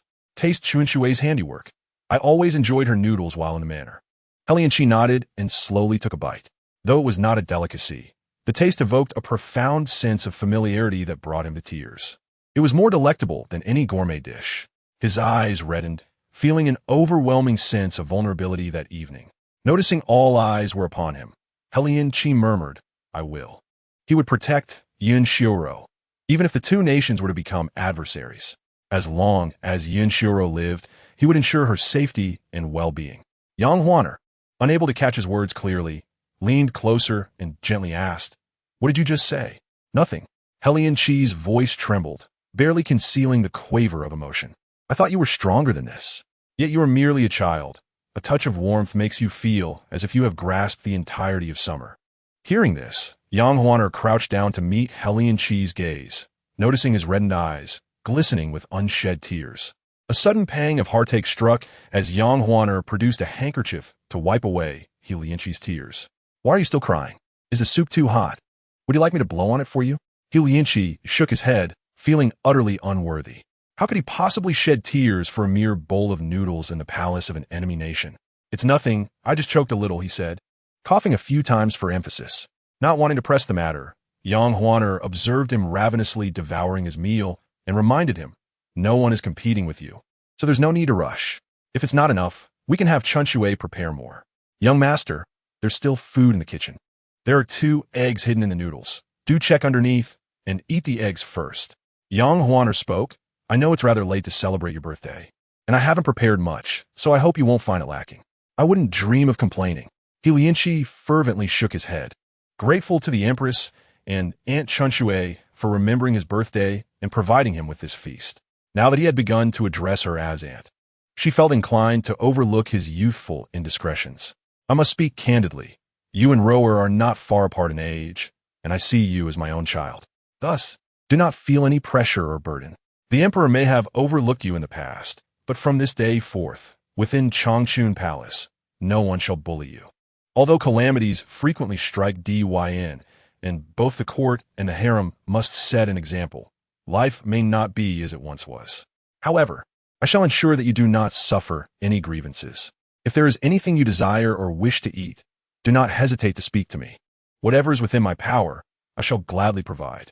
He Lianqi, clutching his chopsticks, had only one thought since this afternoon. He must strengthen his body and learn martial arts. However, such requests would be met with disapproval in any kingdom, especially given his delicate situation. May I truly make a request? As long as it is within my capabilities. Could I learn martial arts? Yang Huana beat her lip lightly. If this would cause the Empress difficulty, perhaps it was best to abandon the idea. That one tea happened. I will find a way, she assured him. He Lianqi smiled knowingly, thinking, father will surely not agree. How could a hostage learn martial arts? Yang Huaner contemplated more than just this. Since her daughter claimed He Lianqi was a pivotal figure, potentially a future ruler, he would undoubtedly find a way to learn what he desired. Her attempts to obstruct him might prove futile. She needed to devise a plan to persuade the emperor to grant He Lianqi permission to practice martial arts. A single bowl of noodles nearly prevented He Lianqi from leaving the main hall of Changchun Palace. Once back in his room, he took a deep breath. Today had been another day of striving to survive, hoping the Empress would not disappoint him. After he passed the trial, he would no longer have to practice in secret. Your Highness, why did you agree to He Lianqi's request? The words of Yun Xirou reached Yang Huaner's ears, and she smiled inwardly. She dared not hope that the relationship between their nations could improve due to a mere consort. However, if what her daughter said were true, then this matter should indeed be agreed upon. Contemplating this, Yang Huana noticed Yun Xirou extending her tiny hands and babbling cheerfully. Look, even the little princess agrees with my thoughts. Chun Shui felt a bit helpless. If He Lianqi truly did pursue martial arts, then the very day Yang Huaner sought to have him practice would put her in a dilemma. Moreover, even if the Empress defended herself, if He Lianqi remained silent, no one would believe her. The Emperor's emotions were unstable, and his thoughts inscrutable. Who could predict whether he might suspect the Empress? I understand you are considering my well-being, but this matter is not so simple, nor as straightforward as it appears. This child is astute. That much is evident. She cannot see it. The relationship between their nations was inherently adversarial. He Lianqi had never received kindness within the palace. Why would he possibly think of their Dyn's welfare? It would be sufficient if he merely refrained from destroying Dyn. How could the Empress harbor such an optimistic belief? Yet Chun Shui dared not voice her thoughts, choosing instead to brood silently by her side. The following morning, Yang Huaner visited the Emperor. Your Majesty, I come to discuss a matter with you. Upon seeing Chun Shui carrying Yun Xirou, Yun Rui stepped forward to take the child. To speak plainly, last night, He Lianqi approached me, expressing his desire to learn martial arts to protect the little princess. I am uncertain, especially considering the tense relations between our nations, and thus I wish to consult your Majesty. He Lianqi thought, father is clever. He will surely devise a way to handle He Lianqi. After all, He Lianqi is the protagonist. Even if he is denied now, he will undoubtedly practice in secret. Rather than allowing him to sneak around, it would be better to grant him open permission. As the saying goes, Know your enemy and know yourself, and you will never be defeated. Even though he is still a child, he should not be underestimated. After hearing Yun Xirou's thoughts, Yun Xirou pondered. The reason for bringing Yun Xi into the palace was to observe his actions and simultaneously restrain the enemy nation. However, if what his daughter claimed was true, and they lived in this little world where Yun Xi was indeed the protagonist, then everything would tilt in his favor. Let him learn, but he must remember to find a trustworthy mentor to teach him while also keeping an eye on him. I understand. Will your majesty be staying in Changchun Palace tonight? Of course. Receiving his answer, Yang Huaner instructed Chun Shui to begin preparations and also conveyed the news to Yun Xi. When Yun Xi heard this, his pupils dilated in disbelief as he gazed at Yang Huaner. Your Highness, is what you say true? I spoke to His Majesty this morning regarding this matter. He said it is commendable for young people to wish to learn, and since you must protect the little princess, he has granted your request. I have already asked Chun Shui to find the most renowned master in the capital. You must study diligently. Is it truly that simple? He is from the enemy nation. Yun Xi thought, has Yun Xirou lost her mind, or is she still not clear-headed? Although his wish had been fulfilled, he sensed that something was amiss. Will I really be allowed to learn? If you do not wish to learn, I can always ask the other princes. I believe they would also be interested in the capital's esteemed masters. Yang Huaner abruptly stood up, hardly taking a step forward before being met with force from behind. She turned to see Yun Xi looking at her warmly. Of course, I want to learn. Thank you, Your Highness, for planning this for me. It is not I who orchestrated this for you, but your own sincerity that moved His Majesty. Thus he granted permission. She had heard Yun Xi's words from the previous night. Though spoken softly, they resonated deeply. As long as you can protect Rower, that is all that matters. Whatever else you desire is inconsequential. Chun Shui arrived swiftly, accompanied by members of the Yang family. The Yangs were known for their martial prowess on the battlefield. While it had been some time since their glory days, their legacy endured. Among the Yang family, the sons learned the art of warfare, some not merely through theory, but also through practice. Hence, in both martial skill and strategy, they excelled beyond others.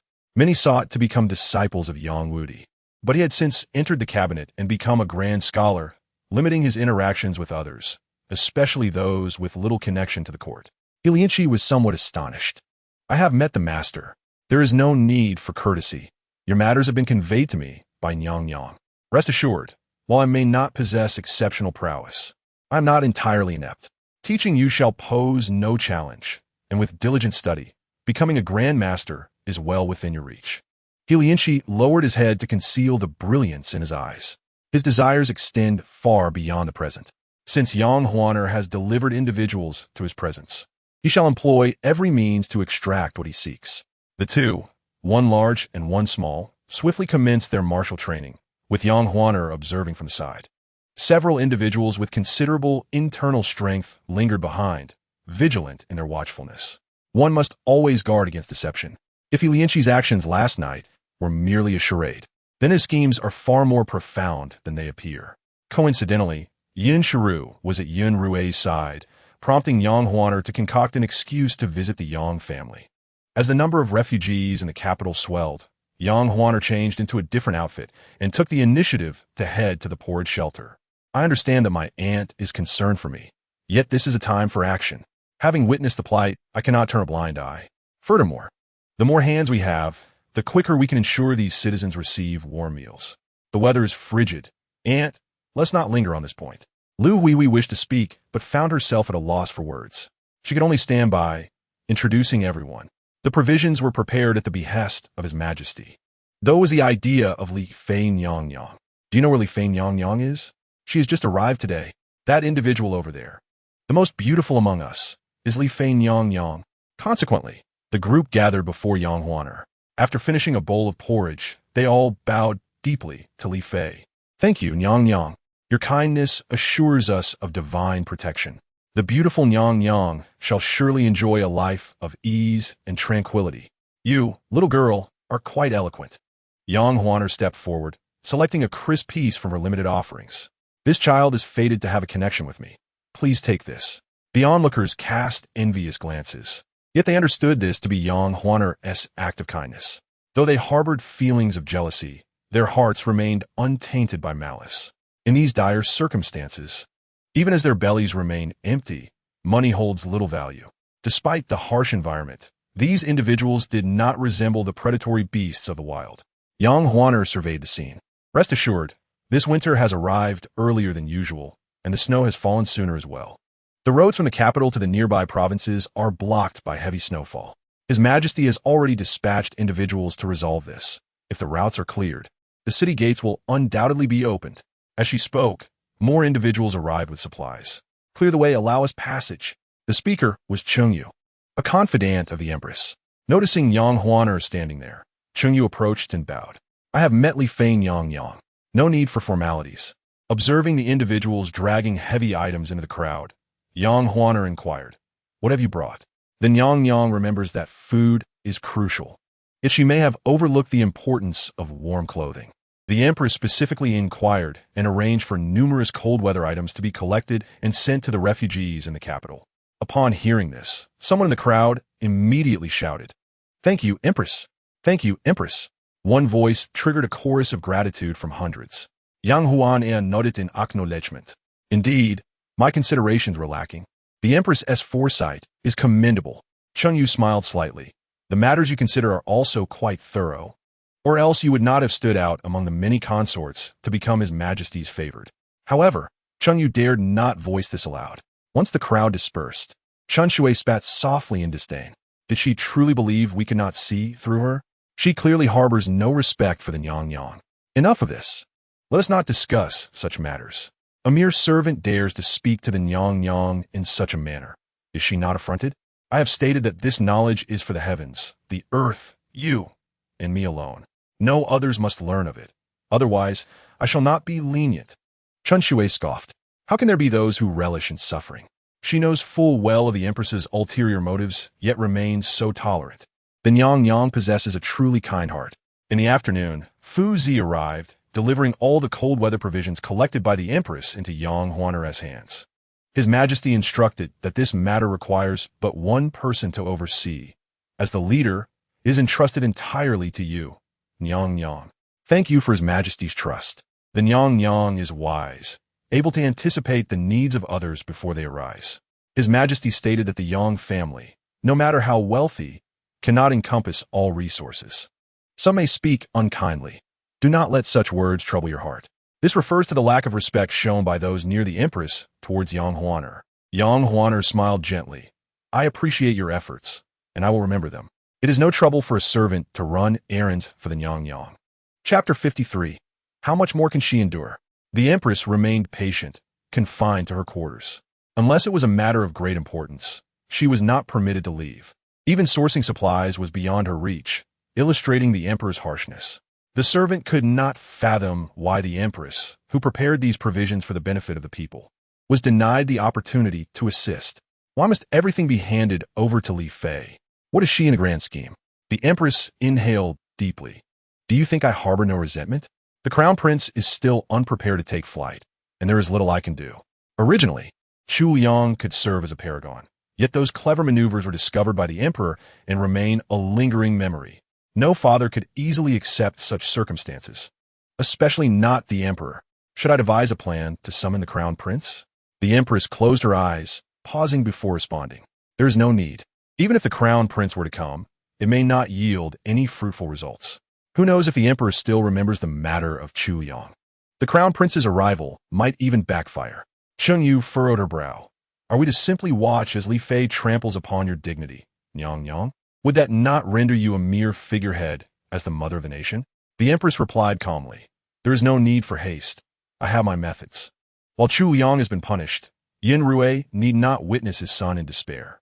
Although the true parentage of the Crown Prince remains hidden, as long as he occupies the position in the Eastern Palace, he shall not find peace.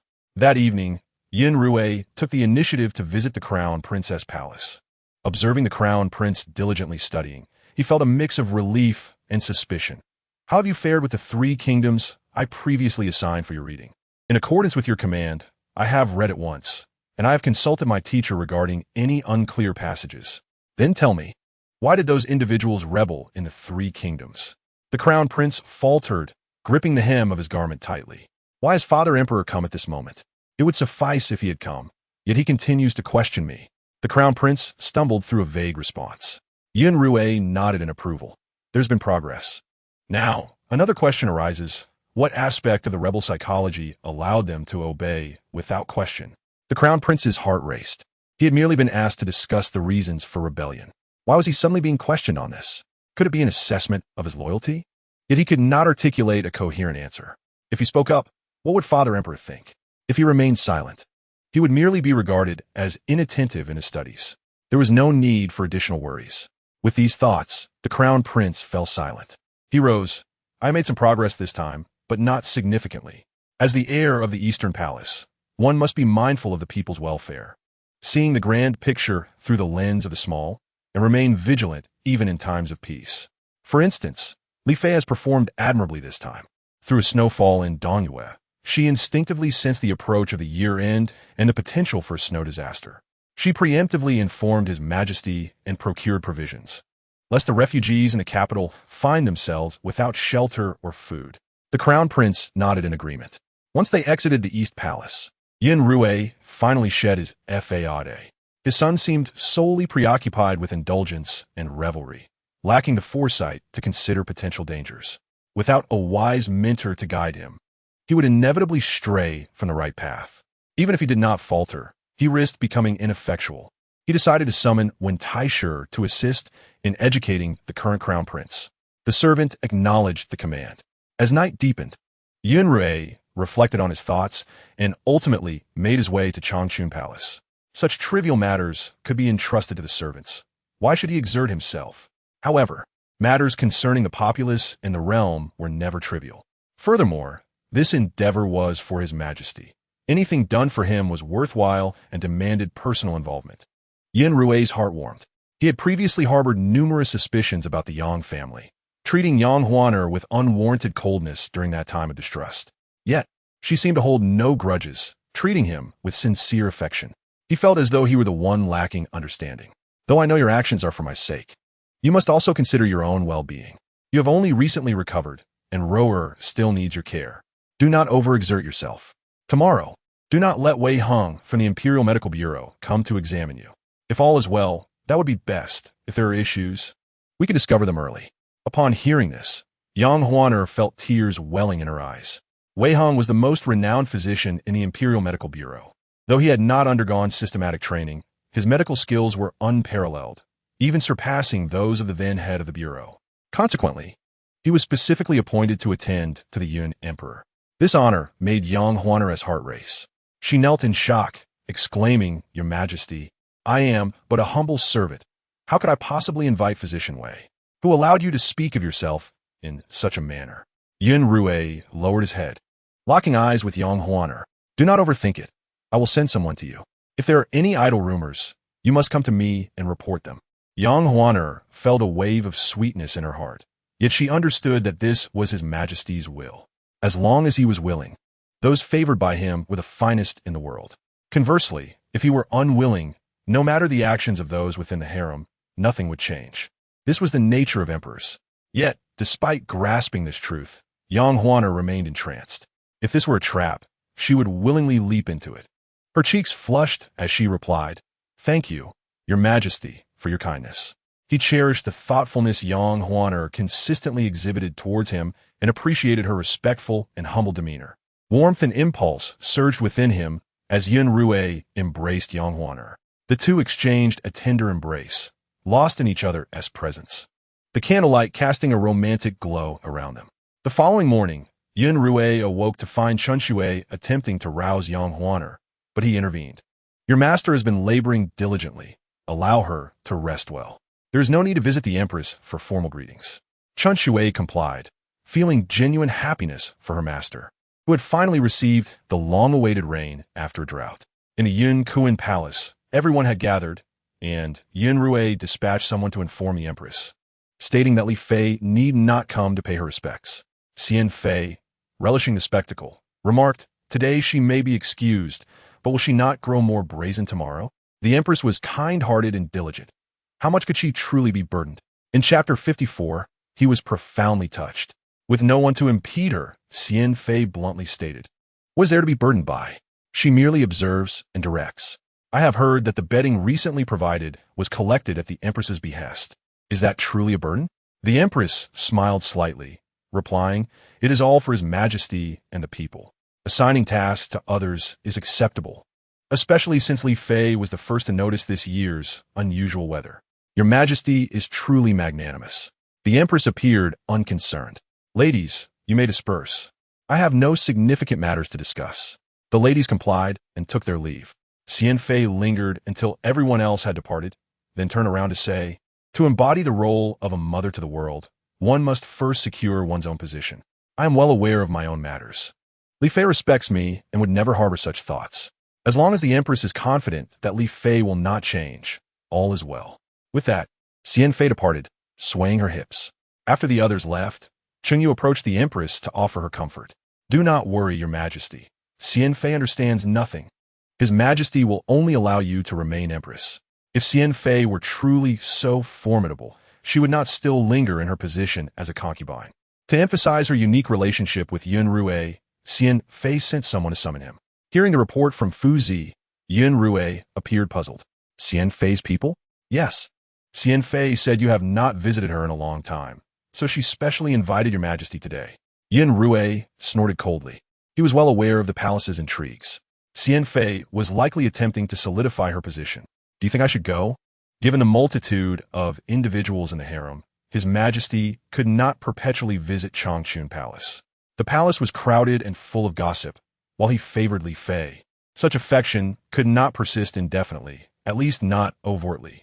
Yun Xirou fixed his gaze on Fu Zi, and after the latter finished speaking, he replied nonchalantly, "It is only because you have been by my side for so long that I tolerate your words. Had it been anyone else, I would have certainly taken their head. Your Majesty, do you not trust your servant? That is why I dare to speak so boldly." Yun Xirou chuckled and tossed a brush at Fu Zi. He sighed. "You are correct. The palace is filled with many voices, and some matters cannot always align with my wishes." He rose and tidied the creases on the table. "Since someone has taken the initiative to invite me, I shall go and see. Remember to inform Li Fei that I will not be visiting at noon today." The servant obeyed. Upon receiving the news, Yang Huaner chose not to linger in the harem and instead ventured into the capital with Yun Xi and He Lianqi. The streets of the capital were teeming with people, and He Lianqi leaned against the carriage window, displaying no emotion. "He Lian, you have seen for yourself how many citizens are rendered homeless by this disaster." He Lianqi raised his head, revealing a flicker of emotion in his eyes. "I have seen it indeed." Yun Xi, listening nearby, did not wish to be present. Heaven had bestowed upon her a compassionate heart, yet not the capability to effect change. Alleviating the plight of the disaster victims required substantial strength, far beyond mere financial means. Yun Xi, with her small arms and legs, observed He Lianqi's indifference as he rested against the window. Her heart brimmed with silent reproach. Mother is still too naive. He Lian has been sent here as a hostage since childhood. He has endured what these refugees have suffered, and in essence, he cares little for their plight. If a mere token gesture could win the hearts of the people, he would surely act. Moreover, during his time in the harem, he was subjected to ridicule by all. Such a cold-hearted individual cannot simply transform into a warm-hearted one upon witnessing these scenes. Hearing her daughter's thoughts, Yang Huaner felt a twinge of concern. Bringing He Lianqi out today was also intended to show him the plight of the refugees. Just a single snow disaster had left so many without homes. Should armed conflict arise, the common folk would suffer even more, enduring unimaginable hardships. He Lianqi, with his clever demeanor, nevertheless concealed his true thoughts. Yang Huaner engaged in conversation with him, asking, "What do you think about doing good deeds?" To which he replied, "It is certainly commendable to see the Empress like this. However," he added sagely, "with great power comes great responsibility. I am fortunate to enjoy such leisure days thanks to the Empress. Should I acquire greater abilities in the future, I shall undoubtedly shoulder more responsibilities. But if I do not possess such strength, one cannot simply deem me cold-hearted. Shall we go down together to serve porridge to the people?" she suggested. "Certainly," he agreed. Yun Xirou was taken aback. Yet she pondered that if such small acts could touch He Lianqi's heart, it would indeed be a splendid choice. Embraced in someone's arms, Yun Xirou perked up to observe the scene. Fortunately, the number of refugees was not overwhelming. Yang Huaner personally handed a long ladle to He Lianqi. and together they stood before the porridge stall. As the commoners approached, Yang Huaner held Yun Xi's hand to serve them, watching the grains fall into the bowls. Men wept openly. Once, the common folk had also endured days of hunger and cold. Although local officials would establish stalls to distribute porridge, they lacked the meticulous care of the Empress or the kindness of this young lord. The commoners felt deeply moved, given the chance. They would willingly repay the Empress and the young lord for their life-saving grace. Yun Xi regarded these sentiments with indifference. Is it merely a bowl of porridge? What significance does it hold? He mused. Upon his arrival into Yun, he had eaten stale buns. Moreover, those lowly servants, looking down upon him, delivered meals that were either spoiled or half-cooked. In the bitter cold, he had resorted to foraging for tree bark in a desolate courtyard of the palace. Others were unaware of these struggles. It is merely a bowl of porridge. What gratitude can it inspire? His gaze was icy, yet he recognized the watchful eyes of those around him. A hint of warmth crept into his eyes. This is simply what we ought to do. There is no need for such gratitude. It appeared that Yun Xi still valued the praise of others. Once a person reveals a vulnerability, they become easier to manage. Chapter 55. Who Speaks? Li Fei was quite pleased. What does young Master Yun feel about helping others? What is there to feel? He replied dismissively. They are merely a bunch of assholes. I do not wish to waste time here. Yet, it seemed Li Fei relished her time with these people. Thus, he remarked, helping others brings joy, especially when assisting those weaker than oneself. The people of Jingua are not virtuous, and even the citizens of Dayin do not treat me kindly. When I seize power, I will ensure they do not fare well. Li Fei, with her compassion, was ill-suited for great responsibilities. Even in the absence of the Empress, the position would not be bestowed upon her. Contemplating this, Yun Xi turned to Li Fei. Your Highness, though I am young, I have witnessed much due to my status. Those who understand gratitude may be assisted. Yet those who lack appreciation will not regard your kindness with respect or gratitude, and may even harbor resentment. People are inherently different. Who can guarantee that future events will unfold as one imagines? Li Fei nodded, though her heart did not fully agree. If one does not invest genuine feelings, the returns will not be sincere. You are right, young Master Yun. Take Xian Fei and the Empress as examples. They merely appear to thrive. Everyone is the same. Yun Xi nodded, observing Yun Xirou cradled in Chen Shui's arms. The young princess, still tender in age, faced a complex journey to navigate the palace safely. The Empress's family now basked in the Emperor's favor, wielding immense power in the capital, perhaps overlooking other concerns. However, the thoughts of those in power are the most inscrutable. One moment they may favor you, and the next they may not, potentially endangering your family.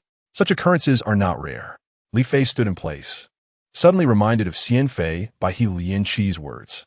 Xian Fei's brother, Yuan Jiahao, was among the most formidable generals in the capital's younger generation.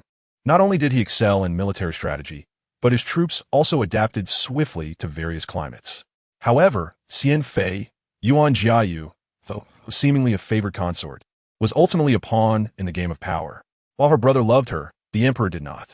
Despite much affection, she bore no offspring.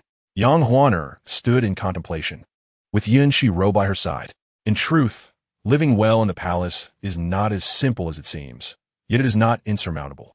My mother has spent considerable time in the palace and can learn some basic medical skills from physician Wei Hong. Possessing such a skill will be beneficial. She does not need to be an expert. Merely understanding the interactions of herbs will suffice. With her daughter's guidance, Yang Huaner felt a renewed sense of purpose. Indeed, there remained much for her to learn in the palace. If she could acquire some medical knowledge, it would be advantageous. Realizing this, Yang Huaner gently patted Yun Xi's shoulder. Would you like to learn medicine? Medicine? He questioned. What is there to learn? He recalled that the Emperor of the Yun had once been enamored with the notion of immortality. Yet, if such a thing truly existed, no one would die of old age at home. One must understand that anything contrary to the natural order cannot truly exist. Yang Huaner looked puzzled. What do you mean? Consider all things in the world. What can grant eternal life? The moment those words escaped, Yang Huaner swiftly pulled him into a carriage. Why did you say that? Surrounding us are the Emperor's people. If this reaches the Emperor's ears, Yun Xi's life would be in jeopardy. I understand your fears, your Highness. But if the Emperor were so petty, he would not have achieved such a vast empire. You are wise. I need only speak a single truth for you to grasp that the elixir of life does not exist, and thus learning medicine is unnecessary unless you have no capable individuals at your side. If there is someone trustworthy in the Imperial Medical Office, matters of medicine would naturally be resolved. Upon hearing this, Yang Huaner felt a mix of anger and inability to refute. Although Yun Xirou was young, his words were grounded in truth. When one observes the world, where can one find anything that grants eternal life? It is merely the cycle of fate. Some do not even live to see their 100th year. Apart from trees, few animals exceed that age. Yet, with her daughter being young, possessing medical skills would not be a disadvantage. You make a valid point. Even if the emperor were to discover this, he would not raise objections. He is a wise ruler and would understand this truth. If he understood, he would not have been so profoundly deceived by Hua Fei. Hearing her daughter's voice, Yang Huaner felt somewhat embarrassed. Yun Xirou, upon suddenly hearing a child's voice, was taken aback.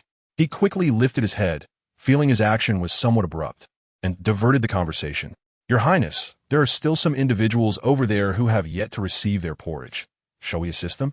Chen Shui and Yang Huaner were oblivious to the stiffness and awkwardness of Yun Xirou's movements. Upon hearing his suggestion, both nodded in agreement. Very well, let us go. Yun Xirou's heart raced fervently, as if his chest could hardly contain his beating heart. Each thump resonated like thunder in his ears. He was certain that there had been few children around him at that time, and the key figures who knew of such matters, apart from Yang Huaner, were none other than Yun Xirou. Could it be that Yun Xirou was just speaking? But she is so small. How could that be possible?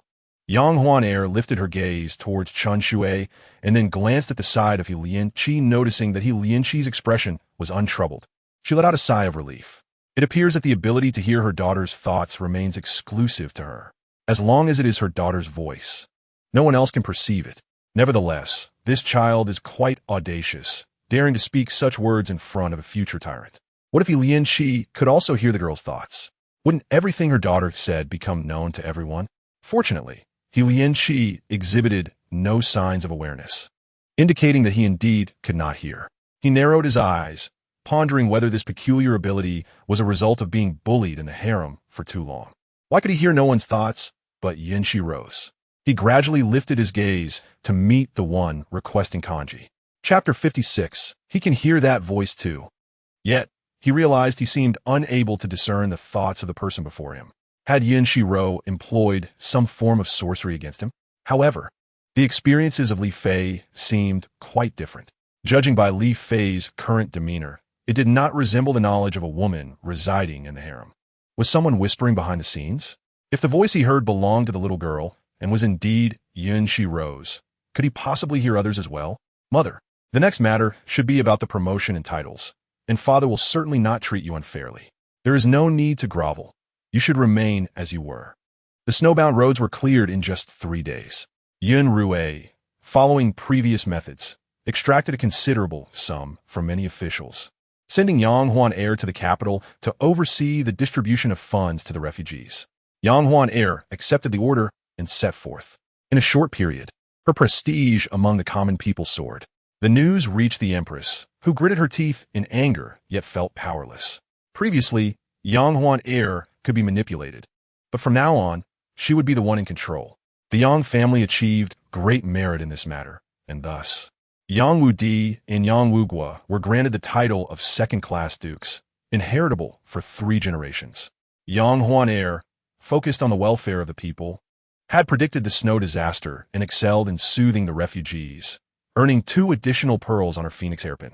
With the earlier 2, she now possessed a total of 9.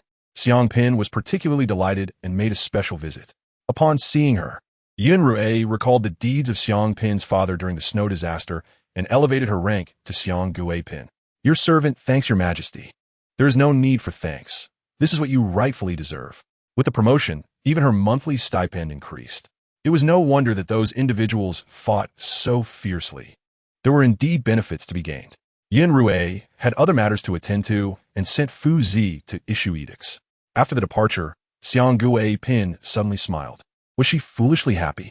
She shook her head. I used to wonder why they fought. Now I understand. It is not only for the amplification of power, but also for the increased silver each month. Yang Huan etwas momentan die Stund. Was this the reason for her joy? If not, then what? The Empress was unaware that those of us in the harem are merely filling positions. The Emperor does not truly favor us. The reason we entered the harem could be for appearances or to stabilize the people's hearts, but it certainly isn't out of affection. Craving the Emperor's love is a rather extravagant wish, and even pleading before the Buddha may not yield results. My background is humble, and my family is impoverished. Entering the palace was merely a hope for stable income. Though my rank is low, the silver I receive each month surpasses what others, regardless of their struggles, could ever earn, especially for those of lower birth, with no background. Your Majesty, we both know how rare the Emperor's favor is. To balance the power between the court and the harem, he must bring in more people. Thus, I seek only the tangible gold and silver, not his affections. Others claim that Yun Xirou is a tyrant, yet Xiang Gui Pin does not share this sentiment. Without the bloodshed in the former court, where would the peace arise? Even positions with substantial benefits in the harem are not dared to be exploited, as fear of the Emperor's wrath looms large. Young Huan heir still at frozen, having never contemplated the matter of the monthly stipend.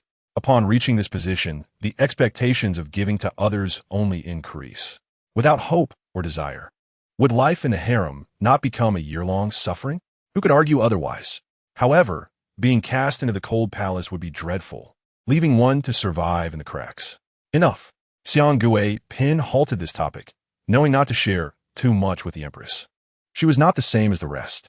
With family support, even if the Emperor dislikes her, he would never belittle her. Nightfall arrived as expected. Yun Xirou went to Changchun Palace. The news reached the Empress, who ground her teeth in frustration. Should I think of another way to summon the Emperor? But if he comes without his heart being here, what is the point? Yet tonight is the 15th, a significant day each month. The Emperor will surely come. Yet he is ensnared by that enchanting Li Fei. I am the mother of the nation and the sovereign of the 6 palaces. How can I be jealous of a mere concubine? However, Li Fei seems to have little else to occupy her time. Is she not particularly fond of that ugly girl? Just that remark made Cheng Yu understand. Your servant comprehends. Rest assured, Your Majesty. The New Year's Day is approaching. By the way, have the fireworks for New Year's Eve been prepared? Arrangements have already been made. Your Majesty can rest easy. As they conversed, Yun Xirou suddenly entered. The Empress had mentally prepared herself, but Yun Xirou's unexpected arrival caught her off guard. Your servant has seen His Majesty. Rise. Has Your Majesty dined? I have already dined. I have come to discuss a matter with you. Since Li Fei has begun to learn the management of the 6 palaces, and considering the previous poetry gathering was successful, let her handle the New Year's Eve banquet this year. The Empress felt as if struck by lightning, her heart trampled by the person before her. Though Li Fei is intelligent, the New Year's Eve banquet is not comparable to a poetry gathering.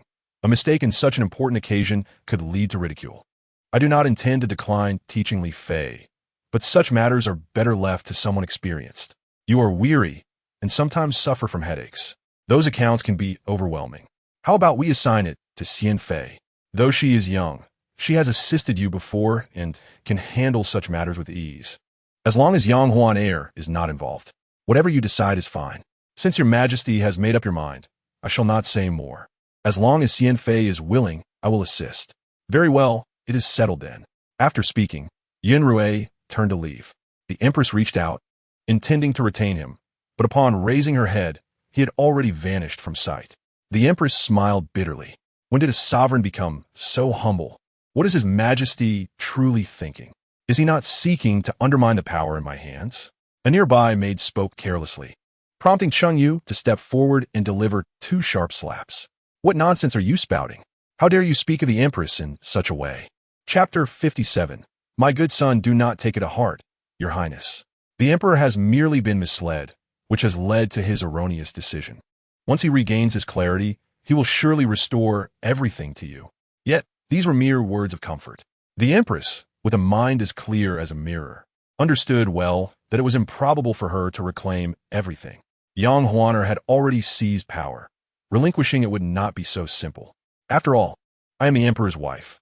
He cannot possibly disregard this face. With this thought, the Empress ceased her discourse, closing her eyes in feigned slumber. The atmosphere within Yun Kuan Palace grew markedly quieter.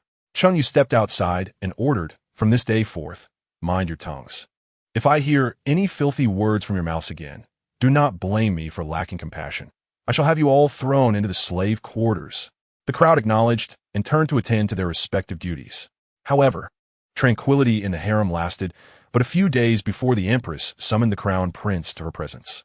Coincidentally, Yang Huaner was in the imperial garden admiring the plum blossoms and encountered the crown prince, who had come to pay respects to the Empress.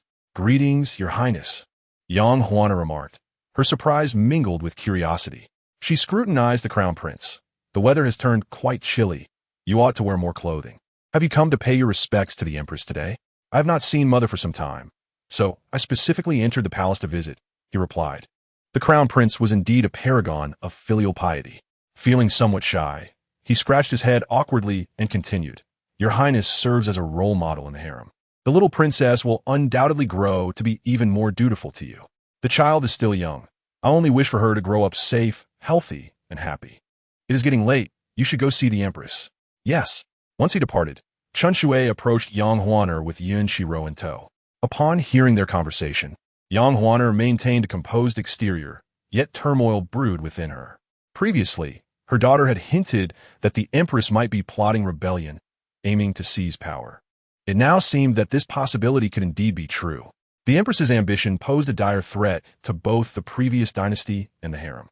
How could she avert such a calamity? This matter is of utmost importance, not only affecting the fate of the nation, but also the future of the harem. Mother must not act unilaterally. It would be more justifiable to entrust father with this task. This would prevent those individuals from making baseless speculations about mother. Yang Huaner felt a surge of panic, yet her daughter's words quelled her unease.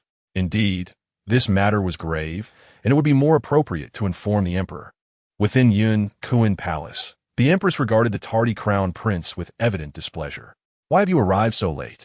"I encountered Consort Li on the way and exchanged a few words, thus I was slightly delayed. Mother summoned me. May I inquire as to the matter?" "Did Consort Li inquire about you?"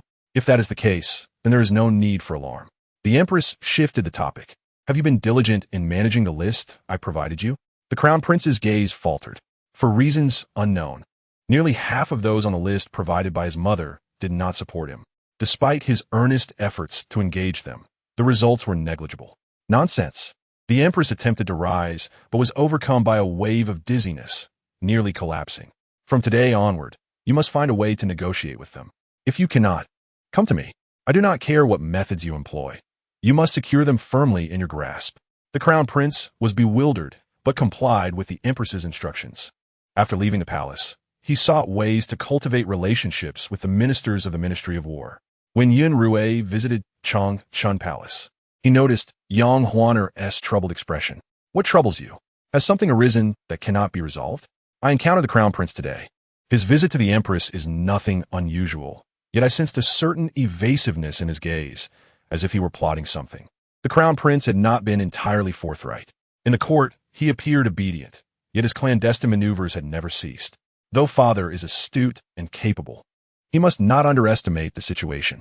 Since the empress has harbored rebellious intentions, it is only a matter of time before she acts. This realm, outwardly flourishing, was in fact precariously balanced. It was merely a step away from rebellion.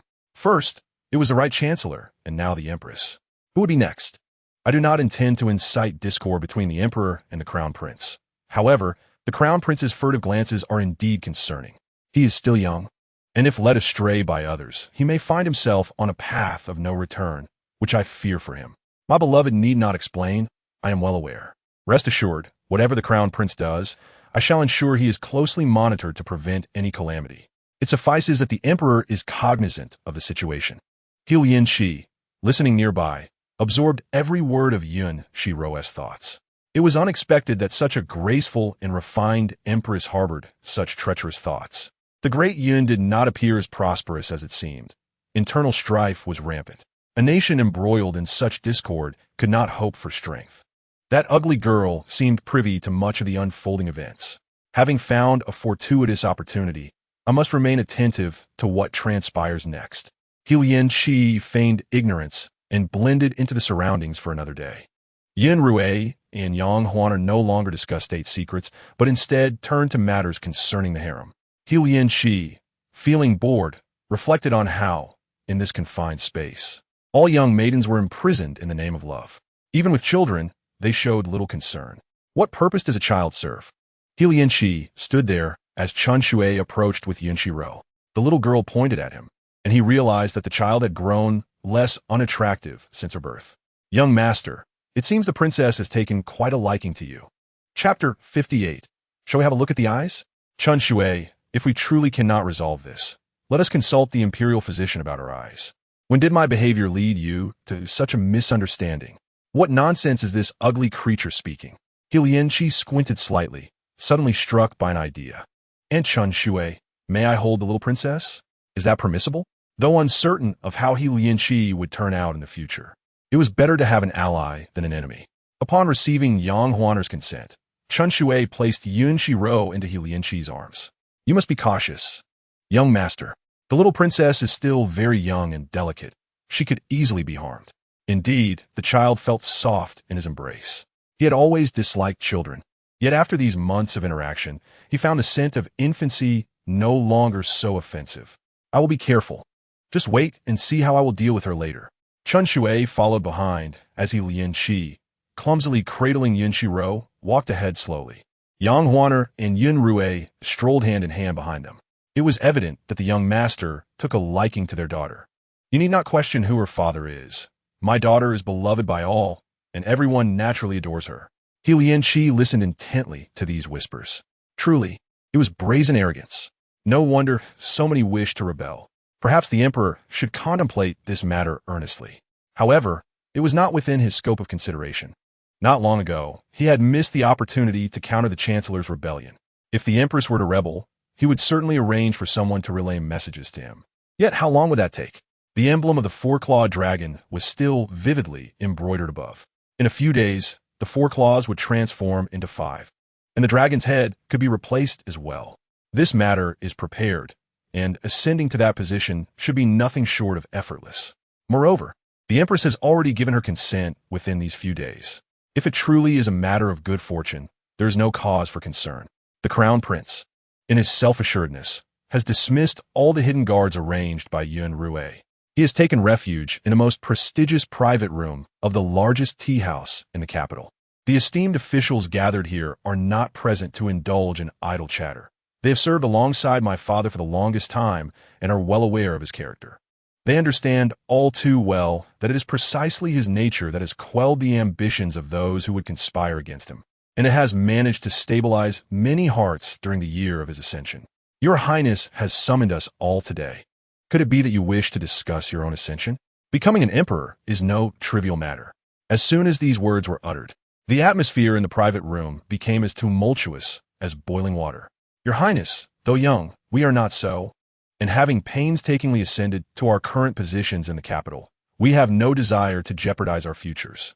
Your Highness, the Right Chancellor once attempted a rebellion, yet his ultimate fate was to be cast into a mass grave, while even the once favored Huafei ended her life in the cold palace. Engaging in rebellion is not a matter to be taken lightly. The Huafei's entire clan was implicated, with young girls exiled to the borders as courtesans, while slightly older males met with execution. He, too, was discarded into a mass grave. Can your Highness assert that he ascended to the position of Chancellor without merit? All present voiced their dissent. By the side, a person of calm demeanor spoke. The Crown Prince took a moment to compose himself. He was well aware that Yun Rui was presently robust. However, his mother had informed him that the Emperor had been consuming elixirs for years, substances so potent that even a chicken could perish from them. Even if the Emperor were to make timely adjustments, his health would surely not revert to its former state. Your Highness, I cannot agree with your statement. The reason I sought your counsel is because I regard you as responsible individuals, and I also recognize that you have reached the pinnacle of your current positions. It is improbable that you can ascend any further. Upon hearing these words, Yun Rui abruptly hurled the teacup from his hand. The sound of shattering glass echoed as it splintered into countless pieces, nearly striking Fuzi, who stood nearby. Why must your Majesty be so enraged? The son you raised, lacking both age and experience, harbors thoughts of rebellion against his father, except for the Qi Wang, who is inherently disobedient. Yun Rui cast the object in his hand before Fuzi. Look for yourself. Are these the words of a son? He currently possesses scant evidence regarding the Crown Prince's alleged conspiracy with other officials. Even if he wished to punish the Crown Prince, he lacks a suitable pretext. Fuzi dutifully gathered the scattered remnants from the floor and instructed others to clean up the shattered teacup. Why must your majesty be so furious? The Crown Prince is, after all, your child. Should you wish to discipline him, would it not be a simple matter? The Crown Prince currently finds himself idle, and being misled by others due to his youth. As his father, you could impose certain expectations upon him, particularly those that would encourage his tranquility. Upon hearing this, Yun Xirou experienced an epiphany. Just days ago, when questioning the Crown Prince about his studies and texts, he had been unable to articulate any coherent thoughts. It was indeed necessary to apply pressure on the Crown Prince. A plan must be devised to visit his daughter. Perhaps she could provide insight into the situation. With this thought in mind, Yun Xirou dispatched someone to summon the Crown Prince to the palace. Not long after leaving the tea house, the Crown Prince was escorted into the palace. Upon entering the study, he appeared bewildered. Why has father summoned me at this hour?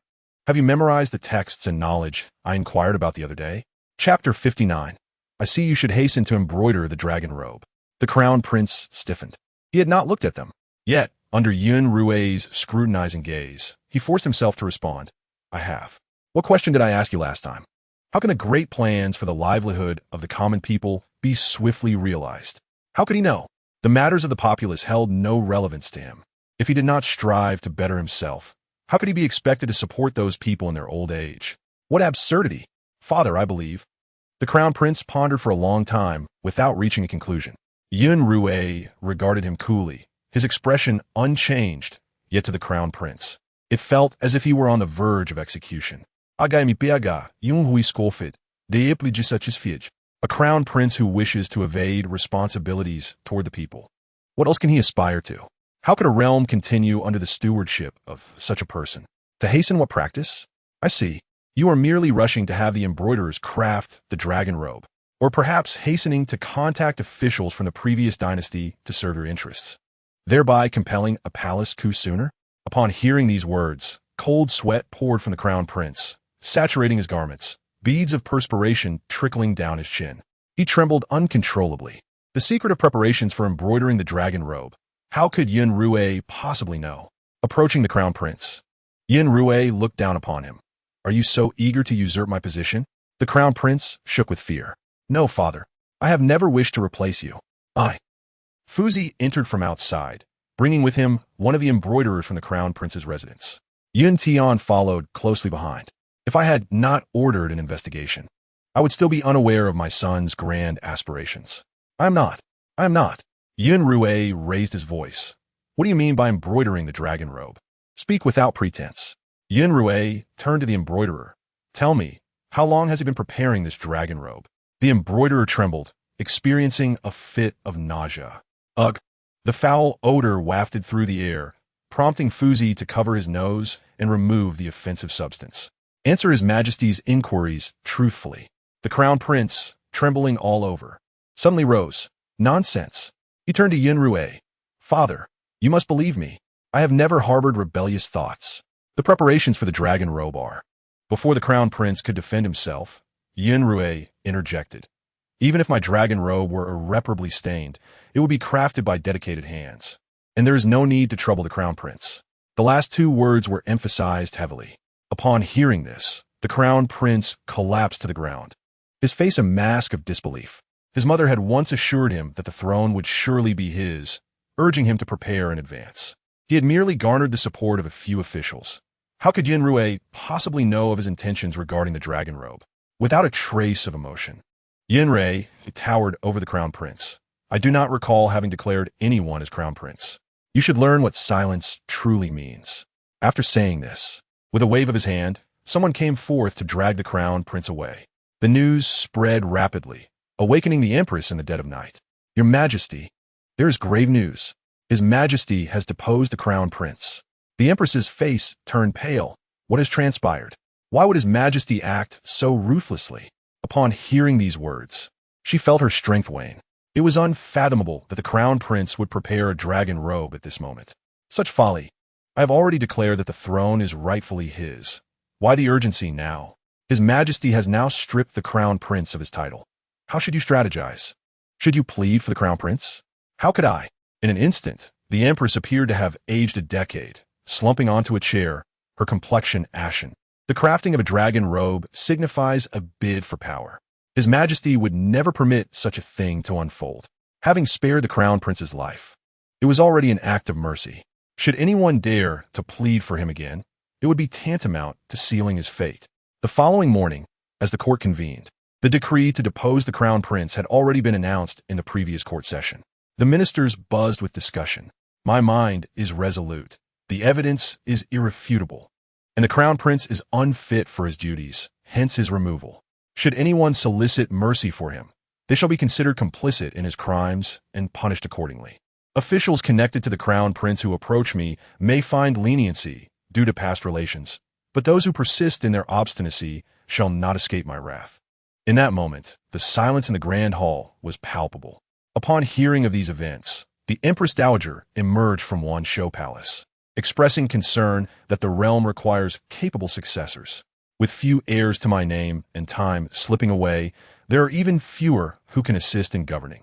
The Crown Prince, Yun Xirou, interrupted with a cold, hard voice. Yet, he did not grant me the time to ponder. The Empress Dowager found herself at a loss for words. Sitting nearby, she understood that the Crown Prince's deposition was a grave matter. If word reached rival nations, it would spell disaster. The Crown Prince had audaciously crafted a dragon robe, clearly aspiring to usurp my throne. Why should I harbor such a treacherous wolf? The Empress Dowager opened her mouth, but no words came forth. Yun Xirou's reasoning held merit. It struck at the very foundation of the state. Should outsiders catch wind of it, the consequences would be dire. Ultimately, the Crown Prince had committed a grievous error, and no one could intercede on his behalf. There is no need for concern, Mother. I have contemplated this thoroughly and will ensure all matters are arranged properly. The renovations at Yun Xirou Palace are already underway. As she walked, the Empress Dowager shook her head in dismay, unable to comprehend the urgency behind these actions. There is no need to overthink, for your son is astute and will undoubtedly uncover the mastermind behind these events. The glory of both great families rests heavily upon her shoulders. Provided no grave mistakes are made, minor missteps will be overlooked. Why rush? Now, she has shattered all her pieces on the board. What reliance remains for the future? Lady Li is indeed clever, capable of contemplating what others cannot. Though the Yang family enjoys favor, they are not above reproach. If Yang Huaner remains calm and composed, her presence beside me is advantageous. Lady Li appears kind and gentle, having not engaged in any jealous antics, and in retrospect, she seems a commendable young woman. However, the future remains uncertain. The most astute lady cannot fail to discern whether Lady Li genuinely has my best interests at heart. Summon the Empress to me. Very well. Not long after noon, the Empress was summoned to Yun Xirou Palace. Observing the Empress's troubled countenance, the Empress Dowager recognized that the Crown Prince's deposition had indeed affected her.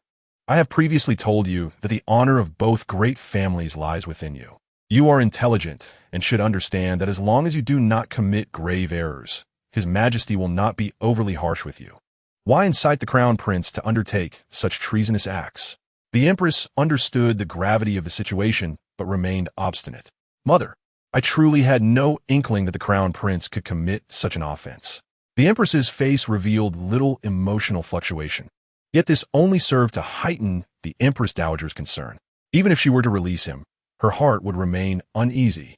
The Empress appeared somewhat defiant, prompting the Empress Dowager to instruct that should the Empress show no sign of remorse, she should be reported directly to His Majesty without further compassion. The officials in contact with her were well known to be favorites from the Empress's own family. It would be hard to believe that the Empress had no involvement in the Crown Prince's conspiracy. In Changchun Palace, Yang Huaner had just prepared dinner and sent someone to summon Yun Xirou. Before Chen Shui could exit, she was intercepted by Fu Zi. The timing was fortuitous, as I was about to send someone to summon His Majesty. Has he arrived? Yang Huaner nodded, though a hint of worry crept into her heart. After Fu Zi departed, Yang Huaner took a lunchbox and filled it with some of Yun Xirou's favorite dishes. My lady, we have heard news of the court's decisions. His Majesty has deposed the Crown Prince and is currently in a foul mood. It would be wise for you to refrain from visiting. It is precisely because His Majesty has deposed the Crown Prince and is aware of his treasonous intentions that I must go and deliver these offerings. At that moment, Hellion Qi entered and overheard the conversation. It was unexpected. He had just received a piece of news from Yun Xirou and now learned of the Crown Prince's deposition. The Crown Prince is truly foolish. Having already secured his position, he should understand that as long as he avoids grave mistakes, he will not lose his title.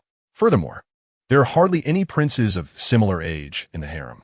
Provided the Empress handles matters properly and allows the Crown Prince to accomplish a few significant feats, he could firmly establish himself on the throne. It would be far simpler than usurping the Jin Kingdom. Truly foolish. Do I need to keep an eye on the little princess? Even Hellion Qi, despite his composure, is but a 5-year-old child. He just celebrated his birthday and should now be 6. Observing Hellion Qi, one can tell he is destined to grow tall. How could this be? All of this is what I cherish. My lady has so painstakingly sought His Majesty's consent for me, so how could I waste time? It is the Yang family that has come to teach him. He desires it greatly. How could he find it tiresome? Moreover, attending those courses is utterly mundane. Listening to Yun Xirou's musings is the most delightful and engaging activity. My dear mother, it is best not to advise. Hellion Qi's determination is precisely what will enable him to become a future ruler, and behind the scenes, he possesses a firm hand. Otherwise, he would not have succeeded in ascending the throne. However, not long after, Yun Xirou's voice sounded a bit weary. No matter how much I ramble on, my dear mother cannot hear me. When will I grow up? Hellion Qi was somewhat taken aback. Will I truly ascend the throne someday? Will I become a formidable ruler?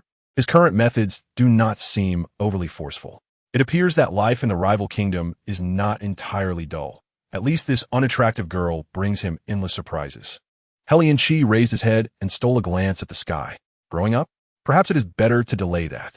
The days of maturity are fraught with challenges, and dangers may lurk in the shadows. Upon hearing this, Yang Huaner's hand paused in her packing. Even if His Majesty were to direct his ire toward her, she felt compelled to investigate.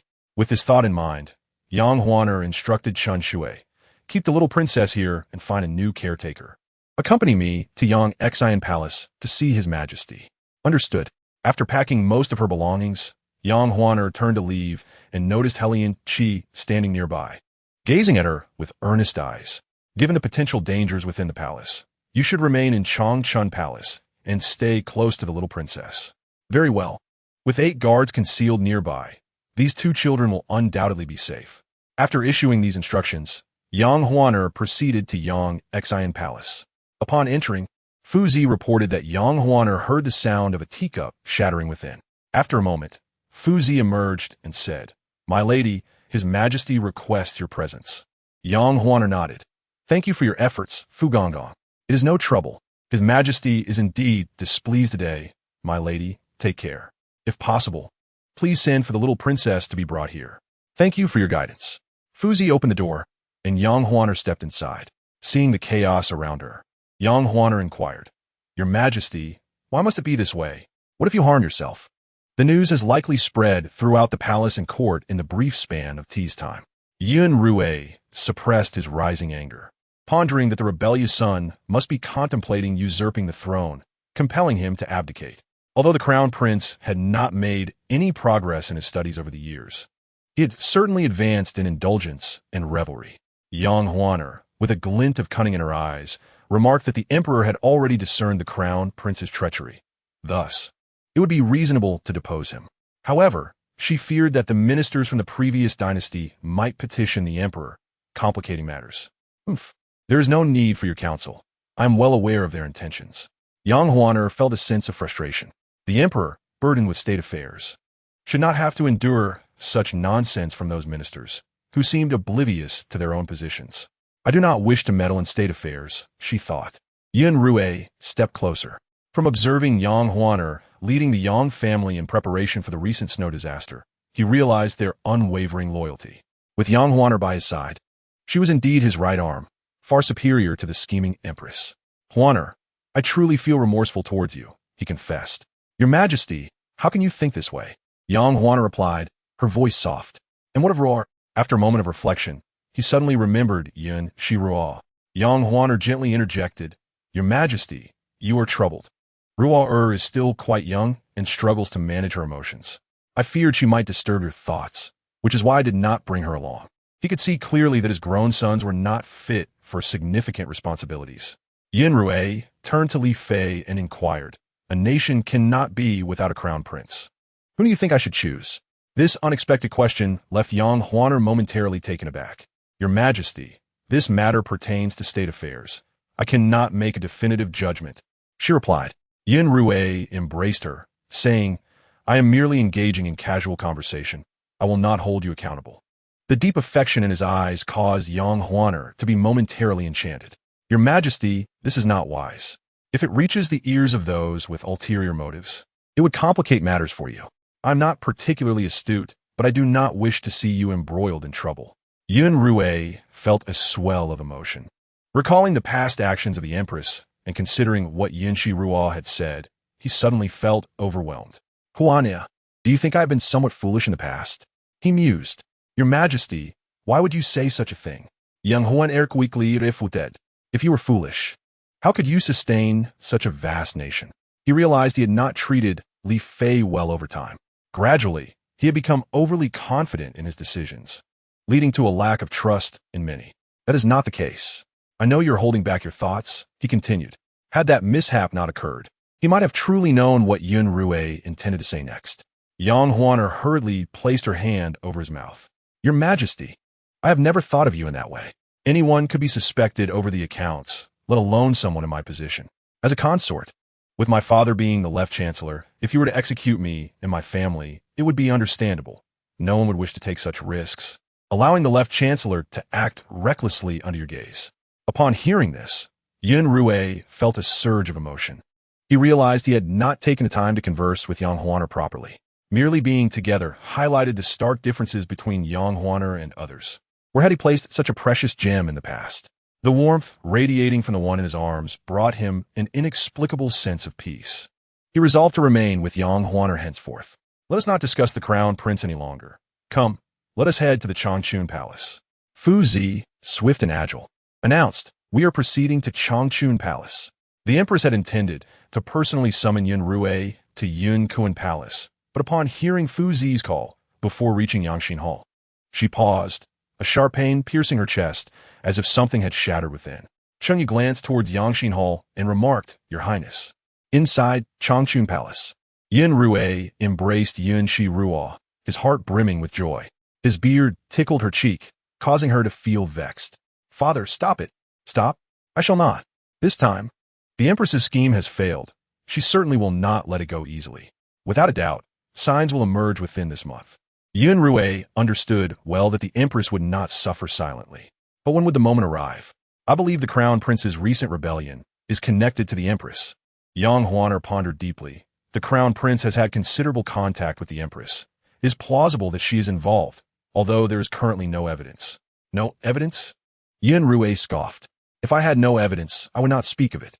Since Yun Xirou had mentioned this matter, he had secretly conducted investigations, discovering that the Empress had indeed engaged in many questionable actions behind his back.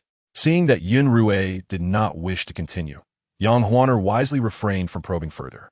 "Father speaks wisely. The Empress harbors ill intentions and will not let this failure pass quietly. She is likely to flee soon."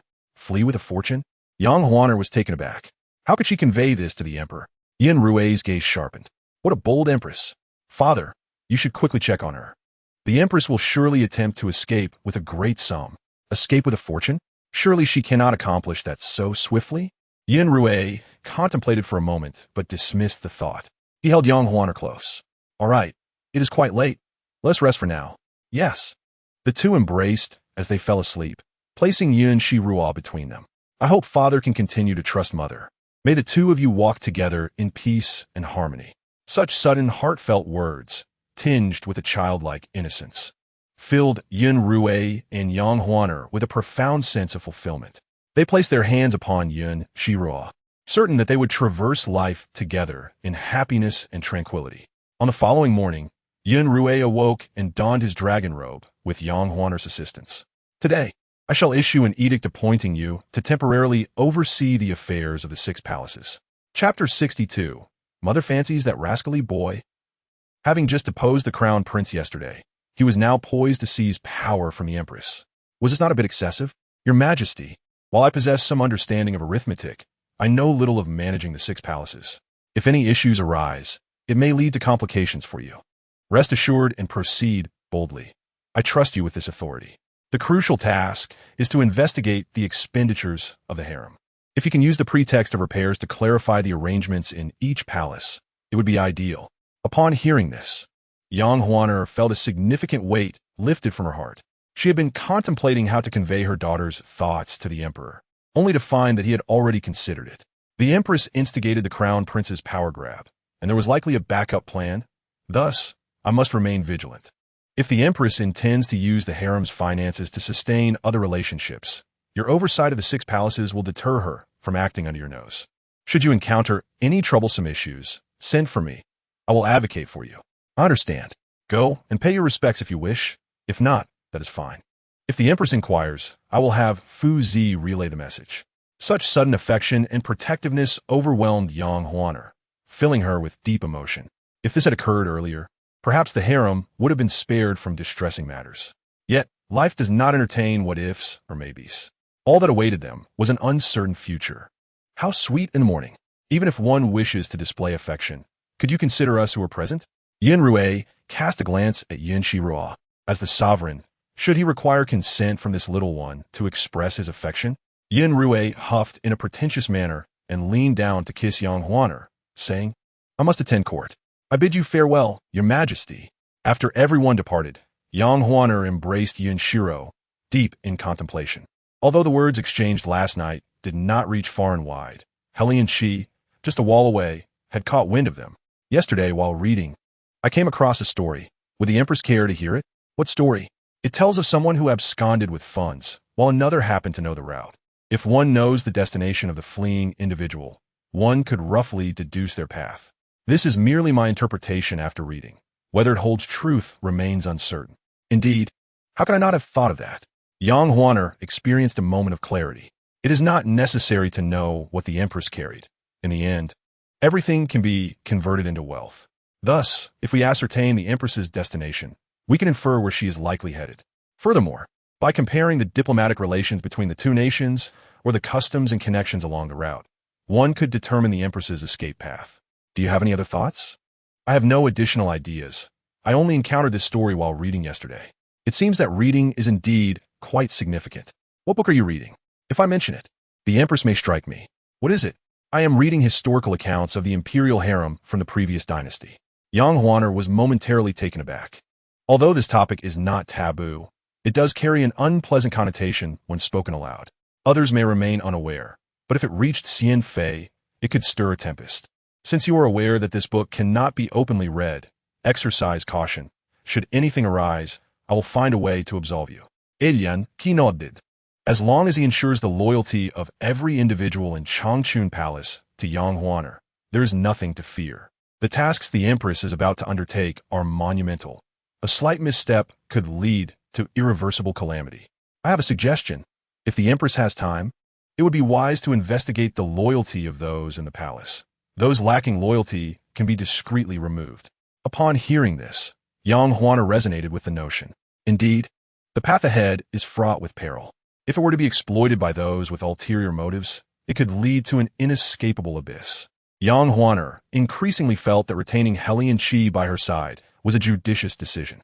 Observing the admiration on Yang Huaner's face, Yun Xirou's heart raced with alarm.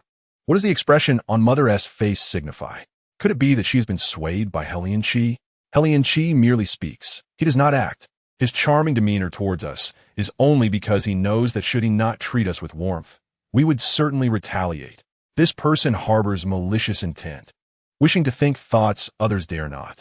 After these words, Yang Huaner momentarily froze, while Hellion Shi stood there, smiling helplessly. This little one possesses far more depth than meets the eye. I wonder if this little one will survive to grow up. Given the current tumultuous state of the Yun, sustaining this for the long term will be quite challenging. Very well, I have matters to attend to. If you enjoy reading, do so more frequently, but steer clear of those texts from the previous dynasty. Rest assured, I am well aware. I shall not bring disaster upon the Empress. Yang Huan nodded. The decree from Yun Xirou swiftly spread throughout the harem, leaving everyone astounded. The phoenix hairpin, now adorned with so many jewels, is one thing. Even more surprising is that His Majesty has permitted Yang Huaner to temporarily assume control over the 6 palaces. Does this not imply that Yang Huaner is being elevated in status? Many speculated as such. Xian Fei, without a moment's hesitation, categorically refuted this. How could His Majesty be so foolish? The Empress is the mother of a nation. Such a decision cannot be made lightly. Xian Fei, once arrogant and domineering, has now curbed her actions, yet remains as insincere as ever. Who can say? The crown prince, the cornerstone of a nation, was also deposed by His Majesty. That is different. What is different? Matters of the harem and those of the previous dynasty depend entirely on His Majesty's whims. Whoever he wishes to depose shall be deposed. We, the insignificant denizens of the harem, must keep our eyes open and align ourselves carefully, lest we find ourselves facing dire consequences without understanding how we got there. Upon hearing this, Xian Fei's heart was pierced. Though the words may be unpalatable, they ring true. If His Majesty disdains someone, he will take action. Naturally, if that person commits an even graver offense, it will provide His Majesty with a justifiable reason. Why do you linger? Hurry and present gifts to that esteemed individual. Is the Empress not going? Why should I go? Even at the very least, she has a brother. Chapter 63. A person is introduced in the past. She had not considered vying for favor, believing there would be no issues. However, with Yang Huan arising, it became imperative to make her feel the absence of the Bai Ri Hua Hong in the palace. Resolute, Xian Fei sent a letter to her brother. Afternoon, Xian Fei, bearing prepared offerings, headed to Changchun Palace. Upon seeing Xian Fei's arrival, Yang Huaner was momentarily taken aback, but soon donned a smile. Sister Xian Fei, you have come. I heard that you have been granted the authority to assist in the management of the 6 palaces. I have come specially to present you with a gift. She extended her hand, and a maid brought forth a copper-gilded enamel jewelry box embedded with pearls. This is a gift I prepared just for you. Open it and see. Do you like it? A glance at the jewelry box sent a jolt through Yang Huaner. The authority to assist in managing the 6 palaces was bestowed by His Majesty. If gratitude is due, it should be directed towards him. Sister Xian Fei, this jewelry box is far too extravagant. I cannot accept such a gift. Since I have come bearing gifts, it signifies that you are capable of handling it. Moreover, if one is to assist in managing the 6 palaces, it is necessary to possess worthy adornments. Yang Huaner was acutely aware of the precarious situation the Yang family currently faced. Yet Xian Fei pressed on, intent on persuading her to accept the gift. One should not be overly honest. Excessive honesty invites continuous bullying. Yang Huaner lowered her gaze slightly. Sister Xian Fei, you may not know, but my grandmother has recently passed. Wearing such items would be inappropriate. I appreciate your kindness. I shall keep it in mind. Accepting does not equate to wearing it. You take it. Once these words were uttered, Yang Huaner found it exceedingly difficult to refuse. However, she absolutely could not accept this item. She smiled, stating that possessing it would be a transgression, and requested Sister Xian Fei's understanding. It appears that this gift will not be given today. Xian Fei smiled gently. If that is the case, then I shall not press you to accept it. As you have just assumed authority over the 6 palaces, it is understandable that you may not fully grasp the matters within, being slightly older than you and having entered the palace a few years prior. I have some understanding of harem affairs. Should you require assistance, you may come to me. With such sincerity for my sister, I shall not decline. If the need arises, I will certainly seek your help. Yet I fear that the offer of assistance is but a guise aimed at uncovering the truths within the harem. Yang Huaner refrained from piercing through this final layer of pretense, and after sending her off, she let out a sigh of relief. Last night, she indeed contemplated the most likely escape route of the Empress. However, certain areas are exceedingly remote, and there are rumors of frequent bandit activity. Even if the Empress had loyal companions, escape might still elude them. Yet since her daughter did not specify a timeline, she would heed His Majesty's words and first assess the treasures within the harem. If any should truly go missing, then further plans could be made. Just as Xian Fei departed, and Guiran arrived with rolls of fabric. Noticing Yang Huaner still standing at the palace gate, she realized that Li Fei had just visited. Upon seeing Nguyen, Yang Huaner's heart immediately bristled with caution, and Nguyen has arrived. I have encountered the esteemed Li Fei. and as sisters of the harem. Such grand formalities are unnecessary. His Majesty appreciates those who are meticulous in their manners, and given my lowly rank, it is only natural that I pay my respects to my elder sister. And Guirin instructed her maidservant to present the items. While my offerings may not compare to those in your palace, they are nonetheless a token of my heartfelt intentions. I have heard that your maternal grandmother appears to be unwell. Thus, I dared not prepare vibrant fabrics for you. Instead, I brought a shade of moonlight white, faintly tinged with yellow, which complements you splendidly. This fabric, sourced by my mother from my hometown, is soft and suitable for making undergarments. Yang Huaner, having been acquainted with such items from a young age, could discern their quality at a glance. Surely, my sister would not refuse even this humble gift? The journey here was quite daunting. Otherwise, I would not have spoken as I did. Yang Huaner smiled gently and instructed Cheng Yu to put it away. These items are rather decent. Even if Nguyen is in service to Xian Fei, one must remain vigilant. I perceive that your highness is quite occupied, so I shall take my leave. Upon her departure, Li Fei finally raised her hand to massage her temples. All these matters had piled upon her, and some required her careful scrutiny. Looking at the items presented, Yang Huaner, together with Yun Xirou, began to inspect them. Is it truly the case that those within the palace have nothing better to do? Lin Qi, who had been engrossed in his studies, glanced up at Yun Xirou. He then heard her continue, "We should seize the opportunity to inquire what mother enjoys eating. No wonder they say these individuals have impure intentions. Those managing the affairs of the 6 palaces surely reap numerous benefits. I suggest mother investigate what advantages the Empress has garnered during her tenure over the harem." Yang Huaner silently noted this. However, the recent turmoil in the court has been rather significant. Due to the crown prince donning the dragon robe and developing close ties with certain officials, he dealt with them accordingly, making it quite challenging to stabilize the military's morale in the court. Just as she was pondering this, the Empress unexpectedly arrived, accompanied by a maidservant. Having greeted the Empress, Yang Huana wondered why she had not sent word in advance. We are all sisters, and the palace is not so formal. Moreover, I believe you are the one managing the affairs of the 6 palaces, and there are inevitably aspects you may not fully understand. This is you, Mama, known as Su Xian, who has been by my side for a long while, assisting me with the matters of the 6 palaces. Should you encounter anything you do not comprehend, allow Su Xian to handle it. Flattery without cause is often deceitful. Furthermore, the management of the 6 palaces has long ceased to concern the Empress. What, then, is the purpose of sending someone over at this time? I indeed have matters I do not fully grasp, and your sending of Mama has alleviated my immediate concerns.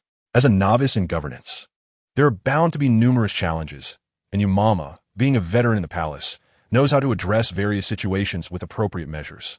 With Su Xian accompanying you, given your intelligence, you will surely master these matters in no time. I shall not intrude further.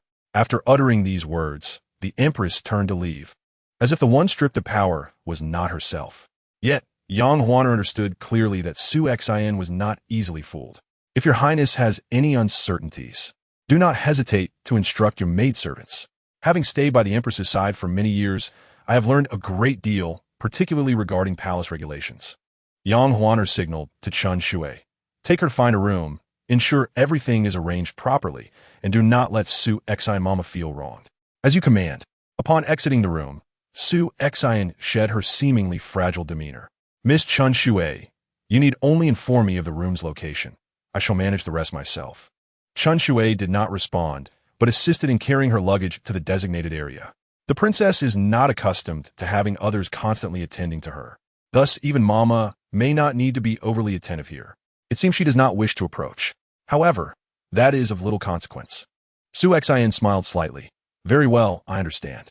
Not being allowed to serve closely is even better. It grants me time and opportunity to orchestrate schemes against you. Yang Huaner, if you were to discover this, do not blame me.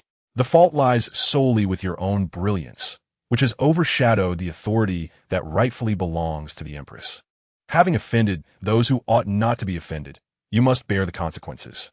After organizing her belongings, and with Chen Shui not returning, Su Xian leisurely exited the room and made her way to the rear courtyard. Upon returning to Yang Huaner's side, Chen Shui felt compelled to voice her grievances. Why must the princess retain her?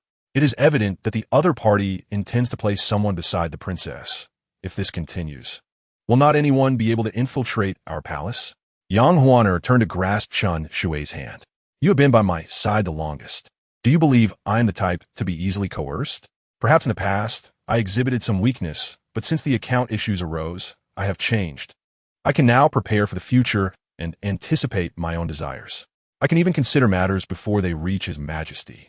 Yet, with such a watchful eye in the palace, even if I wish to pursue other endeavors, it becomes quite difficult. Moreover, knowing full well that the Empress is not genuine, I still chose to retain her. I find it utterly unacceptable. Since the Empress is intent on placing someone beside us, there is little we can do to refuse. Even if this individual is dismissed, another will surely follow. If you continue to brood over this matter, it will hinder our ability to manage everything else effectively. You believe this person will relay our actions to the Empress. Yet within Changchun Palace, our numbers surpass those of the Empress, do they not? Mother is indeed wise. Not allowing her to serve closely means that even if certain matters come to light, they may remain undiscovered. If inquiries are made and the matter reaches Mother, she will certainly enact punishment, perhaps even bring the Empress down with her. However, Mother must quickly gather some evidence. The Empress's intent in sending someone over is not solely to secure the loyalty of the harem, but also to stabilize Father's heart. Yet, I cannot abide her. Regardless, she is ultimately the Empress's person. The proper respect must still be rendered. If you truly dislike her, then simply limit your interactions. Yun Xirou pouted, aware of the princess's intentions. Nonetheless, this situation would be uncomfortable for anyone. Then, you must promise me, as I have followed you from home. Our bond is not one to be compared with ordinary folk. You must not place your trust in her, nor allow her to gain prominence. Seeing Yun Xirou's envious expression, Yang Huaner could only shake her head in resignation. Very well, for any matters, I shall consult with you first. You are right, from the household to the palace. Our bond is the deepest and shall not be easily shared with others. I assure you, I will not be easily swayed by others. Satisfied with Yang Huaner's response, Yun Xirou happily hurried off in another direction. Once she had successfully dismissed the newcomer, Yang Huaner settled down to address her affairs. The Empress, in her state of turmoil, had not openly collected wealth in recent years, yet had amassed a considerable amount in secret, sufficient for indulgence for some time. However, she was unsure when she might escape this cage.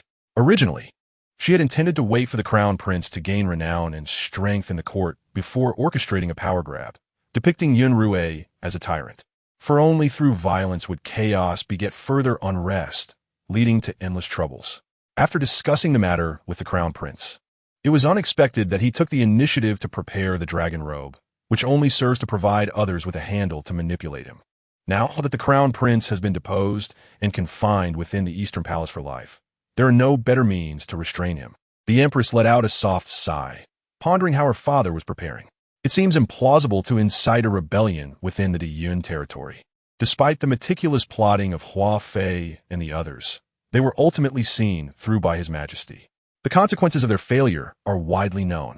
Furthermore, the Yun has spent many years recuperating, and its military strength has long been restored. To rebel now would merely amount to a needless loss of life. There is no reason for your highness to be so troubled.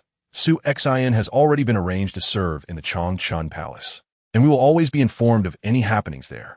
Even if His Majesty were to visit, we would still be aware. As the saying goes, knowing both oneself and one's enemy leads to victory in every battle. I believe the current situation is quite advantageous. Indeed, it is favorable, but since she is one of our own, how could Yang Huaner truly employ her? That is quite simple. There are plenty within the palace who wish to see Yang Huaner suffer. With a little cunning, we can eliminate those we despise. In truth, your highness need not be so anxious. I noticed today that Xian Fei and Nguyen have also gone. These two have always held a strong aversion towards Li Fei. Do you not think the harem has other matters to observe? To cause trouble for Yang Huaner does not necessitate direct involvement. Using another's hand to strike is the most effective strategy. You can rest assured, your highness, I will take care of things. After Chung Yu left, the Empress felt an intensifying headache. On the first night Su Xian arrived at Changchun Palace, she did not attend to Yang Huaner. Yang Huaner inquired about her whereabouts, only to learn that she had been wandering the back courtyard without accomplishing anything. Sending someone over merely increased the palace's expenses without any visible results. Very well, Whether or not she fulfills her duties is clear to you. Let those outside remain outside. Within this palace, we have the little princess and young master, Lian, to attend to, all of whom will be served by our own people. I understand that even if someone wishes to enter, I will not allow it. For several consecutive days, Su Xn did not engage in any notable activities, and the matter began to fade from everyone's memory. However, Yun Xirou suddenly recalled it. One day, noticing Su Xin acting furtively, he approached and happened to see her seemingly burying something. Yun Xirou's eyes glinted, and after Su Xin departed, he marked the spot and went to seek out Yang Huan. Do you still remember the person the Empress sent? Yang Huan was taken aback, her mind gradually recalling the Empress's appearance that day. She remembered. What is it? Lian, having nothing to do and not needing to watch over the little princess, boldly wandered within Changchun Palace, discovering the secret of Su Xin. Before he could finish speaking, Xian Fei appeared suddenly, her demeanor aggressive. Without waiting for Lian Xi or Yang Huan to react, Xian Fei struck first. Even the dim-witted Yang Huan realized she had been schemed against. Xian Fei was merely a tool for others. Sister Xian Fei, what do you mean by that? What do you mean? Xian Fei declared imperiously, instructing. You all go in and search. Leave no corner unchecked.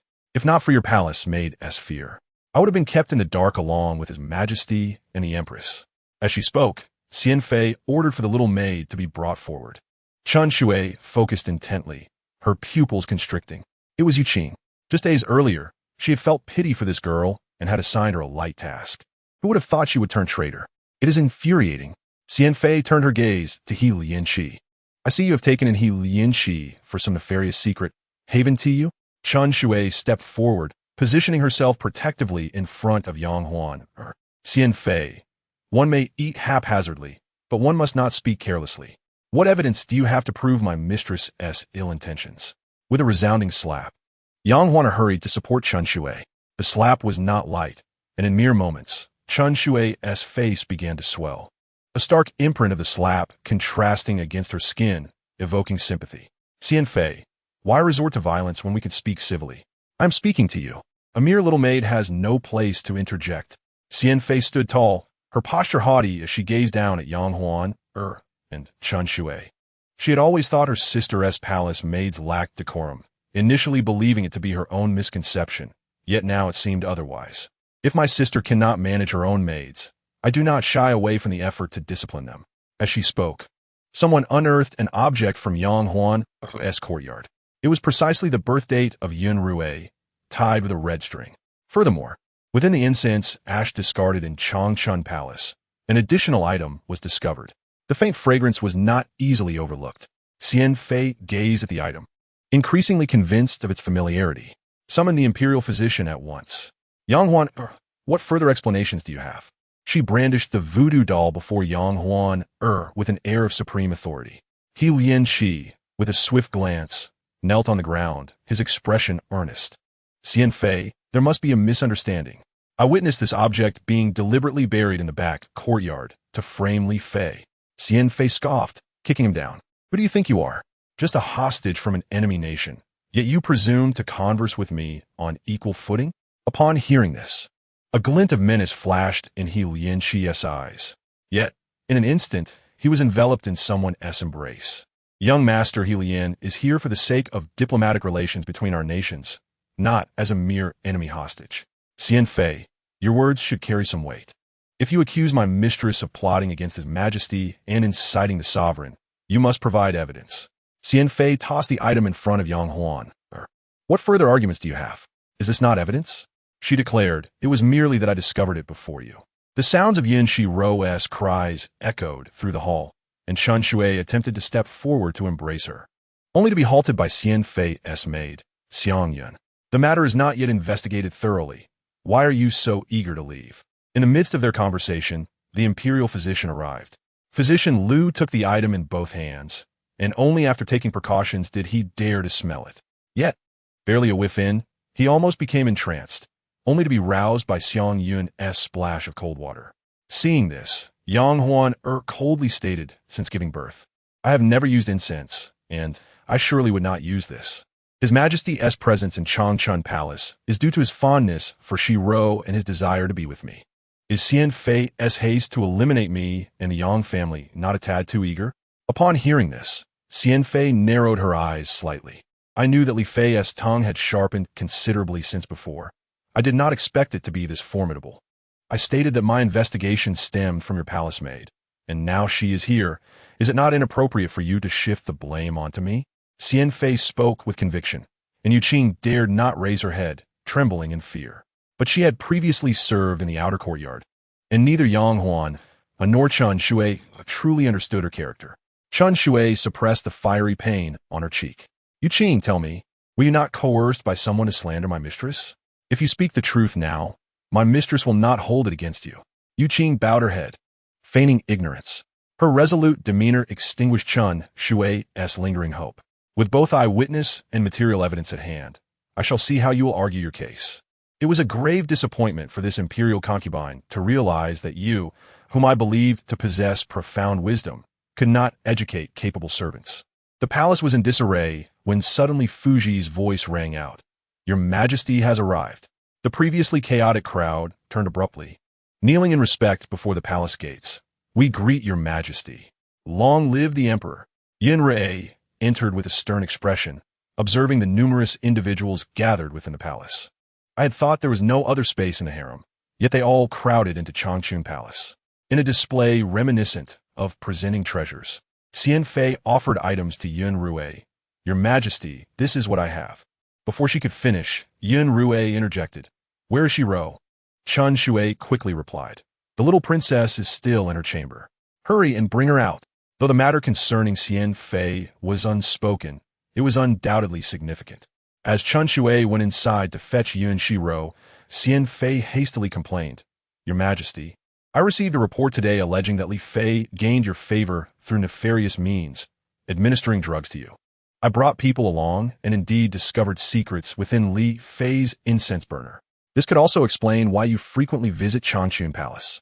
Yun Xirou regarded Xian Fei with an icy gaze, the chill in his eyes causing her to tremble. Why do I feel so cold when I hold the soup lady's hand? He mused.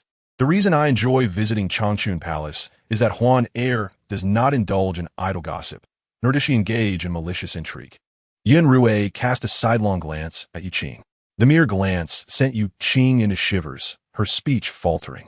Xian Fei was momentarily stunned, quickly realizing, Your Majesty finds me bothersome? Upon noticing the voodoo doll on the floor, a fleeting glint of malice crossed Yun Xirou's eyes. Just then, Chen Shui emerged, cradling Yun Xirou, who was weeping profusely. Yet her inner voice echoed loudly. Handsome father, you have finally arrived. These people are bullying my mother and me. One is a person placed here by the Empress, and the other is a traitor under threat. All factions seek to bring my mother to ruin. Yun Xirou felt a flicker of alarm. Today, he intended to see who would dare to commit such disgraceful acts in his presence. I have come today to address matters at hand. Whether you are noisy or not can be discussed later. Your Majesty, who reported Li Fei. The implication was that this matter was not as easily resolved as they had anticipated. Xiang Yun immediately pushed Yu Qing forward. Under pressure, Yu Qing bravely stated, It was I, a mere servant, who witnessed Li Fei crafting this voodoo doll and truly using that incense. Dr. Liu can attest that the incense is no good. Its use leads to addiction, which is why Your Majesty favors Changchun Palace. Such petty tricks were now being paraded. His fondness for Changchun Palace stemmed from hearing the heartfelt thoughts of his precious daughter. Thanks to her, treachery in the court had diminished, and loyal ministers were gradually increasing, a positive sign. As for the Yang family, they would resolve his troubles. Yun Xirou glanced at the voodoo doll. This item was crafted by your mistress? Yu Qing nodded vigorously. Indeed, it was made by Li Fei herself. In a swift motion, Yun Xirou kicked, causing Yu Qing to spit blood. Do you perceive me as a fool to be toyed with at will? The sudden fury compelled all present to kneel. Your Majesty, please remain calm. Yun Xirou handed Yun Xirou to a nearby maid. Take the little princess inside. Oh no, father. I wish to see how you deal with these people. Yun Xirou remained unmoved. No one could hear their innermost thoughts, nor did they know what he intended to do. For the first time, Yun Xirou gazed at her little hands and feet, feeling a profound sense of melancholy. If only I could grow up instantly, then father and mother would know everything. As Yun Xirou watched them carry Yun Xirou away, He finally spoke. The reason I am willing to visit Changchun Palace is that it possesses little idle chatter and lacks those with ulterior motives.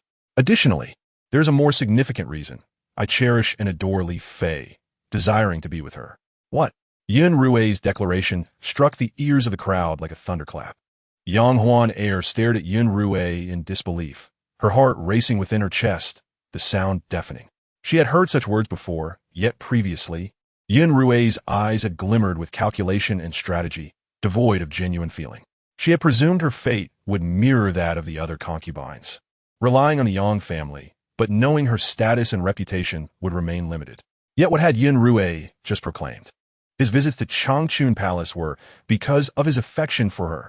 Xian Fei, if you feel jealousy or resentment directed at me, it is I who choose to come, and it is I who granted Li Fei her position.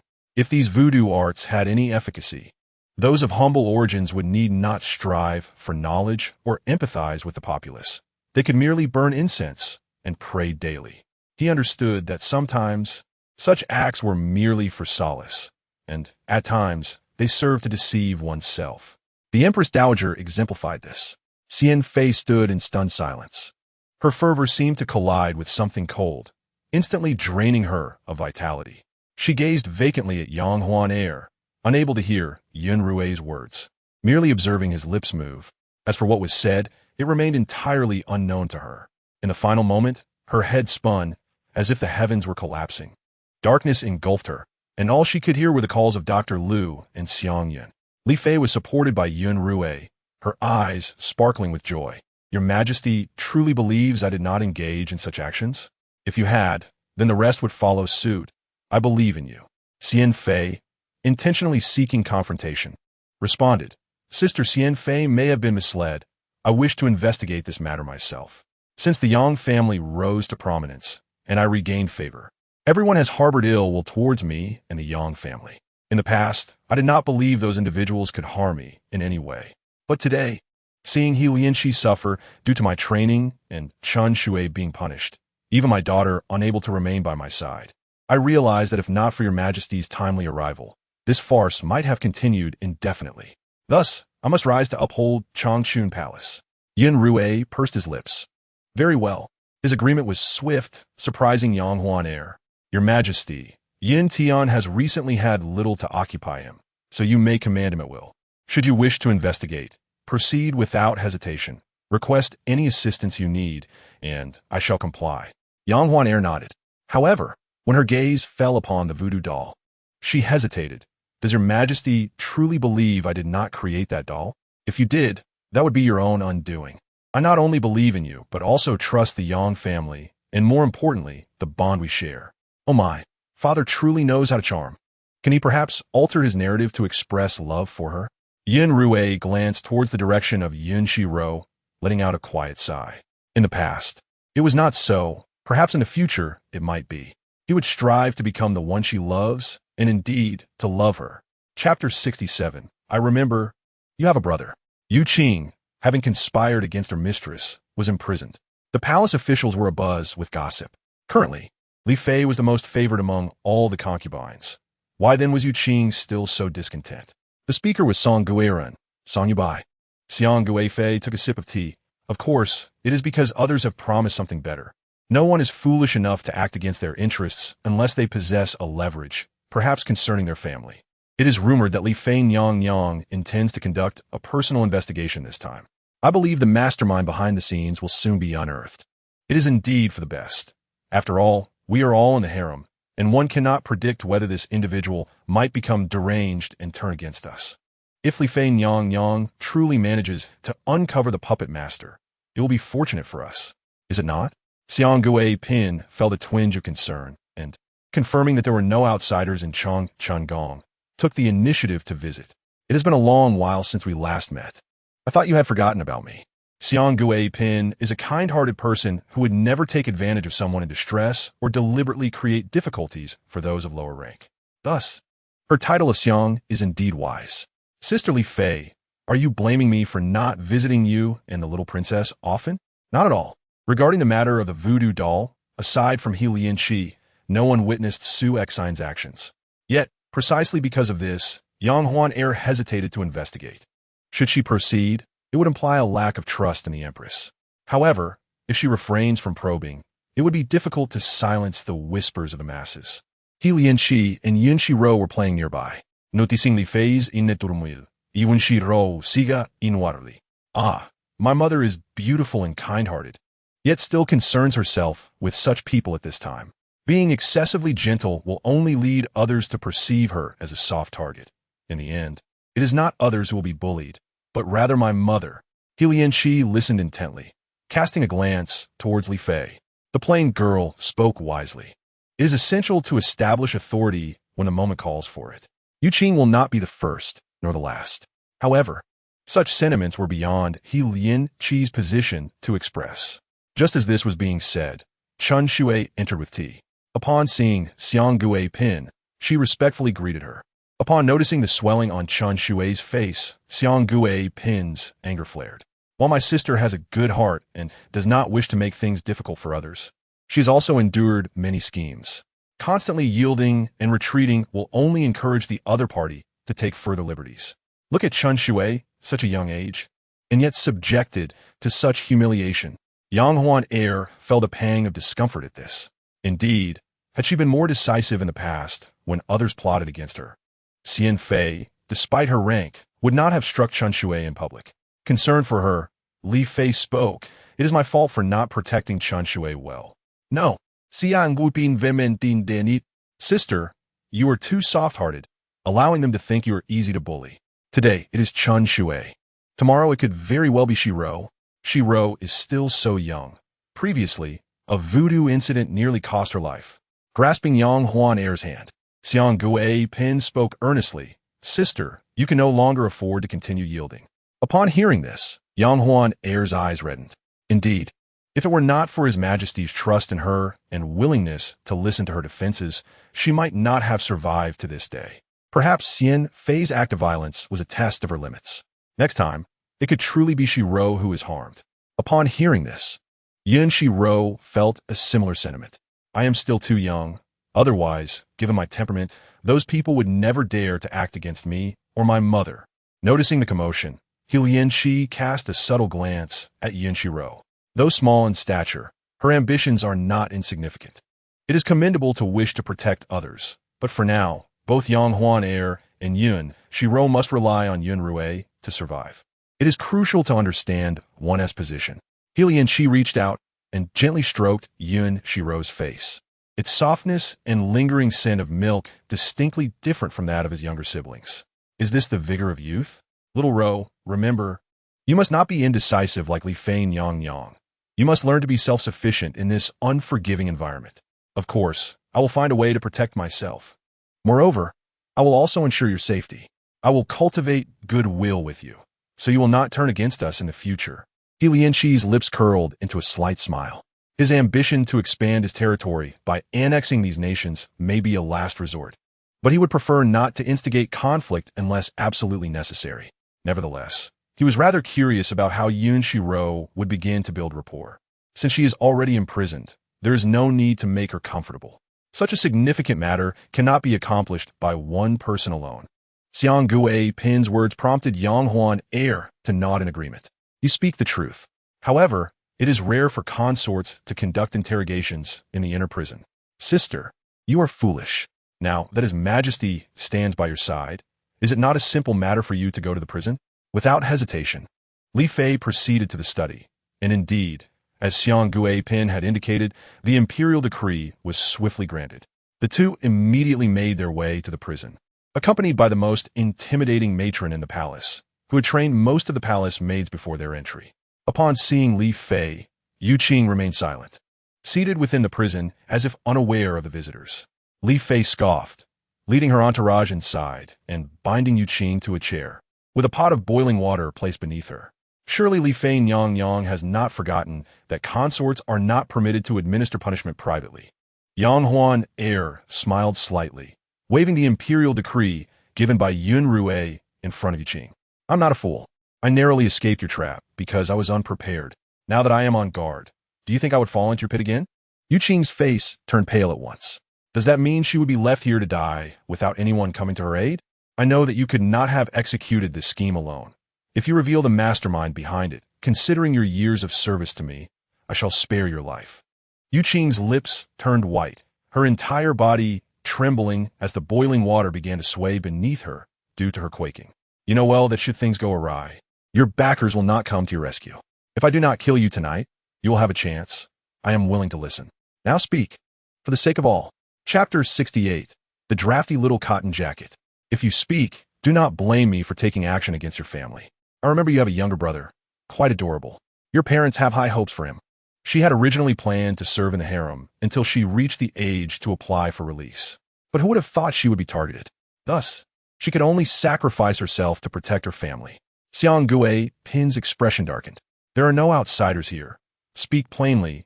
You were coerced into this, were you not? Or has someone threatened you by using your loved ones? Yu Qing took a deep breath. The pallid face of Baiyu Gunyang lingered in her mind. If she did not comply, her fate would be the same as Baiyu Gunyang's. With this thought, she inhaled sharply, raising her head abruptly, her emotions surging. No, it was not someone else who instigated me. It was my own desire to do this. Xiang Gupin's gulp. I see you will not shed tears until you see the coffin. You are aware of Li Fei's favor and prominence. No one in the harem can compare. If you engage in disgraceful acts for personal gain, you will sever your own future. I have heard that not long ago, Chun Shui, who is close to Li Fei, treated you with utmost care, even arranging a more leisurely position for you. Is this how you repay Li Fei and Chun Shui? Recalling the day when Chun Shui had called her over, Yu Qing realized her current actions were indeed a betrayal to Chun Shui and Li Fei. However, she cannot gamble with her family's lives. She bit her lip, her expression resolute and defiant. I was not instigated. I was not. No matter what you say, it will not change. Very well, then we shall summon the matron. The interrogation continued until the lanterns were lit, yet Yu Qing did not utter a single useful word. Upon exiting the prison, Xiang Gui Pin appeared somewhat disheartened, while Li Fei radiated vitality. If this interrogation does not yield results, then all our actions today will appear as mere folly in the eyes of those behind the scenes. Li Fei's expression was resolute, her tone filled with unwavering confidence. No, we will surely extract the truth. But Yu Qing is steadfast in her silence. Despite enduring so much suffering, she has uttered not a single word. I have uncovered a valuable piece of information. Yu Qing entered the palace due to her family's dire financial straits. The full moon hung high in the sky, while the prison guards yawned incessantly. After a swirl of mist, one guard stumbled and fell to the ground with a thud. Unable to rise again, Yu Qing awoke from her slumber, only to find a figure clad in black before her, igniting a flicker of hope within her. Is this person here to rescue me? The figure remained silent, their steady footsteps echoing in Yu Qing's heart, quickening her pulse with anxiety. A gleam of cold light flashed as she observed the figure drawing a sharp blade. Panic surged within her, prompting her to rush forward in an attempt to grasp the prison door. With swift movements, the figure kicked her away. Yu Qing fell to the ground like a kite with its strings severed. Pain surged through her body, causing her vision to darken and her mind to cloud. Listen, mother. I have never betrayed you. Lying on the ground, she felt as insignificant as an ant. The figure stepped upon her. So what? I have come today to deliver a message. The Empress has decreed that only the dead can be believed in this world. May you be reborn into a better life. The Empress is merciful. Tonight, she will reunite your entire family in the underworld. What? Yu Qing's pupils dilated in shock, her disbelief directed at the wall before her. Just as the figure prepared to strike, she summoned all her strength to roll away and evade the blow. The figure, thwarted in their attempt, now harbored a murderous intent. Advancing closer, as they approached, a sudden movement caught their ear. An arrow whizzed through the air toward them. In a critical moment, the figure dodged. But this maneuver placed them and Yu Qing at opposite ends of the prison cell. The distance was short enough for a single lethal strike. Yet now, a complication arose. They hesitated to act. Li Fei instructed others to enter first. Yun Xirou followed closely behind, coincidentally witnessing the black-clad figure. Surrounding guards converged, and the feather guards led by Yun Tian followed suit. A dense crowd loomed like dark clouds, suffocating the air. Did Li Fei truly not foresee this? Why did the information differ from what she received? The black-clad figure was about to lunge at Yu Qing when Yun Xirou sprang into action. Li Fei arrived late to the scene, her heart racing at the sight. She wished to call out to Yun Xirou, but feared that her voice might distract him. Yun Tian, fiercely protective of his charge, followed closely behind. In an instant, the black-clad figure found themselves at a disadvantage, realizing they had lost their capacity to retaliate. The figure feigned surrender, yet in truth, they intended to bite down on the poison concealed in their mouth. Yun Xirou felt a tightening in her throat. He intends to poison himself. Yun Xirou, quick-witted and agile, rushed forward, and with Yun Tian restraining the figure, he managed to dislocate their jaw. Yet, it was still a moment too late. Dark blood oozed from the corner of the figure's mouth, a horrifying sight. Yun Xirou furrowed his brow slightly and handed the figure over to Yun Tian. Investigate this person thoroughly. Understood. As they spoke, someone had already assisted Yu Qing to her feet. Her legs trembled, her complexion pale. Chen Shui stepped forward to support her, saying, "If I were you, I would pledge my loyalty to the Empress. She would protect you, ensuring you do not endure such tribulations again." With a ghastly pallor, Yu Qing lifted her head, her voice trembling and choked with emotion. "I will speak. I will tell everything."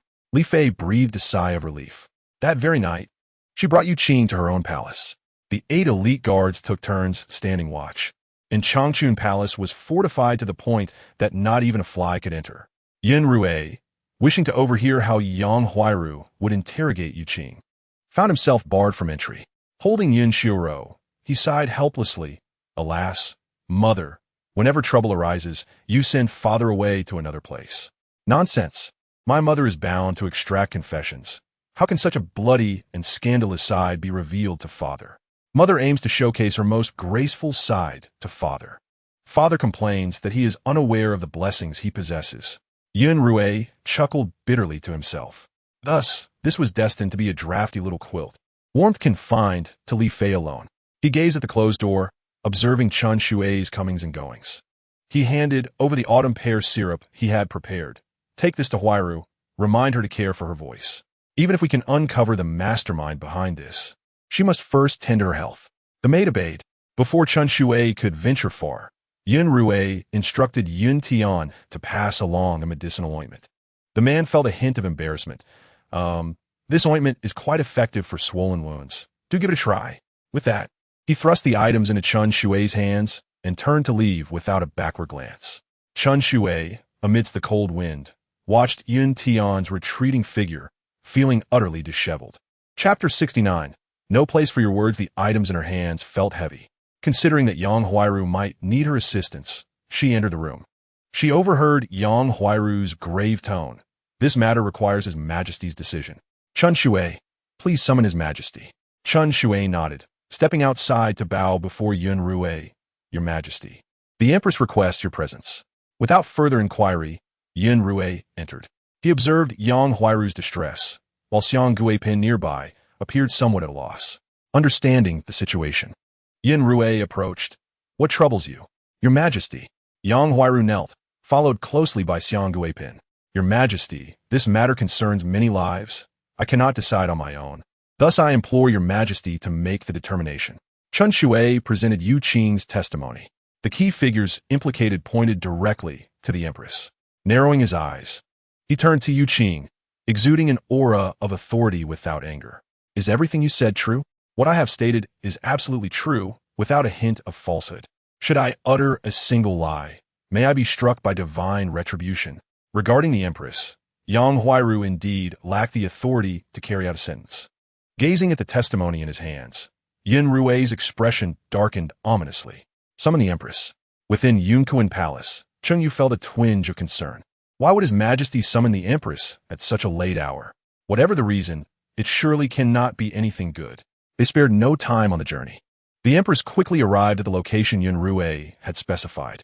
Upon entering the interrogation chamber, she furrowed her brow at the heavy scent of blood that permeated the air, feeling somewhat ill at ease. "Your Majesty, what is it that you require of me?" Yun Rui sat calmly, his expression void of emotion, yet exuding an unsettling chill.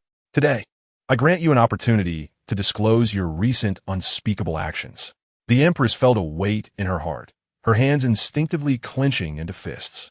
"What do you mean, Your Majesty? I do not comprehend." "Do you not comprehend? Yun Xirou's eyes widened as he tossed the items at her feet. The Empress did not even glance down. Retorting, I would never engage in actions that would endanger your majesty or the palace. Are you implying that others are framing you? Is that not evident? The Empress maintained a facade of nonchalance. I'm already the Empress. What is there that I cannot obtain? Why would I engage in such schemes? If unsuccessful, it would only serve as a reminder to others. The palace lacks not those who would take advantage of misfortune. Yu Qing undoubtedly lingered here. She should not have hesitated. She ought to have ordered Yu Qing's execution directly. Lowering her head to mask her emotions, when she lifted her gaze again, her expression was devoid of any trace of feeling. Is that so? Does your majesty desire to favor Li Fei, wishing for me to make way for her? Yun Xirou's eyes turned icy. Does your majesty recall the contributions my family made to stabilize your reign? The agreement made between my father and your majesty after your ascension? Your majesty, even if you no longer hold affection for this humble servant, let us pretend that we do not exist for one another. Why must you press so relentlessly? These words rendered Yun Xirou's countenance even more somber.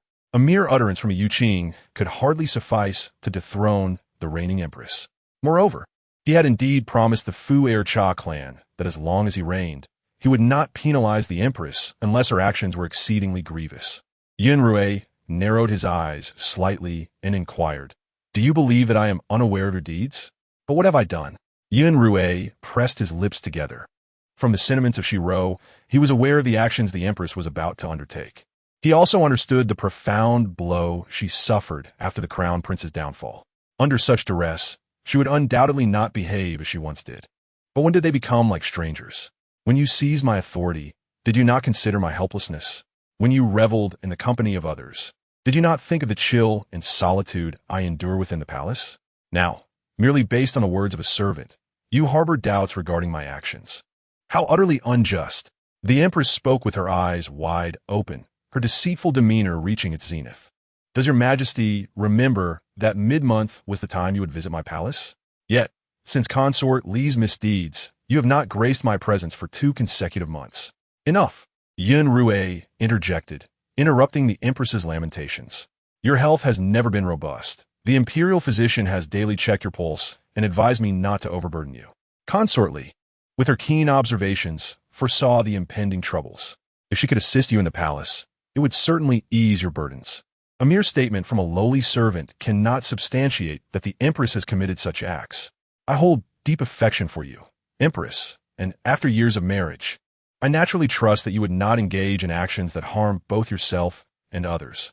The Empress rose, appearing exceedingly haggard. I take my leave. As she exited the interrogation room, she exchanged a glance with Yang Huan Air. Their eyes met, and the Empress's gaze was laced with derision. Without further ado, she departed. After her exit, Yang Huan Air intended to enter, but Yun Xirou happened to push the door open from within. Your Majesty? A single servant's testimony is insufficient to prove that the Empress has committed these deeds. To condemn someone, one must present ample evidence. I understand. Speaking more is futile. It would be more gracious to let it go. You have endured injustice, and I shall personally address this matter, ensuring that you feel no sorrow. Though Xiang Gui Pin harbored grievances in her heart, she dared not express them overtly. Should anything arise, have someone seek me. Although I possess little authority and lack a noble lineage to rely upon, we still have our wits to devise a solution. Yang Huan and nodded in agreement. Yun Xirou had already been taken away. The two were nestled together when a sudden clamor erupted outside, rousing both Yun Xirou and Yang Huan Air from their slumber. Faint voices could be heard outside. Our Lady has indeed fallen ill at night, which is why we sent a servant to summon your Majesty. We also ask that the eunuch assist in conveying the message. Futsi wurde agrim expression. He had long been aware of such petty schemes within the palace. To present such tricks before your Majesty is not without the risk of ridicule. Chun Shui interjected discontentedly. If she is truly unwell, then she should seek the imperial physician. How could your Majesty possibly attend to her? If our master is ill, it is your Majesty whom she wishes to summon. What business do you have speaking here? Chapter 70. Seek the physician for illness. Whether I have a say in this, I truly do not know, but to be ill and not seek the physician is indeed something to provoke laughter. Yang Huan Air felt somewhat embarrassed. I fear I have caused your Majesty to witness a farce. I find Chun Shui's candidness rather endearing. Having such a person at your side, without the machinations, makes me feel more at ease. The clamor outside seems rather severe. Should your majesty not investigate? What if something truly transpires? Should something indeed occur, it would indicate that this servant lacks discernment. Knowing full well that her master is in distress, yet still insists on troubling me to go out, thus revealing her disloyalty. The disturbances outside continued. It seemed they would not relent until they saw Yun Xirou. Yun Xirou donned his attire. You should rest well. I shall ascertain the situation. I am merely going out to see whether the servant's claims hold any weight. I am not heading to another's palace. Why are you so fearful? Yang Huan Air lowered her head, covering her face with a quilt. Her bashful demeanor prompted Yun Xirou to shake his head in exasperation. Having resolved to protect Yang Huan Air, he would not allow her to endure even the slightest grievance. Yet, recent events in the palace led him to reflect. Was it possible that his evident favoritism towards Yang Huan Air had incited others' enmity, leading them to repeatedly conspire against her? Lost in thought, Yun Xirou exited the room and saw Chun Shui standing in front of the servant. What do you glare at? His Majesty and the lady have already retired. If you disturb them, can you bear the responsibility? Xiang Yun paid Chun Shui no heed and directly knelt before Yun Xirou. Your Majesty, my lady is indeed suffering. In the past, whenever His Majesty visited, her condition would improve. The servant is unsure of the reason. The physician has mentioned it is a matter of the heart and insists that His Majesty must attend. Chun Shui gritted her teeth in anger, wishing to retort, but caught a glimpse of Fu Zi shaking his head at her. Yun Xirou regarded Xiang Yun with a detached expression. Since your master's condition is so grave, I shall accompany you to see her. Should she not be ill and you have come to deceive me, then I shall hold both you and your master accountable for the crime of deceiving the emperor. Xiang Yun stiffened, forcing herself to continue. We would never dare to deceive your majesty. If His Majesty does not come, there shall be no peace for anyone in the palace. Yun Xirou cast a glance at Xiang Yun. Very well, let us proceed. Chun Shui attempted to voice her concerns, but was restrained by Fu Zi, who merely shook his head at her. Let us depart. In the stillness of the night, this command resonated with an unusual length and penetrating clarity, heard by several nearby residents of Changchun Palace. Upon arrival at Zhongchui Palace, Yun Xirou was the first to halt. Xiang Yun opened the door and ushered him inside. Xian Fei appeared frail, her voice soft and weak, almost like a wisp of breath. Has His Majesty arrived? A cold smile crept across Yun Xirou's heart. I wonder where she learned such tricks. It is I. There seemed to be movement within. Yun Xirou approached the door, but found it firmly shut. Squinting, he overheard Xian Fei's voice from within. I am ill and fear I cannot attend to His Majesty. If this illness were to afflict him, I would bear the utmost responsibility. These words struck Yun Xirou as particularly amusing. Did you not claim that this ailment required my presence? Now you summon me only to bar me from entry. Is this truly an illness? Or have you merely lured me here to leave me waiting at these palace walls? Suddenly, the door before him swung open, and a figure rushed out, collapsing into Yun Xirou's embrace. I thought your Majesty had forsaken me, though they had shared intimate moments in the past. He felt a discomfort in this current gesture with Xian Fei. What was amiss? How could I ever forsake you? He extended his large hand to caress Xian Fei's back. The night was cold. Why do you not wear more clothing? I am afraid that I may not have the opportunity to meet your Majesty again. Moreover, what purpose does it serve for me to wear such heavy garments in my own palace during a time of rest? It would be uncomfortable. Do you intend for me to hold you in converse until dawn? Realizing the presence of others around, Xian Fei immediately straightened her posture, delicately tugging at Yun Xirou's robe as she stepped inside. Your Majesty often delights in teasing me. The fragrance in this room remains as captivating as ever. You have praised my choice of scent before, and it has lingered in my heart ever since. Yun Xirou nodded slightly, a hint of cunning flickering in his eyes. Now that your Majesty is here, do you truly wish to discuss those matters devoid of romance? I knew you would resort to mischief. I too am a person of your Majesty, and some things have indeed been learned from you. If your Majesty disapproves of my actions, then I too must refrain in the future. This can be seen as an acknowledgement of the fact that I am not unwell. Yun Xirou had no intention of continuing this conversation. Tomorrow, there would be court to attend and memorials to review. The thought of Yang Huaner's gentle and charming visage filled him with guilt. Surely, she would understand him, right? He would think of a way to make amends later. In the short term, he still needed the support of Xian Fei and her family. Yin Rui and Xian Fei settled down to rest. Chun Shui had waited long at the entrance, only to receive a message from Fu Zi through a newly appointed son named Kong Hai. The aunt must follow the lady closely, for great accomplishments await. One cannot afford to speak recklessly or act inappropriately, especially at such a critical juncture. Your Majesty still holds affection for the lady. Otherwise, he would not have sent someone to convey this message. Suppressing her temper, Chun Shui smiled at Kong Hai. After dismissing him, she finally entered the chamber. Your Majesty, being the supreme ruler, ought to have his words carry weight beyond measure. Yet he deceives both the servants and the lady. It cannot be deemed deception. Your Majesty must balance all matters of court and palace, and it is inevitable that he may find himself at a loss. Now that I have acquired the power I once dared not dream of, I shall also share some of your Majesty's burdens. Chapter 71. To deliver gifts, Chun Shui opened her mouth but found herself at a loss for words. Only after being with your Majesty has the master endured such great grievances. With a slight sigh, Chun Shui reflected on the morning's visit to the Empress's palace, where the various concubines had gathered, leading to inevitable disputes. Chun Shui listened from the side, her heart ablaze with indignation, yet her master appeared indifferent. Yang Huaner thought simply, now that they were all part of the same family in the palace, why squabble over trivial matters, although not particularly in one of wealth? Since the addition of a few pearls to her phoenix hairpin, her finances had seen a significant increase, alleviating the palace's pressures. Why must they vie with one another and risk damaging their spirits?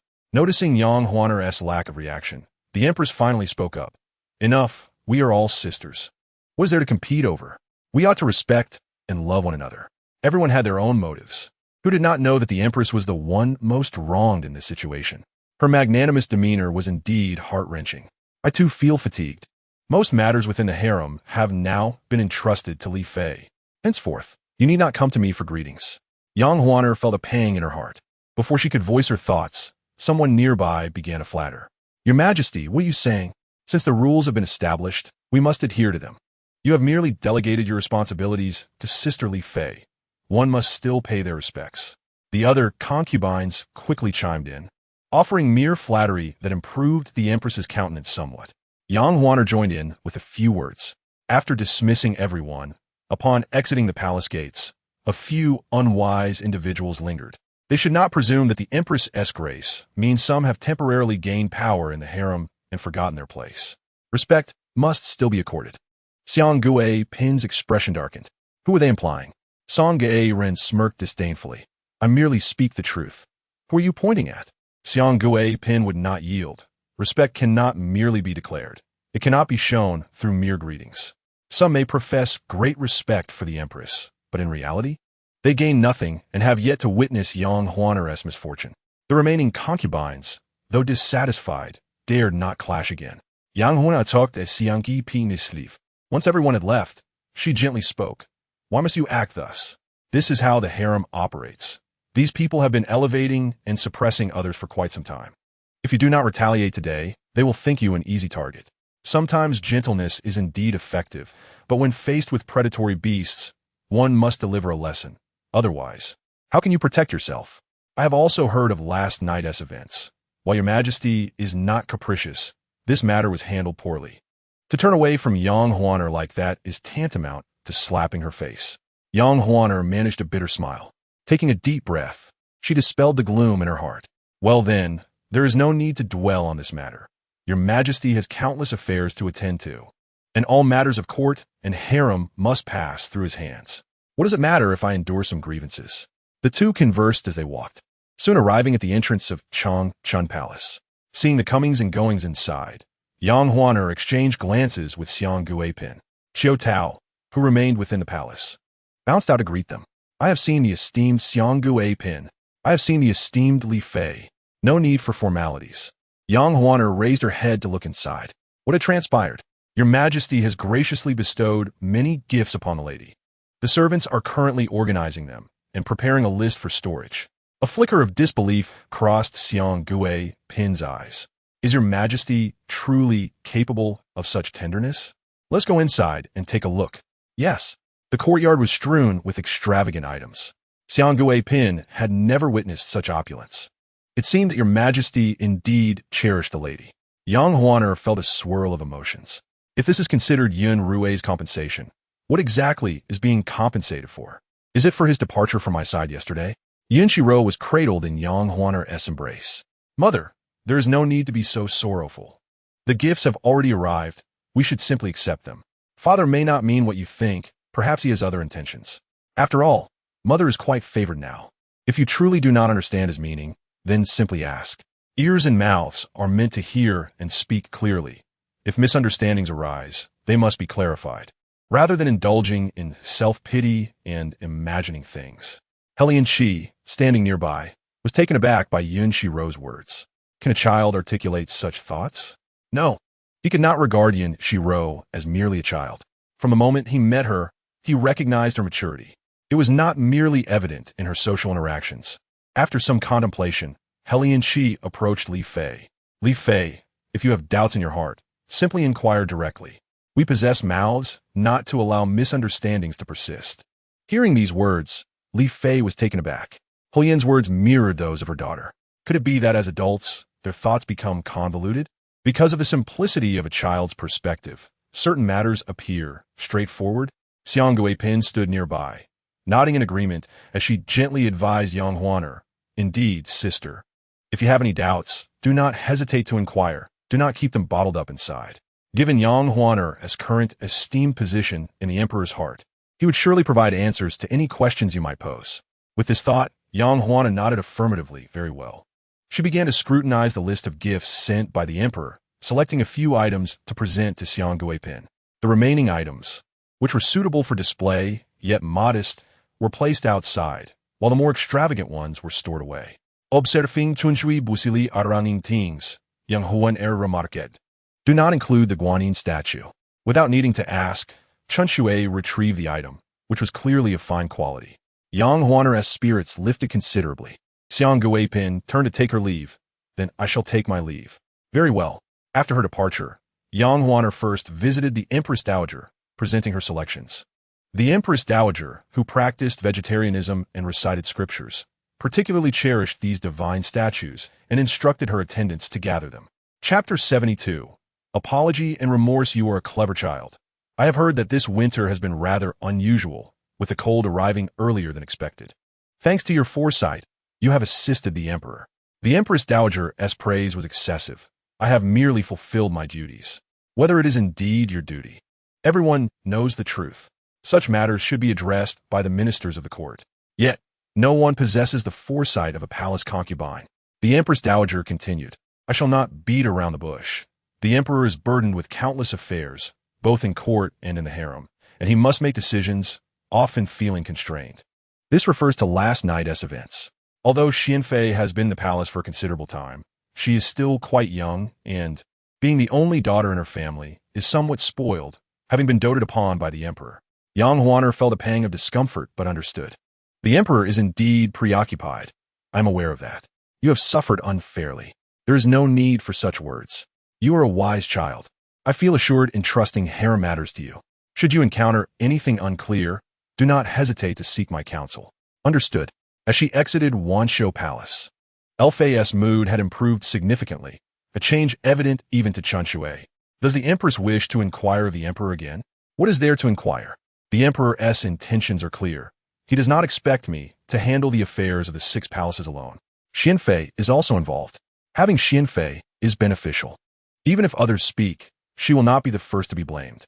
With this realization, Elfei's previous gloom dissipated. On her way back, she spotted Helian Shi engaging with Yun Xirou. Their interactions were rather amusing. The hostage from the Jin Kingdom did not resemble a hostage at all. Being merely a child, he naturally adapted to his comfortable surroundings. Please prepare some of these little one's favorite foods. Though her Xirou was quite young, she had already begun to sample adult fare. Helian Shi held a small piece of cake that melted in the mouth. Seeing Yun Xirou drooling, he could not help but laugh. You are still too young to eat this. You're the oldest. How strange. Why haven't my teeth come in yet? Elfei approached, glanced at the pastry in Helian Shi's hand, and nodded in approval. Indeed, this pastry is unsuitable for Xirou. She must wait until her teeth grow in. It seems Mother is in good spirits, yet we must remain wary of the Empress. Mother can regularly inspect the items in the harem. If anything is amiss, the Empress should be the first to be suspected. Yun Xirou munched on his pastry, his thoughts drifting elsewhere. He looked up at Fei Nyang. I hear that New Year's Day is approaching. The imperial city should be quite lively, yes? Children adore festivities. Despite Yun Xirou being only 5 years old, this topic struck a chord with Yun Xirou, triggering alarm bells within her. Wait a moment. Why has Yun Xirou suddenly begun discussing matters of the imperial city? Is he perhaps seeking to connect with his people? Yun Xirou discreetly glanced at Yang Huaner, relieved to see no reaction from her. It appeared that Yang Huaner was unaware of Yun Xirou's inner thoughts. Thus, he felt emboldened. Yang Huaner observed Yun Xirou, reflecting on his recent behavior, which did not seem to indicate any intention of contacting his kin. Moreover, individuals from the Jin Kingdom possessed distinct features. As soon as they entered, they would be noticed by the soldiers of the Yun. It would be unreasonable to take risks merely to contact a hostage relegated to the Cold Palace. Furthermore, the fate of hostages throughout history has rarely been favorable. They are typically expelled from the tumultuous arena of power struggles. There would be no sense in returning now. However, one could never be too certain. Thus, if she were to take someone outside, informing the emperor should suffice to avoid trouble. The imperial city is indeed quite lively. Might we venture out to see it? Normally, that would be impossible. However, perhaps now it could be permitted. Concubines must always seek the emperor's consent before departing the palace. Does the young master wish to step outside now? Not particularly. If I were to reveal my true thoughts, I cannot fathom how Yang Huaner would perceive me. Yang Huaner was well aware of this. However, if this is indeed the destined outcome, then no amount of obstruction would be effective. Merely uttering one phrase caused Yun Xirou to become vigilant. He regarded Yang Huaner with a placid expression, his tone tinged with grievance, compelling Yang Huaner to soften. Returning is merely a web of deceit. What good is there in that? This place is warm and welcoming. Once, some held prejudice against me. Yet now I have learned much here, things I could never have encountered in the Jin Kingdom. Yun Xirou had come to regard Yunguo as his homeland. Yet, if this were a facade, then the young Yun Xirou had mastered the art of acting at an alarming level. Yang Huaner gently patted Yun Xi's head. How could one not desire to venture out? What is there to ponder but schemes and exploitation? Nevertheless, he is not entirely unfathomable. Even now, residing in Yunguo, he has found a modicum of opportunity to exchange letters with individuals from the Jin Kingdom. Should he manage to step outside this time, he could locate those individuals without drawing attention. Yang Huaner remained unaware of Yun Xi's true intentions. However, if he wished to explore, I shall approach the emperor to discuss it. What matter requires my attention? The sudden voice elicited a surge of joy in Yang Huaner, though recalling previous events. Her expression soured slightly. My dear consort, noticing Yang Huaner's silence, Yun Xirou felt a sting of embarrassment. Has father come to inquire? I previously thought him exceedingly clever, yet it appears he remains as foolish as ever. Upon hearing this, Yun Xirou was taken aback. My dear consort, he stepped before Yang Huaner, observing her shoulders tremble. A wave of unease washed over him. What troubles you? Yun Xirou bent down to peek at her face, and upon seeing her smile, he straightened up. Is this amusing? He reached out playfully, tickling Yang Huaner's sides. Chapter 73. Fixated on her laughter resonated throughout Changchun Palace. Yun Xirou stood in stunned silence, uncertain whether to continue watching. Unable to bear it any longer, Yang Huaner left, cradling Yun Xirou. Once they had departed, Yun Xirou turned to Yun Xirou, wishing to leave the palace. Yun Xirou quickly raised his head, his eyes alight with excitement. Has the emperor consented? A hostage moving freely within his own country would certainly not bode well if the news spread. However, if one could discern Yun Xi's plans, it would present a valuable opportunity. Since the inception of Yungu, you have remained within the palace, though venturing outside is not entirely impossible. The new year is inherently a time of merriment among the populace, and it would be delightful to witness the local customs. Lin Ch's pupils widened in shock as he hurriedly lowered his head to conceal his emotions. Ru, surprisingly, was so accommodating, allowing him to go out, and accompanied by Ying Huinar, no less. However, As expected, Lin Xirou inwardly scoffed, recognizing the ulterior motives at play. Indeed, there were conditions attached. The emperor commanded that once outside, he must heed LFI's arrangements and could not act independently. Very well, Lin Xirou raised his head. What is it? Yun Xirou, as the sovereign, could easily dismiss the frivolous remarks made to placate the concubines of the harem. If uttered aloud, Yun Xirou would undoubtedly dismiss them as nonsense. The atmosphere shifted abruptly. Lin Xirou quickly changed the subject, stating, "It is merely a thought. I have not contemplated further." His heart raced with uncertainty regarding the true intent behind Yun Xirou's words. He chose not to speak further, watching as Yun Xirou departed. Yun Xirou maintained his composure, even serving Wang Huinar some food. What was there to be so agitated about? It was merely a gesture, despite being in the palace. He was aware that the court was not solely under his control. The Empress Dowager and other princes had begun to extend their influence over his realm. Wang Huinar felt a heaviness in her heart, recognizing the truth in this. She was privy to some of the circumstances. Glancing at her daughter, she said, "If your majesty requires anything of me, please do not hesitate to let me know directly." Yun Xirou lifted his gaze, feeling a pang of sympathy.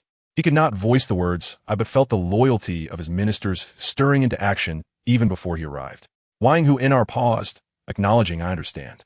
Who exactly is Qnwing? She pondered, having never heard of him before. Could it be that long-deceased brother from the coup attempt at YNY? Yet, the name did not seem to fit. Yun Xirou explained, "Qnwing is my third brother, resourceful and eloquent, yet unstable in thought. Many within the court have already pledged allegiance to him. The new appointments I am making, while beneficial for the moment, may not prove reliable in the long term. Eventually, those newcomers may end up as mere corpses. Yun Xirou understood this well. I know that the Wang family is steadfastly loyal to me, and your uncle is indeed a capable man. I would like to ask if he knows of others who might be of greater merit." Upon hearing this, Wang Huinar felt a spark of curiosity and ultimately nodded. "What a pity. If only I could speak now, I would recommend some candidates to my father. In New York, ing ZHGX, BIJ, ing LHNF, ing D, NGJ, NJYNX, and another who will arrive after the new year, D-Ru, along with them, ZM, ing, and their companions. The companions can be evaluated, but the others can be considered without hesitation." Without hesitation? Yun Xirou mused, contemplating whether these individuals could be relied upon consistently. This trip was indeed worthwhile. Satisfied, Yun Xirou departed after lunch. Wang Huinar sat alone in the pavilion, holding a teapot, yet could not feel its warmth. She sighed inwardly, and upon hearing a sound, she lifted her head. "It seems the Empress is not in high spirits," Chu observed. Seeing Wang Huinar's sorrowful expression, Yun Xirou felt a pang of compassion. She wished to say something, but found her words faltering into babble. She waved her delicate arms. Noticing this, Wang Huinar grasped Yun Xirou's hand. "You were reading so fervently earlier. Xirou, the Emperor is aware of my past with Qnwing." With no one around, Wang Huinar spoke candidly, revealing all that weighed on her heart. Yun Xirou's heart raced. She had not realized that Qnwing once had an engagement with her mother. In the royal family, there are seldom any who remain steadfast in affection. She was uncertain whether Qnwing still harbored feelings for her. Today, the Emperor seemed to be subtly urging her to leverage their past connection to draw closer to him and extract vital secrets. Yun Xirou furrowed her brow. Father, with his strategic prowess and valor, would not exploit women for such purposes, especially since mother is cherished. As a husband, how could he expect her to act thus? Could I be misinterpreting his intentions? She would prefer to think she was mistaken. Yet, the Emperor undoubtedly harbored such implications. She glanced at Yun Xirou.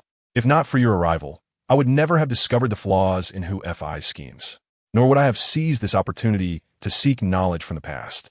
Yun Xirou opened her mouth to respond, but was too fatigued to do so, her vision dimming as she succumbed to sleep. Observing her daughter's serene face, she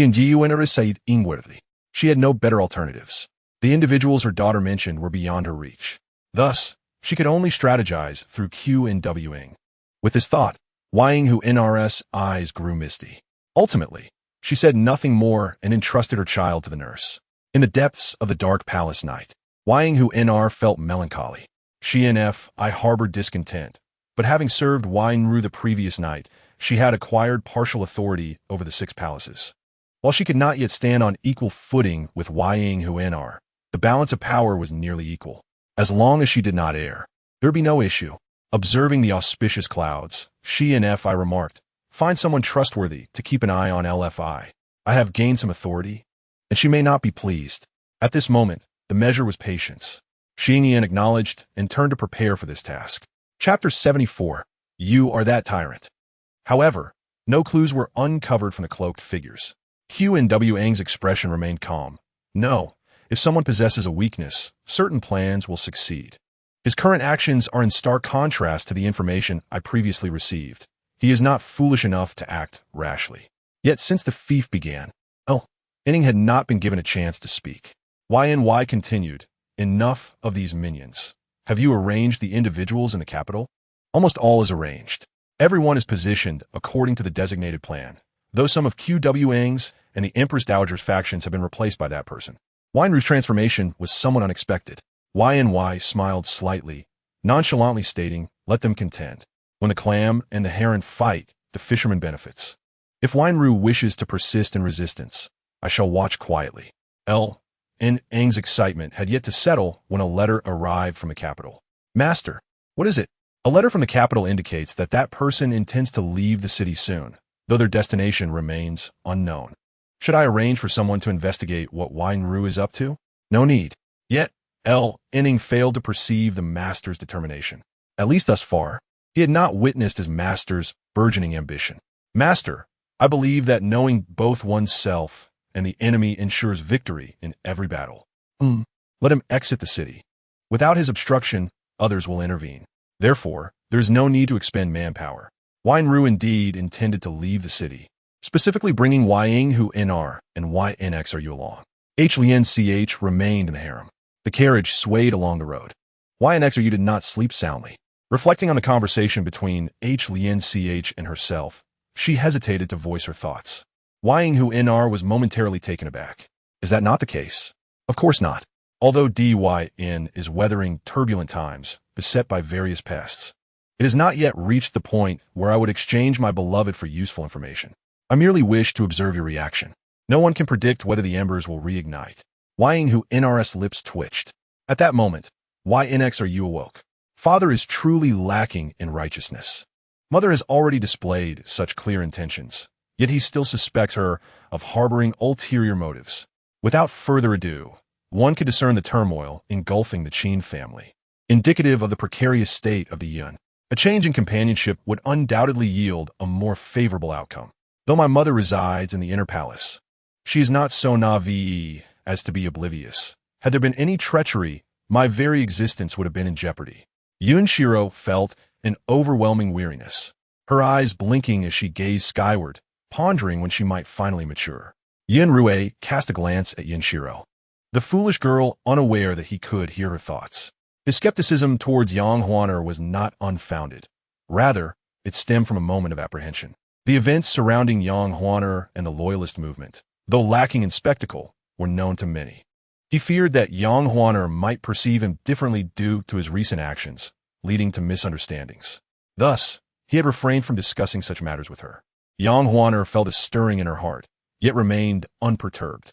Did the emperor truly regard her as untrustworthy? Was she merely a person who craved wealth and power, or one prone to suspicion? Even if the emperor visited another consort's quarters, she would understand that the affairs of the past and present required his delicate balance. Thus, she could comprehend his decisions during certain moments. Yet, why was her sincerity so readily doubted? Indeed, the emperor had erred, and gravely so. Wait, my father actually apologized? He recognized his faults? This is utterly surreal, Yun Xirou thought, feeling disgruntled. What nonsense was this girl spouting? A mistake is a mistake. Is it not natural to apologize? Why did she perceive his apology as an insurmountable challenge? I now grasp the truth. I have been overly narrow-minded and incapable of understanding. Can you forgive me? As a sovereign, he had expressed such sentiments. How could she, as a consort, fail to comprehend? I have never held grievances against your majesty. I merely find it perplexing why you must venture outside. The journey appears quite extensive. It was indeed far, though merely nearby. The emperor had taken a sudden initiative to leave the palace, to ascertain whether a certain individual was aware of his every move. Should they be informed, he could purge the treachery surrounding him. If not, he could proceed to appoint new officials. The barrage of information left Yang Huaner momentarily stunned. What did the emperor mean by this? She chose not to press further. The designated meeting place was on the lake. Surrounding them were common folk enjoying their leisure. Yang Huaner held Yun Xirou within the boat shelter, while Yun Xirou sat at the bow. Another vessel approached, and from it disembarked Zhuge Shi. Upon meeting the esteemed gentleman, it was evident that his demeanor matched the reputation he had garnered. Let's speak candidly. You are presumably aware of my identity, so I seek your assistance. Yun Xirou raised his gaze to the heavens, feigning despair. The court was rife with treacherous officials, and even with the emperor's benevolence, he could not rid the court of these malefactors. The emperor wished for change, but found himself hindered. I have heard of your lofty aspirations and the means to realize them. Thus, I implore you to aid me. You are the tyrant. Such words could only be spoken with ease by those who would bring him here and suggest he enter the court. Aside from that despot, who else could it be? Yun Xirou was taken aback. Am I perceived as a tyrant in your eyes? You may verify for yourself how burdensome the taxes and corvée labor have been since your departure. The harsh winter has stunted the growth of crops. If I am not mistaken, the autumn harvest will surely fall short. Chapter 75. I am deeply sorry. Even without waiting for next year, once the year-end passes, the truth will be revealed. Upon hearing this, Yun Xirou paused. The Empress Dowager's appointees remained in the court. Despite his disdain, he could not outright refuse them. Though she feigned concern, she had long contemplated replacing him. A chill settled in Yun Xirou's heart. I am powerless. Zhuge, she retorted with a sardonic smile. You are the son of heaven, the ruler of a nation. How can you claim to be powerless? Your assertion of helplessness threatens the lives of countless citizens. At these words, Yang Huaner trembled beside him, instinctively turning to Yun Xirou, who displayed no expression, even devoid of anger. This was unusual. Why had the emperor become so accommodating? Such disrespect could not be overlooked. Yun Xirou sighed, helplessly beside them. Zhuge Shi, noticing her presence, exclaimed, You seek our counsel while carrying a child? Old emperor, do you not find your actions absurd? Silence. Yang Huaner could no longer endure it. Even if the emperor refrained from wrath, this did not grant them the liberty to continue speaking. After a moment of contemplation, Yun Xirou conceded, Mr. Zhuge speaks the truth. This declaration astonished all present. Wait, is the emperor not a tyrant? A single misstep could lead to death. Yet, why have they uttered such nonsense without provoking a strong reaction from him? His demeanor upon arrival was entirely different, particularly regarding the rumors that diverged from reality. He uttered, prompting further astonishment among the onlookers. Is this the Yang Huaner who has recently captured the emperor's favor? The beloved consort Li? The Yang family is reputed for their loyalty, yet they behold a family loyal to a tyrant. How could a tyrant be so gracious? Zhuge, she emboldened, turned to Yang Huaner. You are Li Fei? Yang Huaner nodded affirmatively. If your family is indeed unwaveringly loyal, you must recognize that aligning with a tyrant leads to no favorable outcome. Yun Xirou sighed. Brother, the tyrant you incessantly speak of stands before you. If my father were truly a tyrant and not a sage ruler, your words could easily condemn your entire lineage. Durui interjected, Monsieur Juge. You need not be so harsh. The emperor has confessed to having unspoken burdens, and surely he carries such weight. Even neighbors may have their disagreements, yet they still wish each other well. How much more so in the court, where myriad concerns abound. Zhuge, she regarded Du Rui with a glance. Yang Huaner continued, Mr. Zhuge and everyone else, you harbor misconceptions about his majesty. While rumors may classify him as a tyrant, consider this, if he were truly so. Every word you uttered would have been tantamount to treason. You spoke those words in the presence of someone you deemed a tyrant. Had he truly been one, he would have cast you into the lake to fend for yourself without a second thought. Zhuge, she opened his mouth to refute, but found himself at a loss for words. He glanced at Yang Huaner, then at Yun Xirou, and finally down at his own shoes. Perhaps Li Fei was indeed correct. He had spoken at length, yet the emperor showed no inclination to execute him. Perhaps he had been too hasty in his judgment, forgetting that the emperor navigated a treacherous realm. He raised his head. An expression of remorse etched upon his face as he looked at Yun Xirou, who remained indifferent. I once wielded an iron-fisted authority, successfully eliminating numerous treacherous officials from the court. However, I too have my own burdens. All of you aspire to serve in the court and work for the people. I do not fear your ridicule. This past August, the Right Chancellor, Qin Wei, conspired to rebel, and on that very day, troops were at the city gates. Were it not for the intervention of concubine Li's family, I might not have had the opportunity to stand before you now. Even with my iron-fisted rule, those individuals, driven by greed, would not allow me to easily uncover their schemes. Regarding the recent taxation and labor issues, I chose not to contest them. Had I been able to refute, you would not be burdened as you are now. We are all capable individuals, and with temperament comes challenge. It matters not, as long as one can be of use to oneself. The rest holds little significance. Currently, the Yun appears strong, with formidable military might and a prosperous nation. Yet it is, in truth, a fa concealing internal decay. You, who hail from humble beginnings, understand how arduous it is for a common person to attain an official position and how challenging it is to become a pivotal minister in the court. In truth, it is not merely challenging. Those in power favor their own kin. They enter the court through connections and wealth. It is often said that quick-wittedness is a rare talent. Yet in reality, such individuals often prove inept at even the simplest of tasks. Yun Xirou, with both reason and emotion, calmed the agitated sentiments of a few. How could they not comprehend? Those from humble origins, as long as they have connections, can ascend swiftly. It must be noted that if I had not taken notice of you all beforehand and presented your examination papers before me, I fear I would not be able to meet you now. What? Is your majesty not the sovereign of the land? How can one be so constrained? Zhuge, she raised his head, and the others followed suit, gazing at Yun Xirou. I am indeed the sovereign, yet I too face difficulties. Otherwise, I would not need to meet you in such a secluded and obscure place. What does your majesty wish for us to do? If you wish to enter the court with legitimacy, it is not impossible, but the risks may be considerable. Upon hearing this, everyone exchanged glances. I am aware of your capabilities, and those who require talent will also recognize your strengths, making your entry into the court a formidable endeavor. Concubine Li deftly took over the conversation. The Yang family and your majesty are now in the same boat. We, the Yang family, can provide protection for you all. However, if you wish to assume your positions legitimately, you must heed the arrangements of His Majesty. Offer silver and become one of their economic sources. Chapter 76. Collaborating with the Tyrant as soon as the suggestion was made. Zhuge, she was the first to object. Is this truly the admirable strategy conceived by the Empress? Upon hearing this, a heavy silence fell among them. His Majesty had already been candid, yet they now found themselves perplexed.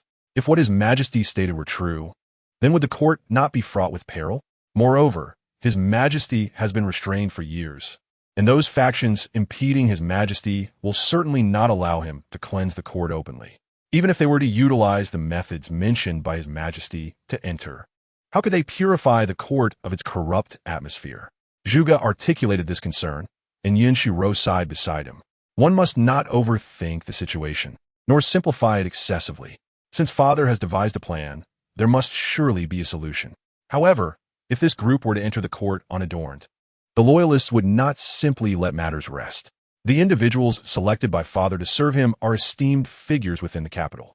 Even the common folk must consider their lineage before attempting to harm them. Yet this group is different. Should any unrest arise, their demise would pose no threat to the others. But for Father, it would be akin to losing an arm or a leg. After hearing this, Yang Huan heir began to grasp the crux of the matter. In the past, whether within the palace or in private quarters, she had always perceived the world as simple. Yet now she realized how treacherous it truly is. I understand your concerns, as I previously stated. The Yang family can provide protection for you all. The Yang family's rise to prominence has not been without the support of trustworthy allies. However, the Yang family's power is currently at its zenith, and others are aware of His Majesty's favoritism towards the Yang household. Hence, greater plots and schemes are directed against the Yang family. You shall enter the court under assumed identities, unlikely to be discovered easily. Even if you were to be found out, there are no better alternatives. A person without power and who lacks the wisdom to form alliances, even if possessing some talent, will gradually be buried in this ruthless environment, with no hope of rising to prominence. Regardless of the circumstances, this remains relatively beneficial for you all. Upon hearing this, Du Rui was the first to speak. Since His Majesty has already sought us out, it is a recognition of our abilities.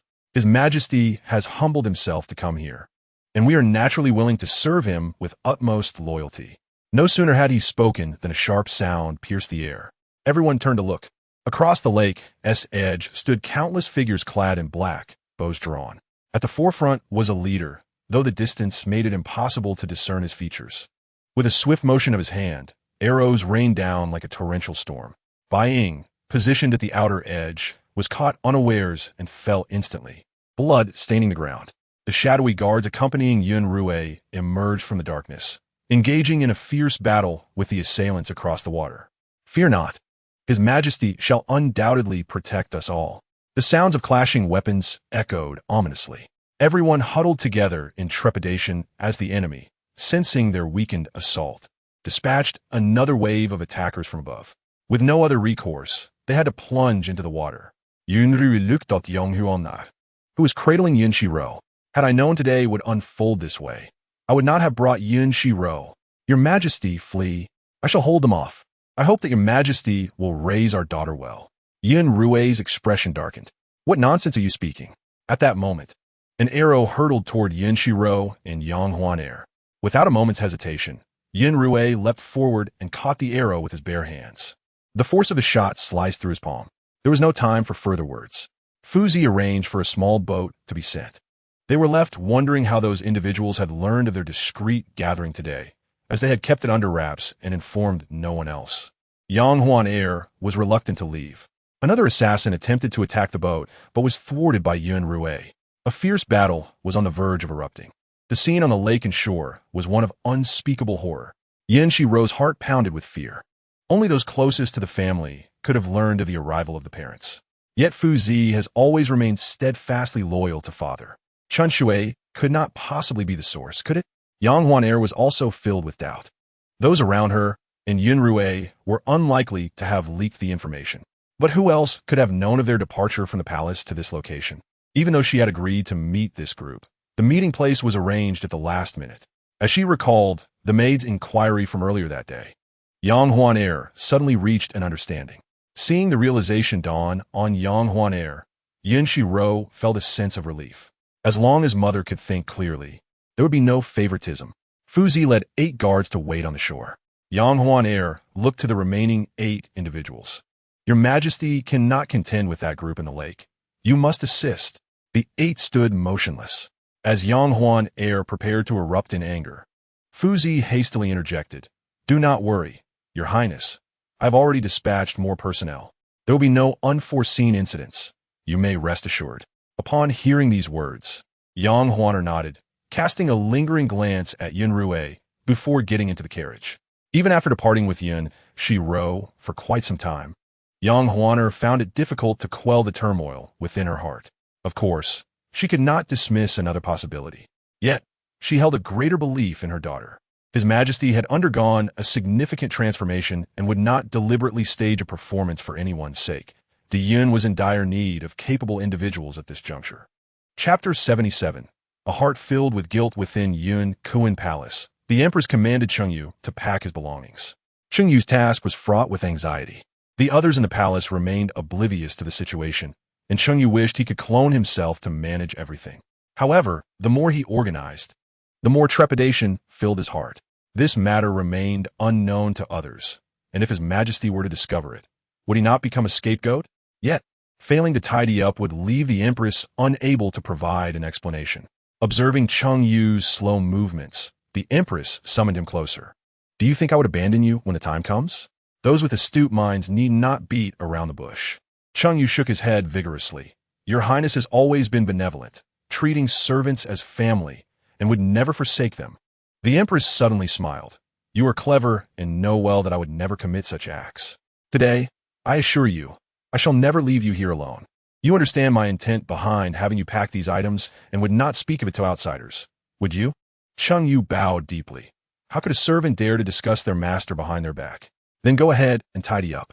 Place those inconspicuous items in another storage room. When the Grand Eunuch departs, he can help you exchange for more silver notes. These items cannot be taken along. They must be converted into lighter silver notes.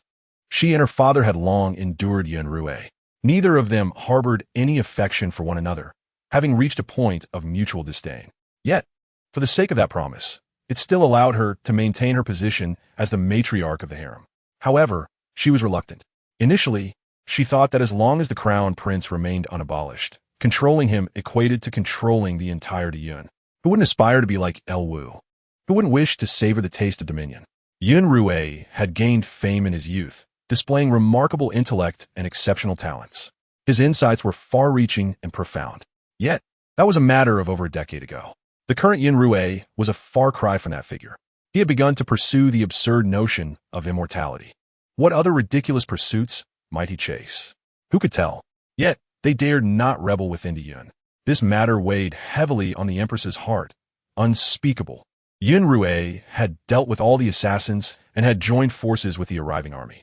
His subordinates apologized for their delayed rescue. Please punish us, Your Majesty. All ministers, rise. Your presence brings me great joy. He turned his head to look at several scholars accompanying him. Is the military physician present? Someone stepped forward. Go check if the young gentlemen have sustained any injuries. Yes. Zhuge and the others stood frozen in place. Mere moments ago, they had been laughing and conversing, only to witness someone they had just become acquainted with meet a tragic end right before their eyes. They had yet to enter the court and were already confronted with so many issues. If they entered the court, would their lives be safeguarded? The man rumored to be a tyrant seemed inconsistent with the tales told. Yet, no smoke rises without fire. Flies do not alight on seamless eggs. Could they trust this sovereign? The military physician was adept, and before long, he had bandaged everyone. Meanwhile, several soldiers below were laboring to recover the bodies. Yun Xirou declared he would erect tombstones for those who had died unjustly. Noticing everyone gazing at him, Yun Xirou stepped forward. In the court, the atmosphere was fraught with intrigue and treachery, far more ruthless than during their scholarly days. The ministers huddled together, seeking warmth, all driven by their interests. What I'm doing now will certainly encroach upon their interests. Following me will entail numerous dangers, no less than today. If you wish to preserve your lives and showcase your talents within the court, consider what I have just said. Should anyone wish to withdraw, I shall not force you. However, this matter is confidential, and I cannot allow you to roam freely in the future. Yet, I will not let you lose your lives. You may only traverse the areas I designate, under the watch of hidden guards. Everyone understood. Since they had already met, Yun Xirou had not shied away from revealing part of his thoughts. Should they withdraw now, Yun Xirou would undoubtedly not grant them complete freedom. Everyone comprehended the gravity of the situation. They exchanged glances, all aware that serving the nation was far from simple. One must exert themselves thoroughly to contend with that group. A moment's carelessness could lead to utter destruction, leaving no trace behind. The current court was fraught with trials, beset by treacherous officials. His Majesty values us and wishes to rely on us. I'm naturally willing to serve His Majesty with utmost dedication, toiled as a loyal servant. Zhuge was the first to kneel in agreement. With one taking the lead, the rest followed suit naturally. With this group, as fresh blood, Yun Xirou no longer needed to exercise caution in certain actions. Yet, after Yun Xirou departed, the remaining few huddled together in the carriage, sharing other thoughts. Brother Zhuge, do you think today's events were merely coincidental? They harbored doubts, but dared not voice them among the Emperor's people. However, someone spoke up, prompting the others to listen intently. Zhuge pondered. Being a tyrant, one would not find any action surprising. Why be so roundabout? Even if we are to be utterly devoted, I am aware that the one who was torn away possesses considerable talent in financial matters. If the court truly is as dire as His Majesty claims, that gentleman, if alive, would serve a greater purpose for His Majesty. There is no need to exchange a sage for the suspicions of so many. Upon hearing this, all fell silent. They were not fools and could discern the truth. This incident might indeed be an accident. Hearing a commotion, a string in Yang Huaner's mind tightened. Holding Yun Xirou, she appeared ready to rush out, only to be caught by Yun Xirou. Chapter 78. Perils and affections abound, though she could have remained safely within the harem. She chose to accompany him, only to encounter such events. In his roles as husband and father, he had somewhat failed. Their gazes met, and in that instant, Yang Huaner abruptly rose, sizing up Yun Xirou. Your Majesty, are you uninjured? Those petty villains find it somewhat challenging to approach me. However, A death today does impose certain constraints. Yang Huaner refrained from elaborating on matters concerning the court. Is it inappropriate for your majesty to bring me along today? There is nothing inappropriate. It is inherently inconvenient for you to accompany the child, and it is only right to escort you away in advance. Should they dare to speak ill, their character and abilities must be re-evaluated. Yang Huaner's heart eased, yet other questions lingered. Ultimately, she asked nothing. The loyal prince, Yun Yi, had arrived. Upon seeing Yun Xirou, Yun Yi bowed. "I greet your majesty." This greeting made Yun Yi acutely aware that Yun Xirou was indeed different from before. Was this journey successful? Naturally, it was successful. Everyone is aware of the reality of success or failure. Yun Xirou smiled faintly, knowing that skilled individuals surrounded Yun Yi. It is said that His Majesty has recently welcomed a daughter whom he cherishes greatly. The two, appearing jovial, have withdrawn from the public eye. The palace is now teeming with people. Seizing the opportunity, the Queen's father has met with her. They discreetly dismissed their attendants and engaged in a cautious discussion. "How have you been lately, father?" "Not well at all. For reasons unbeknownst to me, His Majesty has repeatedly targeted me in court. Even a portion of my authority has been stripped away. Although I still hold the title of the Queen's father and remain an official in the cabinet with some semblance of power, in reality, that power has long since dissipated. Despite his inner dissatisfaction, he is acutely aware that His Majesty is the sovereign of the realm, and thus he must not display his grievances overtly." The Queen glanced into the banquet hall, pouting at Yang Huaner. Isn't she the one favored most by His Majesty? He insists on bringing her everywhere. Even during his recent incognito visits to the common folk, she accompanied him. "My dear daughter, it won't be long before the master of the harem changes." Although she understands the improbability of such a scenario, the Queen cannot shake the feeling that Yang Huaner is a thorn in her side. The recent schemes against her have not only failed, but have only strengthened her resolve. "Father, must we truly refrain from raising a rebellion within Dyn? Faut essayer de conseguir softly. You dwell in the harem and are not privy to much regarding court affairs. But allow me to enlighten you. Dyn is no longer what it once was. While it may have appeared weak in the past, it has rejuvenated over the last 2 years and restored its military might. Furthermore, consider the fate of the Qin Wi family when they attempted to rebel. The Wang family is currently at the zenith of its power. Confronting Yang Huaner directly would be unwise. I have considered some strategies for you. A head-on clash is futile." The Queen nodded, her eyes ablaze with indignation. She is agitated by the sudden rise to favor of someone who was once overlooked, feeling her own authority slipping away. What scheme does father have in mind? Is the Wang family not loyal to His Majesty? They could be utilized to eliminate a thorn in His Majesty's side. Upon hearing this, the Queen's mind began to race. Are you suggesting that the Wang family deal with the troubles in the East Sea? There's a small nation there that was once a vassal state, now brazenly disturbing our borders. Although Dyn is vast, it lacks proficiency in naval warfare.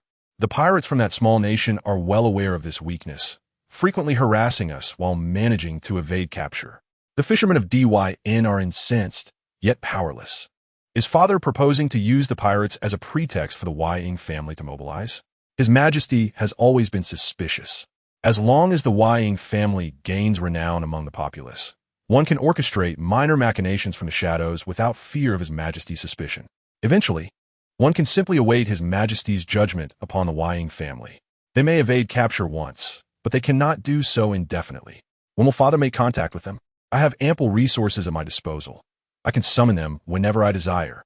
What do you think of the idea of a royal rescue? Fu Q regarded the Queen intently. Ex-inner, you once aspired to enter the palace as His Majesty's consort, and I have remained silent on the matter. However, remember this. Members of the royal family are devoid of compassion. Whether it be Yun Xirou or Yny, they are all the same.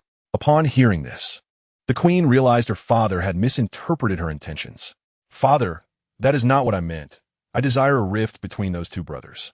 It merely requires an opportunity or a misunderstanding. But that opportunity cannot involve the Queen herself." Aware of Fu Q's perspective, the Queen ultimately fell silent. Someone approached. The Queen adjusted her attire and stepped out slowly. Song Gu'en, upon seeing the Queen, felt a twinge of confusion. Had she not just seen the Queen's father? Yet, it is inherently difficult for one to meet family once entering the palace. It is only natural for the queen's father to visit his daughter, is it not? With this thought, Songgu'er refrained from speaking up. Your Majesty, what brings you here? The banquet is about to commence. The queen smiled faintly. Even if she is not the bait, she must sow seeds of doubt in Yun Xirou regarding Yny and in Yang Huan. Only by planting the seeds of suspicion can they grow into towering trees in the future. I have been feeling somewhat unwell of late, and with so many people inside, I merely stepped out for some fresh air. I thought the same. I shall accompany your Majesty outside for a while. The queen nodded, appearing harmless. Yun Xirou, cradling the infant, observed with a watchful eye. Although her expression was not particularly pleasant, she recognized that Q was following closely behind the queen as she exited, and she sensed that something amiss was brewing between them. Surrounded by the lively atmosphere, Yun Xirou could not help but sigh. Ah, de yen, pretty frucht whispered. Chapter 79. A bit of a headache. Yun Xirou listened intently, involuntarily glancing at the queen. The sudden gaze startled the queen. Had His Majesty seen her when she went to find her father? That should not be. She had been quite cautious, and His Majesty was preoccupied with dealing with the ministers. He should not have noticed her subtle movements. This thought did not linger long, as the queen quickly dismissed it. Yun Xirou did not look again nor utter a word.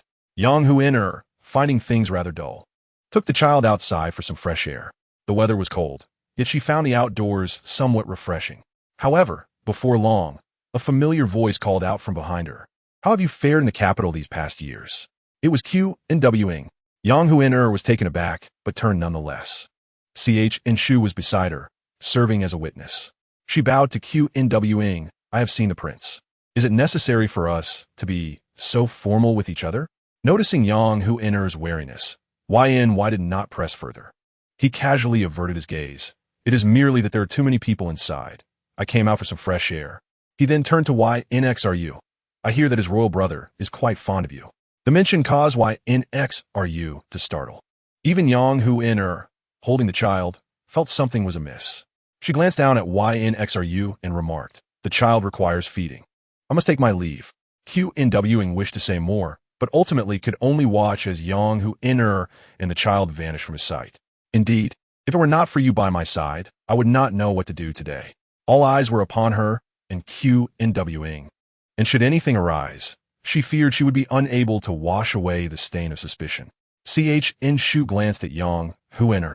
Your Majesty need not be so cautious. Even if Q.N.W.ing meets with you, it does not signify anything. That may be so in your eyes. But what of others' perceptions? Both N.F.I. and the Queen harbor reservations about me, and would gladly seize any opportunity to take action against me. Ch.N.Shu fell silent, feeling the lack of compassion in the harem. When he had departed earlier, he had been observant. Yun was undoubtedly meeting someone, though no one had witnessed it. Uncertain of when those individuals might act upon their plans involving Q.N.W.ing and Huan. Yun sensed scrutiny upon him. He looked up to find Yun Xirou watching and raised his cup in acknowledgement. Yun Xirou smiled faintly and approached to clink cups. The atmosphere in the grand hall was fraught with intrigue, and it was not long before the gathering reached its conclusion. Yun was about to exit the palace when he was intercepted by Yun Xirou. The palace has prepared a residence for you. After today's arduous journey and the copious drinking within the palace, it would be best for you to rest here. Tomorrow, we shall engage in our game together. Yun bowed respectfully, replying, I shall obey your command. Yun Xirou proceeded to Changchun Palace, where he found Yang Huan still waiting with the lights lit, without having released Yun Xirou. Although Yun Xirou appeared somewhat fatigued, she held up well. Your Majesty, there is no need for formalities, she said. After a moment of contemplation, she decided to relay the information she had gleaned from her daughter to Yun Xirou. Speak candidly. This evening, I witnessed the Empress in conversation with her father. Yun Xirou's response was rather indifferent. Reflecting on his relationship with the Empress, Yang Huan found herself at a loss for words. Not hearing any further sound, Yun Xirou opened his eyes and addressed her. Feel free to express what you wish. There is no need for formality. I am apprehensive. While the Empress may harbor such thoughts, she is ultimately the birth mother of the Crown Prince. Should your Majesty decide to depose the Crown Prince, the Empress will undoubtedly be heartbroken. I fear that her sorrow may lead her to undertake actions that jeopardize the stability of our nation, she confessed. Yun Xirou remained nonchalant. Sensing the aroma of alcohol emanating from him, Yang Huaner lost her inclination to discuss the Empress further. Your Majesty, knowing well the ill intentions of those individuals, why consume so much alcohol? Is it not a cause for discomfort? Chun Shui, please fetch the wine-cleansing soup I prepared, he commanded. Yes, she replied. With that, Yun Xirou felt somewhat revived. He looked at Yang Huaner and stated, I am aware of the matters you mentioned, and I understand that the Empress will not simply acquiesce. I can also inform you that not only the Empress but also the Loyalists are formidable opponents. If I am not mistaken, the matters you spoke of will require your family to address them. As for the specifics, I am not privy to them. Yang Huaner felt a warm glow within her heart. She knew that the Emperor still cared for her and the Yang family. I do not wish to burden your Majesty. If no suitable candidates are available, it would be acceptable for my father to take action. I shall certainly find the most suitable candidate. If we can thwart their schemes, we must do so. Yun Xirou, nearby, perked up. Initially, the Empress recognized her schemes were futile. Following the rebellion against the Yun, she allowed the remaining feudal lords and neighboring nations eyeing the Yun's territory to unite, compelling the Fuer Cha family to relinquish the throne under the pretense of punishing traitors. The Empress is fearful. Having amassed wealth, she is ready to flee. If I am not mistaken, the Empress has already begun to pack her belongings. Moreover, if my father is astute, he can easily find an excuse to investigate the Fuer Cha family, revealing their long-standing connections with the Japanese pirates, consistently sending wealth to them while ensuring their own become the pillars of the nation. Upon hearing this, Yun Xirou clenched his jaw. It appeared that trouble was indeed brewing. This group was far too idle and had stirred up a significant issue. Yun Xirou raised his hand to his forehead, feeling a fierce headache coming on. Noticing Yun Xirou's condition, Yang Huaner rushed forward to massage him. Your Majesty, have you consulted the physician? Wei Heng is loyal to you and should be trustworthy. Yun Xirou shook his head. Chapter 80. The most suitable candidate today is the first time I have experienced such a severe headache. Should I send someone to summon the physician? Yun Xirou declined. Yun Yi is still in the palace. If I summon the physician now, would it not reveal my ill health? Yun Xirou has yet to mature, and although the Yang family is currently in a position of great power, advancing further will be quite challenging. He has yet to provide a stable foundation for Yun Xirou and Yang Huaner, and he cannot falter now. If possible, he hopes to extend his life, not necessarily to live for 100 years, but certainly not to perish prematurely. This matter must remain confidential. I have my own decisions to make. The substances that Hua Fei previously administered to my father must have been addictive. Otherwise, how could he have developed such a craving in such a short time? Had it not been for discovering discrepancies in Hua Fei's accounts, coupled with evidence surfacing from the Qin residence, my father would likely have fallen victim to Hua Fei's machinations. Currently, it appears to be a normal physiological response, necessitating the expulsion of toxins from his body. With a reliable physician, my father's suffering would surely be alleviated. After listening to her daughter, Yang Huaner found an opportunity to persuade Yun Xirou. He embraced her. I know, you do this for my sake. Rest assured, I am not a child. If I am truly unwell, I will seek the physician. You need not worry. With that, Yun Xirou rose to glance at Yun Xirou. The little girl appeared quite spirited today, showing no inclination to sleep. It seemed she was concerned for the emperor's well-being, with so many ministers observing him. It was natural for her to sense his worries, compelling her to put on a brave face to witness his safe return. The headache seemed to have eased slightly, yet he could not let his guard down. That night, Yun Xirou retired early, while Yun Yi found it difficult to rest within the palace, surrounded by the watchful eyes placed by Yun Xirou. The current state of affairs among the brothers was indeed somewhat laughable. However, there is a saying, if one cannot bear the responsibility of their position, then they should find someone more capable to replace them. On the following morning, within the court, the ministers indeed raised the issue of the coastal pirates. It was Fuer Cha Duo Chi who initiated the discussion. Your Majesty, these pirates, relying on their prowess at sea, have consistently harassed our coastal borders, causing immense suffering to our people.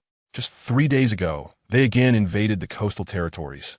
Implore your Majesty to send troops to rectify the situation and demonstrate that a Yun is not so easily trifled with. There were dissenting voices. Fuer Chai Darren speaks without understanding the pain of those standing here. The enemy has repeatedly provoked us at sea. If it were so easy to locate their position, your majesty would have dispatched troops long ago. Why wait until now? It is understandable that Fuer Cha-Daran, who has remained in the capital, does not grasp the pirates' movements. But if we are to discuss military action, we must first conduct a thorough investigation before reporting. Fuer Cha Duo Chi's expression soured, and Song Yuan stepped forward. One cannot say it like that. Fuer Cha-Daran has been in the capital and is understandably unaware of the pirates' behavior. However, having heard of their rampant harassment of our people, he wishes to seek justice for them, which is a commendable intention. Are we to imply that we, the military officials, do not have good intentions? In the court, the two factions clashed fiercely. Yun Xirou, feeling dizzy and in pain, cast a dark glance at the arguing ministers, a dangerous thought crossing his mind. He surveyed those speaking, and they immediately fell silent. Fuer Cha-Daran raises a valid point. The pirates have ravaged our coastal borders for years, leaving the inhabitants in distress. Since Fuer Cha believes this matter requires resolution, whom do you deem most suitable to dispatch? Upon hearing this, Fuer Cha's eyes flickered. The situation was unexpectedly progressing smoothly. Your Majesty, we cannot act recklessly in this matter. The pirates have long resided at sea, and we have dispatched numerous troops, yet have failed to ascertain their precise location. Even if Yang Daran is experienced in battle, he may not be able to consistently defeat them. This statement stirred a considerable uproar. The noise intensified, and Yun Xirou's headache worsened. Enough. Anyone who speaks again shall be dealt with. Did not someone desire his tyrannical reputation to spread throughout the land? If that is the case, then he shall play the role of an actor once more. Upon hearing this, the hall fell silent. The newcomers were merely low-ranking officials. At this moment, no one dared to speak in front of the palace. The atmosphere within the hall fell silent. Yun Xirou gazed at Yang Wugua and remarked, "Since Fu Cha, esteemed minister, has endorsed Yang Wugua, does anyone else have a better candidate to propose?" The assembly remained mute, as Yun Xirou's words effectively sealed Yang Wugua's fate. To speak now would be tantamount to courting disaster. Moreover, any discerning individual could perceive that Fu Cha was settling personal scores. To voice opposition at this juncture would only invite trouble. And what of you, esteemed Yang? Yang Wu-di cast a discreet glance at his elder brother, yet Yang Wugua seemed oblivious to the signal. I shall dutifully adhere to the imperial command. After the court session, Mu Wanqing arrived at the inner palace. I do not wish to place you in a difficult position, but you're aware that your father is advanced in years. Despite his illustrious military achievements in the past, he is utterly powerless against the Wokou.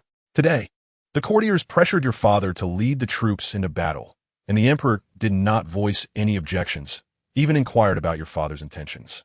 How can a minister be oblivious to the emperor's underlying meaning? This time, Wuba must go.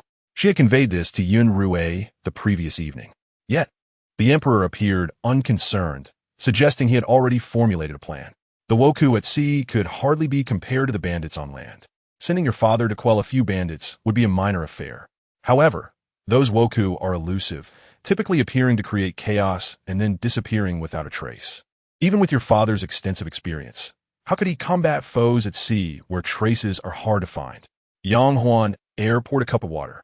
Mother, there is no need for such anxiety. The emperor must have his reasons. He is not a foolish monarch and surely knows when to employ whom. Mu Wanqing glanced at Yang Huan. A married daughter is like spilled water. Mother, trust in your daughter. Seeing Yang Huan's confident demeanor, Mu Wanqing nodded. Very well, I shall trust you. She then cast a satisfied glance at Yun Xirou before taking her leave. Upon returning home, Mu Wanqing had barely settled when she heard Yang Wudi's complaints. I told you not to seek Huan, yet you insisted. How could the emperor possibly harm me? Mu Wanqing was displeased. Do not speak so recklessly. I merely inquired about Huan to reassure ourselves. The emperor is well aware that the Yang family has long engaged in land warfare, and we are unfamiliar with naval combat. To recklessly venture forth would be tantamount to offering our heads on a platter. Not only would it benefit the enemy, but it could also cost the lives of many in our family. Mu Wanqing trembled with indignation. Yang Wugua was internally stirred, realizing his impatience. He approached and steadied Mu Wanqing's arm. I am merely concerned for Huan's well-being in the inner palace. Moreover, if the emperor learns of this, might he not harbor some discontent towards me? I see no need for such action. Mu Wanqing took a deep breath. After many years of marriage, they understood each other well. She turned to Yang Wudi. You are often too rash. Do you think others will tolerate your impetuosity? I worry for you. While the emperor trusts you and is willing to entrust this task to you, it is ultimately at sea. If it were easily resolved, it would not have remained unresolved for over a decade. The emperor desires peace and prosperity for the nation, yet you must also consider our family matters. Huan heir is currently favored, but we cannot be blindly optimistic. What kind of life did Huan heir lead in the inner palace? It was like walking on thin ice. A single misstep could plunge her into a deep abyss, never to see the sun again. Now that the emperor favors the Yang family, we must tread carefully, not just for ourselves, but to provide Huan heir with a secure future. Upon hearing this, Yang Wudi recognized his missteps. He gently squeezed Mu Wanqing's arm, adopting a conciliatory tone. All right, my dear, I acknowledge my mistake and apologize. You are right. It is not only for ourselves, but also for our dear Huan heir, that she may thrive. Elder brother, he exclaimed anxiously, in the court, I was desperately signaling you. How could you not see? Yang Wudi patted his shoulder and called for a cup of water. Do not fret. Your sister-in-law was just discussing this matter with me. The emperor undoubtedly has a comprehensive strategy in place, and he would never put our lives at risk. Yang Wuguo was taken aback. Surely, the emperor would not sacrifice soldiers' lives for a ploy. How can you be certain that there are no unseen hands at work in the court? Reflecting on Fu Ercha Duo Chi's assertive demeanor in the court, Yang Wuguo felt a surge of indignation. I dare say. Fu Ercha Duo Chi is undoubtedly scheming, aware that Huan heir is favored in the palace and that our family remains loyal to the crown. He seeks to endanger the Yang family. Such a person is a calamity in the court. Yet, his daughter happened to be the Empress. Even if they wished to eliminate Fu Ercha, it would not be a simple task. I understand your concerns. Rest assured, your elder brother is not so foolish. Since we have committed, let us proceed diligently. Fu Ercha Duo Chi had refrained from entering the palace, opting instead to relay his court activities to the Empress through trusted acquaintances via letters. Upon receiving the news, the Empress could not suppress a smile. What if Yang Huan heir is favored? If the Yang family falls, even with extraordinary abilities, Huan heir will never escape. Her gaze fell upon the items that Cheng Yu was tidying, and her confidence surged. Cheng Yu, you may take a rest now. Such a placid empress was a rare sight. What a Li Fei. No matter, let her frolic for a few days, free from the trivialities of palace affairs. The empress found herself particularly unburdened. Though Li Fei's situation was not dire, she outwardly displayed a facade of distress, enduring daily unrest. Even the emperor often found himself dismissed from her presence. Gifts meant to appease the emperor had also been cast aside. That night, Yang Huan heir received a letter. The content was straightforward. At midnight tomorrow, meet in the back garden. When this letter appeared on the table, Yun Xirou was also present, observing the clumsy handwriting. He could easily deduce it was from the untrustworthy Qin Wang. Yun Xirou lay nearby, and upon hearing the letter's contents, she could not help but scoff. Why the obsession with midnight rendezvous? Are they not afraid of witnessing something inappropriate in the inner palace? Indeed, what is there to see in the dead of night? It is pitch black, with nothing visible. Yun Xirou wholeheartedly agreed. It appears that this royal brother of mine harbors persistent intentions toward Huan heir. Do you think I should attend? The two had not had the opportunity to converse previously. Initially, they believed Qin Wang would retreat upon facing difficulties. Yet he seemed to grow bolder. Knowing the emperor favored Li Fei and Xirou, he still approached.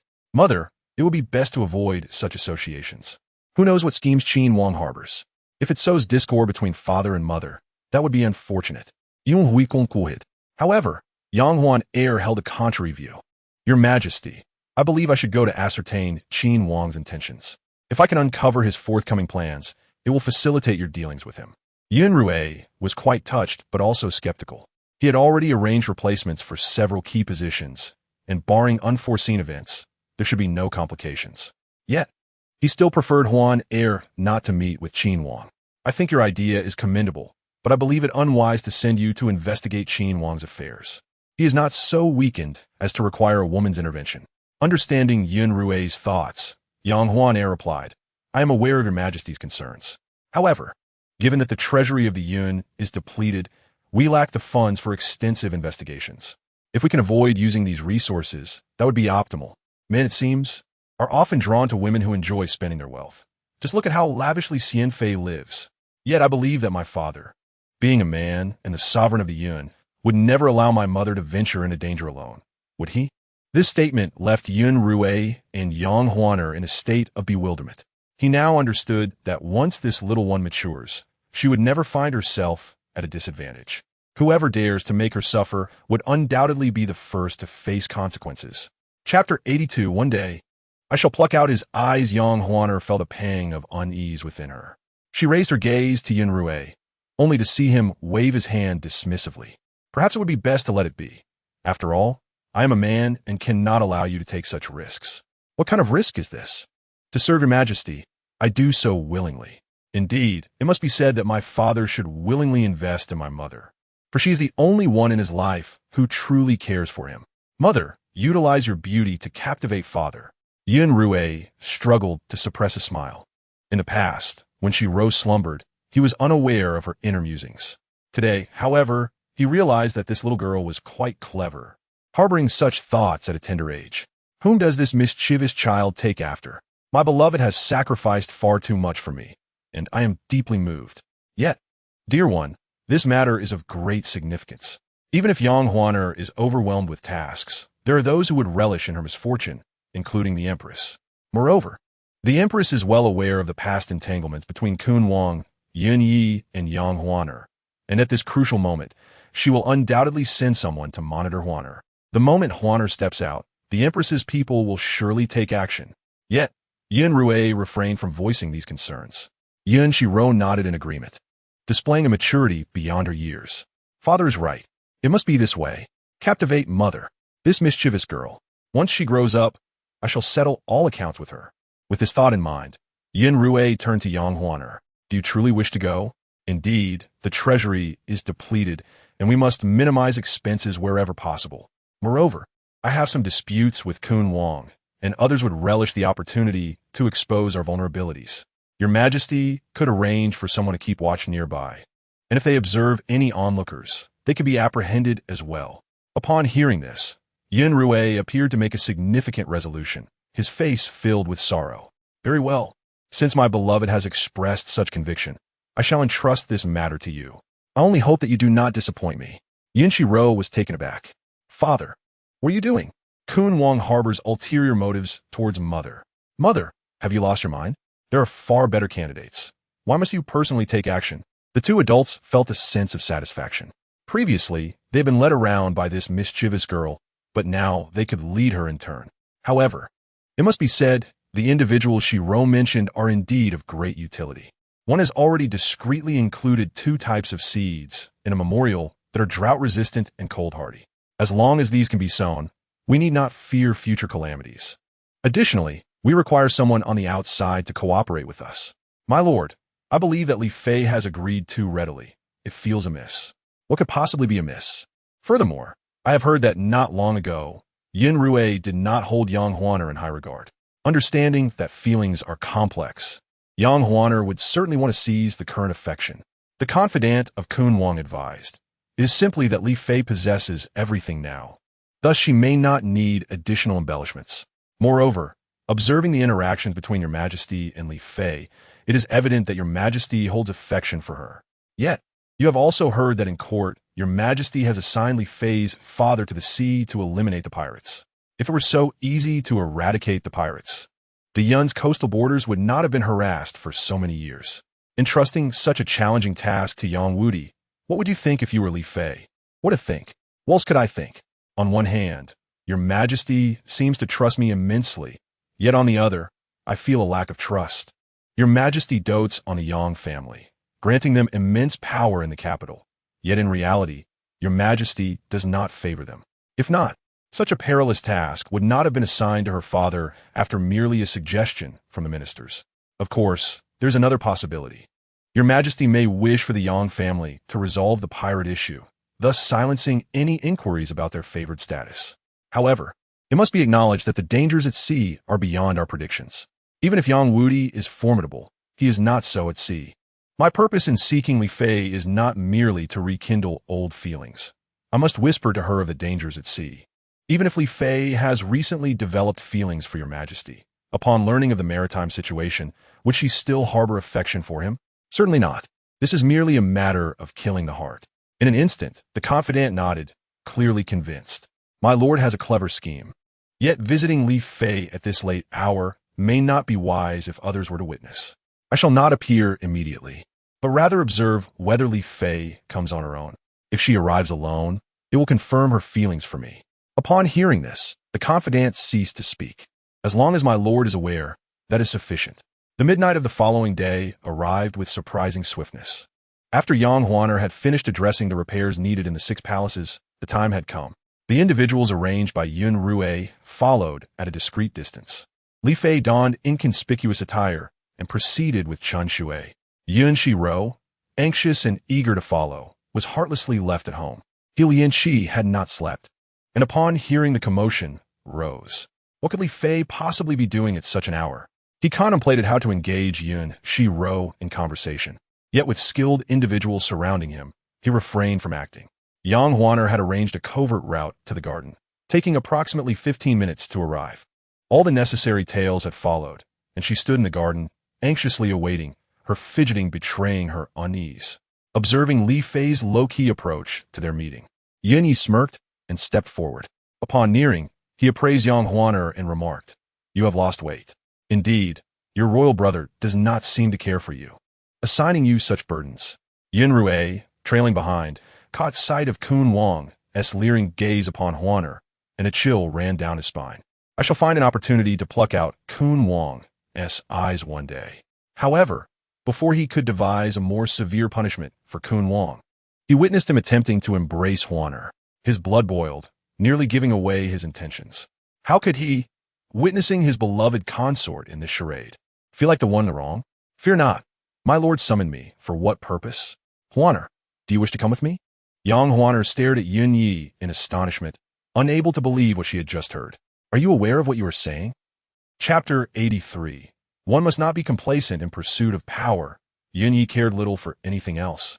His gaze was filled with warmth, albeit laced with a hint of calculation. He reached out, attempting to grasp Yang Huaner's hand, only to have her evade him. I am fully aware of my actions. From the moment you entered the palace, I wished to take you away. However, you warned that maidens must not privately form attachments, lest it bring calamity upon their families. I understood that I should not subject your family to such unwarranted misfortune, hence I refrained from mentioning it. Yet later, while on the southern frontier, I heard that your majesty does not hold you in high regard. Even after bearing a child, he seldom visits you. The subsequent transformations are mere facades. After years in the palace, you must understand the nature of such emotions. If your majesty truly cherished you, he would not allow you to endure such grievances. Yun Yi spoke passionately, taking a step closer, while Yang Huaner instinctively retreated. She shook her head, saying, "It should not be like this. His majesty has a fondness for both me and Rower. He has even granted Rower the title of Guogong Princess. The term holds far greater significance than anything else." When one strategy failed, Yun Yi remarked, "Are you aware that your father is about to set sail to confront the pirates? This matter has stirred a considerable uproar. The previous dynasty and the imperial harem are aware of it." In an instant, Yang Huaner appeared drained of all strength. She murmured his majesty, yet could not articulate her thoughts, standing there as if all her spirit had been extracted. His majesty aims to exploit your Yang family, expecting unwavering service until death. The situation at sea is precarious, and our nation lacks experience in naval warfare. Should your father proceed, it would be a path to certain doom, leaving no trace behind. To say there would be no remains is an understatement. Indeed, after Yun Yi spoke these words, Yang Huaner swayed as if her head were filled with fog.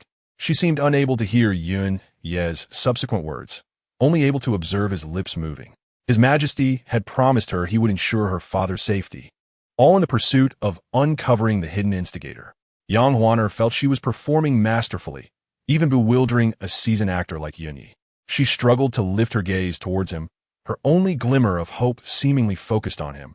"My lord, do you possess a better plan? Then I beseech you to share it." Sensing the plan was on the verge of success, Yun Yi pressed further. "And what of you, Huaner? Would you be willing to leave this place of strife with me? He should not desire my swift departure, should he?" Yun Yi hesitated slightly. Indeed, he did not wish for Yang Huaner to escape at this moment. He sought to uncover Yun Xirou's current vulnerabilities through her. He feigned a warm smile. If Huaner is willing to assist me, that would be splendid. In truth, Huaner, being in the harem, is unaware of the sentiments among the common folk. Many citizens believe His Majesty's recent policies are excessively harsh. If this continues, resentment will grow among the populace. As for the ultimate outcome, you should be aware, tyrants seldom meet with favorable ends. Young Huaner remained silent, her heart racing. What if Yun had already prepared in secret? What if he had dispatched someone to spread rumors? Should anything occur within the palace, others could easily label the tyrant as excessively cruel, deserving of divine retribution. I understand. Huaner, neither of us are saints. We can only seek to preserve ourselves. If I devise a better strategy to safeguard the citizens, would you lend me your support? His true intentions had finally surfaced. Yang Huaner remained silent for a moment. Yun continued, "Rest assured, Rower is your daughter, and I shall regard her as my own, ensuring she does not end up destitute." With this assurance, Yang Huaner lifted her head. "Very well. If you possess a superior plan, I am willing to assist you." Understanding Yang Huaner's hardships in the palace, Yun nodded. "Then it is settled." He produced a few items from his sleeve. There is not much, nor are they rare treasures, but they hold value. Navigating the harem without silver makes it difficult to alleviate your burdens. Please accept these. Yun Xirou, listening intently nearby, dare not relax. What audacity Yun possessed, coveting his consort. Yun intended to say more, but Yang Huaner seized the opportunity to make her exit. Once she had left, a shadowy guard emerged. "Do you believe Yang Huaner will heed this, Prince?" "I believe the esteemed Li Fei will follow your Highness's lead." Women are often short-sighted, mistaking a mere token of goodwill for genuine affection. If she were Li Fei, she would undoubtedly seize any offered lifeline and strive to ascend. Upon returning to Changchun Palace, Yun Xirou wore a grim expression. His face was pale, and the atmosphere around him was oppressive and chilling. Regaining her composure, Yang Huaner stepped forward to embrace Yun Xirou, disclosing the entirety of her conversation with Yun. Yun Xirou sneered. "It seems my dear younger brother can hardly contain himself, hastily attempting to win over those close to me. Your Majesty, I believe your strategic prowess is unmatched. The loyal prince is no match for you. However, since he harbors disloyal intentions, he must be dealt with appropriately, teaching him that fate cannot be defied. My beloved consort, you have worked hard. Go wash up and rest." Yun Xirou, nearby, had caught wind of the situation. Do not underestimate the loyal prince. As long as there is not a second crossing over, no unforeseen events will arise. Yun Xirou glanced at Yun Xirou and playfully pinched her cheek. The loyal prince may be disregarded, but this brother of mine has survived in remote lands, enduring humiliation since childhood, yet he can still treat me with kindness. Caution is warranted. Who knows if the matters concerning Xirou and Huaner might lead to Hua Fei's downfall. Having listened to Xirou's heartfelt sentiments, he secretly dispatched individuals to investigate the Crown Prince's residence, discovering the Crown Prince was preparing a dragon robe. The Crown Prince had also been deposed. There was uncertainty regarding when the Empress would flee to Yun. Furthermore, it remained unclear whether the Empress would collaborate with Yun. The loyal prince is merely a supporting player. A supporting player? One must not be complacent. Hearing this, Yang Huaner was puzzled, but nodded in agreement with Yun Xirou. Your Majesty speaks the truth. We must not underestimate the loyal prince. Rest assured, I shall devise a means to ascertain the loyal prince's forthcoming actions. Observing Yang Huaner's eagerness, Yun Xirou approached. If this task proves challenging, it is better to abandon it. I can assign others to investigate Yun's plans. You need only care for Rower. Your Majesty. Yang Huaner appeared somewhat vexed. I've already persuaded him and gained his trust. Since we have reached an agreement, there is no need to change course. Upon hearing this, Yun Xirou was rendered speechless. The female protagonist stood by. Let my mother handle it and see if she can succeed. Yang Huaner was somewhat speechless. Having never heard of such a notion before, she realized that once Rower grew up, no one would be able to deceive her. After freshening up, Yang Huaner nestled in a sleep beside Yun Xirou, while Yun Xirou was sent to the wet nurse. The Empress felt discontent, yet understood that His Majesty had already promised to send Yang Wudi to confront the pirates, likely ensuring Yang Wudi remained at sea. Without the Yang family, no one would pose a threat to her. Death and expulsion were no different. As the year-end approached, the palace was filled with festive cheer. The items in Yun Kuan Palace had been nearly tidied up, and Qingyu had also been enjoying a more leisurely time lately. The Empress, not attending to the matters of the six palaces, found herself at ease as well. Have you heard? There have been strange occurrences in the back garden recently, likely related to the grievances of those who have perished in the harem. With the new year approaching, unrest is brewing. Do not speak so. This is the palace, and His Majesty and the ladies despise such ghostly tales. If someone overhears, will you still wish to remain here? Preserving one's own safety is of utmost importance. Passing by a rockery, Qingyu overheard the conversation.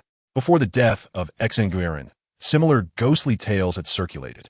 However, it seemed someone wished to uncover what Exanguiran had learned, hence the arrangements. It appeared the back garden held secrets that others could not comprehend. Eager to share the news, Qingyu rushed to inform the Empress. The Empress narrowed her phoenix eyes. I had not heard of that, but you are correct. There are not so many ghostly tales in the palace. It is merely an attempt to confuse us, due to His Majesty's suspicions. Even the year-end feast had not been arranged by the Empress. Meanwhile, Yang Huaner and Xian Fei were engaged in a covert rivalry, each unable to find peace. The Empress, unusually, remained quietly awaiting the arrangements of the two individuals. Yun Xirou trailed behind Yang Huaner and overheard various gossip among the concubines, discussing whom among them had spoken ill of another. Some lamented the incessant singing at midnight by certain concubines, which had become quite intolerable. Others expressed their desire to move out, preferring not to share living quarters with their peers. Amidst this trivial chatter, Yang Huaner paid no heed. The palace had already begun to reduce expenditures on clothing and food. Although His Majesty sought to avoid waste, expanding the royal lineage was of utmost importance. It was essential to inquire whether there would be a selection of maidens in March, as such an event was momentous. To forego the selection would incite jealousy and resentment, a burden no one wished to bear. Rather than give His Majesty a reason to harbor grievances against her, it would be wiser to retreat quietly, avoiding the label of a meddlesome individual.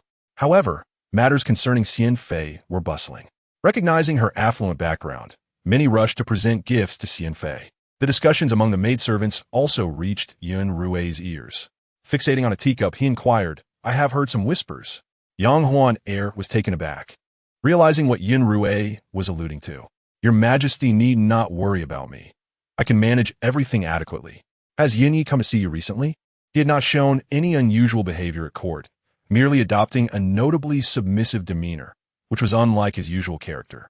No, aside from that one encounter at midnight. I have not heard from him again.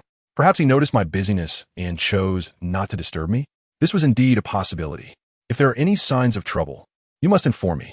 Should Yun seek you out, ensure that you have several concealed guards with you. For safety's sake, even if you must meet him, fortify yourself as if you were a bastion. You must not find an opportunity. Upon hearing this, Yang Huaner felt a stirring in her heart.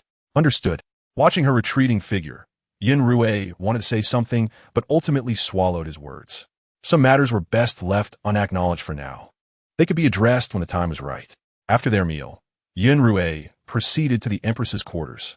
Despite any misstep she may have made, she still deserved her due respect. As he approached, the Empress had just finished preparing a letter for Fu Ercha Duo Qi. Surprised by Yun Xirou's arrival, she asked, What brings your Majesty here? Upon reflection, I believe it is best to return the authority over the 6 palaces to you. What prompted this sudden change of heart? I have observed that Xian Fei and Li Fei have managed well. Why the sudden desire to relinquish control back to me? This indicated that she might be considering a retreat. While both of them were adept at managing minor affairs, significant matters still required her oversight, such as the necessity to recount all palace possessions after the new year, a task they were ill-equipped to handle. Your Majesty's words are understood. If my sisters require my assistance, I will willingly offer my help. This was the first instance of them discussing matters of authority in such a calm manner. Yun Xirou recognized that this was likely the last time. It wouldn't be long before the Empress sought refuge with another. He contemplated making adjustments to her court appointees, but reconsidered, realizing that such a maneuver was ill-timed. The newcomers he had placed in court were still in the learning phase, and some matters could not be easily altered. He would have to observe if there were any needs in the court that aligned with his own. Qingyu began to serve the dishes, prompting Yun Xirou to ask, Haven't you dined yet? The Empress smiled apologetically. The affairs of the 6 palaces have been delegated to my 2 sisters, but I remain responsible for the matters of Yun Kuan Palace. I just had Cheng Yu finish an inventory. Tomorrow, I shall visit the Ministry of Internal Affairs. Yun Xirou nodded, retrieve whatever is lacking, and make sure to dress appropriately for tomorrow's occasion. Chapter 85. Unexpected Pregnancy. As the year drew to a close, officials of the third rank and above were bestowed with delicacies. Amid this interlude, Yun Yi found time to visit Yang Huan Air. In the presence of Yun Xirou, he lavished her with praise. Thank you for your compliments, but please do not associate me with my mother, as if to ensure no one would miss the point. Yang Huan Air exerted every effort, but still could not evade Yun Yi. Does His Majesty have any other plans? Perhaps concerning court matters? Such a direct inquiry. Could one so ambitious as I pose such a question? Yun Xirou mentally scoffed. Yang Huan Air hesitated, feeling a twinge of frustration. As you know, while His Majesty dotes on me, the harem is prohibited from interfering in state affairs. He never discusses court matters with me, let alone divulge any arrangements involving officials. She feigned tears. Even the news of my father's expedition against pirates at sea was revealed to me by you.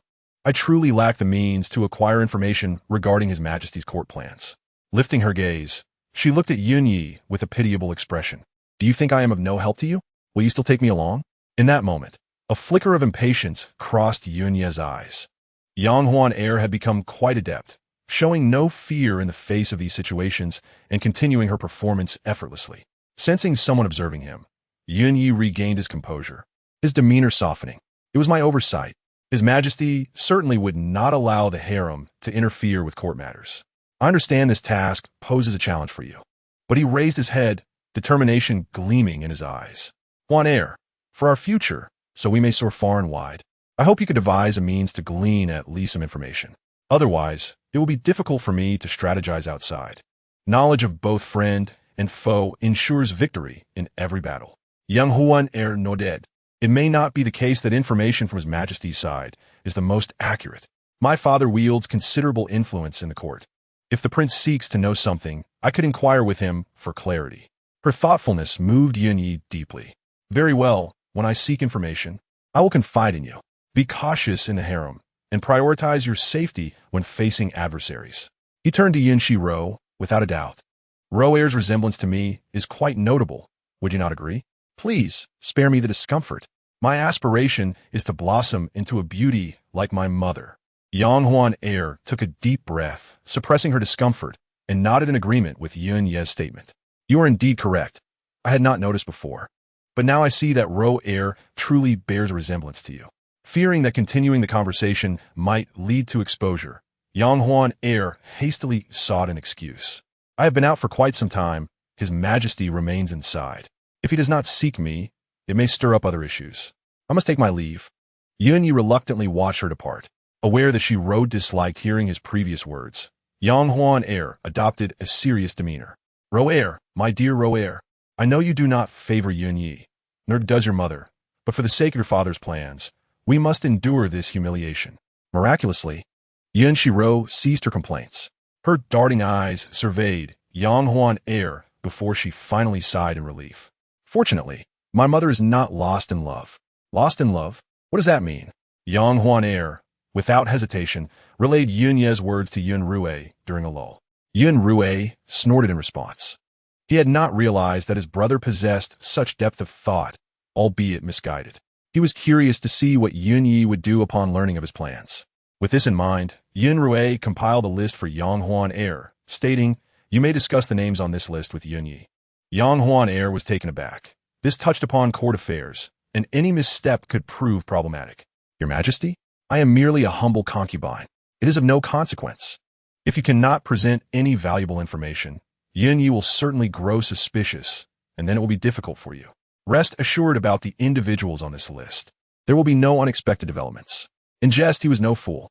He was acutely aware that Yun Yi might act against the court officials and would not allow him to wreak havoc unchecked.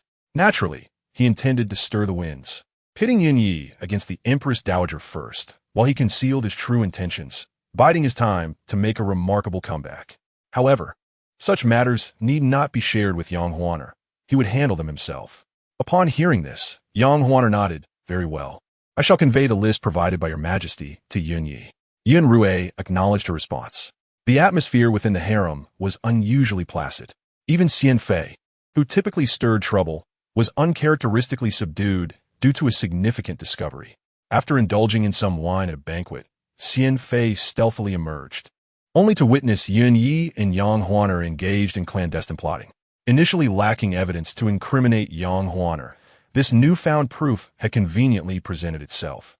Elated yet aware that she could not act too hastily, especially given her fraught relationship with Li Fei, she pondered her next move and confided in her trusted confidant, informing her brother Yuan Jiahao of the situation. Upon receiving the news and recognizing the names involved, Yuan Jiahao nearly choked on his shock. How could Yin Yi have sought out Li Fei? Everyone knew she was the emperor's favored one. Such an encounter would spell disaster. Moreover, his sister had witnessed this development. If he were to expose the connection between Li Fei and Yin Yi, it would undoubtedly lead to his own ruin. The gravitas of the situation left Xian Fei in a state of disbelief, yet she was resolute in her determination to act. Disrupting the harem and undermining royal lineage was no trivial matter. Having finally grasped Li Fei's weakness, she could not allow her to escape unscathed. As she contemplated Yuan Jiahao's ominous expression, Xiang Yun, her maid, cautiously suggested, "Your Highness, perhaps the general would not have broached this matter without cause. Perhaps we should refrain from involving ourselves in Li Fei's affairs? Shattering this delicate balance might not yield favorable outcomes for your Highness either." However, her words fell on deaf ears, as Xian Fei was resolute in her intent to voice her concerns. Just then, news arrived that Huai Pin was pregnant. Chapter 86. Coercion. The announcement came unexpectedly, yet the Empress Dowager arrived with impeccable timing at the Queen's Yunkuan Palace, where Huai Pin awaited. With a complexion reminiscent of blooming peach blossoms, it seemed as though the child within her had already begun to flourish. The Queen, feeling unsettled, clenched her fists within her sleeves, yet maintained a facade of cordiality as she greeted her guests. "You are all here. You have my greetings, Empress Dowager and Queen."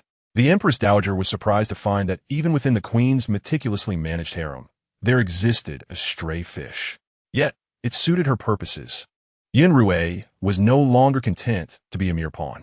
Though his influence had not fully taken root, he was beginning to form his own ambitions. A piece on the board with independent thoughts was no longer useful. If a young prince were to be born, she could still exert control over him. This was the essence of the Empress Dowager's thoughts, hence her joyous gaze fixed upon Huai Pin. As Huai Pin prepared to rise to pay her respects, the Empress Dowager interjected, "You are newly pregnant. There is no need for such formalities. I trust the other ladies of the harem will understand." Li Fei cast a nonchalant glance at Huai Pin's abdomen before settling into her rightful position. Smiling as she spoke, "Sister Huai Pin, your pregnancy has come at an opportune moment. In 10 months' time, it will be autumn, a more temperate season for childbirth. You and my little princess will be of a similar age, perfect companions for one another." Yun Xirou, glancing at Huai Pin, noted that half a year had passed, and she could now sit up, though she still could not depart from the elders. It was a significant improvement from merely lying in a cradle. Could it be that her arrival had triggered a butterfly effect? Yet, why had no other concubines become pregnant? Furthermore, the timing of Huai Pin's pregnancy was rather peculiar.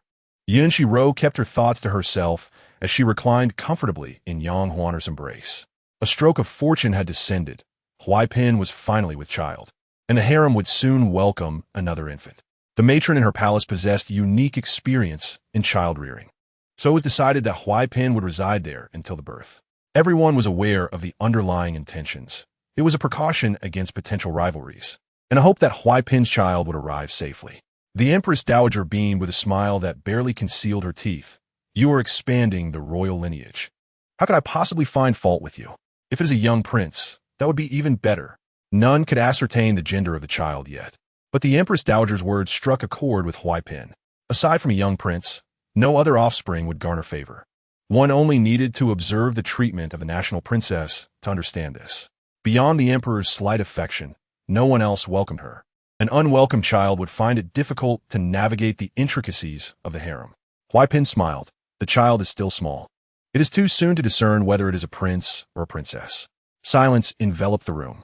Xian Fei commanded a servant to fetch the records from the Ministry of Internal Affairs, checking Huai Pin's frequency of consort visits.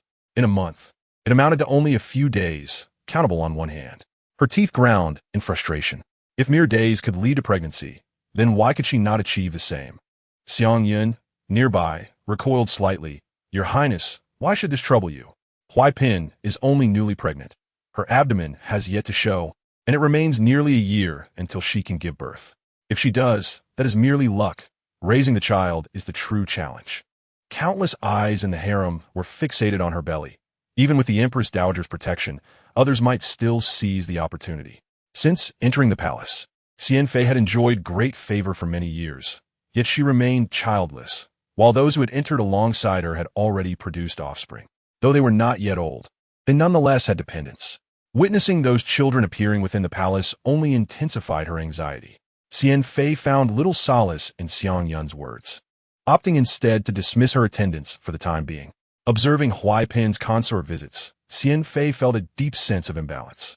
Despite consuming numerous herbal remedies, no results had emerged. After leaving court, Yun Xirou arrived at Yun Kuan Palace. Starting tomorrow, I shall accompany my beloved consort, he declared. Did the emperor not comprehend the affairs of the harem? The accusatory tone of his inquiry left Yun Xirou momentarily perplexed. Yet, recalling what Fuzi had mentioned earlier, he surmised it pertained to Huaipin's pregnancy. Li Fei confirmed his suspicion. This pregnancy seems rather suspicious, and the Empress Dowager is evidently intent on protecting Huaipin. It is possible that her pregnancy serves merely as a vessel for childbirth. As for whose child it is, that is inconsequential. As long as the Empress Dowager claims it as the Emperor's, all will be well. Should anyone harbor doubts, the Empress Dowager can easily obscure the truth. Listening to his daughter's analysis, Yun Xirou felt a headache coming on. He was acutely aware of the Empress Dowager's dissatisfaction with him. Yet, neither party had openly confronted the other. On one side lay his authority, and on the other, the looming threat of the Loyalists and the Emperor. The Empress Dowager would not be foolish enough to expose her intentions. There was still time to cultivate a young crown prince. Before Yun Xirou could respond, an attendant approached the Empress Dowager, summoning him. His heart raced as he composed himself and rose to accompany Li Fei to the Wanshou Palace. The calming scent of sandalwood filled the air, prompting Yun Xirou to comment, "Mother, your health has not been the best. While sandalwood is pleasant, it should not be inhaled excessively." The Empress Dowager knelt before the Buddha statue, her eyes closed. "I am aware of the crown prince's deposing. Yet he is the foundation of our nation. Without a crown prince, I fear the court officials will be displeased. Your Majesty must hasten to establish a crown prince." The Empress Dowager believed that among the nearly adult princes, one could be entrusted with significant responsibilities. With Huaipin now pregnant, you are fully aware of the harem's negligence, and I have brought her here to ensure the royal lineage continues. The Empress Dowager is astute in her considerations, yet she has never before spoken of the crown prince. Why, then, does it seem today that someone has deliberately sought to draw her attention? Yun Xirou dares not voice his thoughts, but his instincts suggest that the Empress Dowager's summons today carries ill intent. She gazes at Yun Xirou and remarks, "Although I reside in the inner palace, I have heard whispers of court affairs. It is indeed prudent to establish the crown prince sooner rather than later." In the past, the Empress Dowager did not exhibit such concern for state matters. Yun Xirou silently scoffs, concealing his disdain. The Empress Dowager is correct. The nation's foundation must take precedence. Yet which prince does she deem worthy? The Empress Dowager falls silent, for this question is fraught with peril. A clever answer could secure a puppet emperor, while failure could lead to a fate akin to those who have perished in hell. She purses her lips and addresses Yun Xirou, stating that the emperor knows the affairs of the princes best. I merely offer a gentle reminder. Yun Xirou remains silent, feeling as though everyone is toying with him. Once a minister in the court, he now stands before the Empress Dowager in her palace. He bids her a good rest before taking his leave. After his departure, the Empress Dowager quietly speaks, perhaps to herself, expressing that this individual seems to have developed his own ideas, and she currently feels powerless against him. Upon returning to the study, a sudden headache engulfs Yun Xirou, his temples throbbing painfully. Fuzi hastens to offer water, inquiring whether he should summon Dr. Wei. The headache has not plagued him for long, yet he can vividly recall its onset. Yun Xirou waves his hand, nearly grinding his molars to dust. Fuzi, Gaoshos, swiftly calls for Yang Huaner. In the flickering candlelight, Yun Xirou perceives a haze surrounding the newcomer. Yet the familiar scent of milk strangely comforts him. As his head threatens to split, he forces himself to focus on Yang Huaner, who approaches with concern, attempting to support him but finding her own hands trembling uncontrollably. She chastises herself for heeding Hellion Chi's words, realizing she should have trusted her daughter. Even if she cannot grasp the essence of medical skills, she ought to have been better prepared. In a quivering voice, she asks how long Yun Xirou has been in this state. Yun Xirou pulls her closer, striving to regain clarity. His thoughts are chaotic, akin to a swarm of ants gnawing at his mind. A buzzing fills his ears, nearly overpowering his ability to control his hands. Soon, gritting his teeth, he reassures Huaner not to fear. This is just the beginning, and it is not truly painful. Yet his response betrays the clarity of his discomfort. Yang Huaner feels a surge of pity. Fu Zi promptly sends for Wei Heng, who arrives with remarkable speed. Upon entering, he attempts to bow, only to be pulled upright by Yang Huaner. Yun Xirou awakens, her eyes scanning the surroundings, realizing she is in the study. She briefly regains her senses, pondering whether her father has experienced these headaches earlier than before. Yang Huaner pauses, reflecting on the implications of this revelation. Had the emperor suffered from headaches previously? Might this be a matter of timing? Her daughter speaks of the butterfly effect, suggesting that her survival may have altered the course of events. A sense of unease fills Yang Huaner as Wei Heng begins his examination. He discovers Yun Xirou's pulse to be erratic and alarming, yet inconclusive. Indeed, as Yun Xirou's words linger in the air, Wei Heng's apologetic voice follows, stating that the emperor's internal ailment is complex, requiring further study. Aware of the emperor's agony, he prescribes a remedy to alleviate the pain temporarily. Yang Huaner nods in agreement, determining to monitor her father's diet closely from this day forth, as the toxins accumulated within him over the years would not be easily purged. Although the immediate effects may be minimal, action is preferable to inaction. Yang Huaner understands this principle well. Despite his suffering, Yun Xirou has absorbed much of what Yun Xirou has articulated. As Wei Heng composes the prescription, Yun Xirou instructs Fu Zi to ensure all incoming provisions are scrutinized. The fact that the poison has gone undetected implies its colorless and tasteless nature, remaining asymptomatic for the time being. Yun Xirou's actions will inevitably lead to heightened caution among the poisoners, who may continue their treachery with brazen audacity. Yang Huan Harbors Congerence. Yet Fu Zi departs to carry out the decree. She recalls the prescription, noting a particular ingredient sourced from maritime bandits, known as Jiose Hua, alongside Baizhu, Nan Jianggu Wang, and a trace of Ren Shun to replenish vitality. As she mentally reiterates the remedy, her small hand reaches out from the swaddling cloth, and her anxious demeanor somewhat alleviates Yun Xirou's headache. He realizes he is not entirely alone. There are those in the inner palace who genuinely care for him. In this uncertain landscape, with enemies lurking in shadows, resources are not easily obtained. Assistance from Yun Tian is imperative, understanding that Yun Xirou's prescription holds merit. Yang Huaner feels a rush of urgency. She must devise a means for the emperor to comprehend Yun Xirou's sentiments. She raises her gaze to Yun Xirou, observing that under Wei Heng's administration, his struggles have begun to diminish. A sense of tranquility washes over her, knowing that the remainder hinges on her ability to convince the emperor. Late into the night, Yang Huaner enters the study, and news spreads like wildfire throughout the inner palace. Reactions vary, with some rejoicing and others lamenting. By the following dawn, a report reaches the Empress Dowager. Despite the emperor's affection for Li Fei, it is inappropriate for her to enter the study. Song Guiren, filled with resentment, pouts indignantly. Indeed, Empress Dowager Hui Pin interjects, echoing her sentiments. We do not begrudge Li Fei's care for the emperor. We are pleased when he is looked after. However, if care is to be given, it should be within the confines of the inner palace, not intruding into the study. The Empress Dowager is fully aware of their motives. This group seeks to exert pressure upon her. Though she is nominally the emperor's mother, their relationship has never been characterized by warmth and affection, but rather by concealed rivalry. Listening to the concubine's complaints, she suddenly lets out a cold laugh. Li Fei may be bold, but the study is the emperor's domain. His edicts dictate who may enter. Do not disturb the emperor's tranquility. This is her defense of Li Fei. Hui Pin, remain at ease here and focus on nurturing. Strive to bear a healthy son. She turns to Song Guiren, warning her not to cause a stir in the inner palace.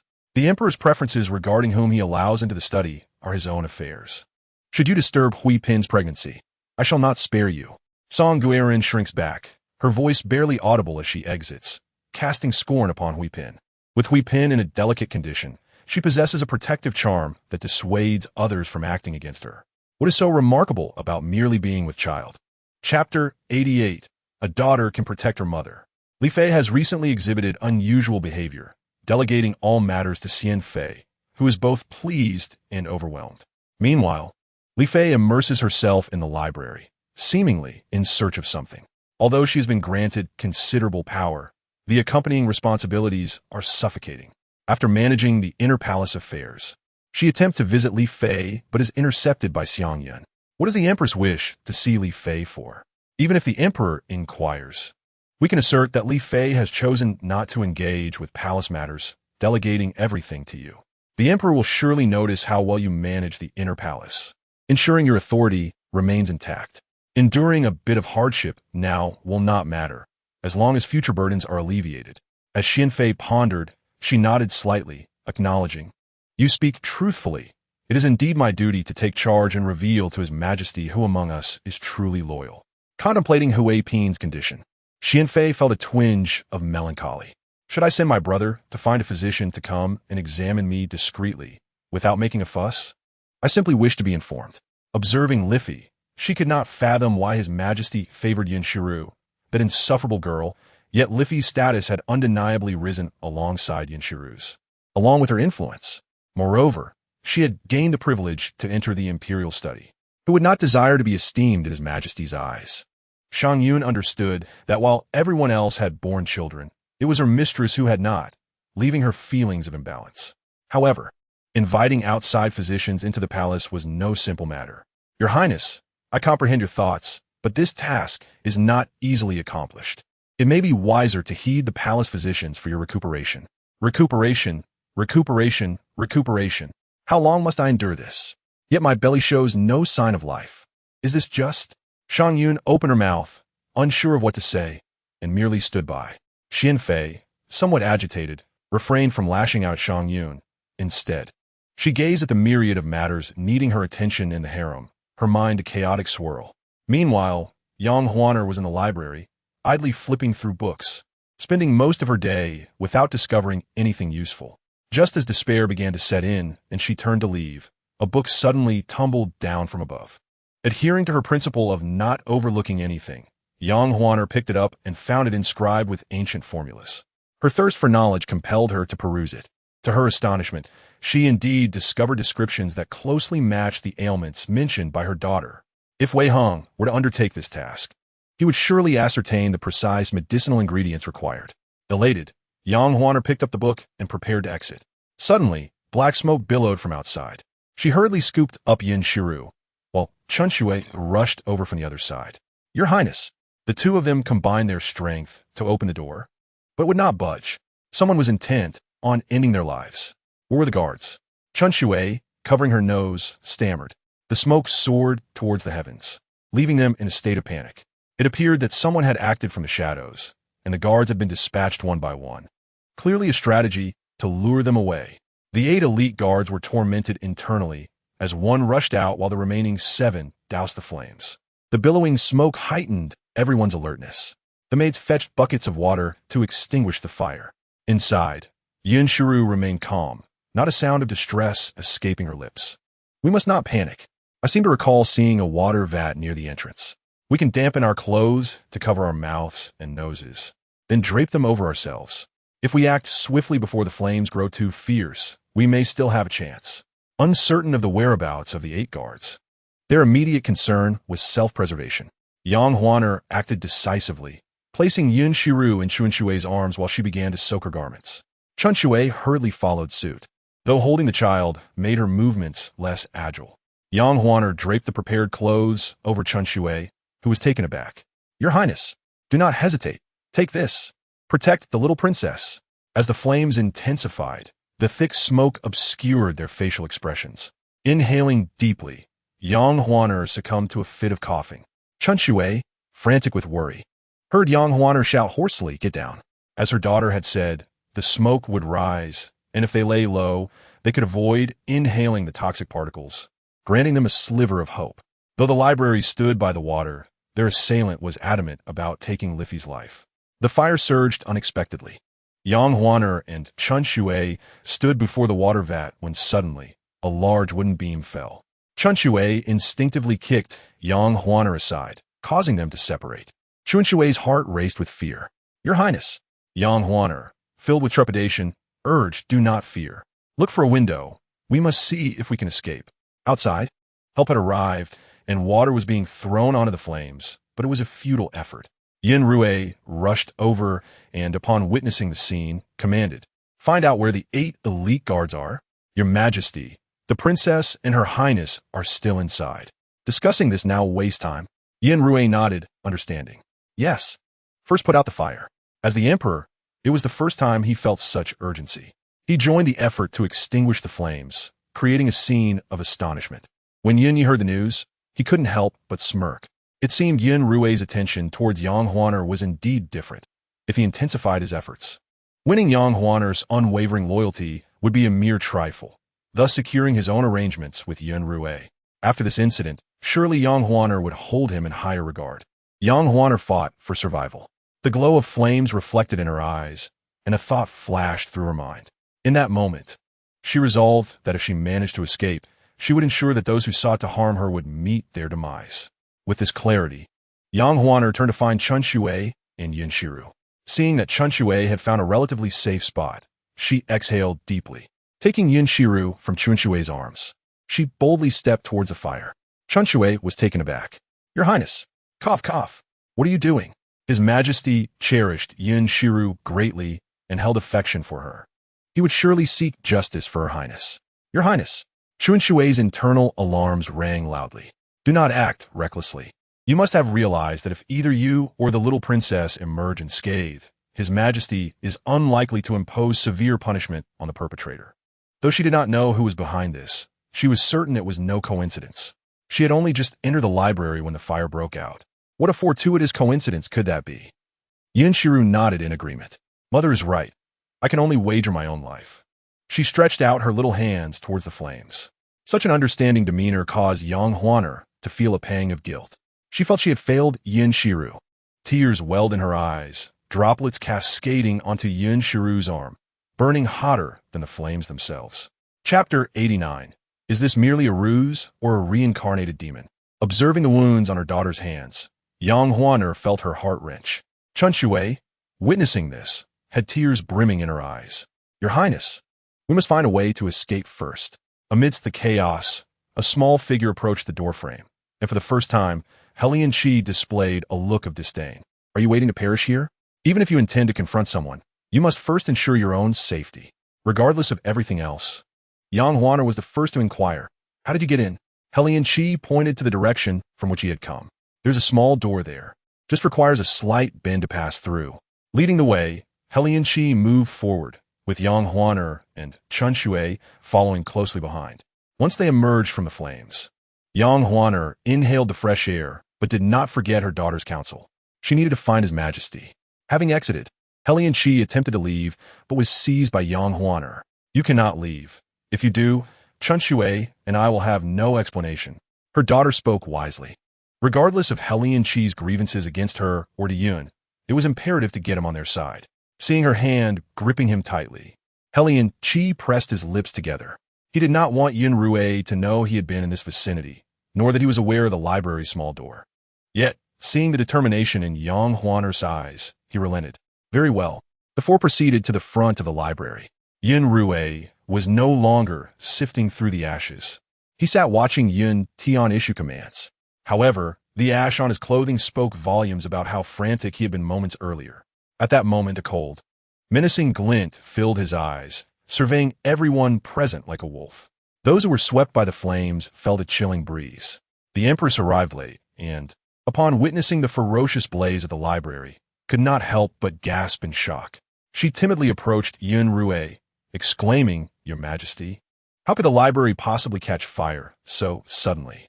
Yun Xirou cast a detached glance at the Empress, devoid of any emotional fluctuation. Yet she discerned a glimmer of murderous intent in his eyes, as if something cold was pressed against her neck. The Empress instinctively shrank back. I too am perplexed by the cause of this fire. The library is situated by the water's edge precisely to prevent such unforeseen blazes. While deep in thought, Yun Xirou's gaze suddenly flickered. Yang Huaner appeared within his line of sight, accompanied by a group, looking somewhat disheveled. A tight knot formed in Yun Xirou's heart. Without a moment's hesitation, he rose to meet them. The Empress stood frozen, her eyes following Yun Xirou's movement. Upon seeing that Yang Huaner was unharmed, her pupils constricted in disbelief. How could this be? Was Yang Huan truly so resilient? Time and again, she had escaped calamity unscathed. Yun Xirou approached to assess the group. Is anyone injured? Yang Huaner sobbed. I am unharmed, but Xirou. She gasped for breath. It is my failure to care for Rower. Please punish me. Your Majesty. What? Yun Xirouou turned sharply toward Xirou.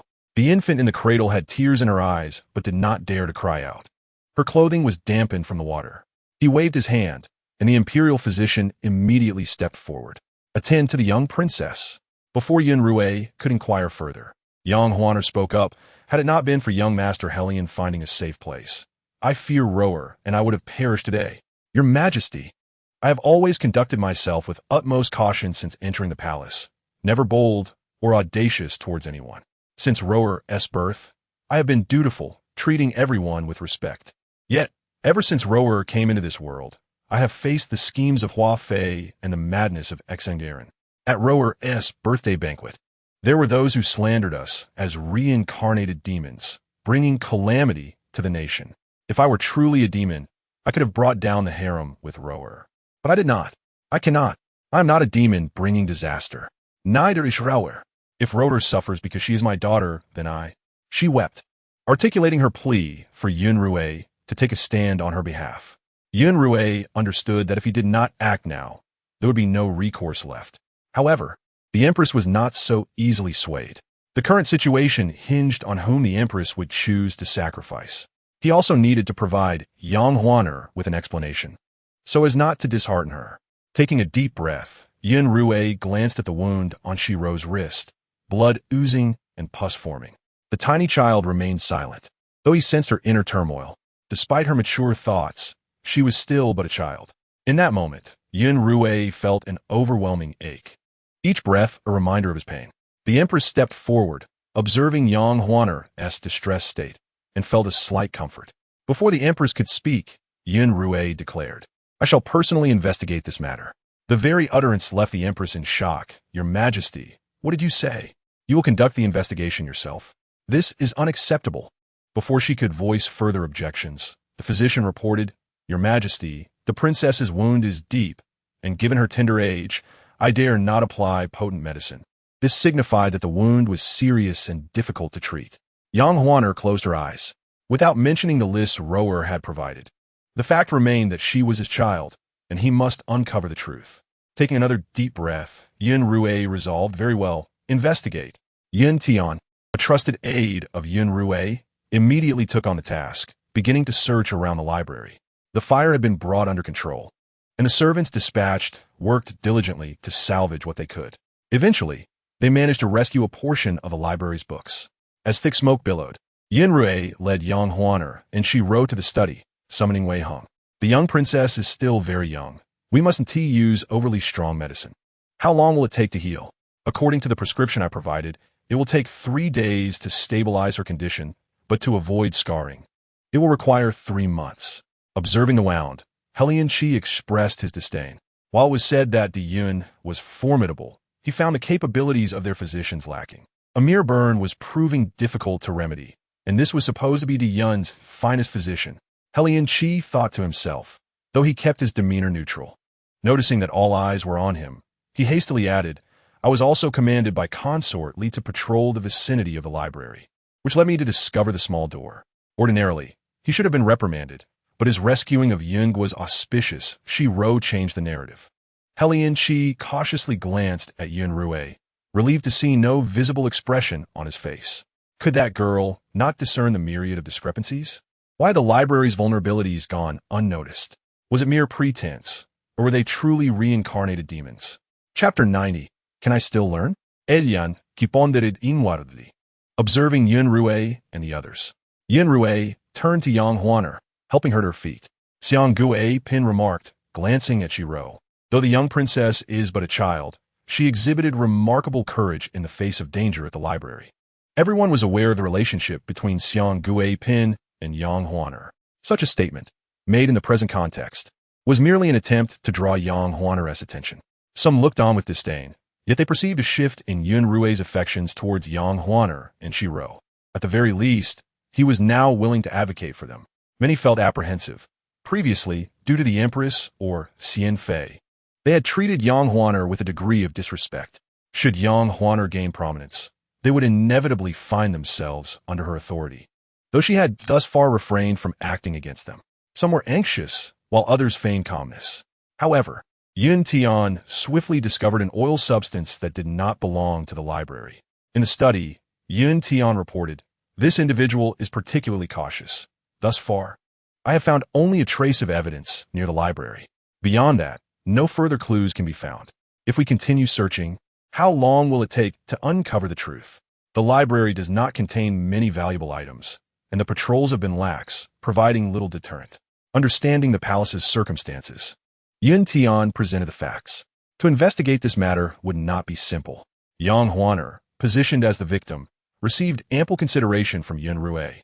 At this moment, the three of them huddled together, with Chen Shui also bearing a wound. Such matters caused a sudden discomfort within Yun Xirou. These individuals truly did not regard him as their emperor. It is not as insurmountable as it seems. After enduring the pain from the burn, Xirou summoned her strength. Uncle Yun Tian is remarkably skilled. As for the evidence regarding the library, others may not know if it exists. People often become suspicious of their past actions, leading the perpetrator to return to the scene, which presents us with an opportunity. Xirou mused internally, using her hands and feet. She waved her little hands, babbling, but no one could discern her intended message. Yun Xirou and Yang Huaner felt a shared anxiety, pondering how to convey Xirou's idea without raising suspicion. The room was silent, with the sound of a pin drop audible. Having worked on cases for many years, even before Yun Xirou ascended to the throne, Yun Tian understood the gravity of the moment. Your Majesty's intent? Though the culprits were careful, they could not guarantee that they had left no trace. Thus, I require you to find an item, feigning it as something discovered at the scene, compelling the perpetrator to confess. Enlightenment dawned upon Yun Tian. I understand, Your Majesty. Your intention is to deceive. Clever. Yun Tian is often hailed as the most formidable presence beside the esteemed patriarch, a testament to his profound understanding, which few others possess. The patriarch himself is remarkable, able to conceive such brilliant ideas in a short span of time. Yun Xirou feels somewhat embarrassed by the praise. Where could he have derived such an excellent notion, were it not for his newfound abilities? He would never have heard the heartfelt thoughts of Xirou and would not have arrived at such an ingenious conclusion. If Xirou were able to articulate her thoughts, many issues could be resolved effortlessly. However, there exists a certain bias against female officials within the court, indicating that he must find a way to dispel the prejudices ingrained in people's minds. Anyone capable of contributing valuable insights for the nation's development, regardless of gender, should be welcomed into the court. Yun Xirou recognizes the complexity of this endeavor, particularly with the stubborn traditionalists prevalent in the court. Yet it remains imperative to address the matter. Yun Tian is instructed to proceed with preparations. Meanwhile, Hil Yin Shi, who has been waiting outside, is summoned. He has gleaned a general understanding of Xirou's thoughts and is aware of the choices Yun Xirou has made. At this juncture, he can assist Yang Huaner in eliminating certain individuals, albeit also for his own benefit. Following the significant incident involving Yang Huaner, Yun Xirou grants permission for Mu Wanqing and others to visit her in the palace. Within half a year, her family has visited the palace thrice, prompting envy among others, particularly those from remote regions. They ponder whether only by achieving the status of Li Fei can their families also gain entry to see them. Such thoughts lead some to begin scheming. Unbeknownst to Xirou, she senses a certain darkness in the hearts of some individuals. As for the identity of the arsonist, her knowledge is limited. Having grown over the past 6 months, her experiences, while not extensive, have been quite substantial. Observing the bustling activity around her and watching Wei Heng change her dressings, Xirou lets out a sigh. Yang Huaner turns her head, recalling her daughter's initial suggestion. At that time, she had not considered learning any medical skills, hence she did not seek Wei Hong. Today, however, she feels differently. If she possessed medical knowledge, she would be privy to her daughter's condition. If all were well, that would be ideal. Thus, Yang Huan Air gazes at Wei Hong in a trance, her intense gaze impossible for him to ignore. After dressing Xirou's wounds, he turns to Yang Huan Air and bows, inquiring why she regards him so intently and encourages her to speak freely, for there are no outsiders present. Yang Huan Air smiles sleekly, expressing her curiosity about whether those who study medicine fare better when they are younger. Wei Hong shakes his head, explaining that not all prodigies in childhood maintain their prowess into adulthood. Some individuals only awaken to their potential later in life, showcasing high levels of comprehension regardless of age. Yang Huan Air feels relieved, knowing that age is not a determining factor. As she currently assists in managing the 6 palaces, she finds her mind quite agile. She looks at Wei Hong and asks if it is still feasible for her to learn medicine at this point. A profound silence envelopes the room.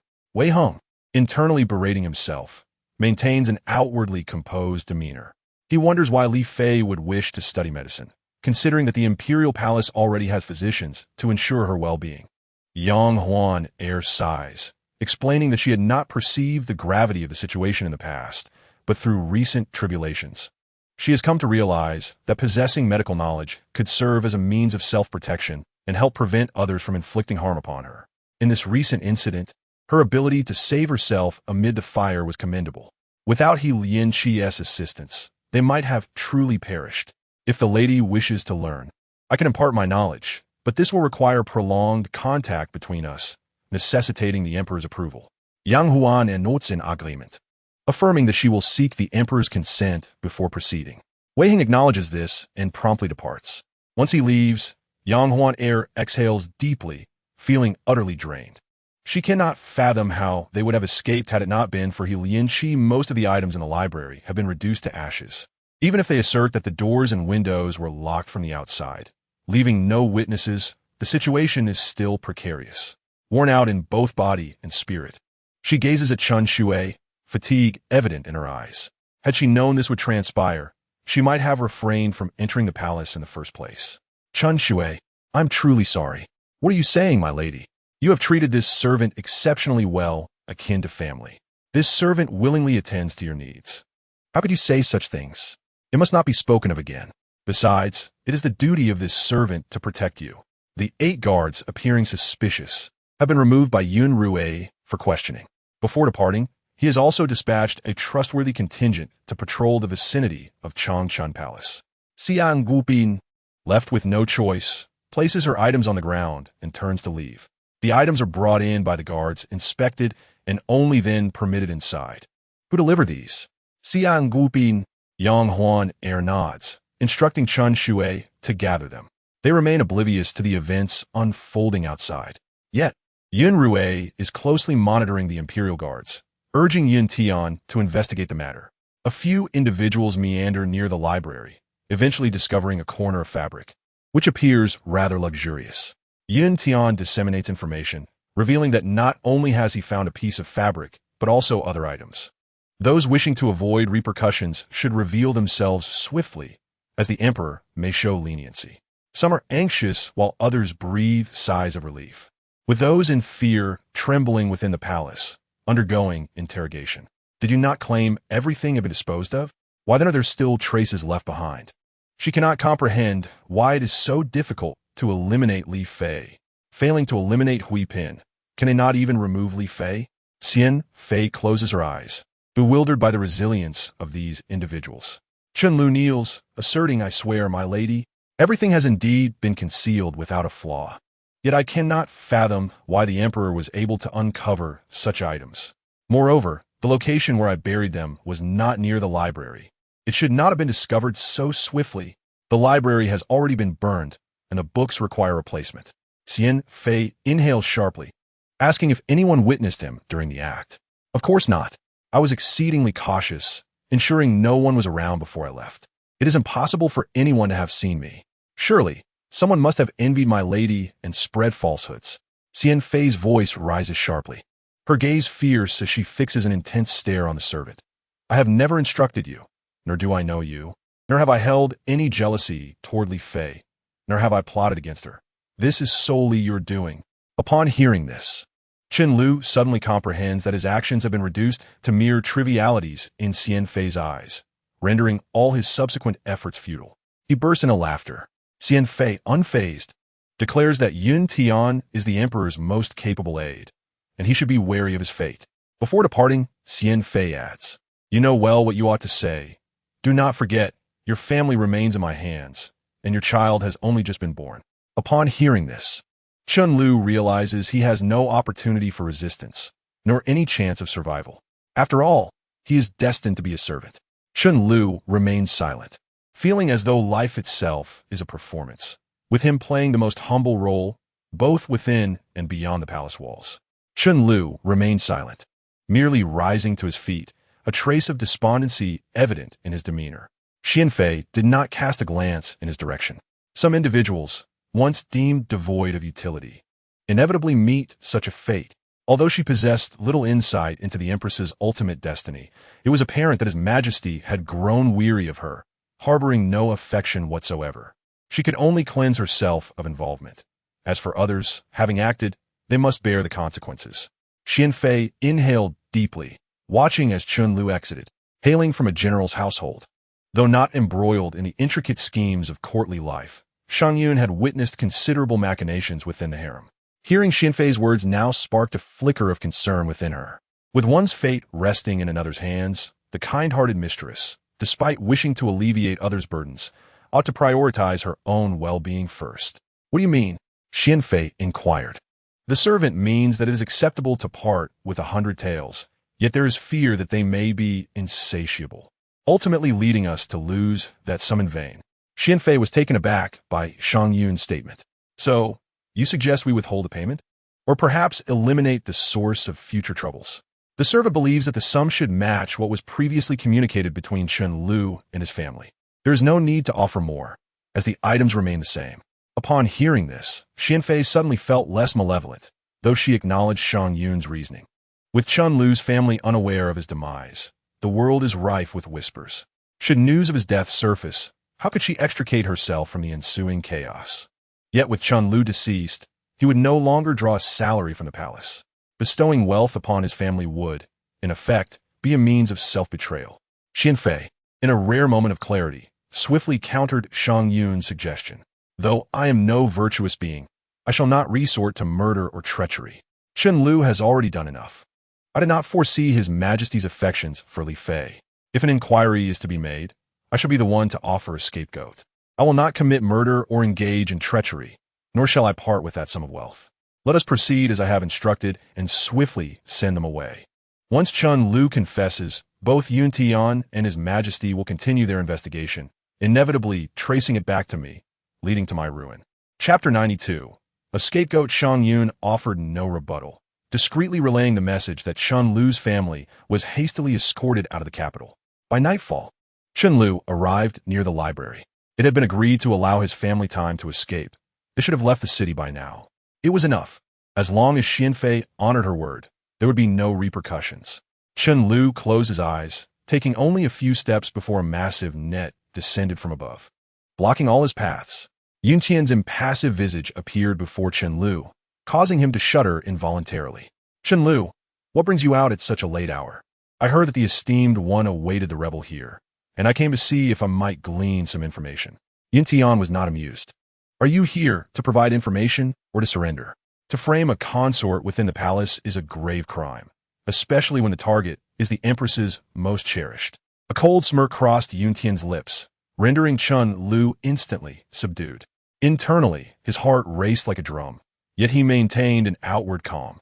It seemed the esteemed one had garnered no information. The servant would not intrude further. With a wave of his hand, several guards advanced, restraining Chen Lu. You're the one who feels guilty. Chen Lu struggled, yet he understood that his fate was sealed here today. He bitterly smiled within, glancing toward the direction of Xian Fei's palace. Ultimately, he followed Yun Tian away. The arsonist was discovered, and the news spread like wildfire. Xian Fei, trembling with trepidation, repeatedly dispatched individuals to gather information. Shang Yun reassured her, "There is no need for alarm, Your Highness. Chen Lu left last night, and now at midday.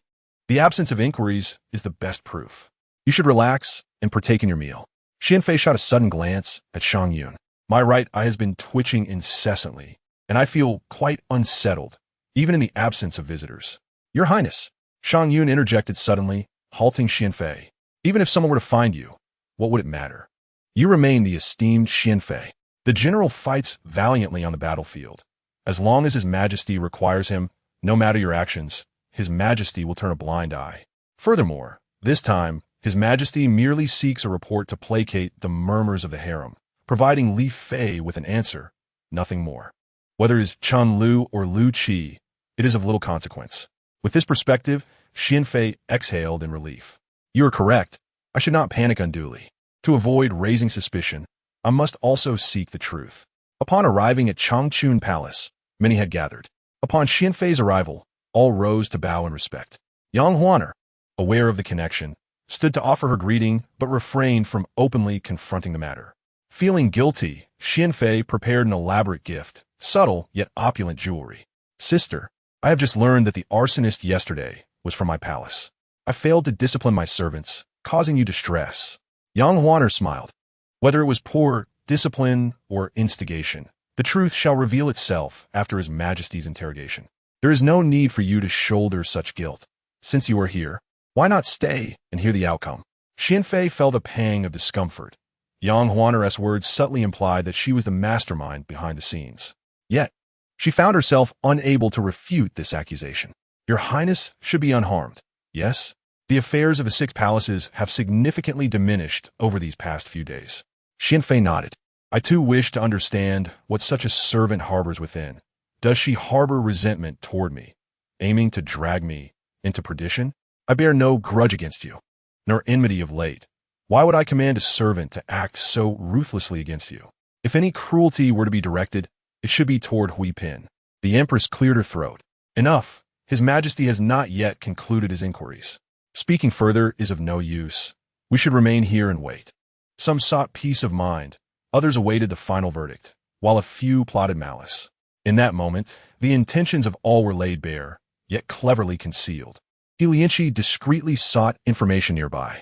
However, a passing young eunuch expressed discontent. "We are the subjects of a Yun kingdom. Yet the princess is attended by a Jin kingdom hostage. Is this not absurd? The Jin people are notoriously unreasonable. I fail to comprehend why Li Fei would care for such a being." The young eunuch spoke with disdain. "If the young master wishes to know, he should devise a way to inquire. We servants are unaware of such matters." Yun opened his mouth, feeling an overwhelming sense of powerlessness. With no one around, he could only accept the blows without resistance. Yet, just as he had begun to walk away, an odd sound erupted from behind. A lump of dung struck Yun, the foul odor permeating the air. Several eunuchs covered their noses as they approached. I wondered who it was. It turns out to be the Jin kingdom hostage. What did the hostage just ask? Another young eunuch chimed in. Who knows? What news could a hostage from the Jin kingdom possibly uncover about our Yun kingdom? A hostage remains a hostage. Do not presume that just because His Majesty has you tend to the little princess, you have become a master. Let me clarify today. You shall forever be a hostage, sent here to atone. Insults echoed in his ears. Blows rained down like a storm. Pain coursed through him, rendering him numb. Yun remained silent as the eunuchs vented their frustrations before scattering like birds. Before departing, they spat at him in contempt. As anticipated, though His Majesty conducted a thorough investigation, it ultimately led only to a servant being implicated in the affair. The dismissal of the servant marks the conclusion of this matter. Li Fei felt a deep sense of melancholy. Even though she understood the complexity of the situation, the reality unfolding as anticipated rendered her discontent. It seemed as though His Majesty acted with deliberate intent. Yang Huaner remained silent, and Yun Xirou, upon entering, could sense the absence of warmth that once filled the Changchun Palace. Yang Huaner embraced Yun Xirou, whispering softly, "Rower, be good, do not cause a fuss." Aware of Yun Xirou's presence, Yun Xirou played along during the dressing change, evoking a pang of sympathy in Yun Xirou. He approached, wishing to hold Yun Xirou, but Yang Huaner deftly evaded him. Witnessing her resistance, Yun Xirou experienced for the first time the sting of heartache. Huaner, he called out, his voice hoarse. I too wish to unearth the puppeteer behind this. Yet you are aware of the court's dynamics. In Chapter 93, this servant can provide your majesty with a talisman. Upon hearing this, young Huaner lifted her head, smiling sweetly. Your majesty need not say such things to this servant. Your majesty is just and incorruptible, would not shield others, nor allow anyone to seize upon weaknesses. If your majesty claims Chun Lu is the murderer and the mastermind, then he must indeed be so.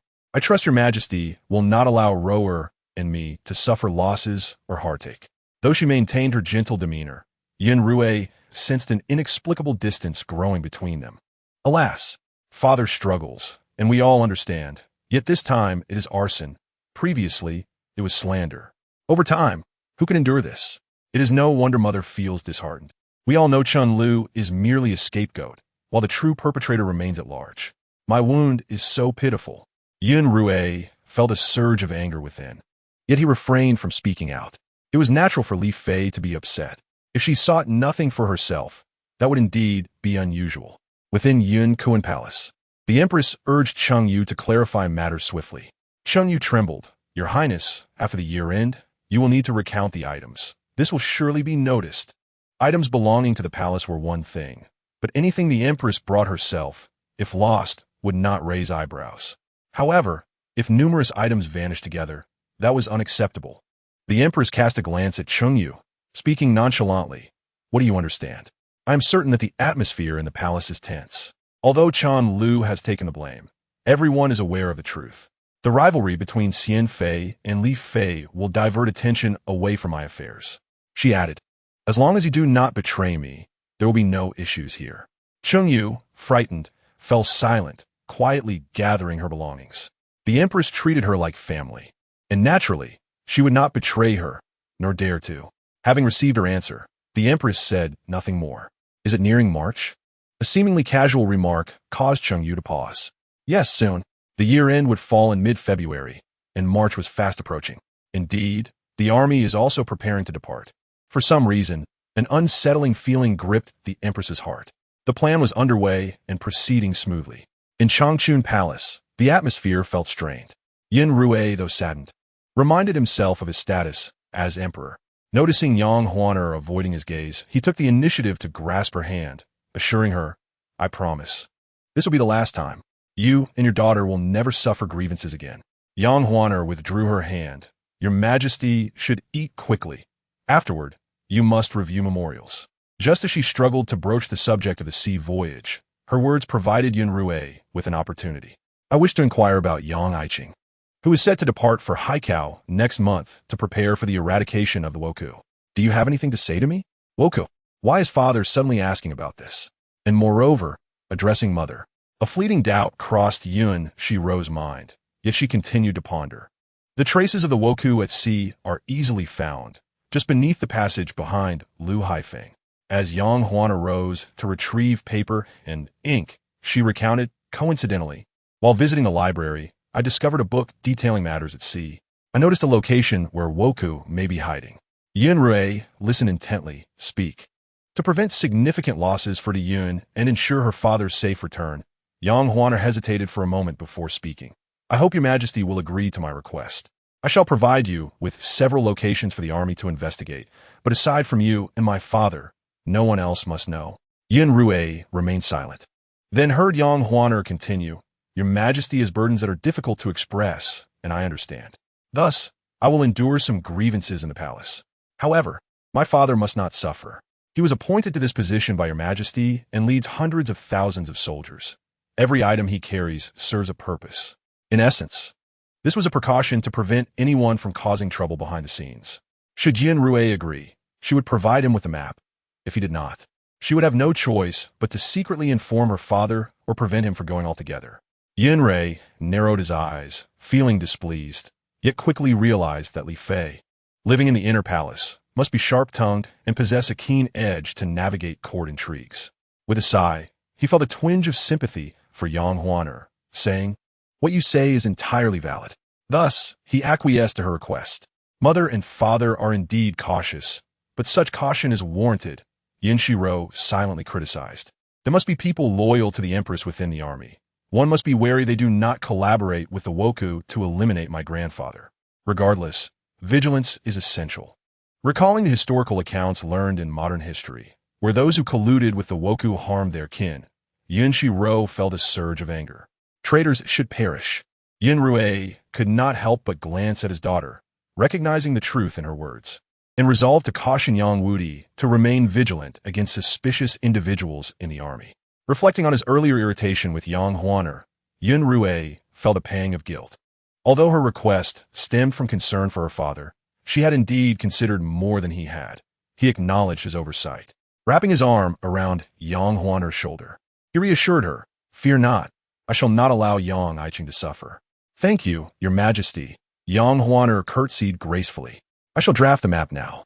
Her thoughts were with her father, and thus she rendered it with utmost detail. Once completed, she slid the map toward Yun Xirou, saying, "Your Majesty, I am not skilled in drawing. Please forgive my lack of artistry." Observing the meticulously crafted map before him, Yun Xirou's eyes brimmed with admiration as he replied, "My dear consort, you are truly humble.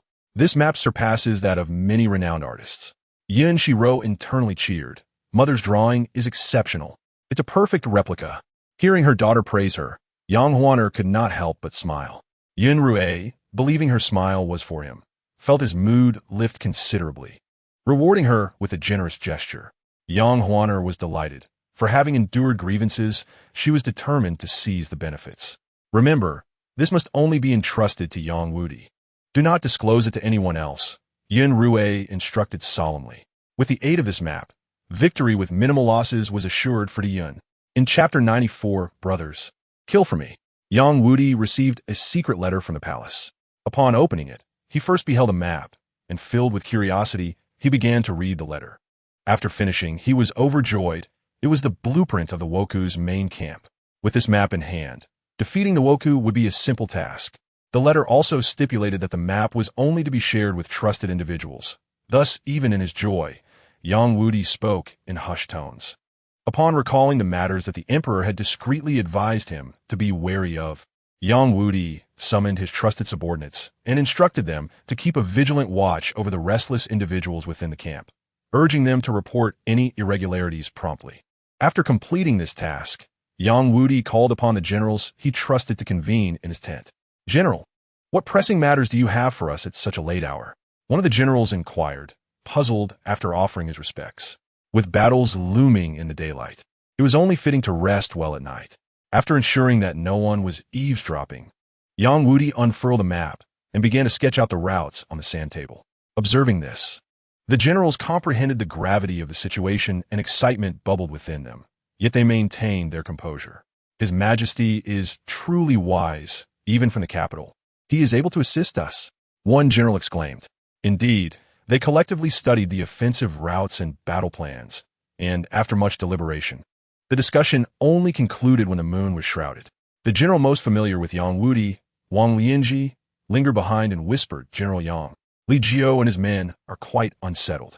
However, they were all aware that Li Jiao's men leaving the camp was not for this reason. They simply lacked evidence and could only administer a few military punishments. "I understand. Keep a close watch on them," Yang Wudi replied, furrowing his brow. At this critical juncture of warfare, it was imperative that they did not jeopardize the campaign. In truth, if their actions merely impeded the progress of battle, there could be remedies, but if they were colluding with the pirates, that would spell disaster. Wang Lianji shared this sentiment, chuckling softly, despite their disagreements. They should be able to discern the gravity of the situation and refrain from such treachery. Yang Wudi nodded and sighed, "I hope so." "Rest early." Wang Lianji departed. Yang Wudi pondered recent events and the dubious characters within the army, and before he knew it, he succumbed to slumber. The following day, in accordance with their previously agreed-upon strategy, Yang Wudi prepared to set forth with his troops, only to be halted by Li Jiao. "General Yang, we do not even know the whereabouts of the pirates. To set off blindly could result in severe losses if they are lying in ambush." Yang Wudi regarded Li Jiao coolly. "Rest assured, General Li, I am well aware of the situation." He attempted to continue onward, but Li Jiao obstructed his path. Frowning and speaking with an edge in his tone, "General Yang, His Majesty has placed his trust in you by allowing you to lead an army of 100,000. But such a rash advance places the entire army in peril. I am not acting rashly. Yang Wudi fixed his gaze on Li Jio, slowly asserting, "We have already located the pirates' hideout. This time, we will undoubtedly be victorious." "Is that so?" Li Jio's pupils dilated with surprise. Yang Wudi continued to scrutinize him until Li Jio felt increasingly uncomfortable, finally breaking into a slow smile. "I was merely jesting, generally. Our purpose in this endeavor is merely reconnaissance.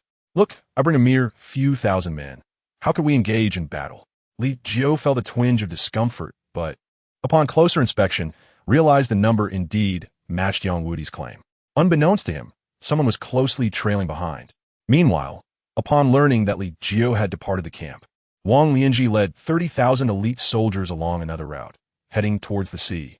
Yang Hu NRS map was meticulous, and Yang Wudi calculated based on the actual circumstances, pinpointing the pirate stronghold with clarity.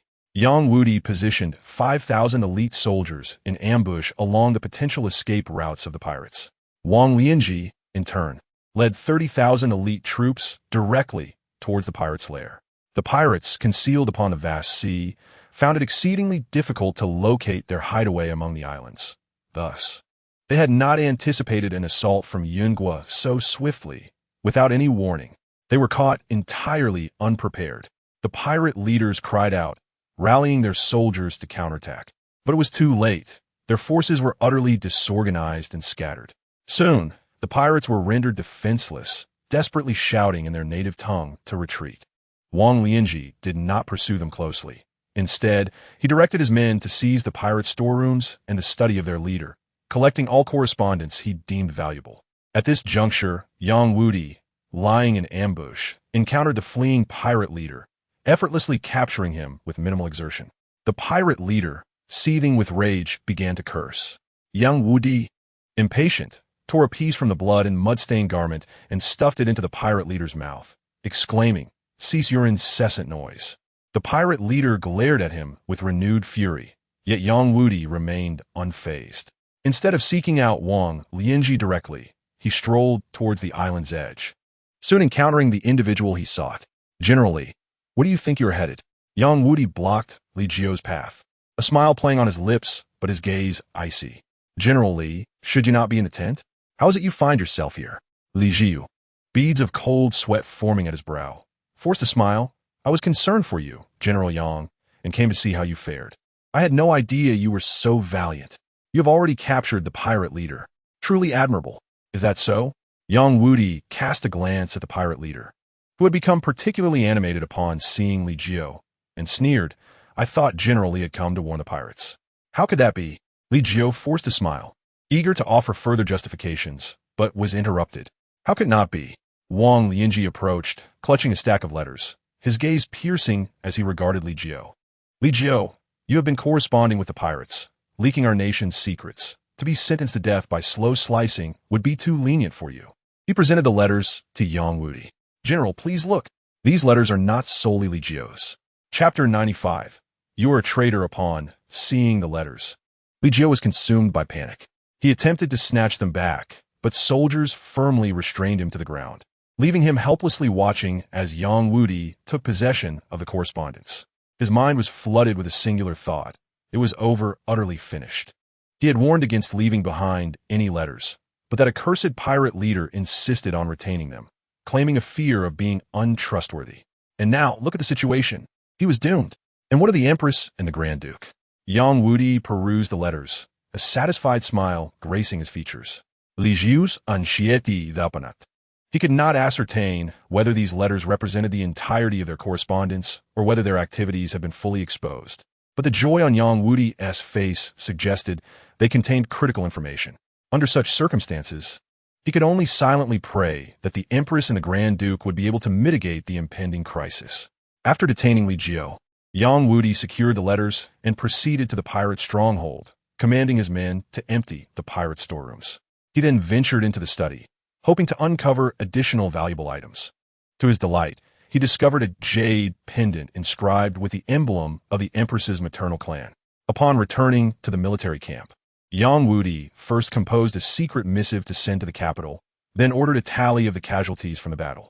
Learning that the losses numbered only in the thousands, he felt a sense of sorrow tempered by relief. The losses in this battle were minimal. I find great comfort in that. He subsequently commanded that the families of the fallen soldiers be well cared for and generously compensated. Yes, his subordinates acknowledged the order and set to work. In the capital, the Empress and her father were anxious upon learning of the battle's conclusion and their overwhelming victory. Shortly thereafter, a messenger from Li Jiu arrived in the capital. He secretly sought an audience with Fu'er Qiunkang, revealing the army's surprise attack on the pirate stronghold. Fu'er Qiunkang's face darkened upon hearing this, and after dismissing the messenger, he sent a letter to the palace, expressing his longing for the Empress and requesting a meeting. The Empress, already feeling unsettled these past few days, immediately summoned her father upon receiving this news. Father, the Empress ordered all attendants to leave and rushed to greet him, urgently inquiring about the current situation. Fu'er Qiunkang lowered his voice and recounted the details relayed by Li Jiu's messenger, adding, "Now that the pirates have suffered a great defeat, having been ambushed, it is likely that Yang Wudi is already aware of our dealings with the pirates. He may have even acquired the letters documenting our correspondence with them." The Empress, feeling her throat dry and hoarse, was rendered speechless. Fu'er Qiunkang nodded solemnly, stating, "Your Majesty, we must devise our plans promptly. If Yang Wudi indeed possesses evidence, we must have an escape route." "I understand, Father," she replied. "Are you referring to the Wugua?" Fu'er Qiunkang hesitated slightly. The Empress nodded in affirmation. The Wugua and the Yungua share a border. The two nations have signed a non-aggression pact, which is nearing its expiration. Over the years, both countries have been recuperating and developing well, with each emperor eyeing the other, waiting for the pact to lapse to expand their territories. If they can flee to the Wugua and establish cooperation with its people. The father and daughter exchanged glances, both aware of their mutual thoughts. Fu'er Qiunkang declared, "In that case, Your Majesty should find a way to transport some treasures in the coming days. When we reach the Wugua, they may serve as tokens of allegiance." The Empress nodded in agreement, instructing her father to prepare for their extraction outside the palace. With a retreat plan in place, both felt a sense of relief and no longer appeared frantic. They meticulously discussed the transportation methods and routes. Once everything was settled, Fu'er Qiunkang left the palace. Upon returning to his residence, Fu'er Qiunkang wasted no time and began arranging the escape route to the Wugua. Meanwhile, within the palace, the Empress first transported the treasures from her quarters. Finding them insufficient, she ordered her confidant to stealthily take some treasures from other palaces. Moreover, she sought an opportunity to enter the national treasury and smuggle out some valuable items. Meanwhile, Yun Xirou was practicing walking with her nanny when she lost her balance and tumbled forward. Reaching out for support, she grasped at nothing and fell directly against the threshold, leaving her dazed.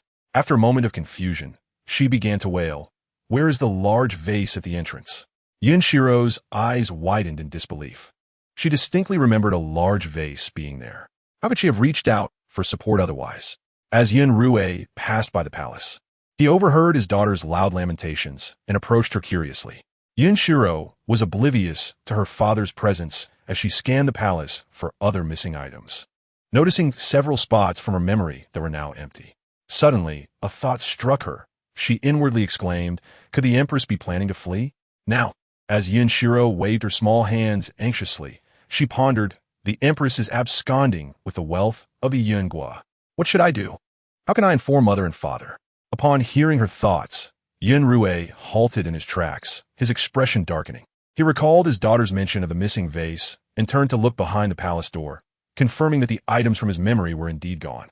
He then glanced around and discovered several more items were missing. Pretending to have just noticed, he pointed to a corner and inquired of the chief eunuch, "What happened to the glazed lamp that was placed here?"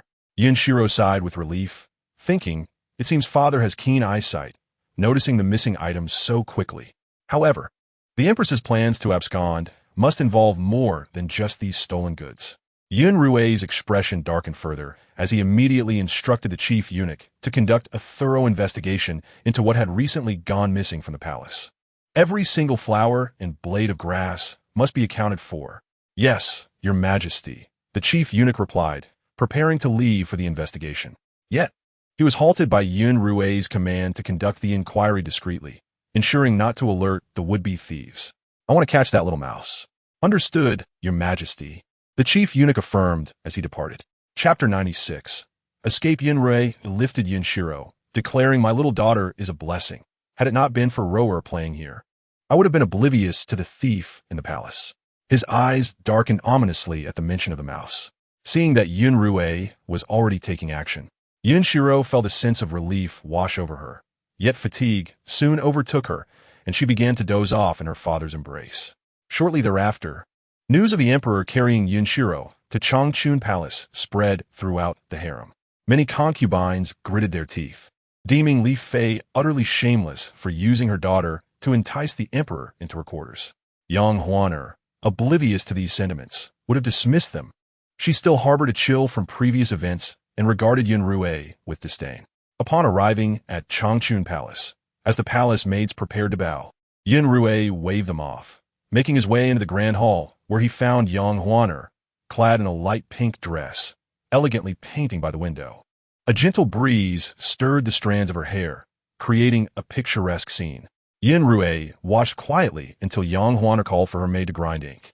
He entrusted Yun Xirou to Chun Shui and approached Yang Huaner to assist her. Upon realizing something was amiss, she looked up to meet his smiling gaze. "Your servant greets Your Majesty." Yang Huaner hurriedly stood to pay her respects. "My beloved consort need not be so formal," Yun Xirou said, helping her to her feet, adding with a smile, "Your artistry is truly exquisite." "You flatter me, Your Majesty," Yang Huaner replied, her mood brightening as her father was soon to return, leading to a more amiable demeanor towards Yun Xirou. However, the commotion stirred Yun Xirou from her slumber, and she rubbed her eyes, mentally chastising. It's rather excessive for mother and father to display their affection in front of a child. She then recalled her thoughts from before dozing off. "I wonder how long I have slept. I hope father has discovered how many items are missing." Just as she pondered this, the chief eunuch arrived to report. Upon reviewing the inventory of missing items, Yun Xirou's expression darkened with fury. The chief eunuch added, "Your Majesty, many treasures from the national treasury are also missing. Recently, only the Empress has entered the treasury." Hearing this, Yun Xirou could hardly contain his anger. "Summon the Empress to see me at once." The chief eunuch, sweating profusely, replied, "Your Majesty, the Empress has been ill and has not left her chambers for several days." "By the heavens, the Empress is indeed planning to flee." Yun Xirou inwardly screamed. She must have already reached the border after being shut away for so long. Upon hearing her thoughts, Yun Xirou's expression shifted rapidly. "To Yun Kuan Palace," he commanded, leading a large group toward Yun Kuan Palace. The palace doors were forcibly opened, revealing only a few rough palace maids and eunuchs inside. Their visit to Yun Kuan Palace was merely a formality. Yun Xirou ordered Yun Tian to investigate the Empress's whereabouts and dispatch someone to the Duke's residence. Suspecting it too would be deserted, Yang Huaner, who had been observing, was now a bit intrigued and couldn't help but murmur. How did the Empress manage to leave the palace with those treasures without anyone noticing? Yun Xirou, nestled in her arms, shook her head in disapproval, of course. She left with the palace servants handling the chamber pots. One must admit, the Empress is quite ruthless. To flee, she could endure the disgust of hiding treasures in the latrine. In that moment, both Yun Xirou and Yang Huaner regarded the Empress with newfound respect. After all, the thought of precious items mingling with the filth was indeed repulsive, yet losing them would be a regrettable loss. If only they could ascertain the Empress's escape route. Yun Xirou couldn't help but lament, casting a sidelong glance at Yun Xirou.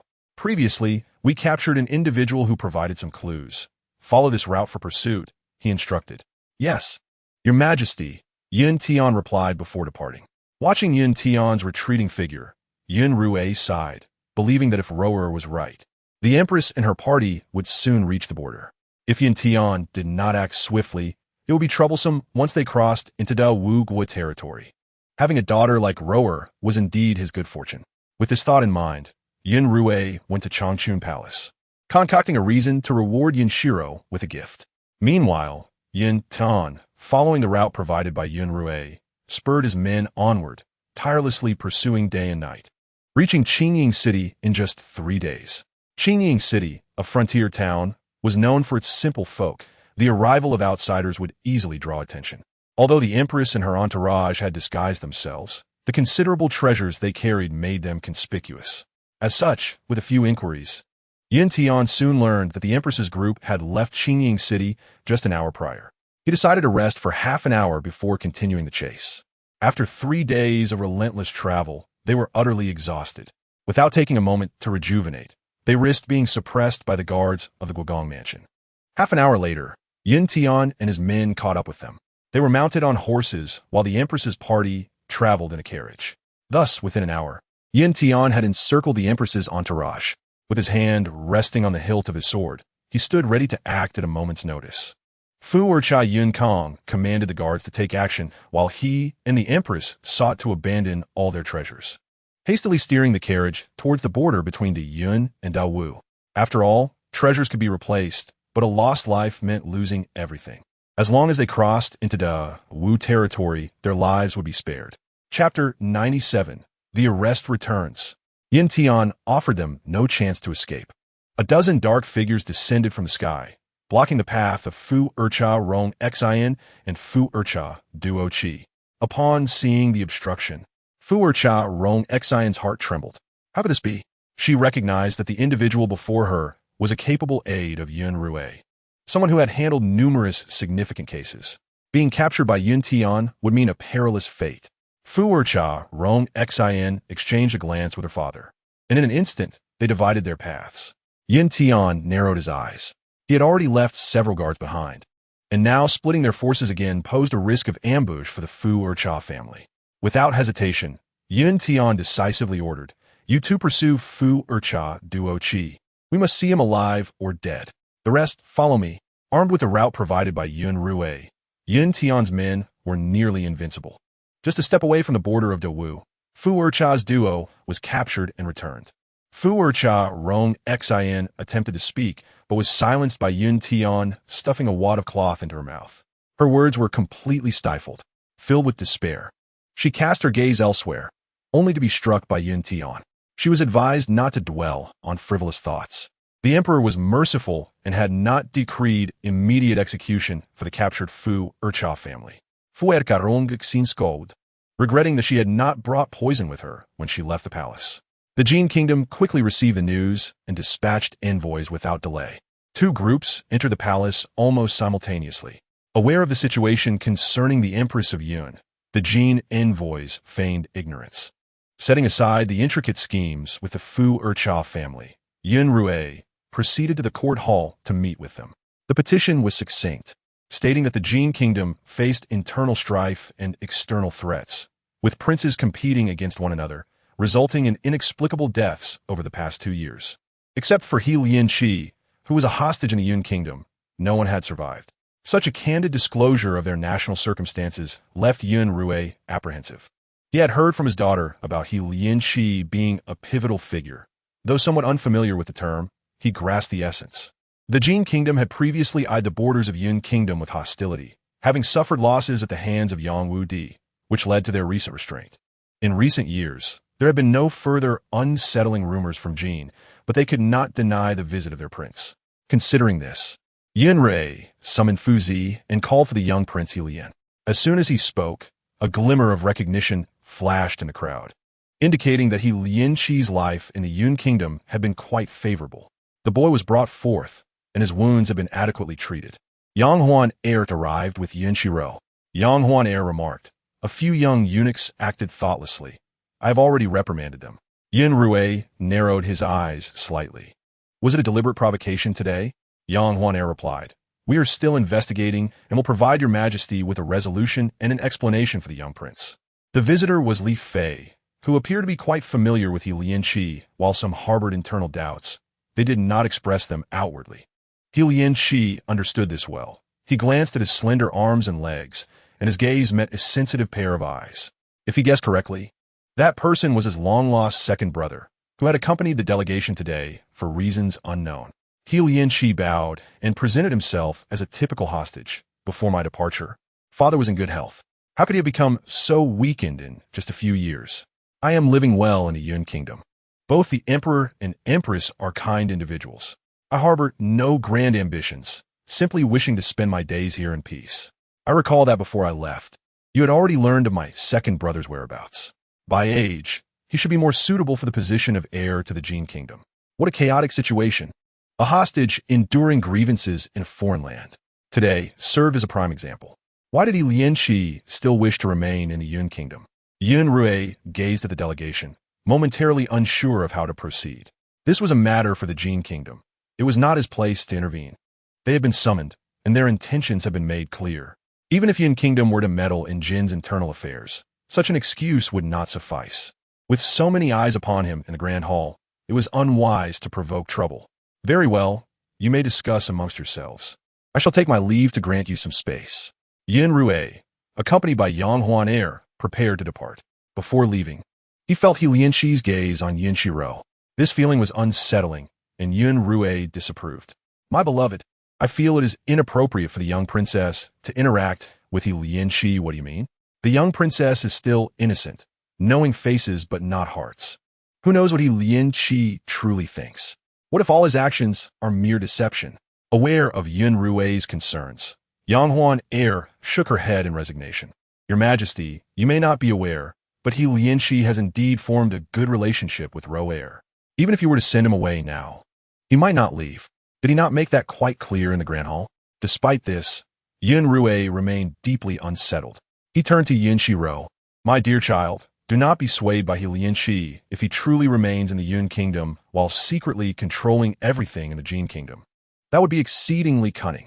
Initially, he hoped to glean something useful from Xirou, but ultimately, he wished for her genuine happiness. Whether she could contend with Lin Shi was of little consequence. The scheming child would be more reliable if he took action. Yun Xirou stifled a laugh. Haha. Father also has things that frighten him. What does it mean that he also has fears? Is this child not a bit too extraordinary? Father need not worry, currently.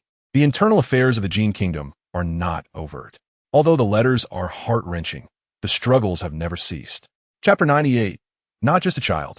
Father is indeed correct. Something feels amiss. For instance, Lin Shi now commands the Jin Kingdom's dark guards. However, to Father, this poses no threat.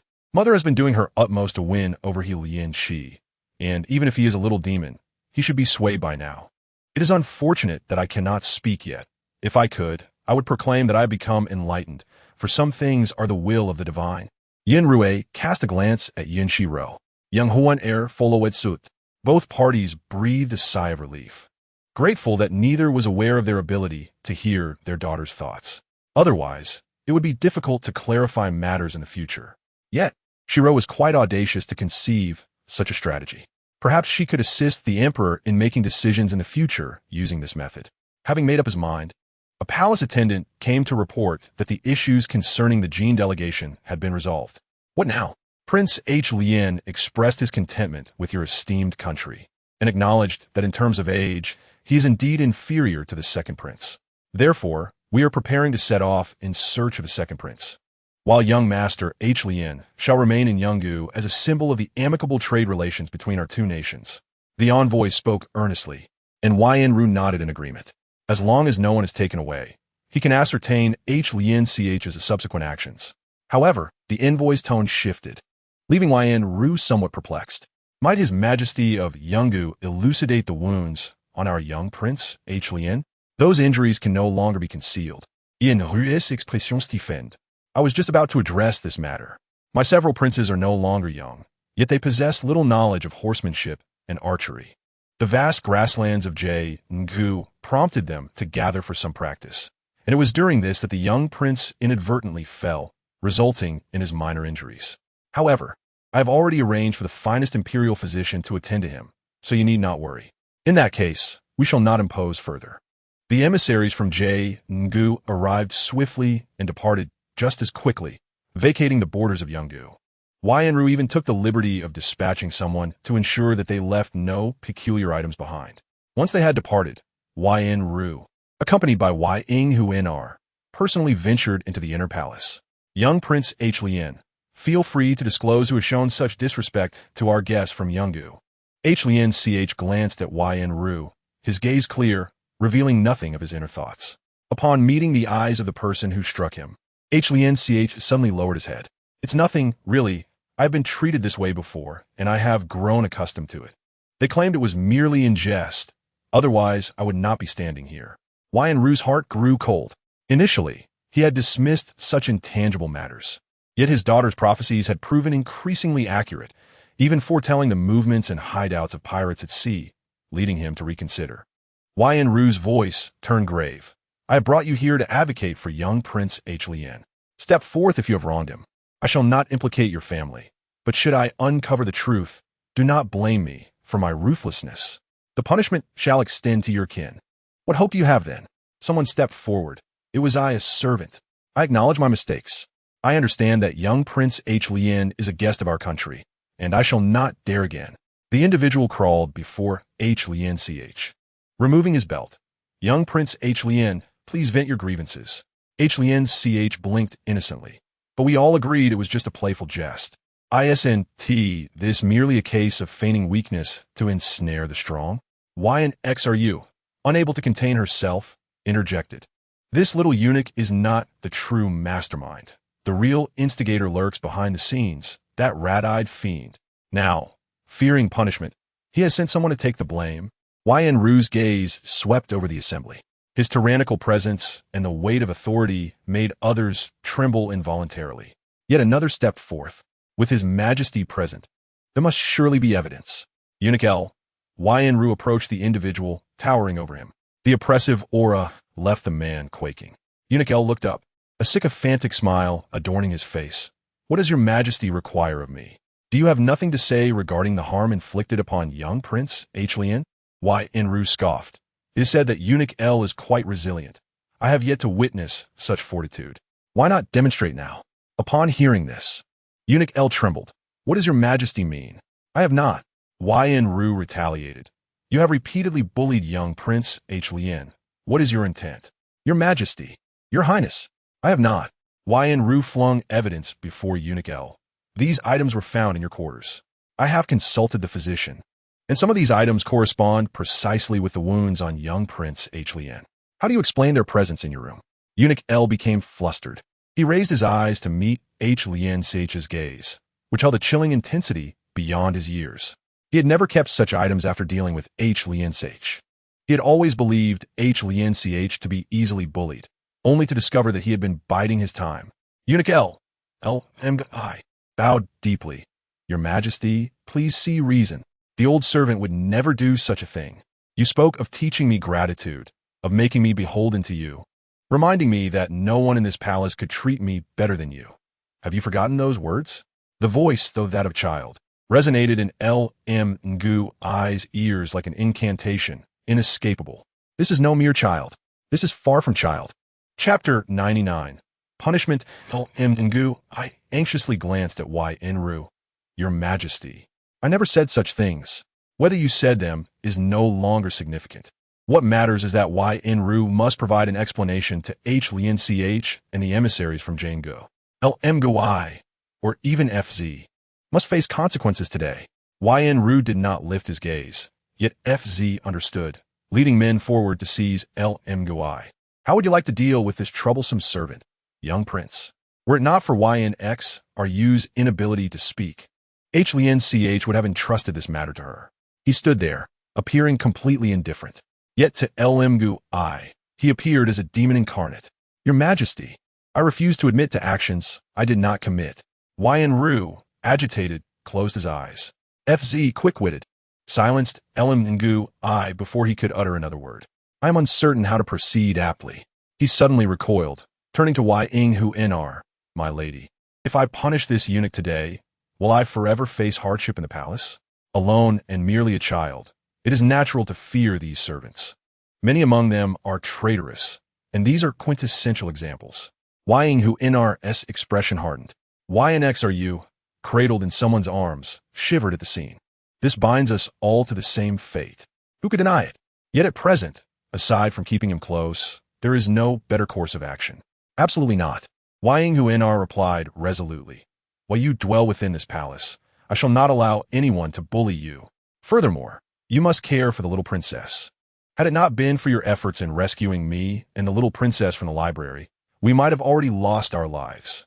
This assertion was delivered so naturally that no one suspected Wai Ying, who in our bias. Lin bowed his head. So that is how it is. Very well then. He would no longer press for anything.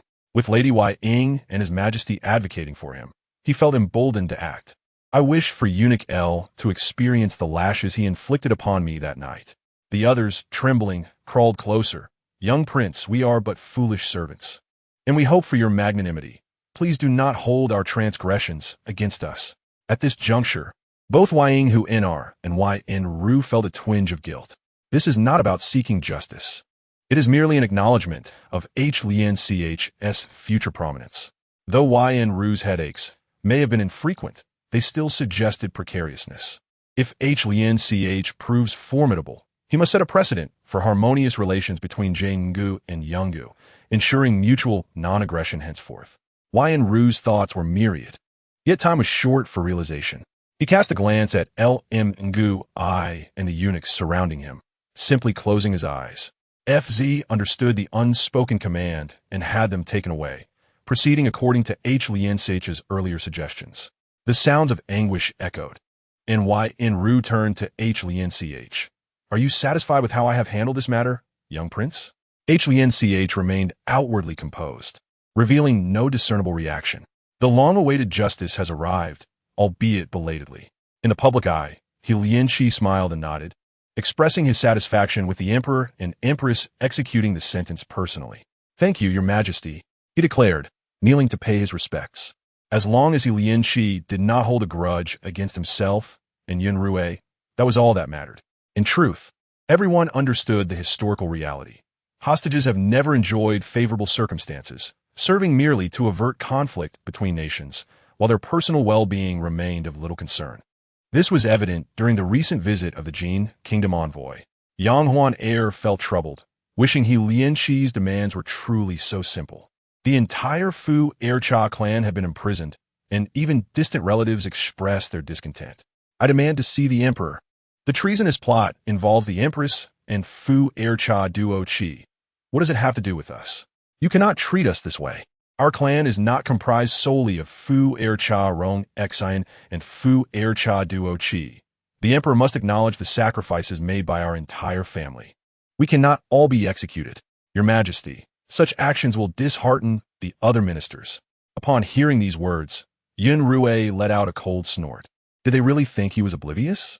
The reason Fu Ercha was not executed earlier was due to their relative compliance. After the past year's end, did Fu Ercha think he was unaware of their actions in the court?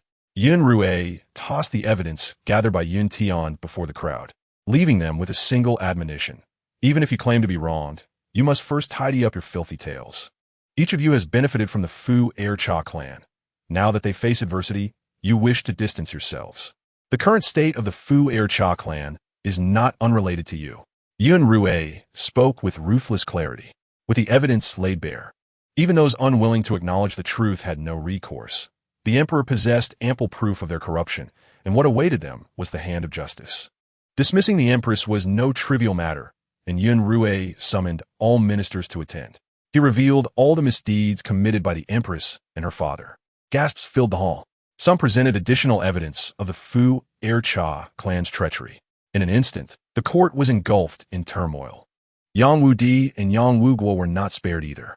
Yet, it was clear to all, the empress had fallen, and Li Fei had risen. Even if Xian Fei was formidable, she could not surpass the growing favor of Li Fei. The threshold of the Yang household was nearly trampled by visitors. Owing to the enmity between the Yang and Fu Ercha clans, the task of dealing with the Fu Ercha was entrusted to Zhuge Shi, appointed by the emperor. All officials with ties to the Fu Ercha were dismissed, replaced by emerging scholars. In the Chun Palace, Yun Xirou drank a full cup of tea in exasperation. Had I not investigated, I would never have known the extent of the heinous acts perpetrated by these ministers. Chapter 100. I see you are about to be pulled asunder by this princess.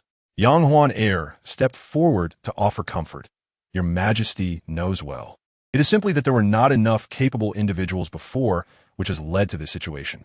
Yun Xirou reached out, embracing Yang Huan heir.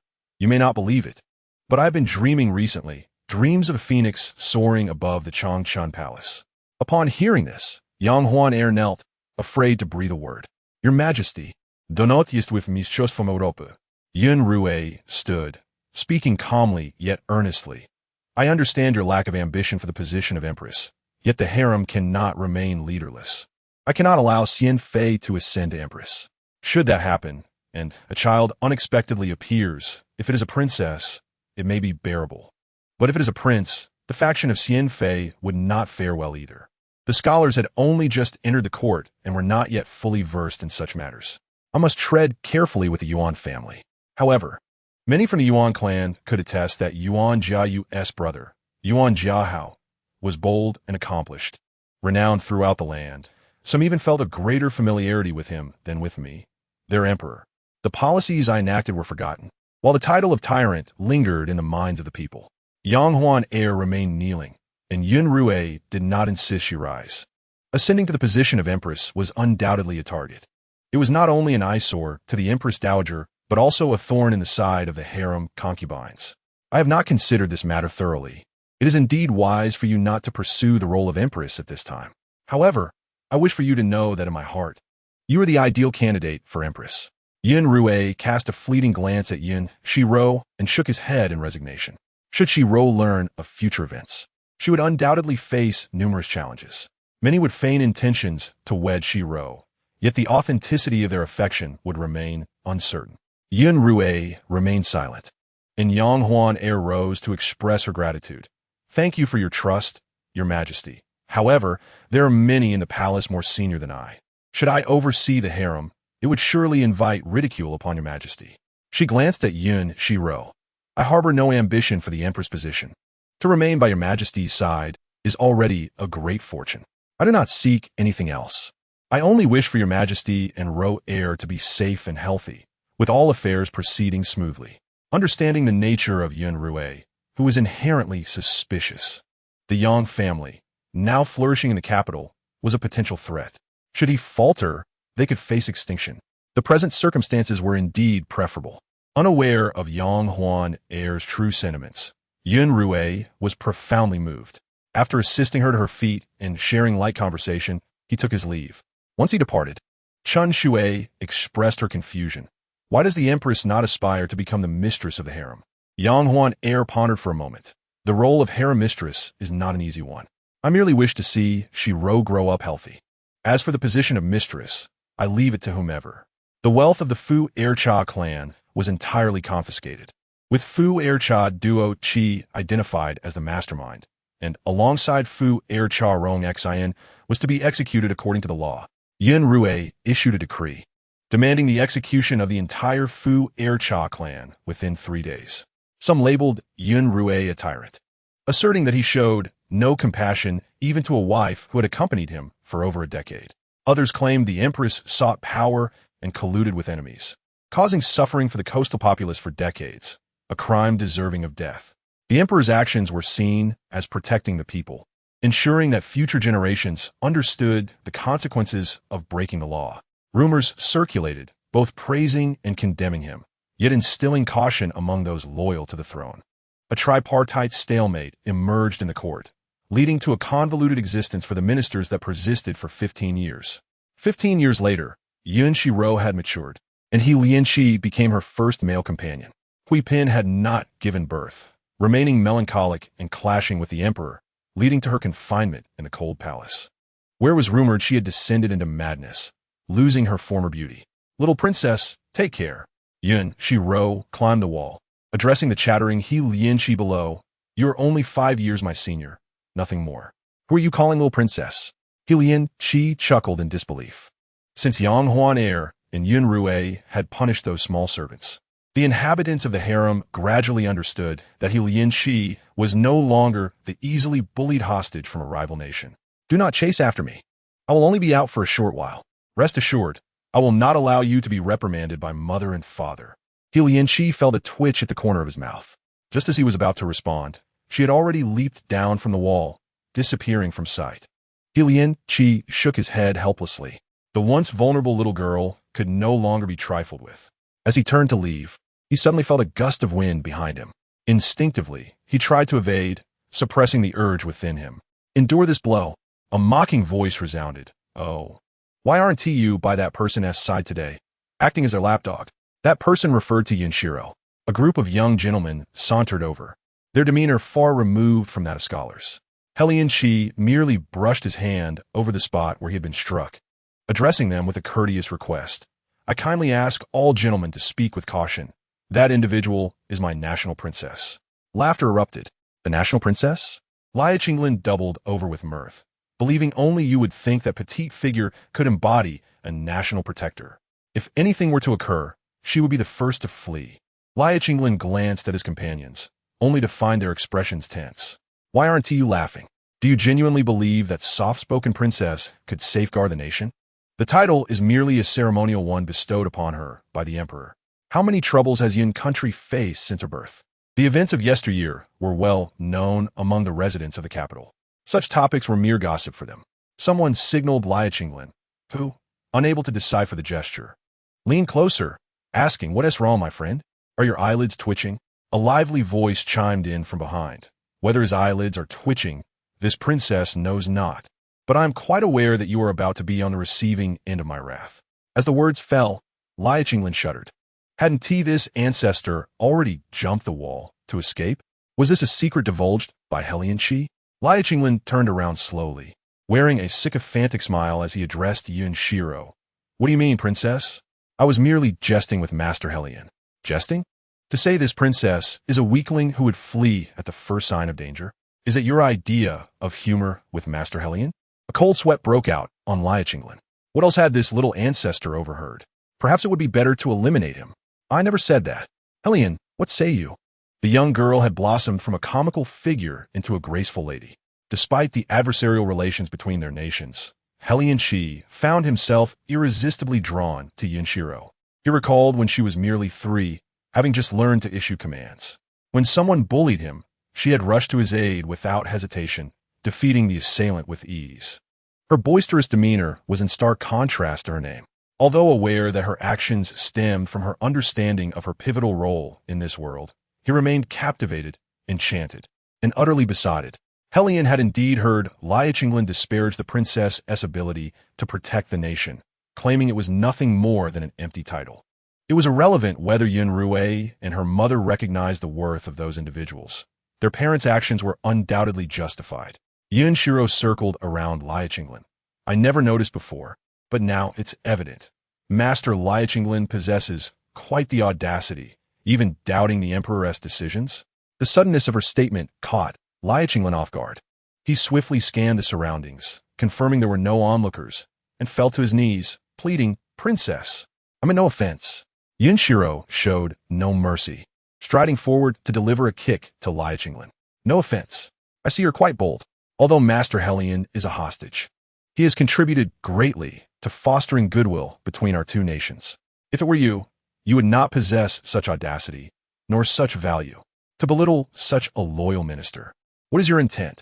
Do you wish to incite war between Yun and Ji nations?" Her words flowed faster, and Hellion Qi, feigning ignorance, remained silent. Li Qinglin felt wronged. How could they place such a heavy accusation upon him? "Princess, Master Hellion, I truly recognize my error.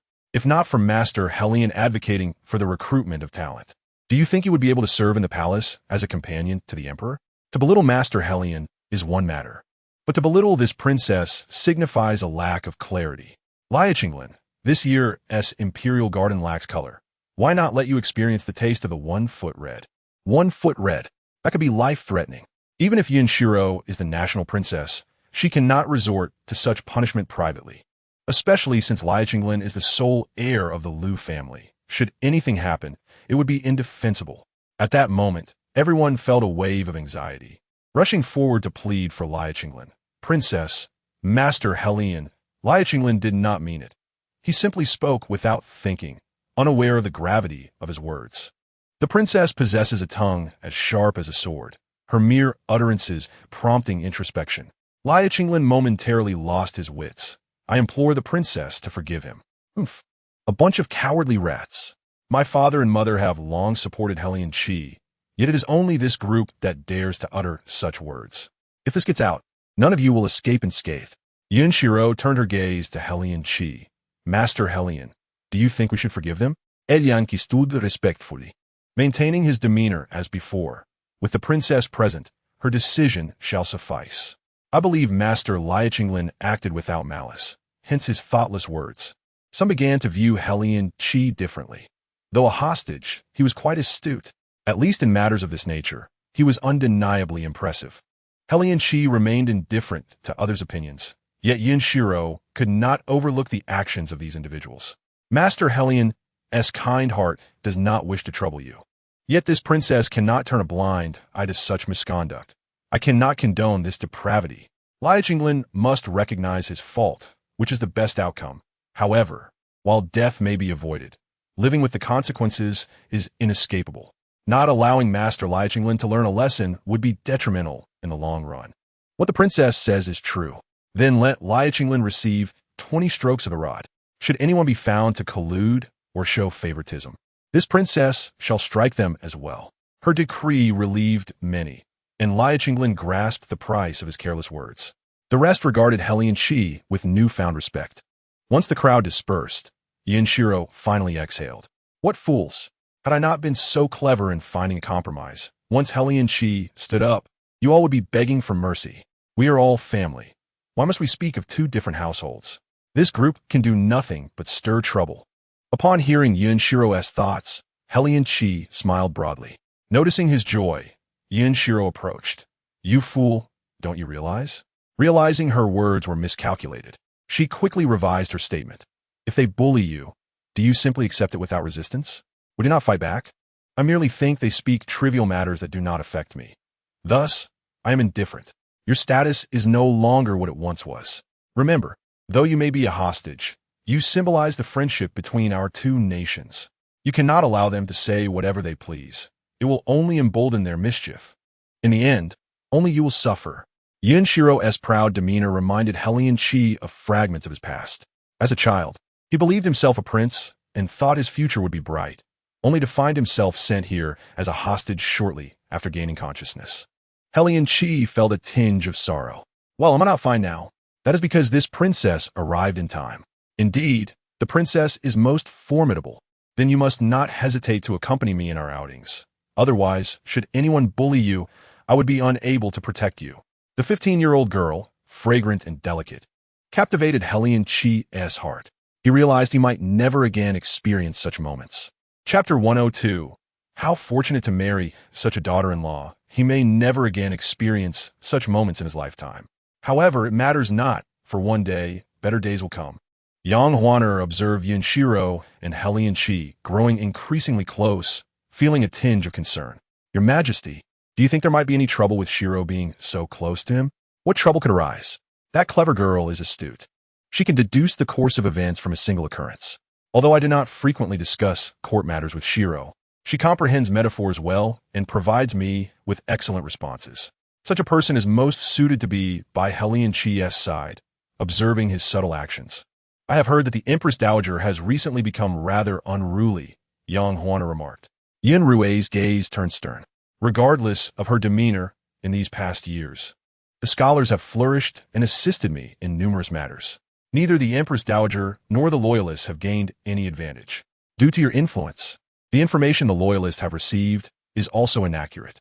He has come to understand that you remain loyal to me, and thus he shall not seek you out any longer. Yang Huan nodded, indeed.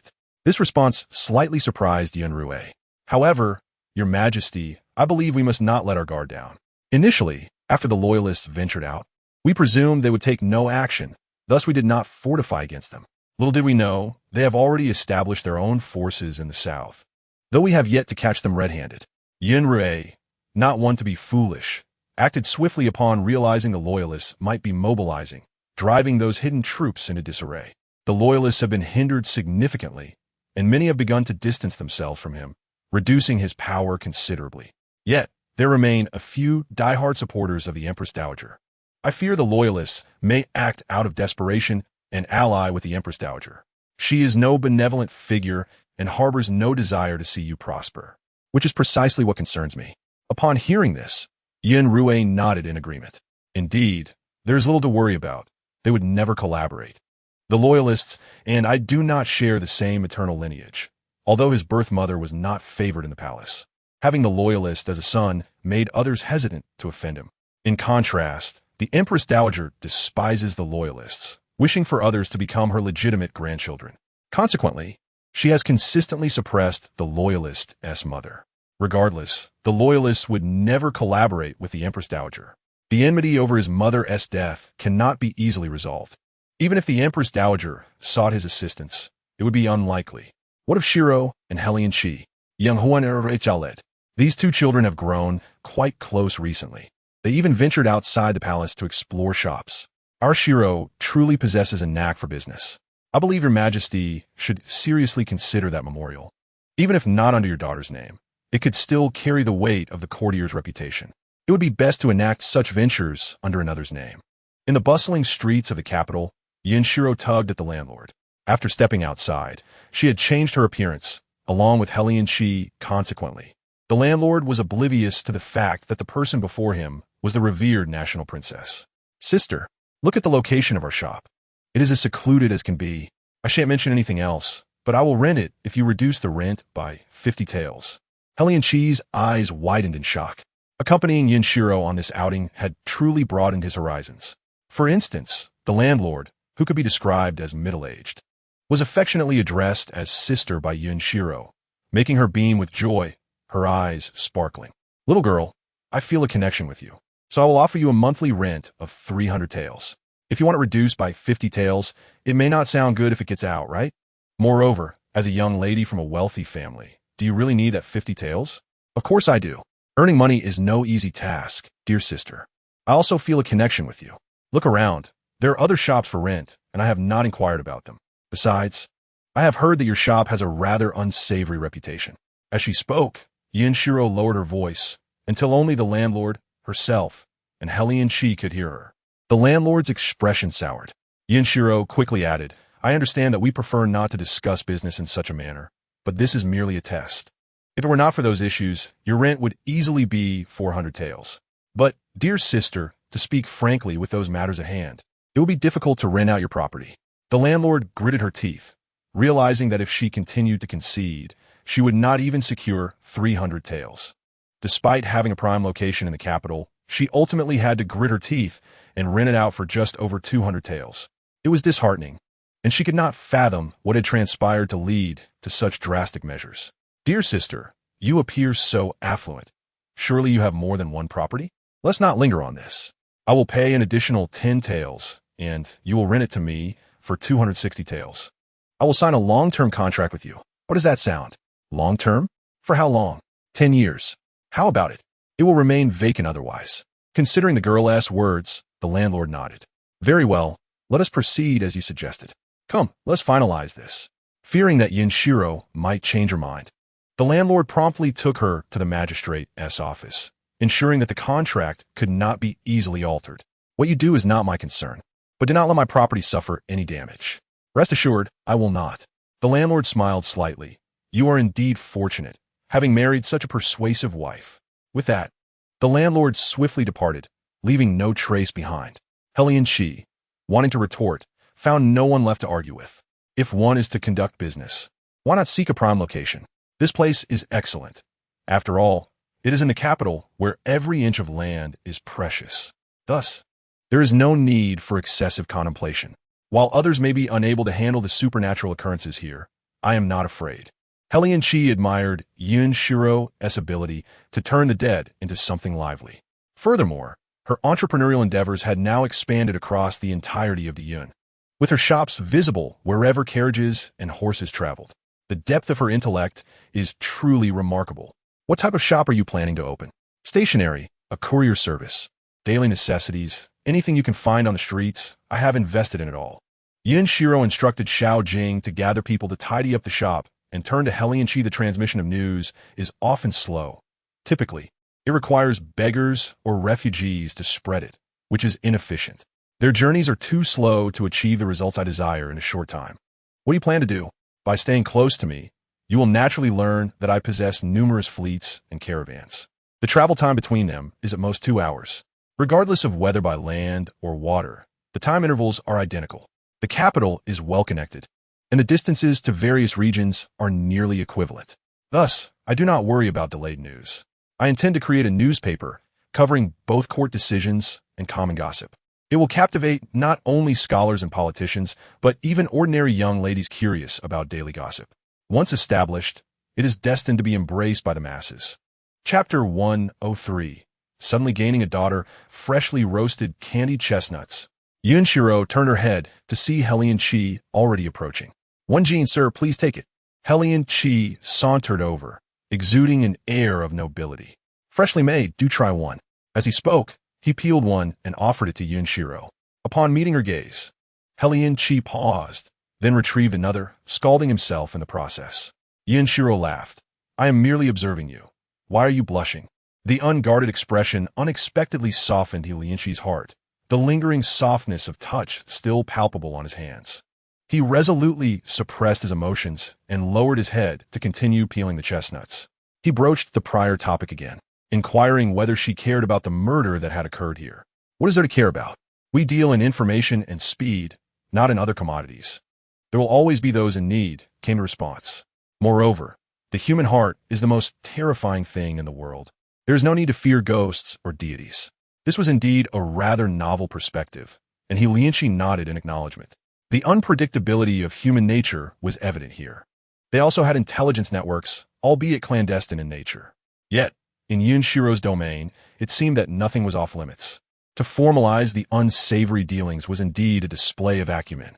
Observing Helian Qi's honest demeanor, a sudden question arose in Yun Xirou's mind.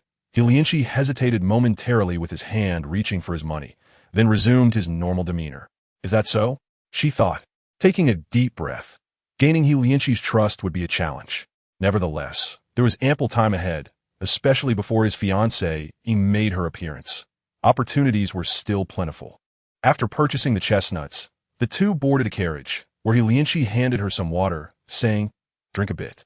"You are quite gentle," she remarked. Although not his first praise, Helian Qi still felt a bit bashful. "It's nothing much." Upon entering the palace gates, Yun Xirou strode ahead with purpose. "It wouldn't be good if the Empress saw us," she noted. Just then, she paused, and Helian Qi approached with curiosity, asking, "What is it? Is that not Gonggong Fuzai?" Following her pointed direction, Helian Qi glanced over and confirmed, "Indeed." "And who is the woman behind him?" "I have never seen her before." Helian Qi squinted slightly. Yun Xirou herself was unsure, and he could only speculate. She narrowed her eyes slightly. Could it be that father has recently received another concubine? Helian Qi nearly choked. There were indeed indications that Yun Xirou intended to expand his harem, but it hardly seemed out of desperation. The girl appeared quite young.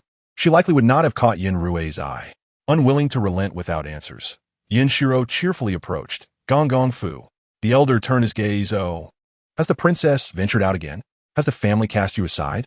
You are getting older, and your teeth are not as strong." The young woman behind Fu politely curtsied. Though her posture was not quite perfect, "I have met your highness." Yun Xirou appraised Yun Qianqian before speaking to Fu. "And who might this be?" Fu seemed to have just realized. "This is His Majesty's daughter, lost to the world, named Yun Qianqian. She has come today." "She has come today?" Yun Xirou boldly turned her gaze upon Yun Qianqian. Yun Qianqian? She recalled a bit about her. In the original narrative, this character had fortuitously met the female protagonist, and together they had turned the palace upside down. However, later, due to the male lead Helian Qi, they became bitter enemies, ultimately tearing apart their alliance. The female protagonist was the chosen one, and this princess ultimately faced defeat. Yet, she remembered that this character should not have appeared at this time. Yun Xirou did not dwell on it much. With her presence, circumstances had shifted, and some individuals had shown up sooner than expected. Yun Qianqian hurriedly stepped forward. "I have met my sister." "Wait. Father has yet to confirm whether you are indeed his biological daughter. It seems a bit premature to call me sister. Until father acknowledges you, it would be better to refer to me as princess. We can consider ourselves sisters once he does. Do you not agree?" "Your highness has thought this through." "It is I who have not considered well." She seemed to adapt quickly, indicating she was not to be underestimated. Yun Xirou said little more, leading Helian Qi to the Changchun Palace. Watching the pair depart, Yun Qianqian cautiously inquired, "Gonggong Fu, is it not forbidden for foreign men to easily enter the inner palace? You are new here, so you may not know." Although this He Lian young master is a hostage from the Jin kingdom, he has been raised beside Lady Li since childhood and shares a close bond with her. Thus, he is not truly an outsider. His entry into the inner palace was sanctioned by His Majesty. It appeared that this He Lian young master was quite clever, not someone to offend lightly. A hostage thriving in a foreign land suggested extraordinary capabilities. Yun Xirou nodded. Thank you for your guidance. A glimmer of calculation flickered in her eyes. Progress would be arduous. Yet, He Lian was akin to her. Though a hostage, he had no trusted allies here, making him a potential ally. Upon entering Changchun Palace, Yun Xirou noticed numerous maidservants presenting a set of garments. Now, concubine Xian had lost her previous arrogance, while she held a place in the inner palace. She dared not act recklessly. Yun Xirou questioned, Mother, what is this for? There are indeed some similarities, but it is not an exact match. Have we not already confirmed our blood ties? Indeed. Yang Huana looked up, casting a glance at He Lian. You both should come in and speak. It is nothing confidential. Is the Empress selecting garments to meet that individual? He Lian interjected. Yes, His Majesty has sent a decree stating that there will be a recognition banquet tonight. If that girl is indeed His Majesty's blood relative. Yang Huana suddenly straightened, her gaze piercing as she turned to Yun Xirou. The sudden intensity of her stare caused Yun Xirou to feel apprehensive. Mother, what is this about? Pray tell, how did that girl come to know she is the child of His Majesty? If she truly has been lost since childhood, how can she possess memories of the palace? Perhaps she has some token? Young Huan se med de Chiertenet. Had she known, she would not have torn ties with the loyalists so recklessly. She could have remained hidden beside him until now. Loyalist Yunye. What? Yun Xirou abruptly rose. She had thought that after all these years, Yunye, so seemingly docile in the court, would harbor no ulterior motives. Yet, she had not anticipated he would find some lost daughter. Mother saw her.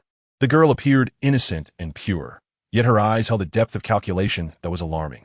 Yun Xirou nodded in agreement. Indeed. Have you already met her?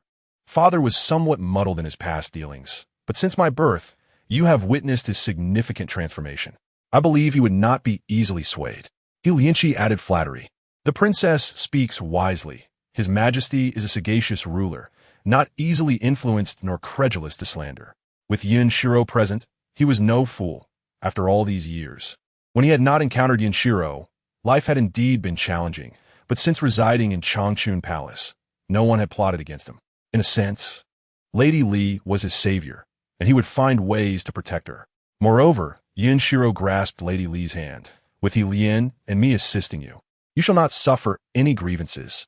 Speaking of assistance, Yang Huaner felt a swell of pride. She held a secret that no one knew. Since Yun Xirou's arrival, her fortunes had turned. With Yun Xirou by her side, she feared no demons or monsters. You speak truly. 3 cobblers can rival Zhuge Liang. Moreover, He Lian has been gifted since childhood. With both of you as my treasures, no one shall dare to bully me. In a delightful mood, Yang Huaner quickly made a decision. She selected a gown embroidered with silk and adorned with cloud patterns, complemented by a luxurious fox fur cloak, exuding an air of opulence. Just as Yang Huaner finished her selection, Yun Xirou indeed sent someone to relay the message. Tonight, there would be a recognition banquet. It would not be publicly announced, only declared within the palace. Yun Xirou chose a beautifully embroidered outfit for herself, adorned with colorful butterflies, and also picked out a garment for He Lian. After tidying up, it was already time for the banquet. Given her unique status, Li Fei departed early. Although she intended to make her entrance alongside He Lian, recalling the previous gossip, Yun Xirou decided to step ahead of him. Once everyone had arrived, Yun Qian gracefully emerged. Yun Xirou held Yun Qian's hand, his expression inscrutable, betraying neither affection nor disdain. Today, I have found Princess Qian and thus host this recognition banquet for her, bestowing upon her the title of Pingyan. The ministers were taken aback, yet the Yunyi faction remained relatively composed. Initially, Li Fei was astute enough to collaborate with the diligent king, but to everyone's surprise, she not only refrained from cooperation, but also betrayed him. Had the diligent king not been prepared, he might have faced dire consequences. Come, Qian, allow me to introduce you. Everyone here is quite astute. Why would they allow Yun Xirou to take the lead? They all approached with goblets in hand, congratulating Yun Xirou on the joy of having a daughter, celebrating the princess's reunion with her kin. The atmosphere was filled with the clinking of cups. A noblewoman suddenly remarked, "Princess Ping and is dressed rather simply." Within the court, who did not know that Li Fei was the one in charge of the harem. As soon as this comment was made, the once lively scene fell into an unsettling silence, with everyone glancing nervously at Yun Xirou. Yet, Yun Xirou remained unflustered. Someone chimed in, "I recall that the Guogong princess has a jewelry shop in the capital. Many noble women have commissioned pieces there, using only the finest materials." The focus of attention shifted abruptly. Yun Xirou was not to be trifled with, and had already formed a rough understanding of the situation. "I have thought about it as well. Gifts from others cannot compare to selecting your own. Sister, if you have time tomorrow, you can personally choose. If you do not find anything to your liking, you may order a custom piece on the spot. As for the expenses, you need not worry. Consider it a gift from your elder sister." Yun Xian was taken aback by Yun Xirou's generosity. The items there were indeed unique, but the cost of customization was exorbitant beyond her means. She had initially thought such treasures were merely to be admired from afar. However, one morning, someone approached her, revealing she was the daughter of the current Emperor Yun Xirou, presenting a token identical to the jade pendant she had worn for many years. This revelation gave her some measure of belief. She had expected to ascend to a higher status, but upon confirming her identity, she was made to memorize names and relationships, spending 3 arduous months to reach her current position. Observing the hidden forces below, Yun Xian felt a sense of resentment. "We are sisters. Why must there be any reluctance?" In the palace, other princesses existed, and seeing her would naturally evoke jealousy, such as that of Luke Gong Zhu Yunzi. "Sister Xirou, your actions will surely stir envy among our remaining sisters." "What is there to be envious of?" Yun Xirou replied. "You all grew up in the palace. I cannot possibly cover your jewelry as well." Yun Xirou shook his head helplessly. He was not particularly knowledgeable about those ornaments. But what Xirou presented was indeed innovative. It was understandable that these young ladies would take a liking to them. However, bringing it up during Xian's recognition banquet felt somewhat inappropriate. He cleared his throat. "Enough now. None of you lack for money. What is there to discuss? Should Xirou also provide you with funds?" "Father, you're being biased." Chapter 105. Are you now plotting against your sister? Yun Xirou smiled slightly. "Then tomorrow, Xirou will take Xian to see the pieces. She is my daughter, and the cost of labor should not fall solely on Xirou." Upon hearing this, Yang Huan is in relief. Time was pressing, and the palace had not prepared anything more exquisite. This attire was hastily crafted by my servants. Little did I expect that after years of silence, a bombshell would be dropped, catching everyone off guard. "Then I must thank your majesty." Yun Xirou sighed helplessly. This little girl was adept at adapting. The items produced were exceptionally novel. Even if he suffered a loss, he felt that she had done remarkably well, even thinking he had not done enough. "Very well, if you all adore the exquisite jewelry, go ahead and choose. Tomorrow, I shall pay for it all." The princesses instantly brightened with joy. So, this trip has indeed allowed us to benefit from our sister Xian. It was good to see father parting with some money. Laughter filled the air. As the banquet progressed, Yun Xirou began to feel somewhat restless. Seizing an opportunity when everyone was distracted, she concocted an excuse and slipped out. Observing this, Lin Shi followed suit. "You seem rather displeased," he commented. Yun Xirou cast a glance at Lin Shi to suddenly have such a daughter emerge, knowing she is a ticking time bomb, yet still forced to greet her with a smile. Who could be pleased? Moreover, this person has some connection to the future heroine, and to Lin Shi, what is there to be joyous about? Although her expression betrayed nothing, she felt wearied. "Of course, I'm not unhappy. I merely feel somewhat fatigued." This troublesome girl was always so contradictory. What she said outwardly was entirely different from her inner thoughts. "If you have worries, you can share them with me. I would like to confide, but is that even possible? You are the future ruler, and when you offend a few small nations, you simply obliterate them. Who would dare speak to you? To accompany a sovereign is akin to walking with a tiger. To accompany a tyrant is akin to facing a fierce beast. My innermost thoughts must remain concealed, save for my closest parents." Lin Shi sighed helplessly. If Yun Xirou knew he could hear her thoughts, would she not wish to strip him bare? Voicing troubles only serves to multiply them. Thus, I shall keep my burdens to myself. The candied chestnuts today were quite delightful. Oh, I used to love buying them from that vendor. Their roasted goods are splendid. The two enjoyed a light-hearted conversation. When Yun Xirou stepped out for some fresh air, she happened to see the two conversing by the lake. Upon catching sight of He Lianqi, her heart raced. She approached to greet Yun Xirou, sister. You mentioned this afternoon that it was a bit early to address one another as sisters, but now it seems it is not too early. Her eyes seemed fixed on He Lianqi. Yun Xirou casually stepped forward, blocking their line of sight. In the palace, one must exercise utmost caution. We cannot leave ourselves vulnerable. Indeed, I had said it was early to call one another sisters, but in my heart, I have already regarded you as my sister. Such words were not only for my benefit, but also for yours. Tomorrow, when we visit Hua, you may choose freely as an apology from your sister. Sister, the jewelry in the shop is undoubtedly exquisite. I am grateful for your consideration, and I shall not hold back tomorrow. Yun Qianqian's gaze shifted to He Lianqi. I noticed this young gentleman has been accompanying you all evening, but I am unaware of his identity. How quickly your mind moves. Do you think we are blind to your intentions? Your eyes are nearly glued to He Lianqi. Can you be any more obvious? Yun Xirou maintained her composure. This is the hostage from Jingua, known as He Lianqi. We refer to him as young Master Lian. He has watched me grow up. A moment of embarrassment flickered across Yun Qianqian's face. She observed that He Lianqi was of a similar age to her sister. Indeed, your observational skills are rather keen. This statement left Yun Qianqian at a loss for words. She managed a gentle smile. It appears that young Master He Lian shares a close bond with my sister. Yun Qianqian felt a twinge of reluctance. What did sister say earlier? You are such a clever little girl. If there is anything delicious, I will certainly save it for you. Just now, I felt the banquet was rather dull, so I stepped outside for a breath of fresh air. Yun Xirou was somewhat speechless. While there may be other news that Yun Xirou is unaware of, when it comes to food, her information surpasses that of anyone else. Who told you? Yun Xirou's expression turned serious, causing Yun Xirou to feel a bit anxious. Yun Xirou involuntarily cast a glance at Qingjing. This fleeting look was caught by Yun Xirou. It turned out that a traitor had emerged beside this princess. No, the little one hurriedly denied it, waving her small hands. If this little one had wings, she would surely soar into the sky at this moment. I asked Anshin for it. I originally intended to look for you, but you were not there at that time, and I happened to catch a whiff of the aroma of candied chestnuts. Anshin gave me a little bit. Your little nose is quite perceptive. Yun Xirou turned her head away. You're not angry with me now, are you? So, tell me, what did you want to see me about today? Naturally, I wanted to share a piece of news with you. While playing with Father today, I overheard that he has a daughter coming.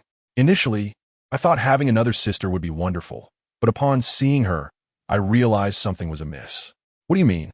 Yun Xirou, ever the clever one, remained silent amidst the crowd. You cannot deceive me with just a few chestnut kernels. It would take a whole 2 pounds of candied chestnuts for me to divulge that. Yun Xirou stepped forward and gently brushed the tip of the other's nose. Are you starting to plot against your sister now? Chapter 106. No one will come to your rescue, even if you scream at the top of your lungs. I'm not. Yun Xirou turned to look at Lianqi. Brother Lian, look at my sister. Calling Brother Lian does no good. Even if you scream at the top of your lungs today, no one will come to your rescue. The little girl dashed off, shouting, Scream at the top of my lungs, scream at the top of my lungs. Come save this princess. Lianqi, somewhat helpless, followed Yun Xirou forward. Suddenly, a shadow descended from the sky. He instinctively shielded Yun Xirou behind him. The unexpected tenderness caused Yun Xirou to freeze for a moment in Lianqi's embrace. Yun Xirou had stopped running, standing with her hands on her hips. Observing Yun Xirou and Lianqi, once the two stood firm, she spoke, who said that if I screamed at the top of my lungs, no one would come to my rescue. Yun Xirou glanced at the shadowy figure. Do you tolerate that name? The person was about to continue speaking when Yun Xirou interrupted directly. All right, this princess knows you are loyal. No need to say anything further. Yun Xirou was exceptionally pleased. Sister, you must not bully me anymore. With someone to cry for help, next time you must bring out something more novel. Otherwise, I would be unable to contend with Yun Xirou. With this thought, Yun Xirou looked at Yun Xirou with wicked delight. The two of them shared a joyful moment. Such a scene of brotherly affection is seldom seen in the Jin Kingdom. Looking at the vast palace, Yun Qianqian felt a sense of emptiness within her heart. Yet, after seeing these things, she suddenly realized that she ought not to behave this way. If she had not come to the capital, she would be dining with her father and brothers, sharing amusing anecdotes from the day. A palace maid approached to remind Yun Xirou, "Princess, it is late. You should rest soon." "Understood." The maid stepped forward to assist in removing her clothes, but Yun Xirou flinched. "Did I hurt the princess?" "No. It's just that she is not accustomed to it yet." Yun Xirou sighed, tossing and turning in bed. The palace is splendid, yet it seems incomparable to the thatched cottage that could not shield her from the winter winds. Yang Huaner and Yun Xirou sat within the palace.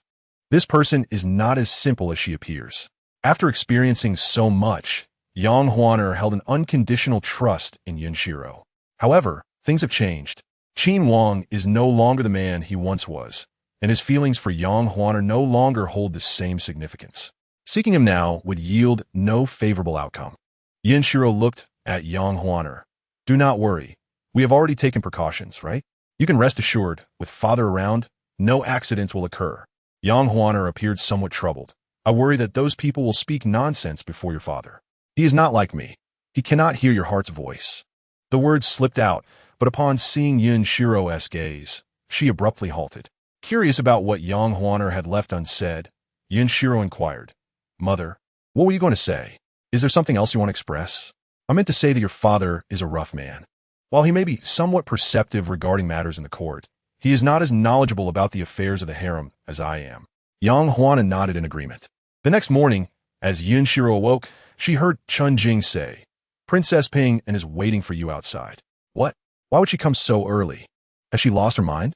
Even the workers at Fanghua have not started their day yet. What does she want to do here so early?" The maid had no idea, only stating that Princess Ping and had gone to pay her respects before coming. Yun Xirou's lips twitched. She is an ambitious and diligent supporting character. It seems to hold little value. Who would like to be dragged from their warm bed in such cold weather? The maid dared not comment further. Chun Jing was always cautious with her words, not uttering an extra syllable. Yun Xirou pouted. After washing up, she allowed Chun Jing to assist her in getting dressed. By the time she was ready, half an hour had passed. Yun Qianqian had already finished a pot of tea while sitting there.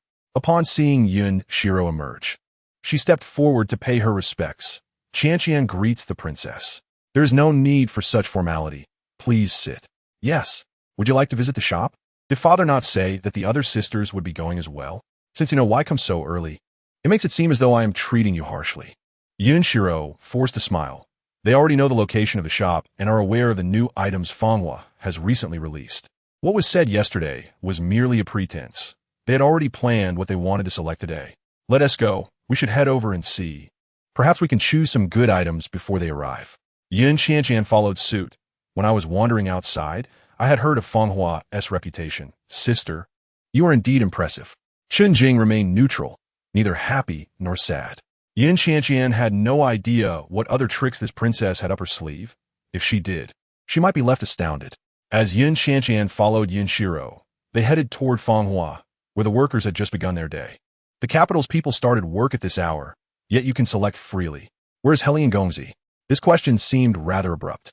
Yun Xirou abruptly lifted her head to look at her, then smiled broadly with an inquisitive expression. "What is the matter? Do you think Hellion Gongzi is handsome?" Yun Qianqian, unafraid, replied, "Sister, you jest. It's just that on the day I entered the palace, I happened to encounter you in Hellion Gongzi. Last night, at the banquet, I exchanged a few words with him and felt a sense of familiarity. I merely asked because I have not seen him today. No need for that. Come on. Let us select first."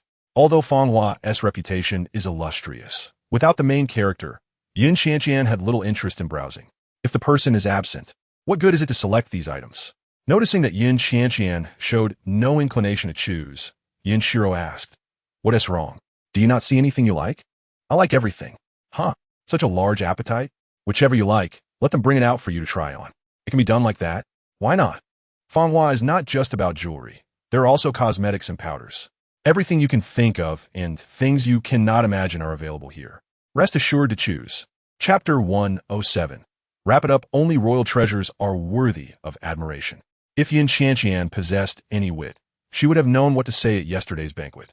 Yun Xirou said nothing. Noticing Yun Qianqian's fixation on a hairpin, she gestured for someone to assist in retrieving items from the cabinet. "If you are so enamored by this, feel free to take it. Here, it is akin to being at home, with the only difference being the final payment required." It was evident that she did not belong to the capital. Her insistence on being part of it would inevitably lead to her being treated differently. Yun Xianqian feigned ignorance, smiling as she turned to Yun Xirou. "Bring me a bronze mirror, so my sister can see how lovely this hairpin is." Upon gazing into the mirror, Yun Xianqian felt a sense of disconnection with her surroundings. The princesses had yet to arrive, yet the disparity between her and Yun Xirou was already apparent. What inspired my sister to venture into business? With idle time in the palace, I thought I might give it a try. Such a whimsical notion was indeed beyond the imagination of others. Feng Hua's unique designs and exquisite craftsmanship were renowned throughout the capital, making it well known that Feng Hua's products were exceptional. Moreover, Yun Xirou had expanded her business with branches across the nation, wherever transportation could reach, though remote areas remained untouched. If only she possessed such acumen, even residing at the foot of a mountain would not hinder her progress. Unfortunately, life is devoid of what-ifs. Upon hearing a voice, Yun Xianqian turned towards Hellion Qi, her gaze flickering with envy and admiration. She looked at him with a delicate demeanor, then bowed, saying, "I have met Master Hellion." "No need for such formality. We were just discussing you earlier."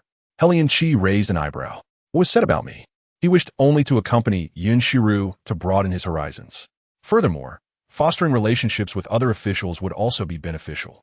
Luckily, it was thanks to Yun Xirou's extensive travels and shop establishments that he could secretly inherit the throne of the Jin Kingdom, interacting with officials from the Yun Kingdom. Though his encounters were limited, they were significantly improved compared to before. All of this was unknown to Yun Rui, or perhaps he was aware but chose not to interfere. "What did you say?" "Just now, my sister was inquiring about Master Hellion's activities. I'll be sure to ask you when I see you next." Hearing this, a peculiar sensation coursed through Hellion Qi. Perhaps even Yun Xirou had not realized that her tone carried a hint of jealousy. So that was it. When selecting the items, Yun Xianqian had scarcely glanced at them. Instead, it was Yun Xirou who had thoughtfully assisted her in making selections. Now that her anticipated guest had arrived, she felt the need to showcase herself. Moreover, according to Yun Yi's sentiments, she needed to find an ally within the palace. "I took a glance at the hairpin in the mirror, and it appears quite lovely. However, I wish to try that golden hairpin adorned with peonies. Would that be permissible?" Yun Xirou maintained a composed demeanor, merely nodding and instructing someone to retrieve it. With Hellion Qi present, while her sister's suggestion was commendable, one could easily let personal preferences cloud judgment. Having another perspective could yield a more balanced opinion. "Very well." Yun Xirou listened in silence, but internally she scoffed.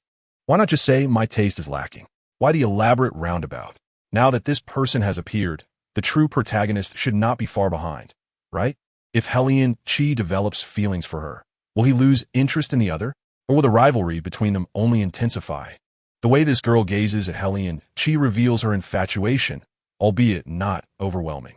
If I were to encourage their union, might it alleviate my worries? Initially, Hellion Qi found joy in her words, but that moment was fleeting. This woman dared to play matchmaker for him? Had she lost her mind? Yun Xianqian eagerly accepted the hairpin and had a servant assist her in adorning it. "What do you think, Master Hellion?" If he deemed her unimportant, he could easily bestow his compliments upon another. "It is indeed exquisite. Your beauty, inheriting the grace of His Majesty, is striking, and this hairpin complements you uniquely, setting you apart in an extraordinary fashion." Yun Xirou seethed with indignation. Before she could speak, she noticed Yun Xianqian and Hellion Qi both looking toward her. "Sister, what do you think of this hairpin?" "Sister's looks are exceptional. Anything she wears will surely be splendid. Your discerning eye is commendable. This hairpin indeed suits you well." Upon hearing this, Yun Xianqian felt particularly elated. With both of them affirming her taste, it validated her choices. She smiled. "Yesterday, Father gifted me some silver. Since I selected this today, I shall cover the cost." Is she trying to curry favor? Yun Xirou did not protest, merely casting a glance at her shopkeeper. "Wrap it up, please." Chapter 108. You have a more important task. The shopkeeper awaited at the counter. "Please, Your Highness." "How can my sister be so careless?" "The floor at Feng Hua requires regular maintenance each month." She would not allow Yun Xianqian to shift the blame onto her. Hearing the underlying tone, Yun Xianqian's face flushed. It was her own clumsiness that nearly caused her to stumble, unrelated to the shop's flooring. Should Yun Rui discover this, she would be perceived as incompetent, and her frequent mistakes might lead to his disfavor. Currently, Yun Xirou was the favored princess in Yun Rui's heart. Maintaining a favorable relationship with her would ensure respect from others in the palace. Furthermore, it would grant her access to individuals beyond the reach of others, such as Master Hellion. Yun Xirou felt somewhat speechless. How'd I not notice how handsome Hellion is? That face is certainly remarkable. Hellion Chi initially harbored some resentment, but upon hearing this, his mood inexplicably brightened. Sensing Hellion Chi's uplifted spirits, Yun Xianqian's own mood improved as well. As I have just arrived in the capital, are there any other places worth visiting? Yun Xirou's lips twitched. She held no fondness for the antagonists depicted in her books, such as Hua Fei. Though not the matriarch of the harem, if Hua Fei remained compliant, her future would likely be secure. She could not fathom why one would conspire against their own mother. Moreover, there was the Empress, already a mother to the nation. Though the Fu Air Cha clan waned, Yun Rui was not heartless. He would likely ensure a favorable outcome for the Empress's family, considering their past. Yet, she still chose to betray him. Was she courting disaster? As for the individual before her, she was an innocent flower. Yun Xirou refrained from further comment, but, observing Yun Xianqian's expression, finally spoke, "You have a way with words. There's a fine tavern nearby. Today, I shall treat you. Let us hope she does not return to Fenghua seeking anything. Is there something my sister requires of me? For instance, where are the labor shortages that require my assistance? My intentions are noble. However, as we are both princesses, our father would never permit his daughters to venture out to work, especially since I lack for nothing. Should we not await the arrival of our other sisters? No need. They are far more familiar with the capital than we are." Very well. Aware that Yun Xianqian wished to converse with Lianqi. After securing a private room in the tavern, Yun Xirou concocted an excuse to leave. As Yun Xirou departed, Yun Xianqian turned her gaze towards Lianqi, a foreboding sense of unease swirling within him. He cleared his throat, stating, "Princess, you may speak your mind freely. I am not one to beat around the bush. Having arrived alone in the capital, I have finally managed to meet the Emperor and learn of my lineage. Although they are my family, there remains a certain distance. Has Mr. Lian been in the Yun Kingdom since childhood?" Lianqi frowned slightly. His arrival in the Yun Kingdom was not a secret, yet it was not information easily accessible to commoners. This individual likely harbors ulterior motives. The princess is astute. There is no need for us to engage in riddles. Speak plainly, I implore you. A twinge of anxiety gripped Yun Xianqian as she swallowed hard, glancing towards the door. Did the princess perhaps misspeak? Although I came here in my youth, both Consort Li and the princess of the Guardian Nation have treated me with great kindness, and I have come to regard the Yun Kingdom as my home. While my freedom in the Yun Kingdom is somewhat limited, it is precisely within the confines of structure that true freedom exists. As a newcomer, you may find certain aspects disconcerting, but such statements should not be uttered in the future. Yun Xianqian grew anxious. To serve as a temporary hostage here means to be a hostage for life. Are you truly content to be reduced to this? Creak. The door swung open from the outside. Their eyes met, and the atmosphere turned awkward. Yun Xirou entered, a hint of embarrassment in her voice as she asked, "Am I interrupting your conversation?" Yun Xianqian forced a smile, more painful than tears, and replied, "Of course not." After ordering a selection of dishes, she hoped that Xianqian would find them agreeable.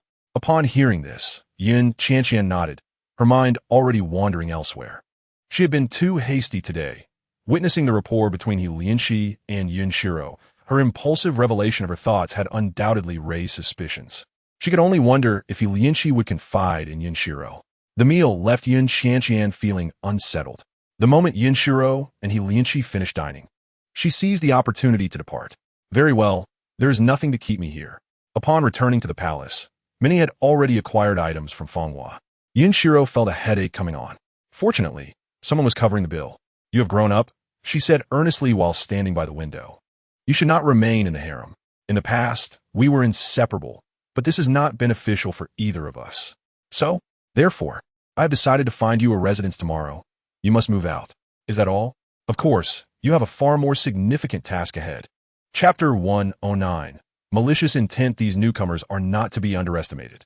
Though my mother has the support of Chun Shui in the harem, a single fist cannot contend against many. She must prepare for her future. She cast a glance at Lianqi. "You have no objections, I trust?" Naturally. Upon hearing this, Yun Xirou's face broke into a radiant smile. I knew I could trust you. Wasn't this the moment to facilitate a match between him and Yun Xianqian? He Lianqi maintained a stoic expression, internally scoffing, yet he held no objections to Yun Xirou's words. It is far easier to connect with others outside the palace. He pondered, offering a slight smile. Then what is my task? Yun Xirou looked around, ensuring there were no outsiders present before grinning. Do you not sense that something is amiss? What is awry? Yun Xianqian has taken an interest in you. The corner of Li Lianqi's mouth twitched. What exactly do you wish for me to do? If I claim that I want Li Lianqi to be with Yun Xianqian, then I must explain to him why I desire their union. Moreover, what benefits could possibly arise from being with Yun Xianqian? It appears that the advantages Li Lianqi currently enjoys far outweigh any potential gains from such a union. Though Consort Li has not been conferred the title of Empress, the Emperor's intentions are unmistakably clear. As for her, she is the princess of the Guardian Nation. Li Lianqi, as a hostage sent from the Jin Kingdom, is already fortunate to be associated with these two individuals. Being with Yun Xianqian may require starting anew. And if it were her, she would be unwilling. After some contemplation, Yun Xirou cast aside her thoughts. It is nothing. I simply wish to grant you a measure of freedom. The concept of freedom had vanished upon his arrival in the Yun Kingdom. Li Lianqi offered a faint smile. Then I must extend my gratitude to the princess?